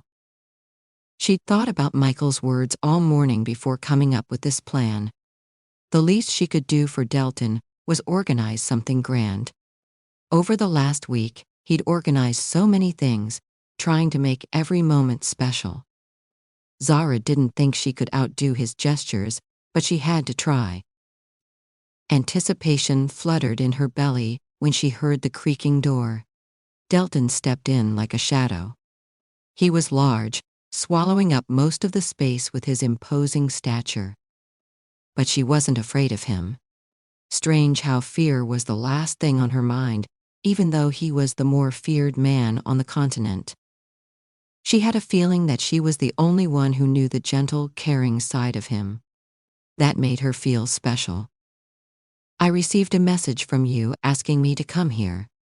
With his hands clasped over his back, he curiously looked around the room, examining the objects and potions she'd laid out on the table. What is this? Are we going to practice magic? No. Crossing the distance between them, she placed her hand on his. His eyes slid over her exposed palm and noticed that she was wearing his ring. His breathing grew uneven. It was only for a few seconds, but she noticed it. Turning his azure eyes to her, he tried not to dwell on it. Since you're always the one doing special things for me, I thought I'd return the favor.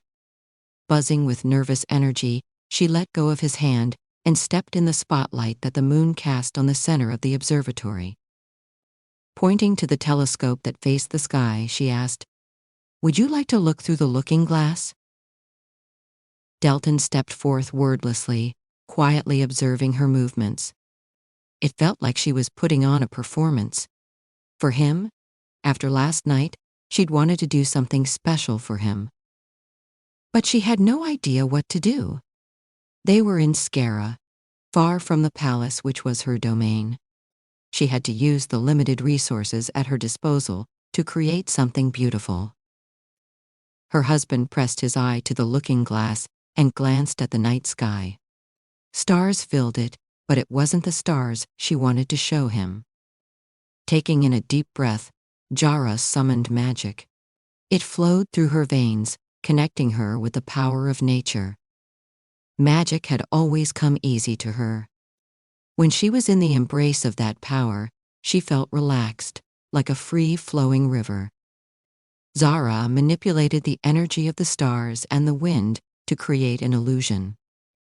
The sight before Delton's eyes transformed from a tranquil night scenery to a scene of the first day they met at the palace.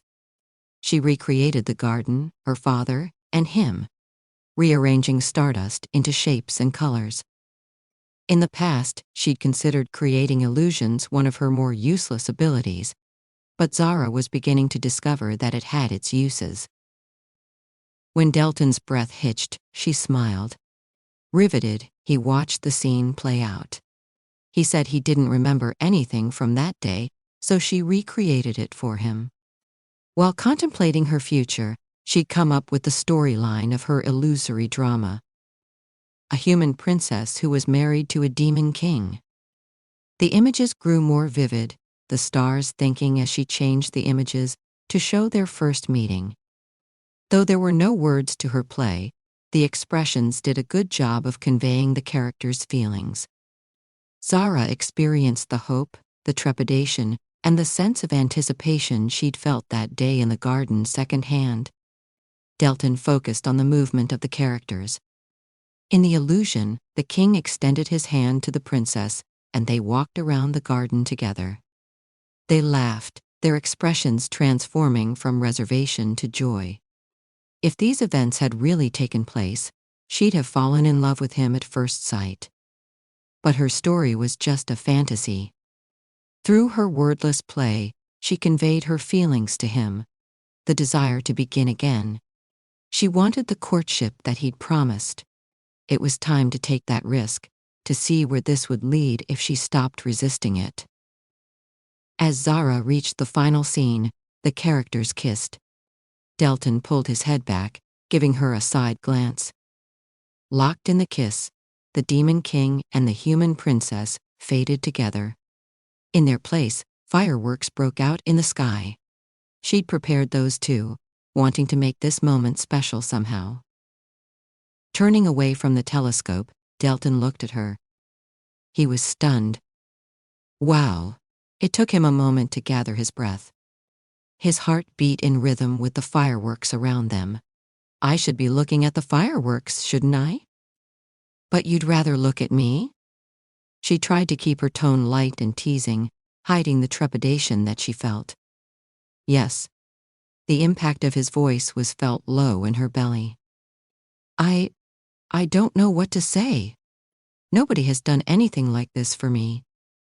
His smile was warm, encouraging, sincere. The way he could slip from authoritative to gentle made her weak in the knees. Light drenched Delton's dark form, bathing them in the sound of fireworks. Her heart thudded. This was it. She had to tell him what she'd been thinking all day. Did you like the story? She asked. Yes, very interesting. His voice was lightly teasing. It was us, wasn't it? Yes, she put one leg over the other, almost losing balance. Delton rushed forward to steady her. She stood up and held his arms tightly. Swallowing the lump in her throat, she said, "What we could have been if we started on a different note." This was a momentous step in their turbulent relationship. I called you here because I had something to tell you. Tell me. His fingers climbed up her jaw. Whenever they were around each other, the sexual tension was high. She needed to get this off her chest quickly, or she'd end up under him faster than she could speak. "I'm ready to be courted." His fingers paused on her jaw. I'm open to starting again." "Zara." He looked at her like she was his fragile source of hope, like she could make or shatter his world with a single word. "I've been thinking about what you said yesterday. I don't know if this is going to work, but I'd like to try." She kissed him a tiny peck, drawing the courage to go on. "That is, if you still want to." He silenced her with a kiss. Strong arms came around her, encasing her. When his fingers rubbed her cheek, she fell under his spell. She tasted his hope and dreams, his desperation and hunger. Their passion was like a storm that threatened to uproot her, to destroy everything she'd created. Day after day, she was learning to weather it, growing stronger. They kissed that way a little longer, framed by the colorful lights.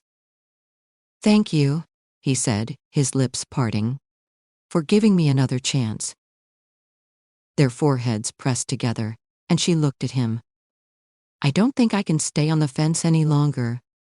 I think about you so much it must be unhealthy." "Oh, there's nothing unhealthy about my obsession with you." He kissed her once again.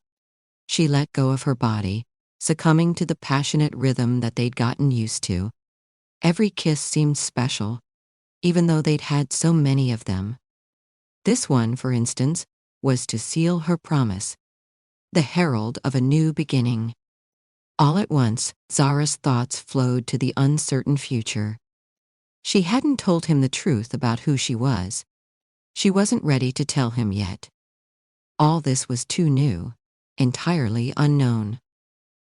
Taking risks made her feel fragile. She hoped the feeling would fade in time.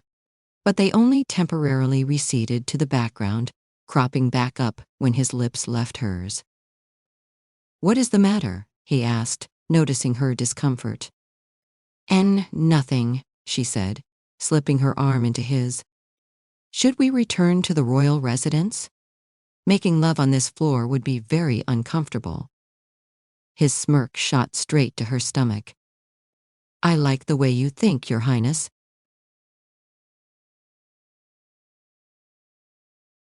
Chapter 21. Delton. He was in love. Nothing else could explain the inexplicable sense of euphoria that had taken up permanent residence in his chest. Over the last week he'd taken her out on walks, and they'd eaten every meal together. More often than not, he was in her room. They talked, they kissed, and they made love. Whenever he lay eyes on Zara, his worries melted away until she was all he saw. Being with her had opened his eyes to a new possibility, a new way of living. Life didn't always have to be about battles and wars. It could be peaceful, pleasurable, joyful, filled with love. All the way from the Sapphire Serpent's office, he'd thought about confessing the truth to her. He knew she wasn't ready to go all in, but last night had given him hope. What if she felt the same way he did? He wanted to hold on to that glimmer of hope. If she wasn't ready, he'd give her more time. However, he knew that Zara was warming up to him. She wore the ring that he gave her, and they'd grown closer over the time together. She spoke of her fears and her past without reservation. She'd also grown more comfortable touching him when others were around. Delton's carriage came to a stop before the royal residence, and he got off. He strode into the house with a mix of trepidation and confidence. Felix had prepared everything for heiress meeting with Epher the following day. He was sure they'd get him this time. Delton would personally be at the location. Victory was so close. If he could convince Zara to stay with him, he'd have everything that he wanted. He had never been a believer in good fortune, but it seemed that things had turned in his favor ever since he came back to her. Ascending the stairs, he mentally ran a bunch of sentences through his head. He was pretty sure they'd all turn to mush the moment he saw her, but he wanted to be prepared nevertheless. When Delton reached her bedroom, he knocked. Moving from one foot to another, he knocked again, impatiently opening the door. He stepped into her room and found it empty. The scent of roses lingered in the air, but there was no sign of his wife. "Strange. Zara?" he called out.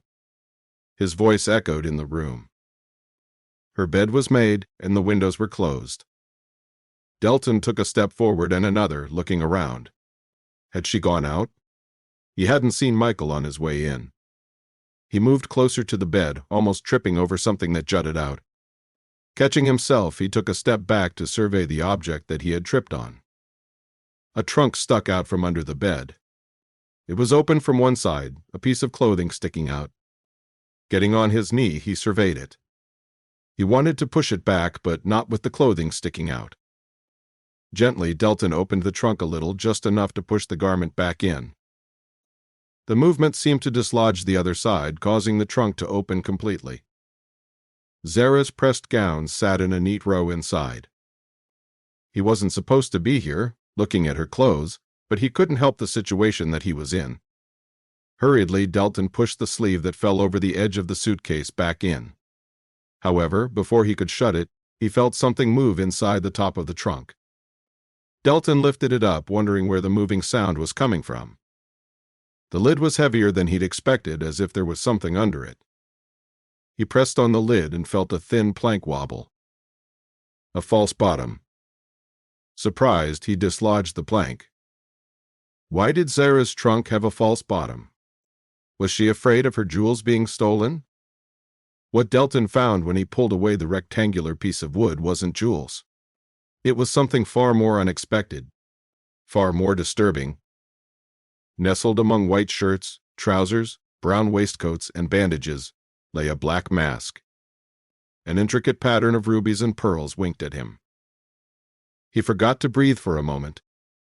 It couldn't be.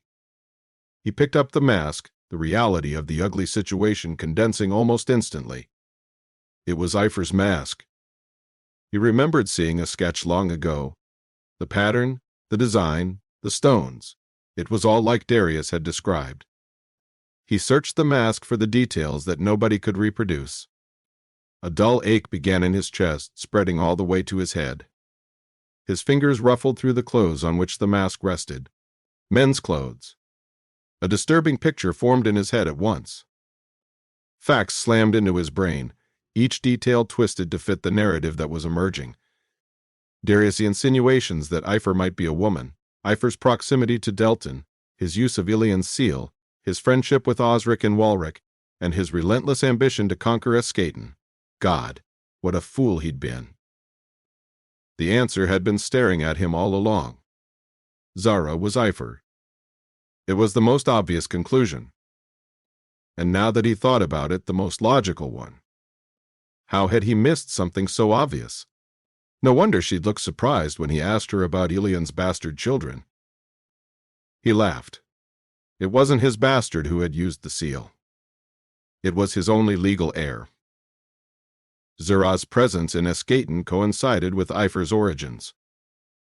Delton had no idea how she'd gotten involved with lag trading, but that was a minor detail.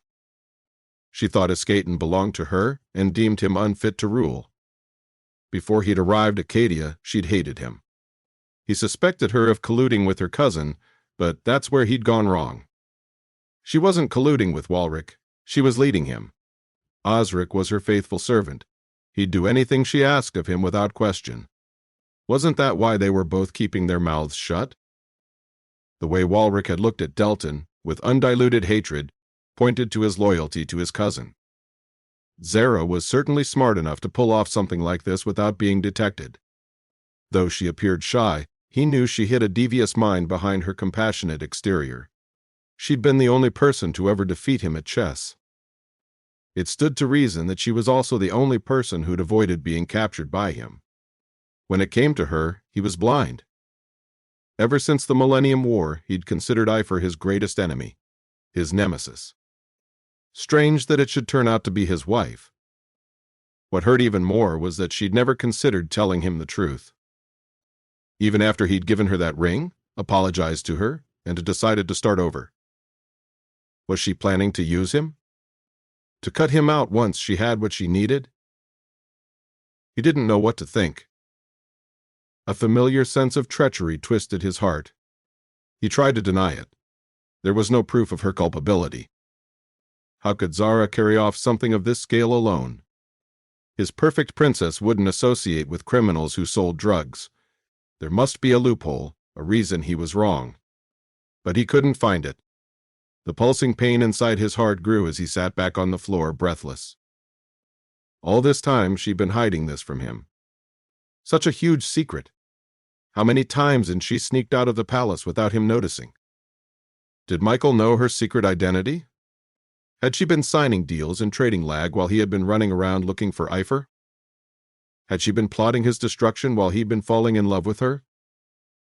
Fury swept his bloodstream unbidden. His fists clenched and a melody of accusatory voices filled his head. Zara was just like Karina. No matter how hard he tried to ignore it, it plagued him. The similarity. The memory. It was like a ghost attached to his person. A pattern that wouldn't stop repeating. He swallowed, willing himself to breathe. If he didn't feel so betrayed, he would admire her resourcefulness. Even feel a little proud at what she'd accomplished, at how she hadn't been defeated by his cruelty, at how she'd risen from the ashes to exact revenge. It couldn't have been easy to start again after she'd been exiled. It took a lot of courage to make something of oneself after such a catastrophic event. He would know. He'd done the same after his parents' murder. They were so alike, both ambitious and power-hungry. It stung to be on the receiving end of that fury, to know that he'd bared his heart to someone who'd not cared for it. Was she laughing at him, at his naivety?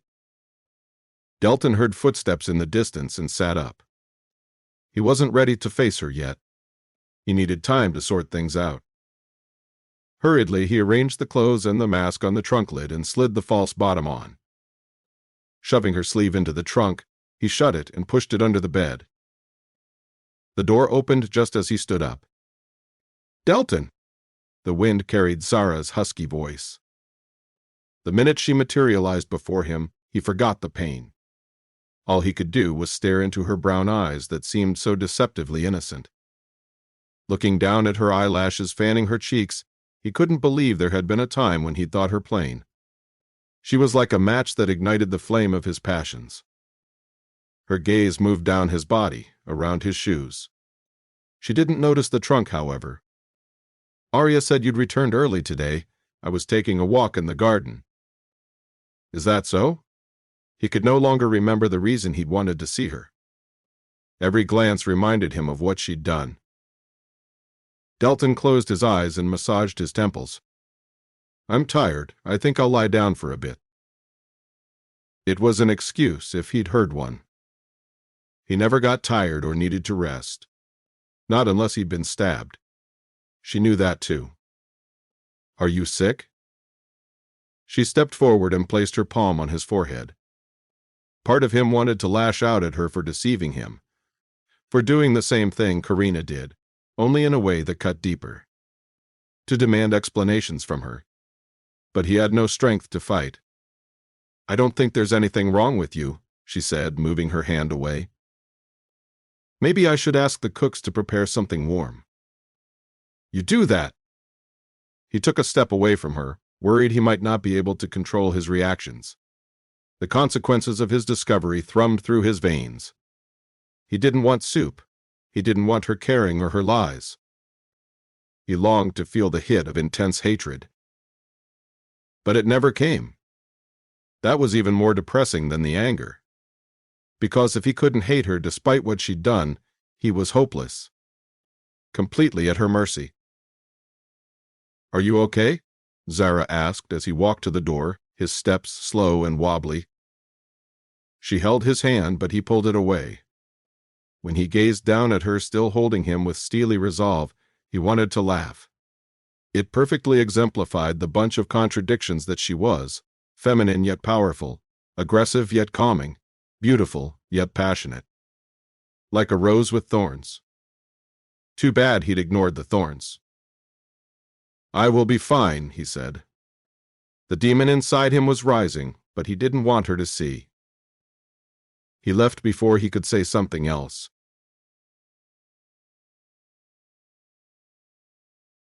Chapter 22.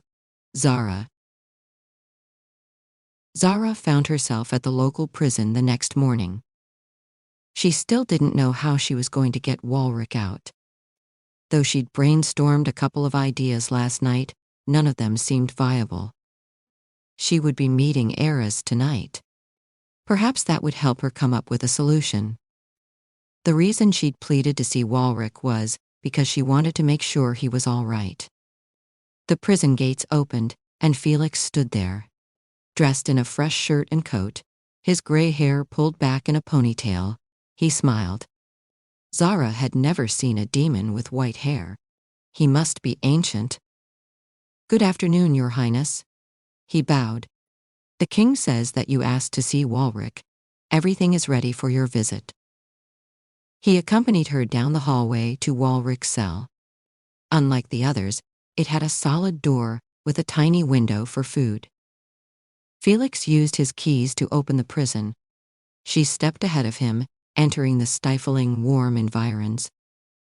Since there were no windows, 2 torches of fire blazed on either side, lighting up the cell.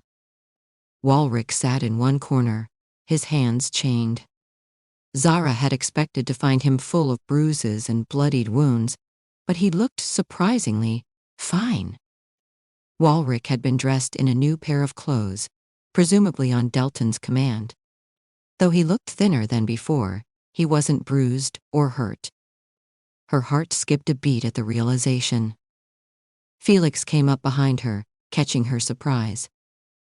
"His Majesty said we cannot torture him. I believe you had something to do with it." His neutral tone indicated neither aversion nor approval. Felix was a tricky man, Zara decided. He was terribly hard to read.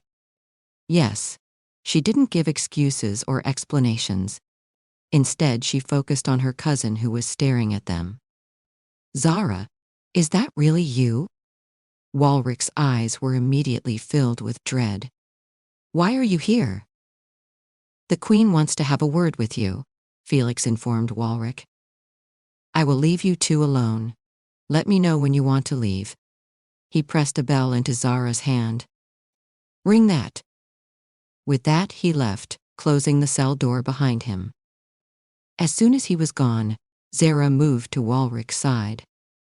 His weary eyes surveyed her, part worry, part fear. "Why did you come here?" he asked. Then lowering his voice to a whisper, "They're looking for you." "I wanted to see how you're doing," she said. She touched his calloused hands. The steel handcuffs dug into his wrists, cutting where it met his skin. Dried-up blood filled the cuts. "Are you all right? Is he starving you?" "No, Delton has been surprisingly mild." Walrick pulled his hands away. "Especially after I told him about your past." When she looked down, he said, "I shouldn't have said anything, but he deserves to know what kind of monster he is." "I don't blame you." Zara tried to keep her tone neutral, but her heart thudded. "Has he been cruel to you since?" "No," the words stumbled out of her mouth. "No, Walrick. He's never been cruel to me." She left the rest unsaid. Walrick drew his conclusions, though. He knew Delton had moved in with her. He's not a man who likes to lose. Walrick looked at the cell door. "You shouldn't be here." "He doesn't know," she said. "Delton gave me permission to talk to you alone." Walrick raised an eyebrow, not believing what she said. A few weeks ago, she wouldn't have believed it either. But everything was different now. It was like Delton was a different person from her. "I sent Osric away." Zara only moved her mouth, not adding any voice to those words. He nodded in understanding. "I will find a way to get you out." He didn't expect her to elaborate, so she didn't. "I don't mind staying here. You must do what needs to be done without me." "You cannot continue living in a cell," she held up his hands, touching the scratches. "I'm sorry." For what? He asked. These scratches are nothing. I shouldn't have let you get caught. When I found out that you'd been captured, I couldn't think. You can't control everything, Zara. I can take care of myself. She nodded. Return to the palace and don't visit again. You are our only hope. Reluctantly, Zara rang the bell. Felix appeared 5 seconds later, standing at the cell door. He wordlessly escorted her out as she threw Walrick a final glance. She was meeting Eris tonight. They'd find a way to get him out. Eris knew a lot about prisons, having a few friends who needed to be broken out. He could help her. Churning the thoughts in her head, Zara found her outside the prison building. Felix watched her as she stepped onto the street. Right next to the prison was the Sapphire Serpent's office. Is His Majesty in the office? She asked. Yes, Felix said. Would you like me to escort you? I can find my way, she said, stepping onto the pavement and moving in the direction of the office before he could get in another word. She needed to thank Delton and report to him on the visit before he heard it from someone else. But gratitude wasn't the only reason she found herself in the office. She wanted to see him. Her pull toward him intensified with time. She craved his presence, his touch, his words all day long. She climbed the stairs to Delton's office, wondering what was happening to her. The courtship was going well, almost too well. Where she had once been eager to leave his company, she now wanted to spend her entire day around him. Sometimes, the intensity of her feelings worried her. It was like his soul called to hers, like they were a pair, meant to belong together. Over the last week, they'd grown closer. She found it easy to talk to him. And she'd come to realize that everything she'd thought about him had been wrong. In her betrayed hurt, she'd judged him harshly. But the man who listened to her concerns, let him ride her, and kissed her like she was the most precious thing in the world, couldn't be a monster. On the contrary, he was too soft. Perhaps that was why he had been hurt by Karina's betrayal. Standing outside the office door, she felt a flicker of trepidation. While Delton was trying to fix their marriage, giving in to her every demand and buying her rings, she was working behind his back to bring him down. To take away his land. At first it hadn't bothered her, but as time went by, a niggling sense of guilt grew inside her heart. She didn't want to be like Karina. Not after Delton had told her how deep her betrayal had cut. However, every time she considered telling him about Epher, her mind closed up. Delton had been patient and understanding, but she wasn't sure his understanding would stretch so far. She opened the door and stepped in, deciding to begin preparing him for the truth. But at the sight of him, all her plans went up in smoke. Zara. His deep voice called to her, until all she saw, all she remembered, was him. Sitting behind a large rosewood desk, he looked so darkly tempting. His eyes were fixed on her, making her thoughts disintegrate. Walking over to the edge of the table, she inhaled his scent. Whenever she was with him, she felt a sense of relief, a sense of balance. She didn't want to lose him, to lose whatever fragile bond they had. Good afternoon, she opened, hovering close to his desk. Her fingers grazed the pages he was reading. What are these? Reports on Epher? Yes, he closed the report. Did you see your cousin? He's better than I thought.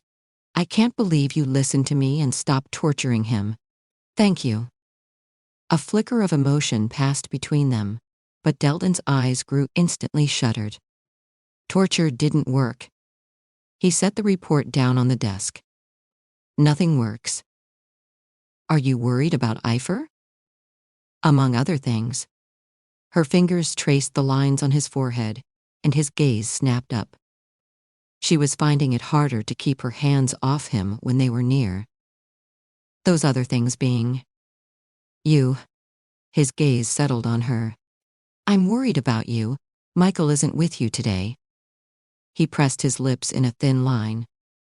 A frown creased his lips and temples. That frown needed to go. I didn't bring him along since you're here. She moved closer to him, drawn in by his intoxicating scent. Her fingers brushed his as he sat down on his lap. He went still. What are you doing? Trying to get you to relax. Zara, please. She spread her legs, straddling him on the chair. Her thighs slipped under the handrest as she rubbed against his cock. He could feel it hardening under her. Breath audibly whooshed out of his lungs. He shifted, and she moved her hips. They were fully clothed, but she felt the heat radiating from his skin. Anyone could walk in on us. The door is open. He kept his voice low, but she knew he was mildly annoyed. Mildly annoyed and greatly aroused, his hand clutched around the handset forcefully. In response, she ground her hips against the bulge in his trousers, running her index finger along his sculpted jaw. Are you afraid? Her voice was teasing, challenging, and decisive. I thought you weren't afraid of anything. You deserve to be punished for this. The rasp in his voice indicated that his tether was fraying. But he didn't touch her. She purred next to his ear, running a finger over his lower lip. I like the sound of that. He lost his calm then. Delton's hand clamped around her wrist. He forcefully tugged her off his lap. Pulling her hand roughly, he brought her to standing. If we're going to do this, we'll do this my way, he said. Red fire blazed in his irises. The demon was out. A surge of triumph filled her. Strip, he commanded her like he commanded his subjects. Her skin prickled at the authority in his tone. A few weeks ago, Zara would rebuke his commands, but she trusted him now. The belated realization made her still. She did trust him. Even when she was trying to destroy him, she trusted him. His eyes returned to their original hue, watching her impatiently, hungrily. Zara reached for the button on her back and began undoing her gown. It was a dangerous idea to strip naked in Felix's office. But she only had eyes for him. She wanted him, and she wanted this. Zara never thought she'd find Delton calming. His force, his fire, and his urgency incinerated her doubts, and she craved that sense of power more and more. She pushed off her sleeves when all the buttons were off, tugging her gown away.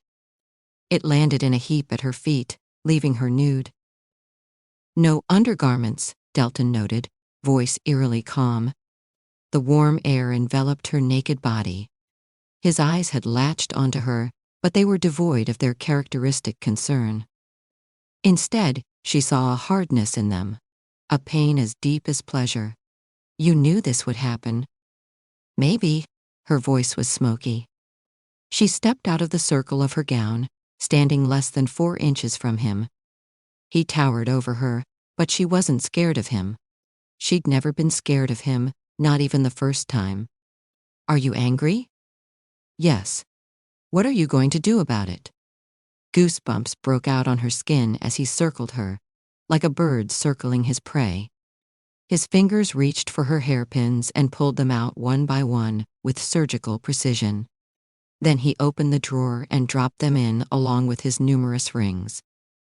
Unbound brown hair poured over her shoulders. She was a pagan sacrifice, a feast laid out for his consumption. Delton returned to his position behind her. He grabbed her hair, wrapping it around his fist. Then he guided her face to the desk, pushing a hand under her stomach until her butt was up in the air. Zara's cheek ground into the hardwood. Cool air brushed her exposed wet lips, and she felt it all the way in her heated core. Using a hand to hold her face down, Delton ran his palm over the curve of her ass. She squeezed her eyes shut, biting down on her lip. His finger trailed all the way down, parting her slit. Where she was wet. For him, You really want this, don't you? His voice sounded distant. She opened her legs wider, allowing his easier access. Yes. He let go of her hair, leaving her bent over the desk. His finger reached into her slick, wet folds, tracing up and down the slit with teasing movements. His free hand reached for the curve of her breast that was pressed on the edge. He slid a palm under it, kneading it and lightly pinching her nipple as he inserted a finger into her wet and gorged lips where she ached for him. She whimpered at the touch. Her body was so exposed, sensitive to everything he did. Nobody had taken her like his before. So forceful, in control. Delton's hand slid from under her breast as his other one began moving inside her. Her toes curled when he inserted another finger into her tight cunt. It slid in without resistance. "You're a siren," he said. "Determined to destroy me." He moved the finger in and out of her. She felt every little thrust. A pleasured cry was torn from her lips. Zara had wanted him since the minute she stepped into Sapphire Serpents. Delton's hand clamped over her mouth. "Shh, we have to be quiet." In her delirious pleasure, she'd forgotten where they were. "We can't have you alerting the entire building with your screams." Delton pressed a flat thumb, teasing her bundle of nerves, lighting every nerve ending in her body. Her hips bucked, and she had to bite her lip to keep from making a sound. Her body was growing needier, tighter, hotter, like he was a puppet master pulling her strings. And she was helpless but to submit to his ministrations. When his fingers curved inside her and found her G-spot, it took everything in her to not come. Her ass ground against his stomach, her body fighting for release. "You aren't allowed to come," Delton said, realizing how close to the edge she was. "Not until I'm inside you." "Get inside me." She was breathless. "Please, I don't think I can hold on much longer." He pulled his wet fingers out of her. She heard the sound of clothing rustling until his cock pressed into her seconds later. Zara moaned in relief. Delton's index finger traced her spine casually as the leaking head of his cock teased her wet folds. The torturous sensation of his member running up and down her folds frayed her self-control. Sparks of sensation ignited. The throbbing between her legs grew more violent and needy. She pushed her hips back, trying to take him in, but his hands stopped her. "Not so fast." "I'm close." "I know."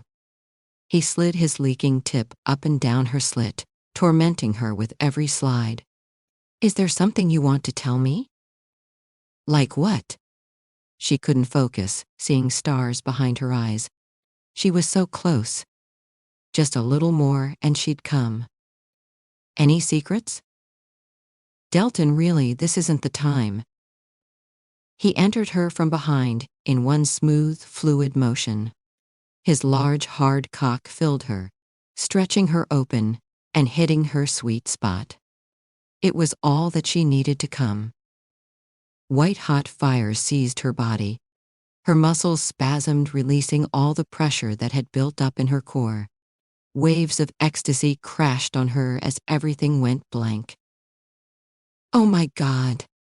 Light spots exploded behind her eyes. She screamed, but his hand came around her mouth, muffling the cries. She bit his palm as sensation upon violent sensation racketed her body. It was intense, far more intense than before. He always seemed to take her to a place where she'd never been. Higher and higher each time, until she craved him more and more. He was a part of her skin, her blood, her bones. The very breath she took. Delton began to move inside her just as the wave of pleasure crested. He wanted his release as much as she wanted hers. He mercilessly pounded into her. Hard, violent, needy, in short, hungry strokes. His cock rubbed the sensitive spot inside her as he left her no way out. She cried out in his palm. He thrust harder, stretching her, branding her, bringing her to the edge once again, and pushing her off. She orgasmed the second time, her body seized by shuddering convulsions. He came too, by the way. His body went still. Delton's nails dug into the wood as he struggled to exert his self-control and pull out. She placed a hand over his. "Come inside me, Zara. Please, I need you." There was no time to argue. Delton's body gave in. He climaxed with a violent jerk. His fingers tightened under hers, like he was fighting it. But he was powerless to fight whatever she did to him. Pressing his mouth to her spine, he let his cries sink into her skin. Every convulsion that seized his body passed through hers, intensifying her pleasure. It was an out-of-body experience, both of the coming together, fusing into one, sharing a deep, intense rapture that was only theirs. He shot into her, his hot release filling her pussy. It felt glorious, so warm, so intense, so full, so different from all the previous times. It was a surreal feeling. She always wanted to stay like this, him inside her, holding her like she belonged to him. Her muscles spasmed in succession, milking his climax. They took everything from each other and gave everything they had in return. It was more intense than anything she'd experienced before. It took a while for their bodies to come down. They remained suspended in time, in the aftermath of what had happened. She forgot to breathe, surrendering to pure sensation. He pulled out seconds later when she felt him go limp. Silently, Delton cleaned himself off and buttoned his trousers. She felt juices run down her inner thigh. Her face still remained pressed on the desk, her legs too weak to move. A reminder of what they'd done hit her. He'd come inside her, and she'd begged him to. Zara swallowed, remembering the reason she was there. She was going to ruin him. She had to. Taking a risk like this was a bad idea. But she'd still done it. Why? Her heart constricted, refusing to answer that question. If only the world were a different place. If only she'd never been hurt before. If only she weren't Epher. But the world wasn't a different place. It was up to her to make it a different place. And for that, she'd have to crush him. She turned, finding the strength to face him. His blue eyes were shaken, impenetrable, but focused on her. "Delton." He grabbed her and pulled her in, crushing his mouth to hers. She gripped the lapels of his coat, sliding into a passionate kiss. His kiss was fevered and demanding. She cupped his jaw, feeling the prickle of his stubble. Drinking him in, she teased his lower lip, tugging on it with her tongue.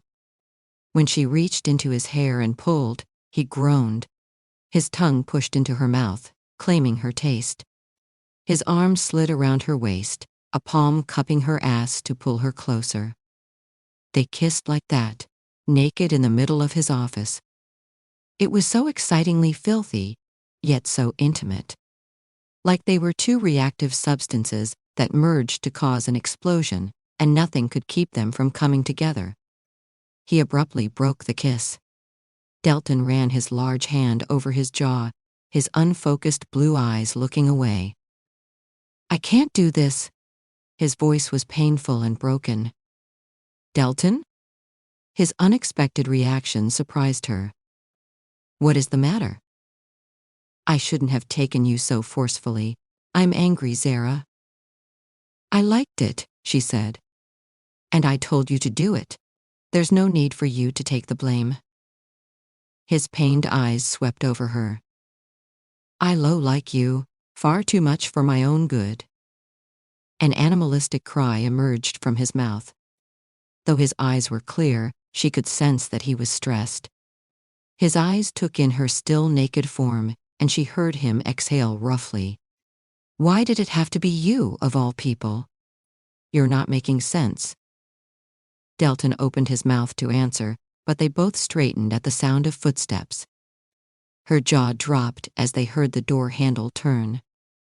Delton turned, shielding her with his closed back. She felt strangely protected and safe in his arms as the door opened. "Your Majesty," her face heated with embarrassment as she heard General Darius's voice. Though her body was covered by his, her arms remained around him. She should be ashamed, worried, embarrassed. But all she felt was a deep sense of satisfaction. The visit to his office had been worth it. "General Darius," Delton said calmly, "get out and make sure nobody comes in." "I will." Caught in an awkward situation, he was only too eager to leave. Zara heard the door close instantly. For a few seconds, she sat like that, her naked form stranding Delton, her head pressed to his chest. His hands tightened around her, like he didn't want to let her go, like he didn't want their interlude to end. Reluctantly, he let her go. "You should get dressed." His heavy voice was a mix of authority and concern. She slid off his lap and hurriedly began slipping on her gown. He opened the drawer and pulled out his rings. Then he collected her hairpins and handed them to her. "Can you help me?" she asked, turning her back to him. Her buttons needed to be done, and she couldn't do them and her hair at once. The torturous expression in his eyes was back again, but he didn't deny her. Shaking fingers did her buttons. Each movement grazed her skin, and she wanted nothing more than to stay with him. She should ask him why he had apologized earlier, but Darius was outside. This wasn't the best time for questions. "Done," Delton's raspy voice brought her back to reality. She turned and eyed him before saying, "I will see you at home." Zara was supposed to meet Eris tonight. She didn't want to lie to him or sneak out behind his back, but she hadn't come up with an excuse yet. Thankfully, he spared her by saying, "I won't be back tonight. There's a lot of work I need to get through." She nodded, relieved at his change of plans. She might not have to sneak out after all. Chapter 23. Delton. The office smelled of her after she left. Every corner was imbued with her scent, that distinctive rose perfume. Then, of course, there was the scent of sex, a reminder of what they had shared minutes ago. Delton shouldn't have done it. Knowing what he knew of her, he should have chained his hand and stayed far, far away. His wife was Epher. The moment he discovered the mask, everything had fallen into place. Epher's desire to reclaim Escaton, the use of King Elian's seal, his connection to Snakefront, Walrick, and Osric, and the timeline of his career. Delton closed his eyes and leaned into his palm. He had been trying to find an alternative story, but none had been as convincing. He didn't know whether he had forgiven her. Did he want to? Zara had hidden things from him, things that could hurt him. However, unlike Karina, she'd never pretended to love him. She'd never even said that she forgave him. All the while, he'd been one-sidedly falling for her. But the way they made love with nothing between them, he exhaled a shaky sigh. There was no going back from that. He shouldn't have let it happen. But he couldn't stop. She had buried her tentacles deep in his heart, and he had no idea how to extricate them. A knock resounded on the door. Delton looked up expecting Darius, but Felix appeared in the doorway, oblivious to the chaos in his heart. He walked in, and Delton noticed that Darius was gone. Had Zara spoken to him on her way out? The Queen visited her cousin and left a few seconds ago. He had come to report on Zara, Delton realized. Ever since the discovery, he had been debating whether he should tell Felix the truth. But he wasn't ready yet. Delton needed to make sure Zara was indeed Epher. The time to make a decision was drawing close. Everything has been prepared to lure later tonight. Eris will be at Epher's farmhouse at 8. He has agreed to come alone. We will be there when Epher arrives. The farm is large, so he might run. General Darius has agreed to help. He may even lend us a few soldiers." "What is the address of the farm?" Delton asked. Felix handed him a slip with the address of Epher's farm and a map. As soon as Delton's eyes fell on the address, he groaned. "Is something the matter?" "Nothing." On the page Felix had handed him was the address of the farm where he'd taught Zara to swim. No wonder she'd suggested it. The farm, the farmhouse, and the lake belonged to Epher. She should have known nobody would come there. Still, it hurt to know that she'd hidden this from him. He couldn't believe the place where they'd made beautiful memories, the place where he'd first realized that he loved her, was tainted with Epher's sins. "We will surround the place by 7. He's scheduled to arrive at 8. "There's no need," Delton said. "I will go there alone." "You, Your Majesty? But—" Felix's eyes widened at this sudden request. Delton had contemplated what to do about Zara's situation ever since he'd found the mask in her room. After she left his office, he'd come to the conclusion that he didn't want anyone else to find out the truth. Delton could protect her, but if Felix or Amara found out, who knew how they would treat her? He couldn't bear the thought of Zara being tortured in prison. He'd never let it happen. The only way to prevent a disaster of that magnitude was to catch her himself. "Yes, Felix. Call off the soldiers and spies. I will go alone." "Alone? But the place is too large. It would be better to have help." "Felix, are you questioning my decision?" His tone sounded ominous and imposing, every bit the king that he was. "No," Felix replied with a sigh. He wasn't happy about Delton's last-minute change of plans, but Delton didn't care. If he was going to unmask her, he preferred to do it alone. "I will go there by myself and catch him red-handed. I don't trust anyone else to do the task.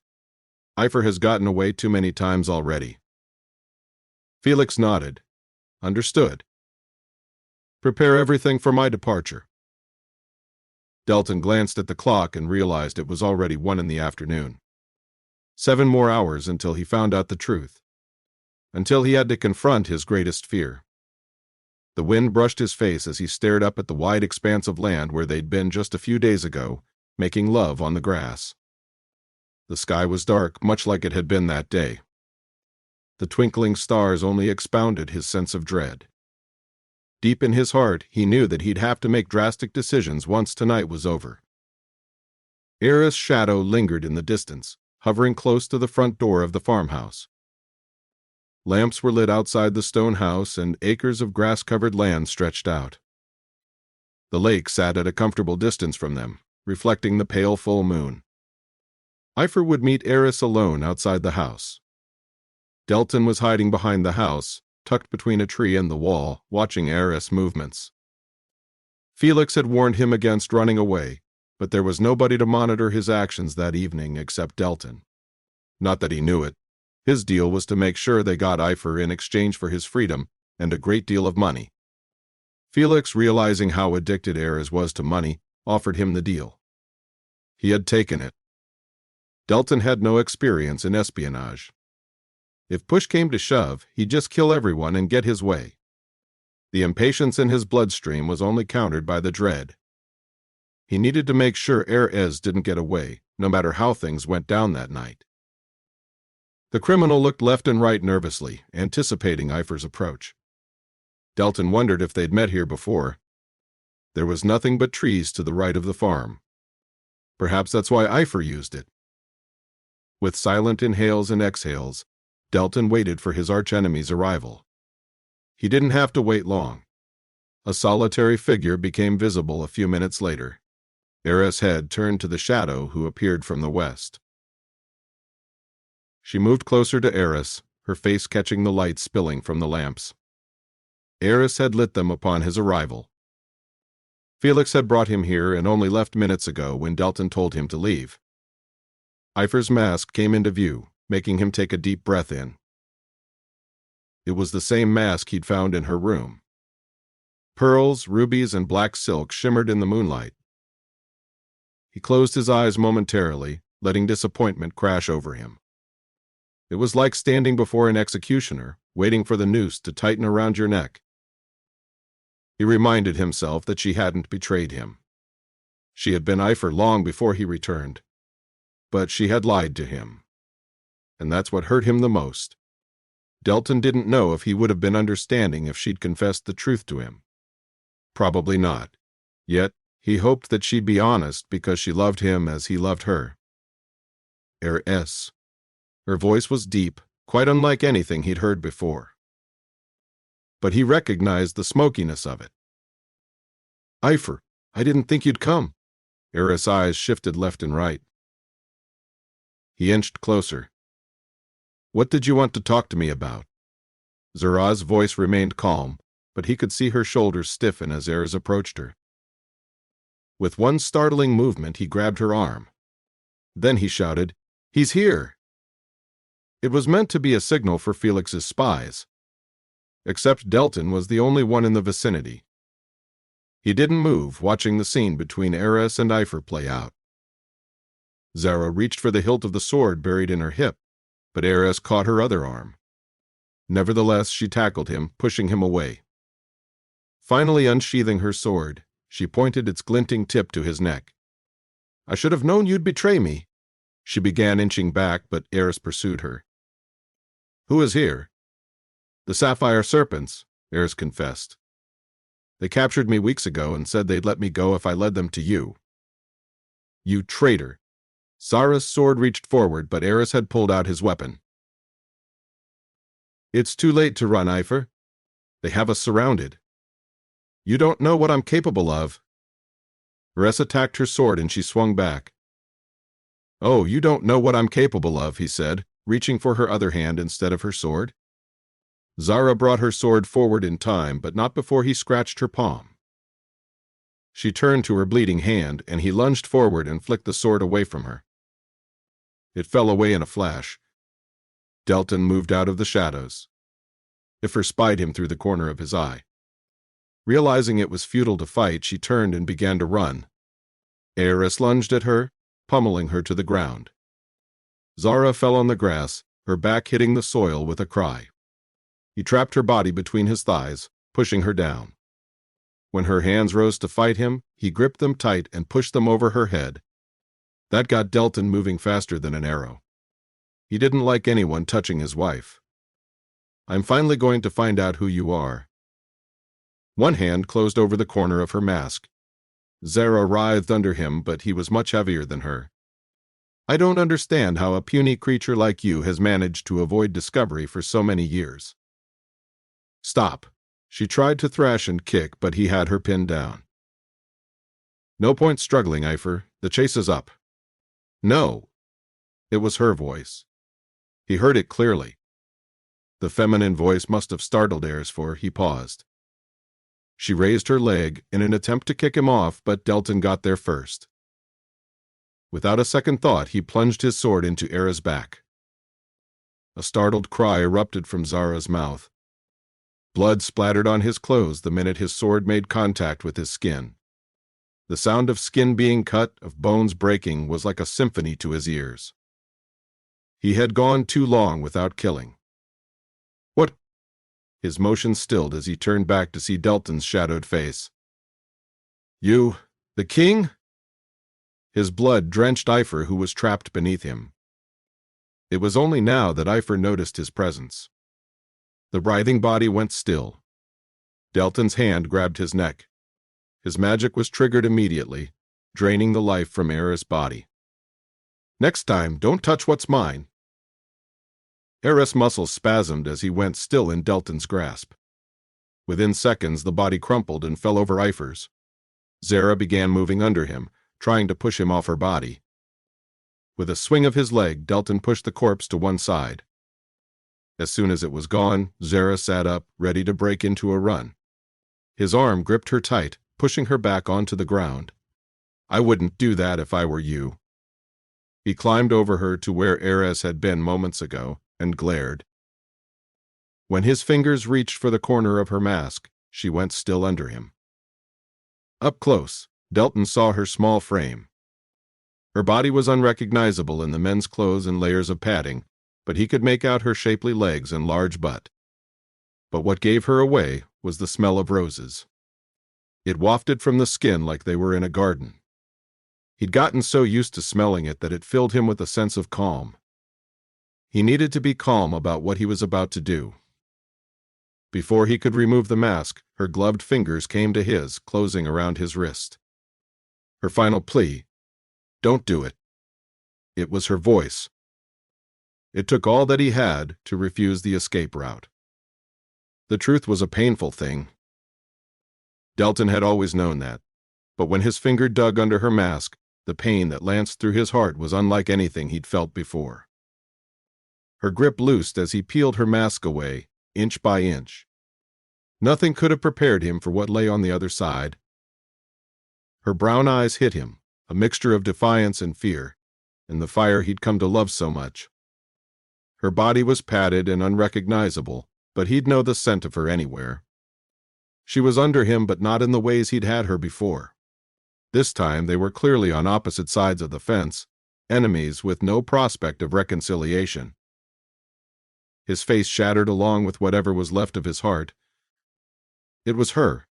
Without a shadow of a doubt, it was his wife. Her beautiful lips parted, a mixture of confusion and agony. He held the mask in his hand, trying to drag gulps of air into his lungs. Zara. His voice was wispier than the clouds that covered the moon. There was no denying the truth now. Epher was indeed his wife. She grabbed his arms, trying to push against him. Even in this state, her touch seared his skin. The trail of blood-hungry fantasies he'd dreamed up fizzed away like bubbles. He couldn't slit Sarah's throat or ruin her. He couldn't torture her in prison or make her beg for her life. He couldn't even think of hurting her. All his sins had led him here. "You're Epher." She didn't deny his accusation. Instead, she stopped fighting, slumping on the ground with a defeated sigh. Slowly, she nodded. Breath leaked out of his lungs. He had done it. His decades-long dream had come true. Epher, the greatest criminal mastermind on the planet, was in his hands at last. Why then did he feel so hopeless? Like his heart was breaking piece by piece?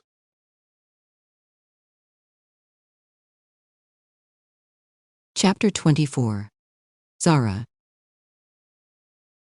Zara sat in her bedroom, shaken by the events of the previous night. After Delton had killed Ares and unmasked her, he'd brought her back to the royal residence. His demeanor had changed upon the discovery of her true identity, a hard and impenetrable mask eclipsing his face that had lightened over the weeks they'd been together. "We're going back to the royal residence." His voice sounded cold and authoritative. He helped her off the ground. His hand held her wrist in an iron grip, as if he feared she'd run away. Throughout the journey, he refused to meet her eye. The minute he'd pulled out her mask, she'd seen the crushing disappointment on his face. Zara hadn't expected to be caught that night. Ares was indeed as unreliable as Osric claimed. His blood was on her clothes. She had been surprised when Delton killed him. Was it to protect her identity? Or was it the only way he could show his anger? Delton and Zara came to a stop at the end of the hallway. He'd covered her in his black coat, hiding the men's clothes to make sure they avoided suspicion. She hadn't changed out of her clothes. She'd had no time to.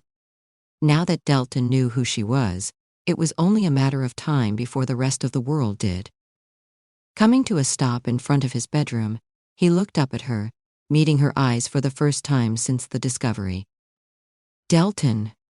She had to say something. Explain. Make him see why she had to do this. "Go to sleep, Zara.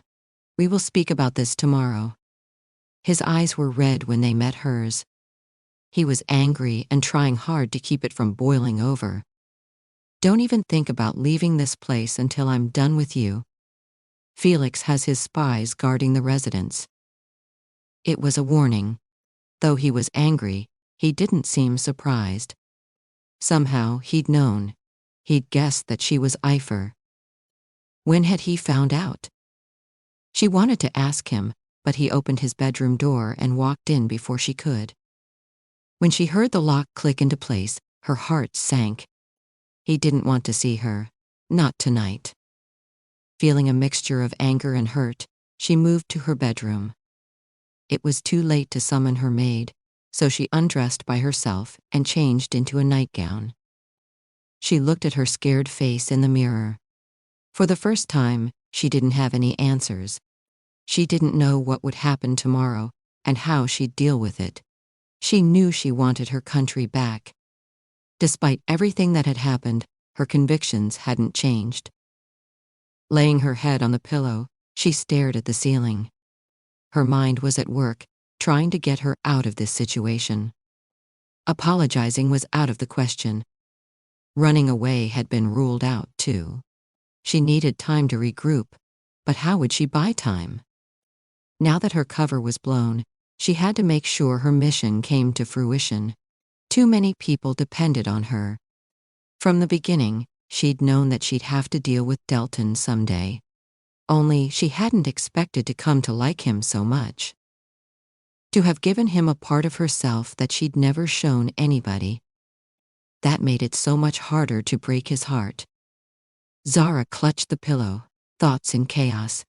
She should have listened to Osric and put a stop to their interactions after the first time. She had been powerless to stop it. Maybe he had been right when he said Zara had always felt something for Delton. Like they were two halves of the same soul. Even though she'd had no reason to believe it, she'd known the first time they met. She liked him, far more than she was supposed to like her enemy. Years ago, he'd been a black-hearted villain, the source of all her misery. But so much had changed. Delton had shown her a side that was so easy to love. Now that she knew how kind he could be, how gentle, how loving, her resolve grew weaker. That wouldn't do. Her feelings for Delton weren't reason enough to abandon her course of action. She would confront him, tell him the truth, and then see where it led. If he couldn't let her go, she'd cut him out. She'd have to. Because one thing was clear, she couldn't go on living with him. If she had more of those tender moments, more mind-blowing sex, more deep conversations, if she even looked at his face long enough, she'd fall hard and fast. And then, where would she be? Where would they all be? She was stupid to think this could go somewhere. Zara's eyes were still open when dawn arrived. Light filled her bedroom as the knowledge of what she must do condensed in her heart. Throughout last night, she'd gained the strength she needed to fight the battle for Escaton's independence. So what if she liked him? So what if he'd apologized to her? She couldn't forgive him. None of that changed the fact that he'd married her for revenge. She was justified in her quest to liberate Escaton. At least that much would never change. Her maid appeared a few minutes later, oblivious to all that had happened last night. Zara dressed for the day, donning her most stunning purple gown. She had worn it for her coronation as the queen. With black pearls, translucent cape sleeves, and golden shoulder pads, it made her look regal. This would be her last day as queen. The time had come to make a choice, to choose between Zara and Epher. And she'd known who she'd choose from the start. Zara made it to breakfast with her shoulders up. Delton was at breakfast when she arrived. Her heart skipped a beat when she noticed that he was wearing his royal costume too. The black and gold coat that he wore every day. There was no crown on his head today. Instead, his raven hair was patted down, revealing strands of gray. When his blue eyes hit her, she lost a little of her resolve.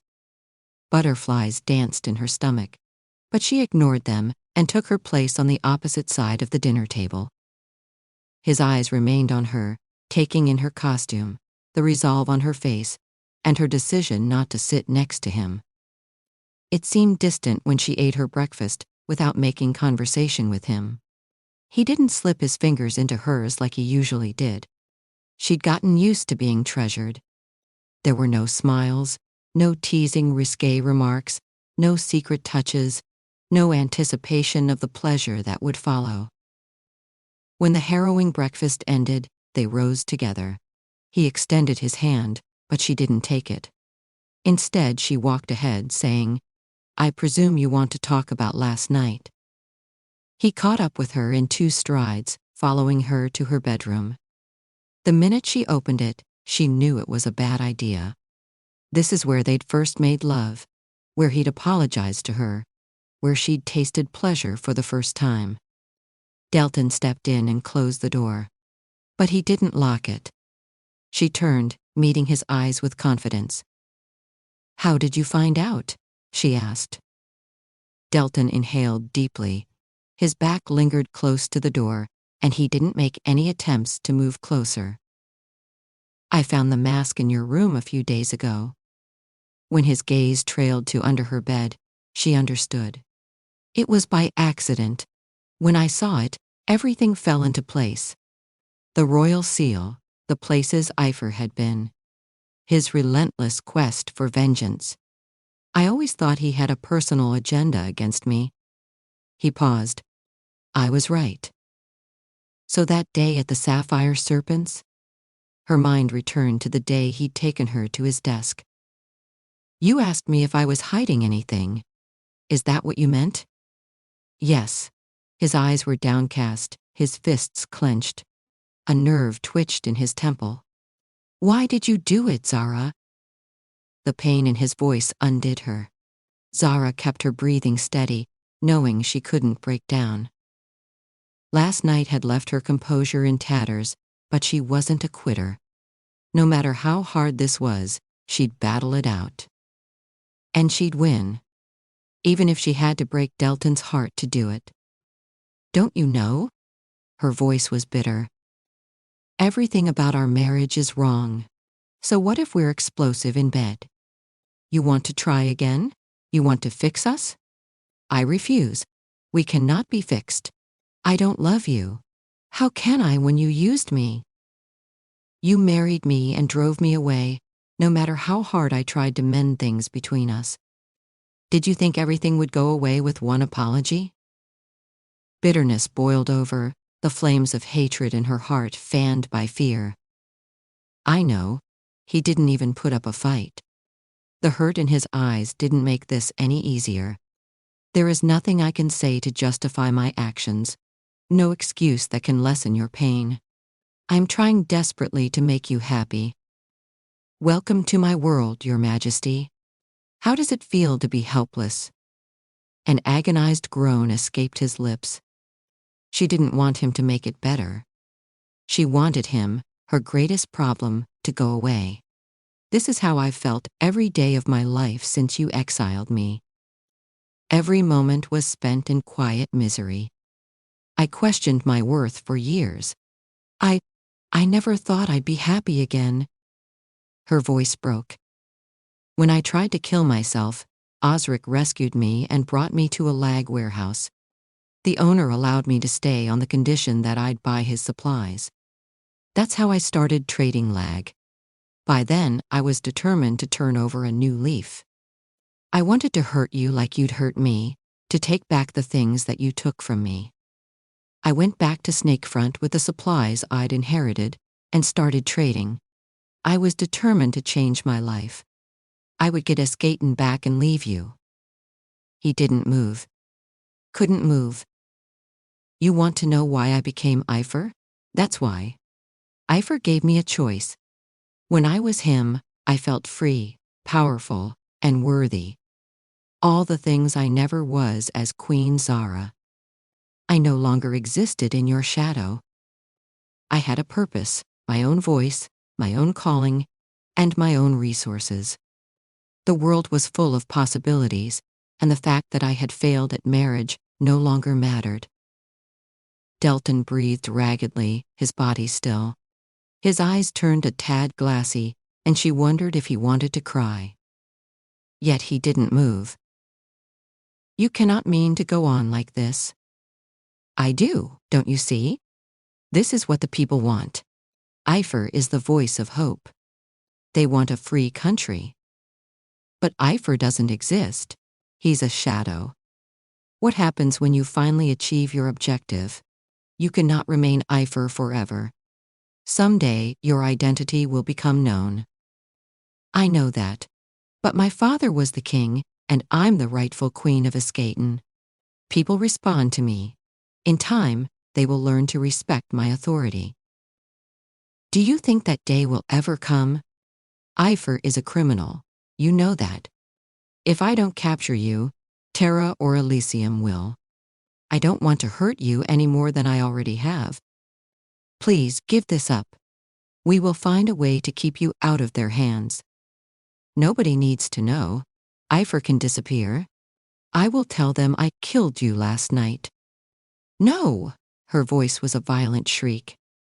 I refuse to disappear. You of all people should know. We're birds of a feather, you and I. If you won't give up on your land, why should I? Because you're fighting for something you already have. You're the queen of this country. Escaton belongs to you as much as it belongs to me. He eyed her with a desperation that weakened her bones. Is that what you think? Her voice was sharp. Escaton doesn't belong to me. Nothing belongs to me. I exist because of your grace. What happens if we quarrel? If you lose interest in me? I won't. A glassy sheen coated his indigo eyes. I love you. The final words emerged as a pained cry. Everything went still. Zara felt like the entire room was spinning. Had Delton really said, "What? I love you. Why do you think I came alone last night? I couldn't bear the thought of Felix torturing you. I love you, Zara. I've never been happier than I have been this past week. It was stupid of me to exile you. I regret it every single day of my life. But we don't need to be on opposite sides anymore. I can't be happy if you're not. If we go on like this, we'll only hurt each other more.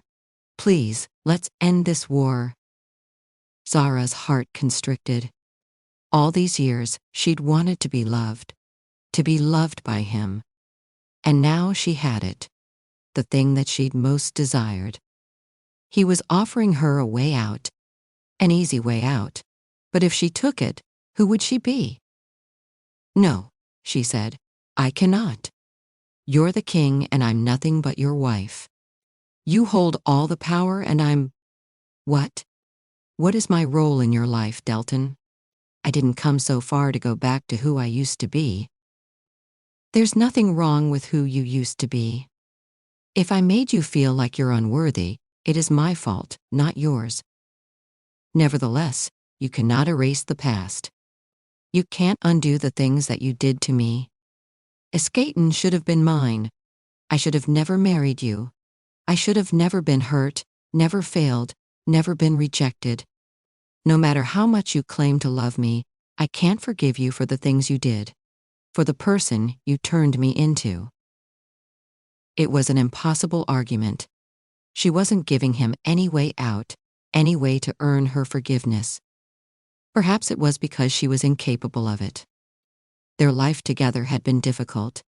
Why should their parting be any different? "What then, Zara? What am I supposed to do?" Her sounded so bleak, so defeated. His body was tight, his eyes glassy, but she couldn't give in. Not when she was so close to getting what she wanted. "Let me go. You and I cannot agree. I can't forgive you, and you can't get over my betrayal. There's nothing to be achieved by staying together." "Don't say that." The sheen in his eyes grew more pronounced. Zara swallowed, refusing to be swayed by his tears. She had to put a stop to this, to deliver the decisive blow so that she could go on with her life's mission. We've only brought each other pain. This was it. She had to sever the ties that bound them. If she thought she could keep him and her convictions, she'd be lying to herself. "I no longer want to be with you." Even as she said it, she knew it wasn't true. Had he brought her pain? Or had she brought it upon herself? She no longer cared. Delton looked wounded. In a way, she had been no different from Karina, betraying him, lying to him, and finally taking everything he held dear. Somewhere deep in her heart, she felt bad for doing this to him. But it wasn't enough to make her stop. "You know our marriage cannot be dissolved." He hung to her by a thread. One last ray of hope. "I'm sure you'll find a way, Your Majesty." Her words sounded harsh, as they were meant to. "Is that what you really want?" His gaze flickered to her. It made her uncomfortable. No, it wasn't what she really wanted. But it was what she needed. "Yes?" She took a step back, but there was nowhere to go. Back pressing on the windowsill, she tried to remain calm. "I cannot go on living in your shadow. It is my fault for hoping things could be salvaged. If you want me to be happy, let me go. Release me from this marriage. Let us go back to being strangers who never met, who never hurt each other." A thick silence fell over the room as Delton took in her words. No, he wasn't happy about it at all. True, he'd been cruel, but she'd never loved him. He, on the other hand, had confessed to loving her, and she'd thrown it back in his face. She thought he'd never speak again. But moments later, he did. "What will you do once I let you go?" His words were stilted, sad, as if the thought of letting her go destroyed him. "I will claim the destiny that has always been mine, and mine alone." "Epher?" "Yes. The throne of Escaton?" She nodded. Inhaling and exhaling, he watched her through blurry eyes. "And will you be happy once you have those things?" His words echoed with sincerity, tightening the coil of guilt around her here. If he had taunted her, she'd have found it so much easier to hate him. Instead, he had to be earnest. Like he really cared about her happiness. Her eyes blurred. She should have said yes right away. It should have been an easy answer. Wasn't Escaton what she wanted? Hadn't Epher given her life meaning? Wasn't freedom what she was fighting for? Why then did she feel so hollow, so empty? Like she'd never be happy again once she walked out of this room? Yes, her throat burned with the lie. Delton's face hovered over her, and she wanted to do nothing more than kiss him. In a strange, perverse way, she had been happy with him. But that was just weakness talking. Zara had made her bed. She had to lie in it. "I will be happier." That was the final blow. Delton closed his eyes, trying not to cry in front of her. She'd never have pegged him for the emotional type. But he was full of surprises, full of hidden depths and patience, and a strange sense of fairness that she'd come to appreciate. "All right then," his voice emerged several seconds later. Defeated. "I'll see what I can do." And just like that, she'd cut the only thing that had ever mattered to her. The one thing that was far more precious than a throne or revenge, him. Chapter 25. Delton. His wife was gone when he awoke the next morning. Honestly, he had expected it. Delton knew she couldn't run forever. Even though he'd promised to dissolve their marriage, he couldn't bring himself to do so. Memories of their time together circled his mind, leaving him drained and heartbroken. She had asked him to let her go. He should respect it and stay far away. Except, he didn't want to. He'd thought her betrayal would hurt. Not having her around hurt more. He wanted to do something, anything, to reconcile with her. Every moment without her was agony. The path that lay ahead of him was long and lonely. What was he supposed to do with the rest of his immortal life without her? He'd found Epher, his greatest enemy. He'd conquered lands and established new regimes. However, at that moment it all seemed so insignificant. for none of it had ever managed to fill the hole in his heart. Only she could do that. He wished he'd never found out the truth, never come to realize that she was Epher. Could they have been happy then? After she'd left, he'd come to realize that the past no longer had a hold on him. The pain he expected, the sense of righteousness and betrayal, never came. He no longer hated Karina. How could he when it had brought him to Zara? If she hadn't left, he'd never have found the person that he really belonged with. When he thought about everything again, he began to see Zara's betrayal in a new light. He thought Epher was her revenge, but he meant more to her than Delton had anticipated. Delton had claimed to love her, but he didn't know all of her. Now he did. Epher was a part of her too, a shadow that held up the light, the silent strength she carried. Epher had pulled Zara out of the depths of suffering and transformed her into someone strong. In wanting to cut out that part of her, he'd asked her to stop being herself. He admired her strength, but not the source of it. For the source was darkness, suffering, and revenge. But the darkness was as much a part of her as compassion or kindness. The question was, could he love that part too?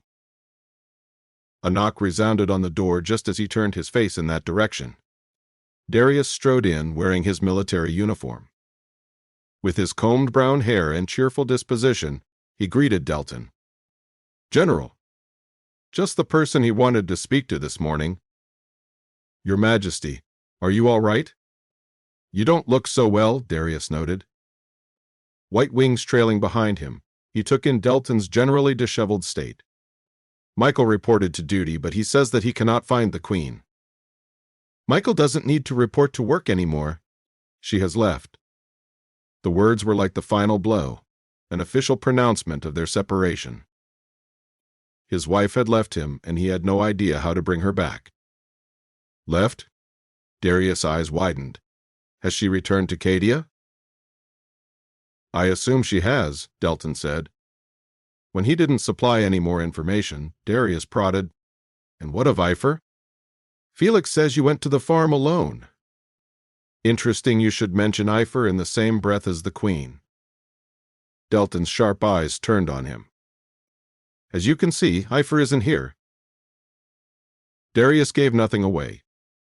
"We can capture him next time." "Drop the act, Darius. I know that you know Epher's real identity. All this time you've been keeping it from me." Delton had expected him to deny it, but he merely sighed. "How did you find out?" "I caught her in the act." "So last night," Darius' exhale was pronounced. "Is that why she left? Has she run away?" He took a step forward. "I know you're angry, Your Majesty, but the Queen had her reasons for undertaking such a dangerous role." Delton held his hand up. "You don't have to convince me, Darius. I'm not going to hurt her. Quite the contrary." He swallowed, his composure shattering. "Who else knows?"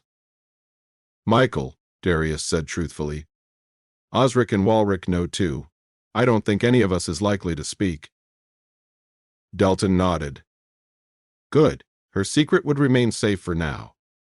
But nobody could predict the future.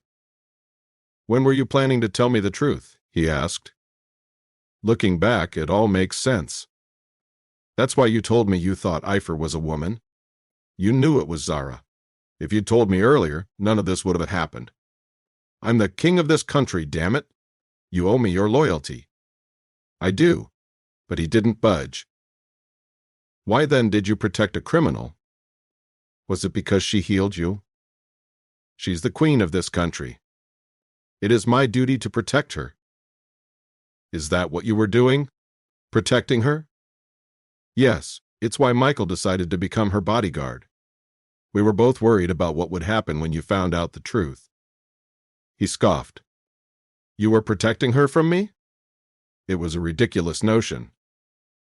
"You must admit that you haven't always been kind to her. Before you returned to Cadia, you wanted to use her to get to Walric. If you'd found out that she was Epher before, would you have forgiven her? Would you have understood her reasons?" "No, he wouldn't have." "Whose side are you on?" he asked. Must I take sides? You and the Queen are supposed to be on the same side? She doesn't want to be on my side. And what about you? Do you want to be on hers? I don't know how to convince her, he said. She says she wants to dissolve our marriage. Zara wants a skatin' back. She won't give up being Epher. And what do you want, Your Majesty? I don't want to let her go, but I don't know if I can give her the things she wants. I wish I could just go back to living in peace. Darius eyed him speculatively. You weren't living in peace before. He was right, and didn't Delton know it? I don't think you've been at peace since the day I met you. You're always restless, trying to fill the emptiness inside with more land, more power, and more glory. You are the same, General. That's why I know how futile it is. Do you think holding on to a skatin' will bring you peace? It is just a piece of land. It has no heart, no soul, and no ability to know or love you. It is not worth the sacrifice. But she is. He left those words unsaid. And wasn't he right? Zara would be worth any sacrifice he would make. He didn't want to surrender a skatin', to let go of the greatest trophy he'd won. But he wanted her more. Even her darkness captivated him. She was so unique. After he'd found out the truth, it made more sense. They were both creatures of the darkness. They had both transformed their scars into power. He would never find someone whom he loved so much, somebody who understood him because they'd gone through the same things. So it made sense that to possess such a valuable thing, he'd have to give up something great in return.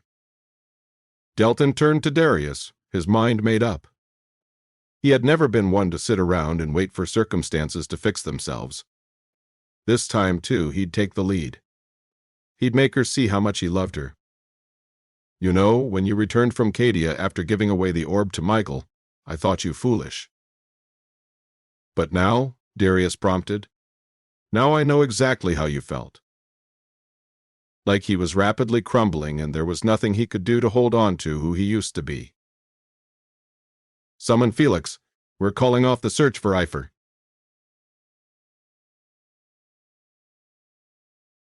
Chapter 26.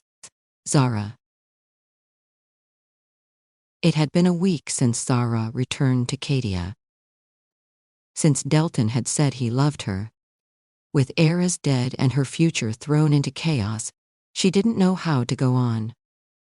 Though lag trading continued as usual, she no longer possessed the drive she had before. Osric had returned to the palace when she arrived, and had been keeping up with the business ever since. After she left, Delton had called off the search for Epher. If her information sources were to be believed, he had returned to Inferno City. It still seemed like yesterday when he'd said he loved her. A horrible, agonizing yesterday that kept repeating in a loop. What if she said she loved him too? What would her life be like then?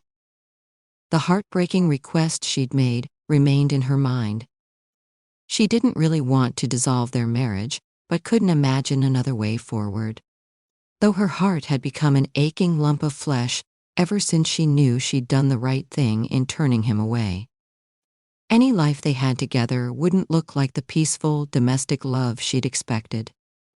But it could be so much more, turbulent and raw, the kind of love that forced you to open up your wounds and face them. Would she be able to withstand so much vulnerability? She'd tried to forget everything that had happened. She'd thrown away the ring he'd given her.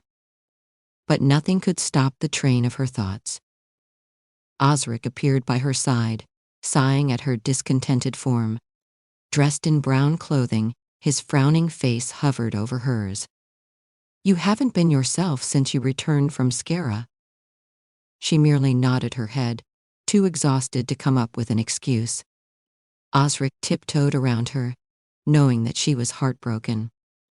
Thankfully, she was spared by a royal servant who stepped forth with a message. His Majesty is here to see you. Osric and Zara's heads collectively snapped to the right. What? Delton is here? An uneasiness churned in her belly. She wasn't ready to face him yet. The servant stepped away to herald Delton's arrival. Zara stood unwittingly, unable to believe her ears.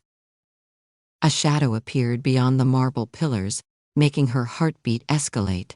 Osric stood still by her side, one hand poised on his sword. She saw everything at once: his deathly black clothes, his shining silver rings, the cropped mass of black hair, his angular features, and those dark blue eyes that punched her straight in the gut. Her lips parted as he took several steps forward, his head held up. Osric moved, but she placed her hand over his, stilling him. "Good evening," Delton's deep voice echoed in the hall. His eyes cut to Osric, but he didn't react. "I would like to speak to you, alone." Up close, Zara noticed the shadows under his eyes. His face had acquired a pallor that hadn't been there before. His beard was overgrown, clearly visible on his angular jaw. However, he still looked regal. "Osric, please give us a moment." She found her shaky voice. Osric glared at Delton before leaving them alone. She felt every footstep, bringing her a step closer to another confrontation with Delton. Her heart wavered when his eyes focused on her. "I didn't know you were coming. Is it a habit of yours to appear unannounced?" It sounded far too confrontational. So she lowered her voice and asked, "How have you been?" She shouldn't ask him that, knowing she was the cause of his misery. But with him so close, the pain radiating off his large body, she couldn't think. Part of her wanted to throw herself in his arms, but she maintained a safe distance, anticipating his answer instead. "I have been thinking about you." His blue eyes were dark, all the time. She did not know how to answer him. For the last 7 days, she had tried and failed to find a solution to his predicament. "Was that what you came here to say?" she asked. "Not entirely," he admitted. "I've been busy over the past week." Yes, she knew he'd been busy. Delton had called off the search for Epher and given orders for Walrick's release. It had been a vastly unpopular decision. Everyone wanted to know her identity. Even those who supported her secretly wanted to bring her down. Such was Epher's life, a life that could exist only in the shadows. Perhaps Delton had been right about that. "My ministers tell me there might be a way to return Escaton to you. When I married you, we had a power transition ceremony. The law allows a king to peacefully transfer authority to another party. We will have a coronation for the new independent queen of Escaton, which will be you. Once a tray is signed and the official ceremony is complete, you will have full authority over Escaton. I will no longer own the land and will have no right to naysay your decisions." Zara blinked. Whatever she had expected, it hadn't been that. He had told her that he'd give her everything she wanted, but she hadn't let herself believe it. Delton valued power more than anything else, and conquering Escaton had been the greatest achievement of his life. But he was giving it all up so easily. For her. Zara swallowed the knot in her throat, pushing back the tears that threatened to emerge. "I have scheduled the ceremony for next week." He pulled out an ivory card from his pocket and extended it to her. "Your official invite." She took the card quietly, not daring to read the contents. Her heart squeezed painfully, but she pushed past the discomfort. What of our marriage? It was beyond cruel. She knew it the moment he closed his eyes like he'd been stung. Hurting him didn't carry the sense of victory that she'd expected it would. Then again, she had never expected to fall in love with him when she came up with her plan. "If you still want to end it, we will. There is no way to undo a royal marriage. However, we could legally end our association. I will have to institute a law sanctioning our divorce. You won't be expected to carry out official duties or be bound to me. Once the law is instituted, you will be free to marry anyone you choose. In other words, we'd go back to being what we used to be before I got married. Yes, isn't that what you wanted? Yes. She didn't thank him. His hands lingered midair. He looked into her eyes, eager to find a thread of hope, but she gave him nothing. I've had time to think about everything you said that day. Her heart picked up the pace again, memories rushing to the night she left. I was wrong. I wanted you to kill Epher, to erase your past. But I realized that Epher means more to you than revenge. He's a part of you, the future you've created through your strength, the purpose that you've acquired through free will. It is one of the reasons I'm drawn to you. Instead of being defeated by me, you rose from the ashes. Once I got over my bitterness, I saw how admirable that was. I don't know anyone else who could have done it. If he kept saying things like that, she might actually start crying. So she steeled her heart and held up her hand. What are you trying to say? Epher isn't a shadow, a shameful secret that needs to die. I recognize that he will always be a part of you. I don't want you to think that I'd reject him. He paused and inhaled deeply. Should you choose to continue your activities, the law will turn a blind eye to your crimes. As you know, I've stopped looking for Epher and released Walrick. He should be back soon. As the ruler of Escaton, you're free to continue trading lag if that's what you want. Since I no longer have authority over your decisions, I will not try to stop you. I won't stand in your way and make it harder to realize your ambitions. Even if Epher is a shadow, everything that he's built is real, including the power that I see in you. How could I try to kill that? That's generous of you. Instead of sounding sarcastic, the words came out breathy. Her throat was closing up. If she didn't get rid of him soon, she'd start crying. I don't expect any mercy from you. It's not mercy. It is support, he said. I told you I wanted to do everything in my power to make you happy. Why, we're going to be separated. I love you, that's why. His deep voice reverberated through the room. Why did he have to be so convincing?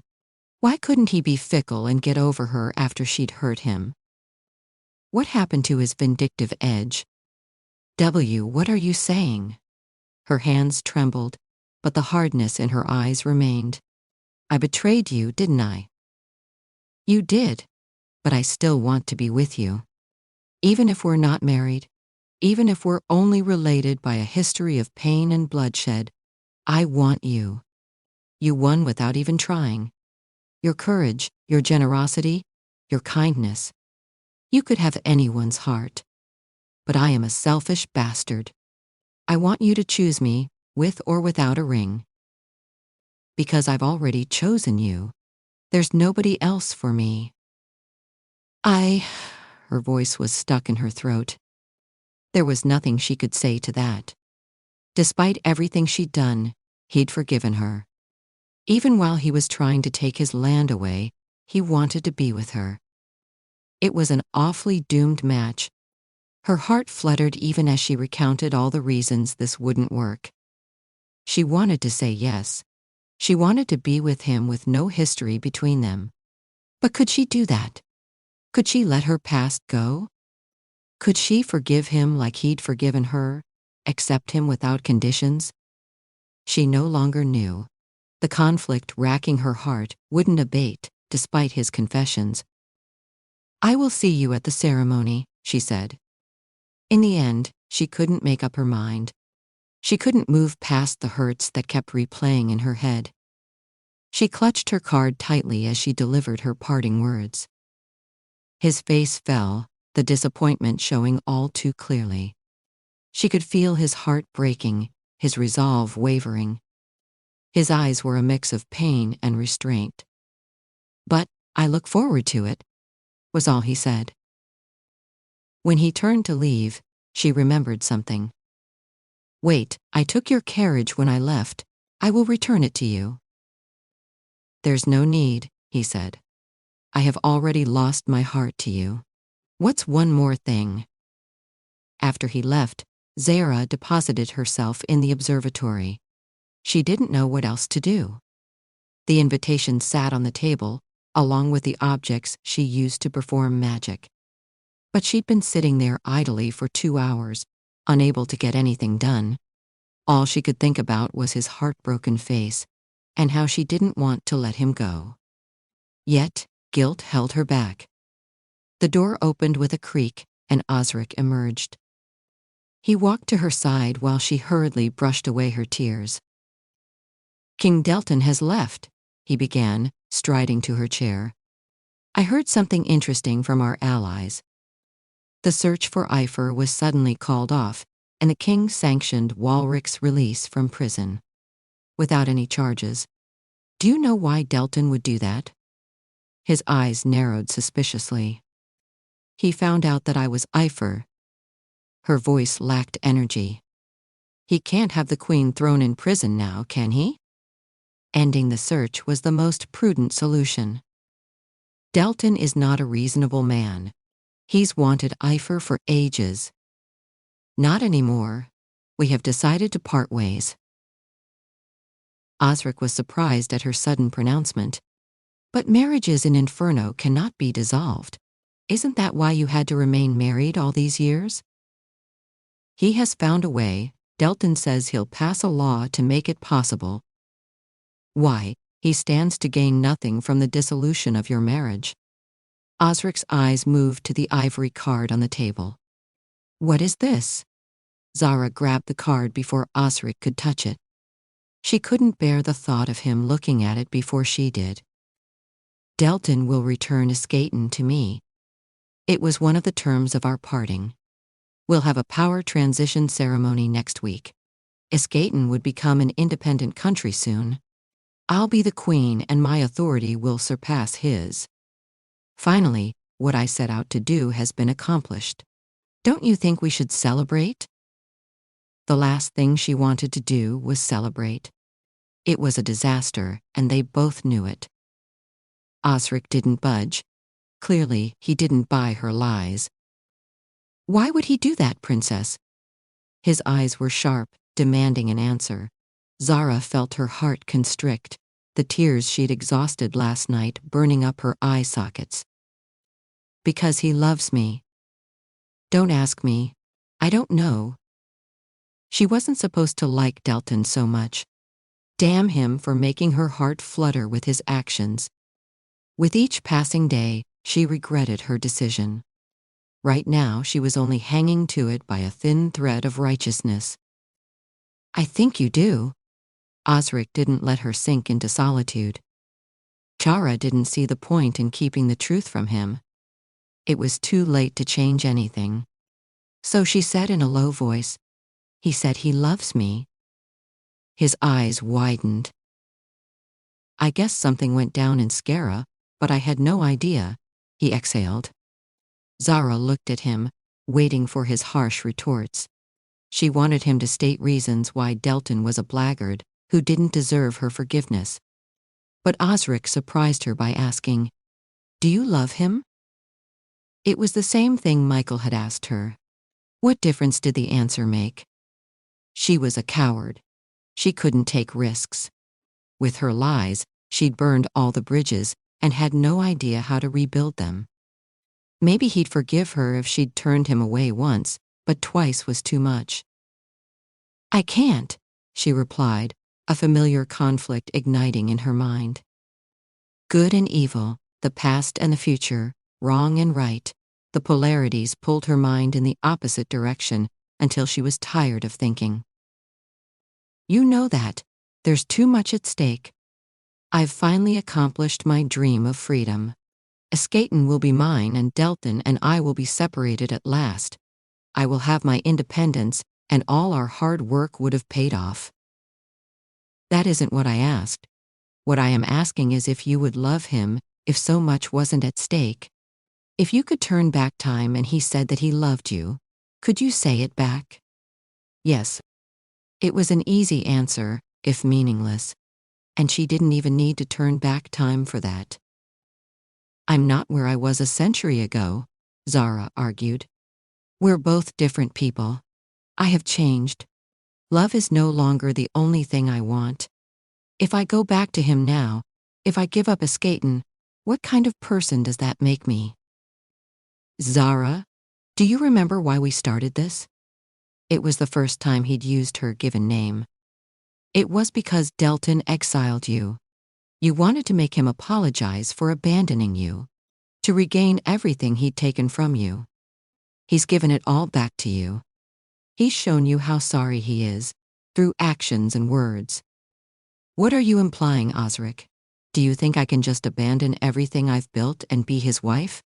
I thought you hated him.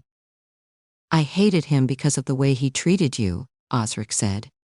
He'd always stood while she sat, her position as his master crystal clear.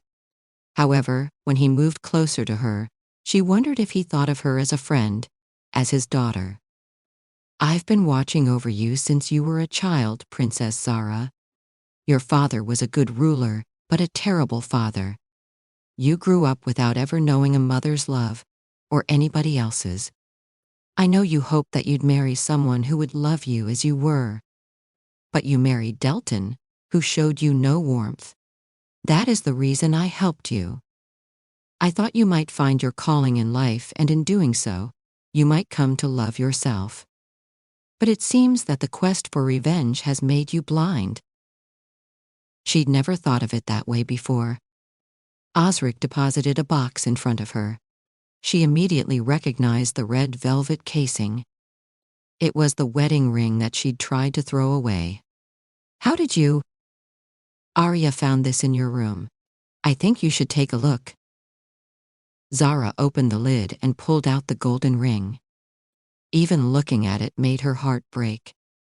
It was the testament of his love, a symbol of the future they could have had. Even if that future was just a fantasy, Zara picked out the ring and held it against the light. She remembered the day he'd given it to her. Light washed over the ring and she noticed that something was engraved inside it. Tiny words flowed on the golden surface. Was it the name of the shop? The year? Moving it closer to the light, Zara tried to read. The minute her eyes deciphered the words, she forgot to breathe. Yours always. He had gotten those words engraved inside the ring. Long before he'd confessed his love to her. Before she turned him away. Tears sprang unbidden. Everything she'd been holding back burst forth, loud, ugly sobs racking her chest. If she hadn't been sitting, she'd have gone weak-kneed. Because all she could do now was stare at the words and read them again and again until they seeped into her brain. It triggered a memory of the question she'd asked him long ago. What about you, Delton? Do you belong to me? If this wasn't an answer, she didn't know what was. Delton wasn't a man who said things he didn't mean. In a second, the air shifted from calming to breathtaking. Those weren't empty words. They were a declaration of his intentions. Her sobs grew. She really had been stupid, hadn't she? How had she not noticed how much he loved her? While her misery and resentment had consumed her, he'd silently made his commitment to her real. It was then that she knew. She loved him. Without a doubt, she loved him. And somehow, that was far worse than hating him. There was no guidebook for loving someone, no way to make sure you'd always do or say the right things. It seemed like such a colossal risk to take. With one word, she could bring both their worlds crashing down. Osric's voice was low and gentle when he said, "If we never let ourselves be loved, we will become bitter and resentful people. You cannot carry this pain any longer, Zara. It'll kill you. Put it down. Let it go." I don't think I'm ready to take that risk. Her heart felt like it was breaking. She'd never thought that she was the stubborn one, that she was the one keeping herself from love. That isn't true. You are no longer the person you used to be. You are no longer a weak, unloved princess. You've been reborn as Epher. Delton loves you and you love him. Everything you ever wanted is in the palm of your hand. The question is, will you take it? I don't know how. I cannot bring myself to forgive him, Zara said. There is too much history between us. Do you think I could ever love him without remembering the way he treated me? Every time we disagree, every time we fight, I will remember those awful moments. And I will hate him. You don't hate him. You never did. I see it in the way you look at him. Her eyes filled with more tears. Osric's words hit her deep. It isn't Delton you must forgive, but yourself. What? You cannot forgive the part of you that longed for his love and was rejected. You were young when you married him, and you'd never known your parents' love. So you hung all your hopes on him. But Delton is no more responsible for your happiness than I am. In the end, we must each choose our own path. And it is time you chose yours. Zara sank to the floor, feeling the hard ground under her knees. How can I forgive myself? She sobbed. I failed to make the right decisions. I should never have married him, never have let him get to me, never have jumped into the river and tried to end my life, never have fallen in love with him. How stupid can I be? Osric sat down next to her as she cried, releasing all the hurt that had existed in her heart for decades. He'd never touched her before, but that day, he put an arm over her shoulder, comfortingly. We're all stupid in the face of love. It scares us because of how brilliant it is. We feel undeserving of such beauty, such fulfillment. But in the end, it's the only thing worth having. I'm scared, Osric. What if things don't happen the way I want? I don't think I could live with being hurt again. But this is even worse. This distance, all these lies. I don't want to go on like this, but I don't have the power to change. You aren't weak, Princess Zara. You merely failed to recognize how strong you are. I don't know anyone who could have turned your circumstances into success. This is a decision only you can make. It is time you realized how much you're capable of. His words sparked a thread of courage deep in her heart. It hadn't been easy to stay hidden all these years, to run the greatest criminal empire on the continent. But she'd done it. Once she set her mind to it, she could do anything. That's what Epher had taught her. What if he doesn't want me back? He will, that's why he was here. Zara held the ring inside her palm, feeling the weight of the words engraved inside. She had yet to give him an answer. Maybe it was time to take that risk.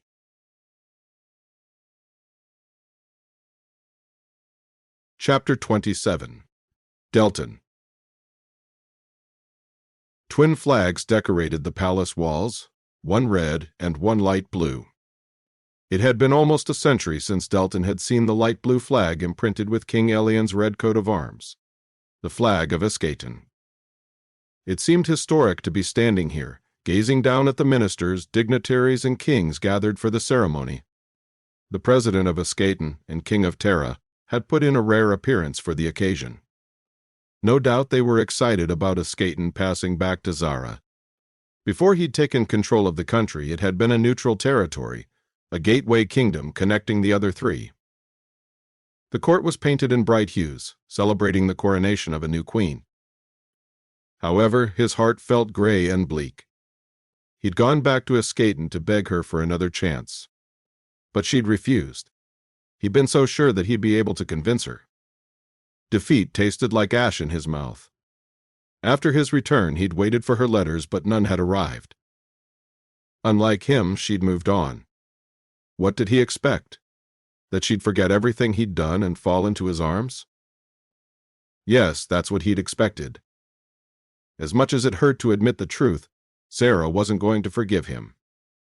He had underestimated the extent of her pain. Sometimes Delton wished he'd been smarter years ago.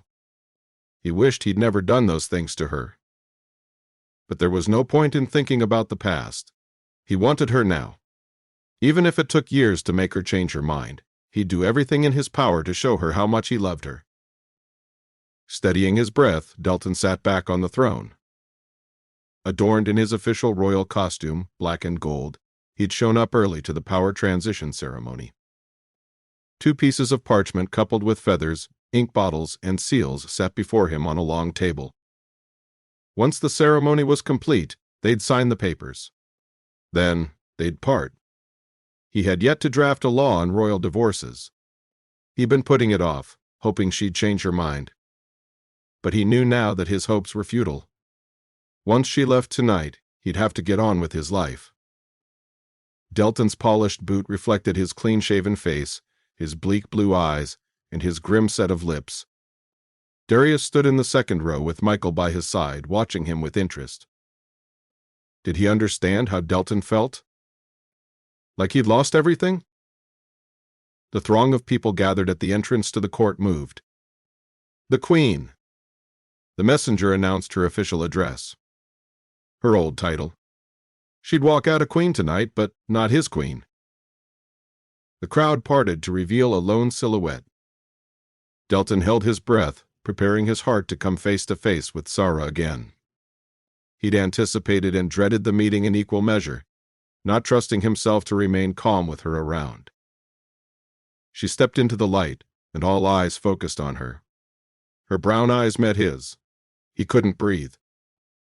For there stood his wife, dressed in a black and gold gown. Strips of gold held up the bodice and the tops of her sleeves. A mass of gauzy black fell over her arms, threaded with golden embroidery. The billowing black skirt was similarly detailed, bringing attention to her narrow waist. He recognized it right away. It was her wedding gown. As she took steps toward him, his heart began to race.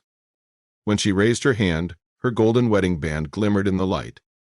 She had worn the wedding band he'd given her to the power transition ceremony. Why? Did it mean what he thought it did? He did not dare to hope. But his heart was rapidly filling with effervescent bubbles, concocting scenarios he had no business imagining. Her steps were slow and measured, aware of every eye in the room watching. She politely nodded her head to acknowledge the other leaders, maintaining her reserve as she ascended the stairs to his throne of bones. A crown sat atop her head, a golden crown with diamonds. It was King Alien's. Delton had it sent to Cadia for her to wear to the ceremony. Standing over him, her unbound brown hair falling over her shoulders, she was his every dream come to life. The scent of roses filled the air and hemmed him in, almost suffocating in their realness. His heart threatened to leap out of his chest. If she took another step forward, he would forget where they were and take her in his arms. She must have felt it too, for she bowed formally. He rose, bowing back reverently. With a formal glance in his direction, she sat down on the throne next to him. He raised his hand and announced, "The power transition ceremony will now begin." Delton didn't miss the smirk on President Ogier's face. Elysium was no doubt having a field day. For so long he'd held on to Wiskaten, barring them entry to the rest of the continent. His rivals must see it as a sign of weakness for his marriage to be disintegrating. But he couldn't care less. One glance in Zara's direction, and he knew why he was doing this. He wanted her to have everything that would make her happy. Her upturned nose faced forward, listening intently to the tenets being recited.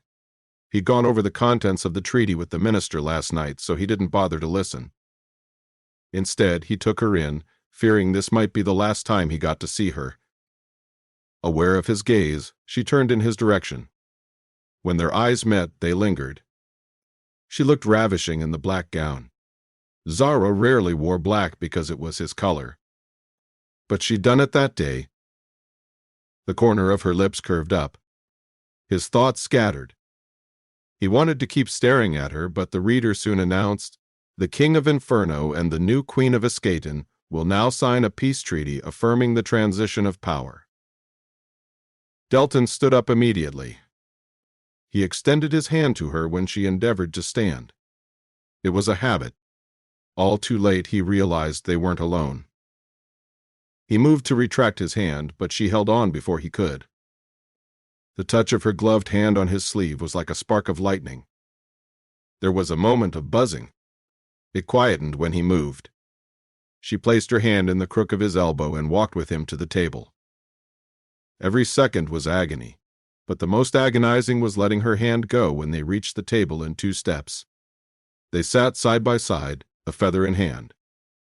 He signed his treaty while she signed hers. Then they passed it around, covered fingers brushing when they exchanged pages. He signed under her name, and she signed next to his. Then he stamped his royal seal. She'd brought King Elian's old seal to the ceremony and used it to complete the transition of power. Once the papers were done, he held them up. The new Queen of Escaton. A chorus of applause followed his announcement. President Ogier grinned while the King of Terra frowned. Darius smiled at him, and Michael's blue eyes surveyed him carefully. A royal banquet was to follow the signing of the peace treaty. Delton was already antsy. He didn't want to eat a 7-course meal and make small talk with foreign dignitaries.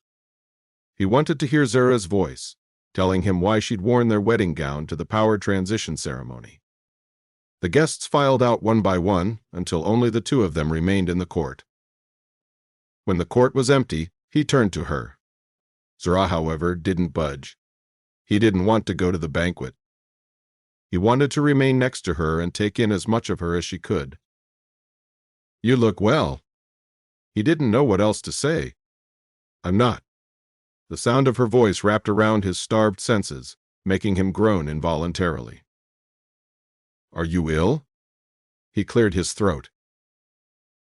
"Maybe I am," she said. "I keep crying. I want to see you and be with you all the time. My heart breaks over and over again when I think about you." "Tell me, Your Majesty, is that an illness?" "Zara." His heart overflowed with the feelings he'd suppressed all day long. He had felt that way when she'd left him too. Heartsick, bereft, lonely. She took a step forward, running a finger over the handrest of his throne. "I've been the Queen of Inferno for 100 years, but today was the first day I got to sit on a throne next to you," she said. "How did it feel?" he asked. "Like it was where I belonged." "On the throne?" "Next to you." His heart squeezed. "What are you saying?" He took a step toward her until they were just a few inches apart. "Why did you wear your wedding gown to the coronation ceremony? Why are you still wearing my ring?" His voice was shaky, but he was too far gone to care. "Don't you know?" Her voice was low and airy. Her large brown eyes met his, shimmering with her unshed tears. "It's because I love you." The tears that he'd been holding back sprang into his eyes. He couldn't hold it in any longer. Delton stepped forward and folded her in a tight embrace. Her arms came around him and they hugged each other so tight that he feared her bones might break. "That's my answer to your question. I want to begin again, not because we're stuck together in a marriage, but because I want to." Her words were like rain after years of drought. He reveled in each word, feeling her hair under his chin. "I'm sorry it took me so long to realize the truth. I've spent so much of my life resenting you that I lost sight of who I was. It is magnificent how you've rebuilt everything from ruin. It couldn't have been easy to find the motivation to go on after your parents were killed. While I was wallowing in my misery, I failed to acknowledge yours. We've both gone through so much to get here. Perhaps it is time we learned to be happy." He wanted to tell her that he didn't care if she'd taken longer to make up her mind. In the end, she'd come to him. That was the only thing that mattered. She broke the embrace and looked him in the eye. "When you exiled me, I began to hate myself. I had failed at the only thing I wanted to accomplish. I didn't know how to go on. So I hung on to that sense of betrayal and turned it into my life purpose. But it's only made me more fragile. More vindictive, insecure." When she swallowed, the graceful column of her throat shuddered. He knew she was laying her heart bare, giving him the whole truth so that he could never doubt her sincerity.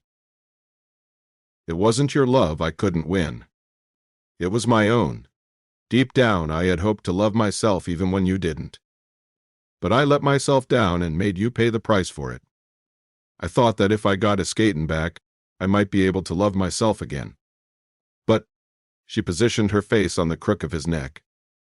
It doesn't work that way, does it?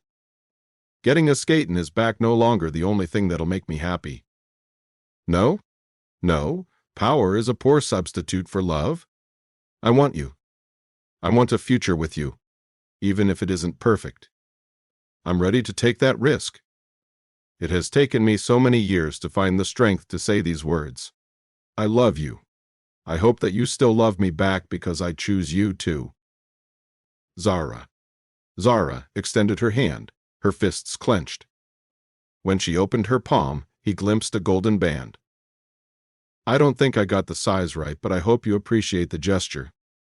Her smile was more radiant than the sun. With trembling fingers, he picked up the ring and turned it over. When the light hit the inside, he read her declaration loud and clear. Yours always. She had read the inscription on his ring. And she returned his feelings. The gesture undid whatever was left of his reserve. Never in his long life had he imagined that he'd experience a moment like this. This beauty, this love, this wholeness. It was transcendent, this feeling of being loved by someone you loved. Truly, wholeheartedly, without any lies or hurts. Delton slipped the ring onto his ring finger. It stopped halfway, so he slid it into his pinky. It fit. He made it fit. She smiled when the ring smug sat at the base of his finger. "Heh," she said, perusing his hand. "Next time I'll get you a bigger ring." There would be a next time. There would be several more times. Even if he screwed up 1,000,000 times, he could rely on love to show him the way.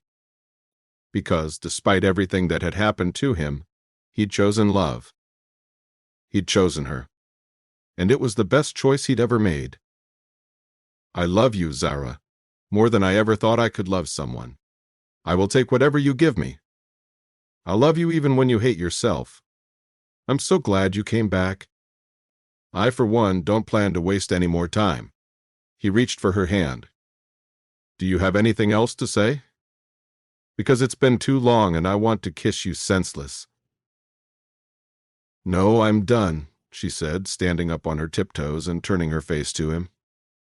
Kiss me senseless. That was exactly what he did. For the next 15 minutes he proceeded to show her how much he loved her. He kissed her until they forgot where they were, until there was no time or space. Just the two of them, in love, enveloped in the wholeness of their unique journey. When she wrapped her fingers around the back of his neck, he deepened the kiss, feeling a surge of power rush through his veins. True power wasn't winning, but being okay even when you lost. Delton had never loved losing so much.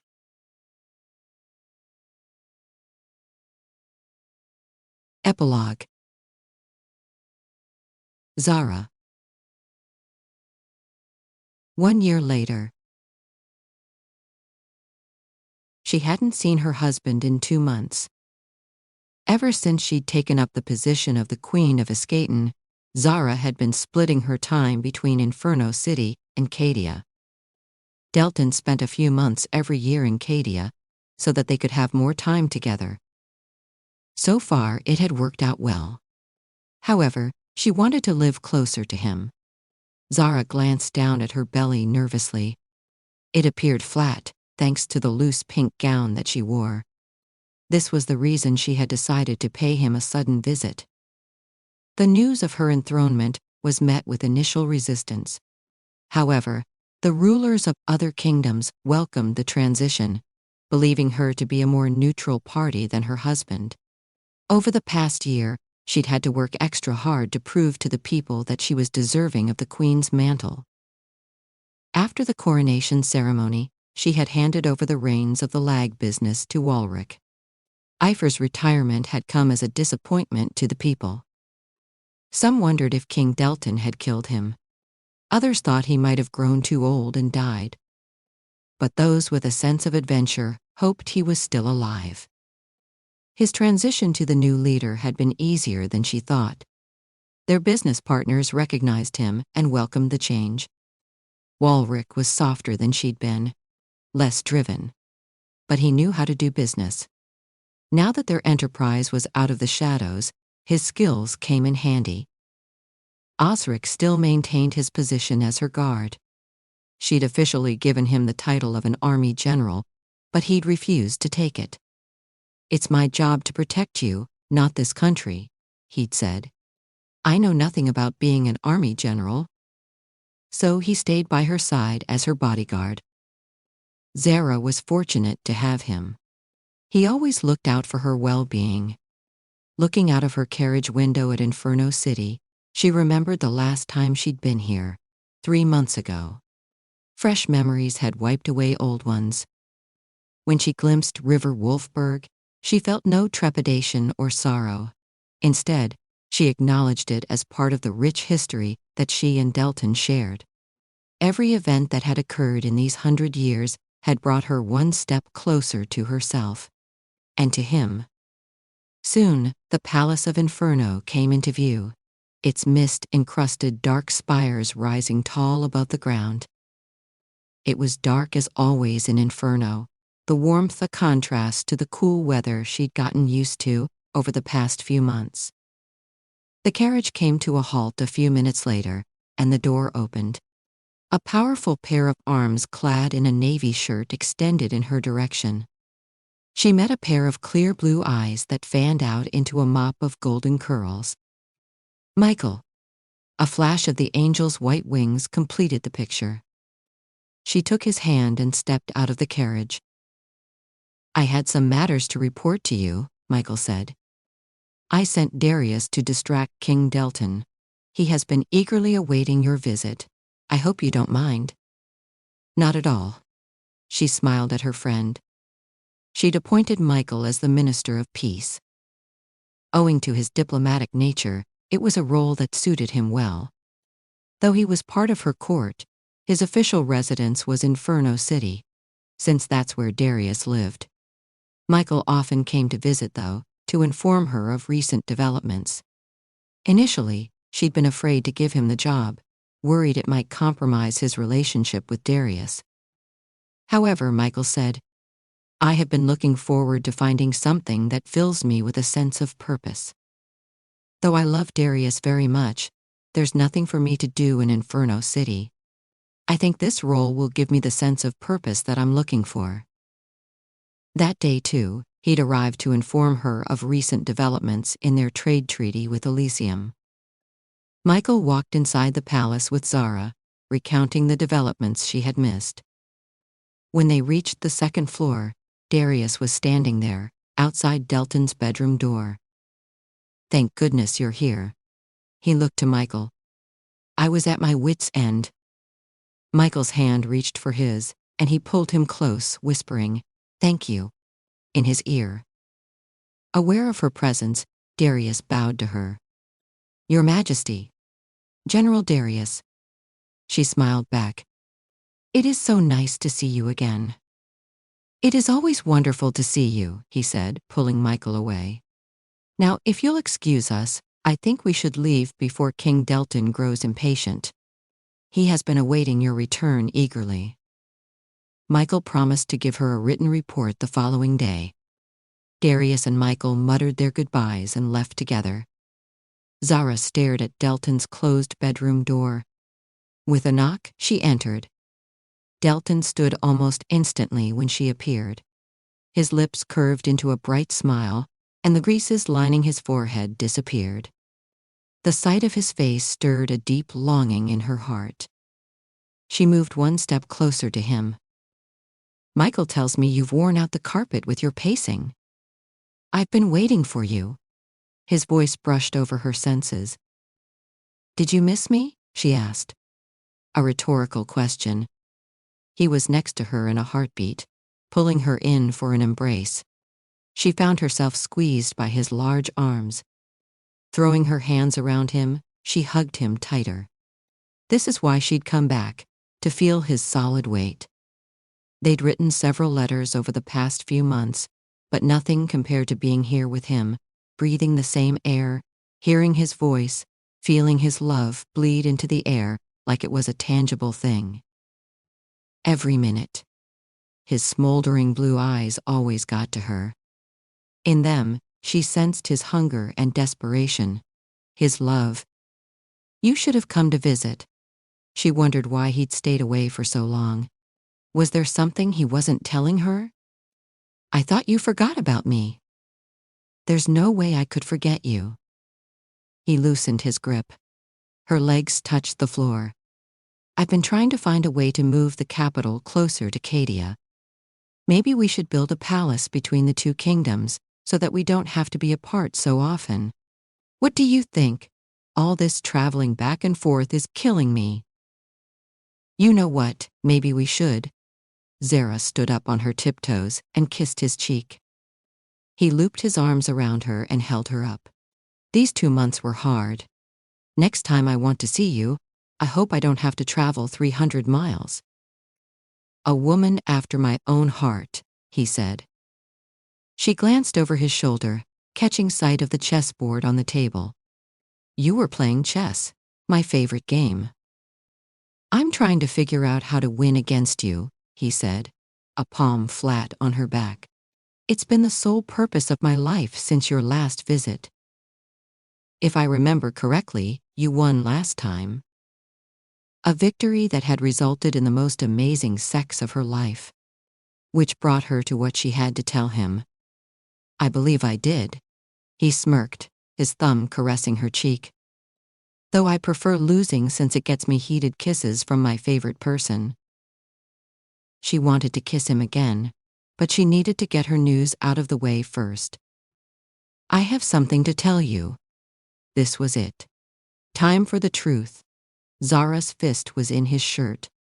His blue gaze calmed her as she said what had been bothering her all day. I am pregnant. His eyes widened. I found out from a healer last week. What? Zara studied his face, looking for any expression, but he was completely still. I am with child, she emphasized, finding her voice. The news had come as a shock to her. Of course, she knew they'd have kids, but she hadn't expected to get pregnant right now. With all the vigorous lovemaking they engaged in, she should have guessed. However, he still didn't move. This was beginning to worry her. She thought he might be shocked, but he was still as stone. Are you not pleased? Pleased? He rumbled in a low voice. Delton's hand shot out and gripped her. Before she could breathe, she was pressed up against him, and his lips were on hers. He kissed her with an intensity that was all his, like there was nothing in the world more important than her. Oh, how she'd missed being worshipped by him. She opened her mouth and drank him in. His kiss conveyed his feelings better than words could have. I am extremely pleased. He tugged at her lower lip and pulled. Do you need me to show you how much you please me? His hand reached for the back of her gown and began undoing it. She leaned into his touch, longing to feel his skin on hers. This might be the best news I've heard all month. Zara's heart grew lighter as his fingers grazed her back. Really? I thought you wouldn't take it well. You know, this child is going to carry my father's blood. They will carry yours too, he said, his lips trailing her ear. And that is the most wonderful thing in the world. A miracle that is yours and mine. Proof of our love. She felt his words deep in her heart. His lips brushed her neck. I like the sound of that. Her thoughts turned hazy when his thumbs circled the base of her spine. How are you feeling? He caressed her hair. She inhaled his scent. It grounded her. Fine so far. I get sick in the mornings, but the healer says it'll go away. I'm not letting you go back alone to Cadia. Until that palace at the border is built, I'm going to follow you around like a shadow, he said. It was just like him to be protective of her. Truth be told, the reason she'd come to Inferno City was because she wanted to be with him. not just a few days a month, but every day. "I welcome your lurking," she said, kissing his cheek as her fingers tore open his coat. "I never thought we'd have a child, after everything we've been through." "Neither did I," she confessed, running her palm over his bared chest, feeling his heartbeat. "It seems like so long ago when I hated you. Now all I remember is how much I love you." "I love you too," he said, his eyes staring deep into hers. "Every day of my life." Her arms wound around his hips, bringing their bodies closer. "Now if you're done with the talking, Your Majesty, I'd very much like you fuck me." "Your wish is my command, my queen." They spent the few seconds tearing each other clothes off, fucking each other like they were starved beasts. He took care with her because she was pregnant, but she pushed him. She had missed him a lot, she realized. Their lovemaking was wild and passionate. Every time he touched her, she felt reborn, cherished, beautiful, desired beyond reason. Zara now knew why she'd agreed to marry him all those years ago. It was because she felt the possibility of this, of the love they could have. It had taken 100 years for that possibility to become a reality, but she wouldn't have it any other way. She was so glad he was hers, so glad to experience something so wonderful in this lifetime. Hours later, just as a new day dawned, they collapsed on the sheets together. The sky was dark, but she felt like she carried the sun inside her body. Every muscle was beautifully sore, and every impulse she'd had was sated. She quietly watched the light play on the ceiling, wrapped in his arms. Delton looked at her and asked, "Aren't you glad you decided to come back?" "I am." She was glad she'd chosen to become the king's bride. Because it had led her to her greatest dream, a lifetime of love. This title was narrated with virtual voice.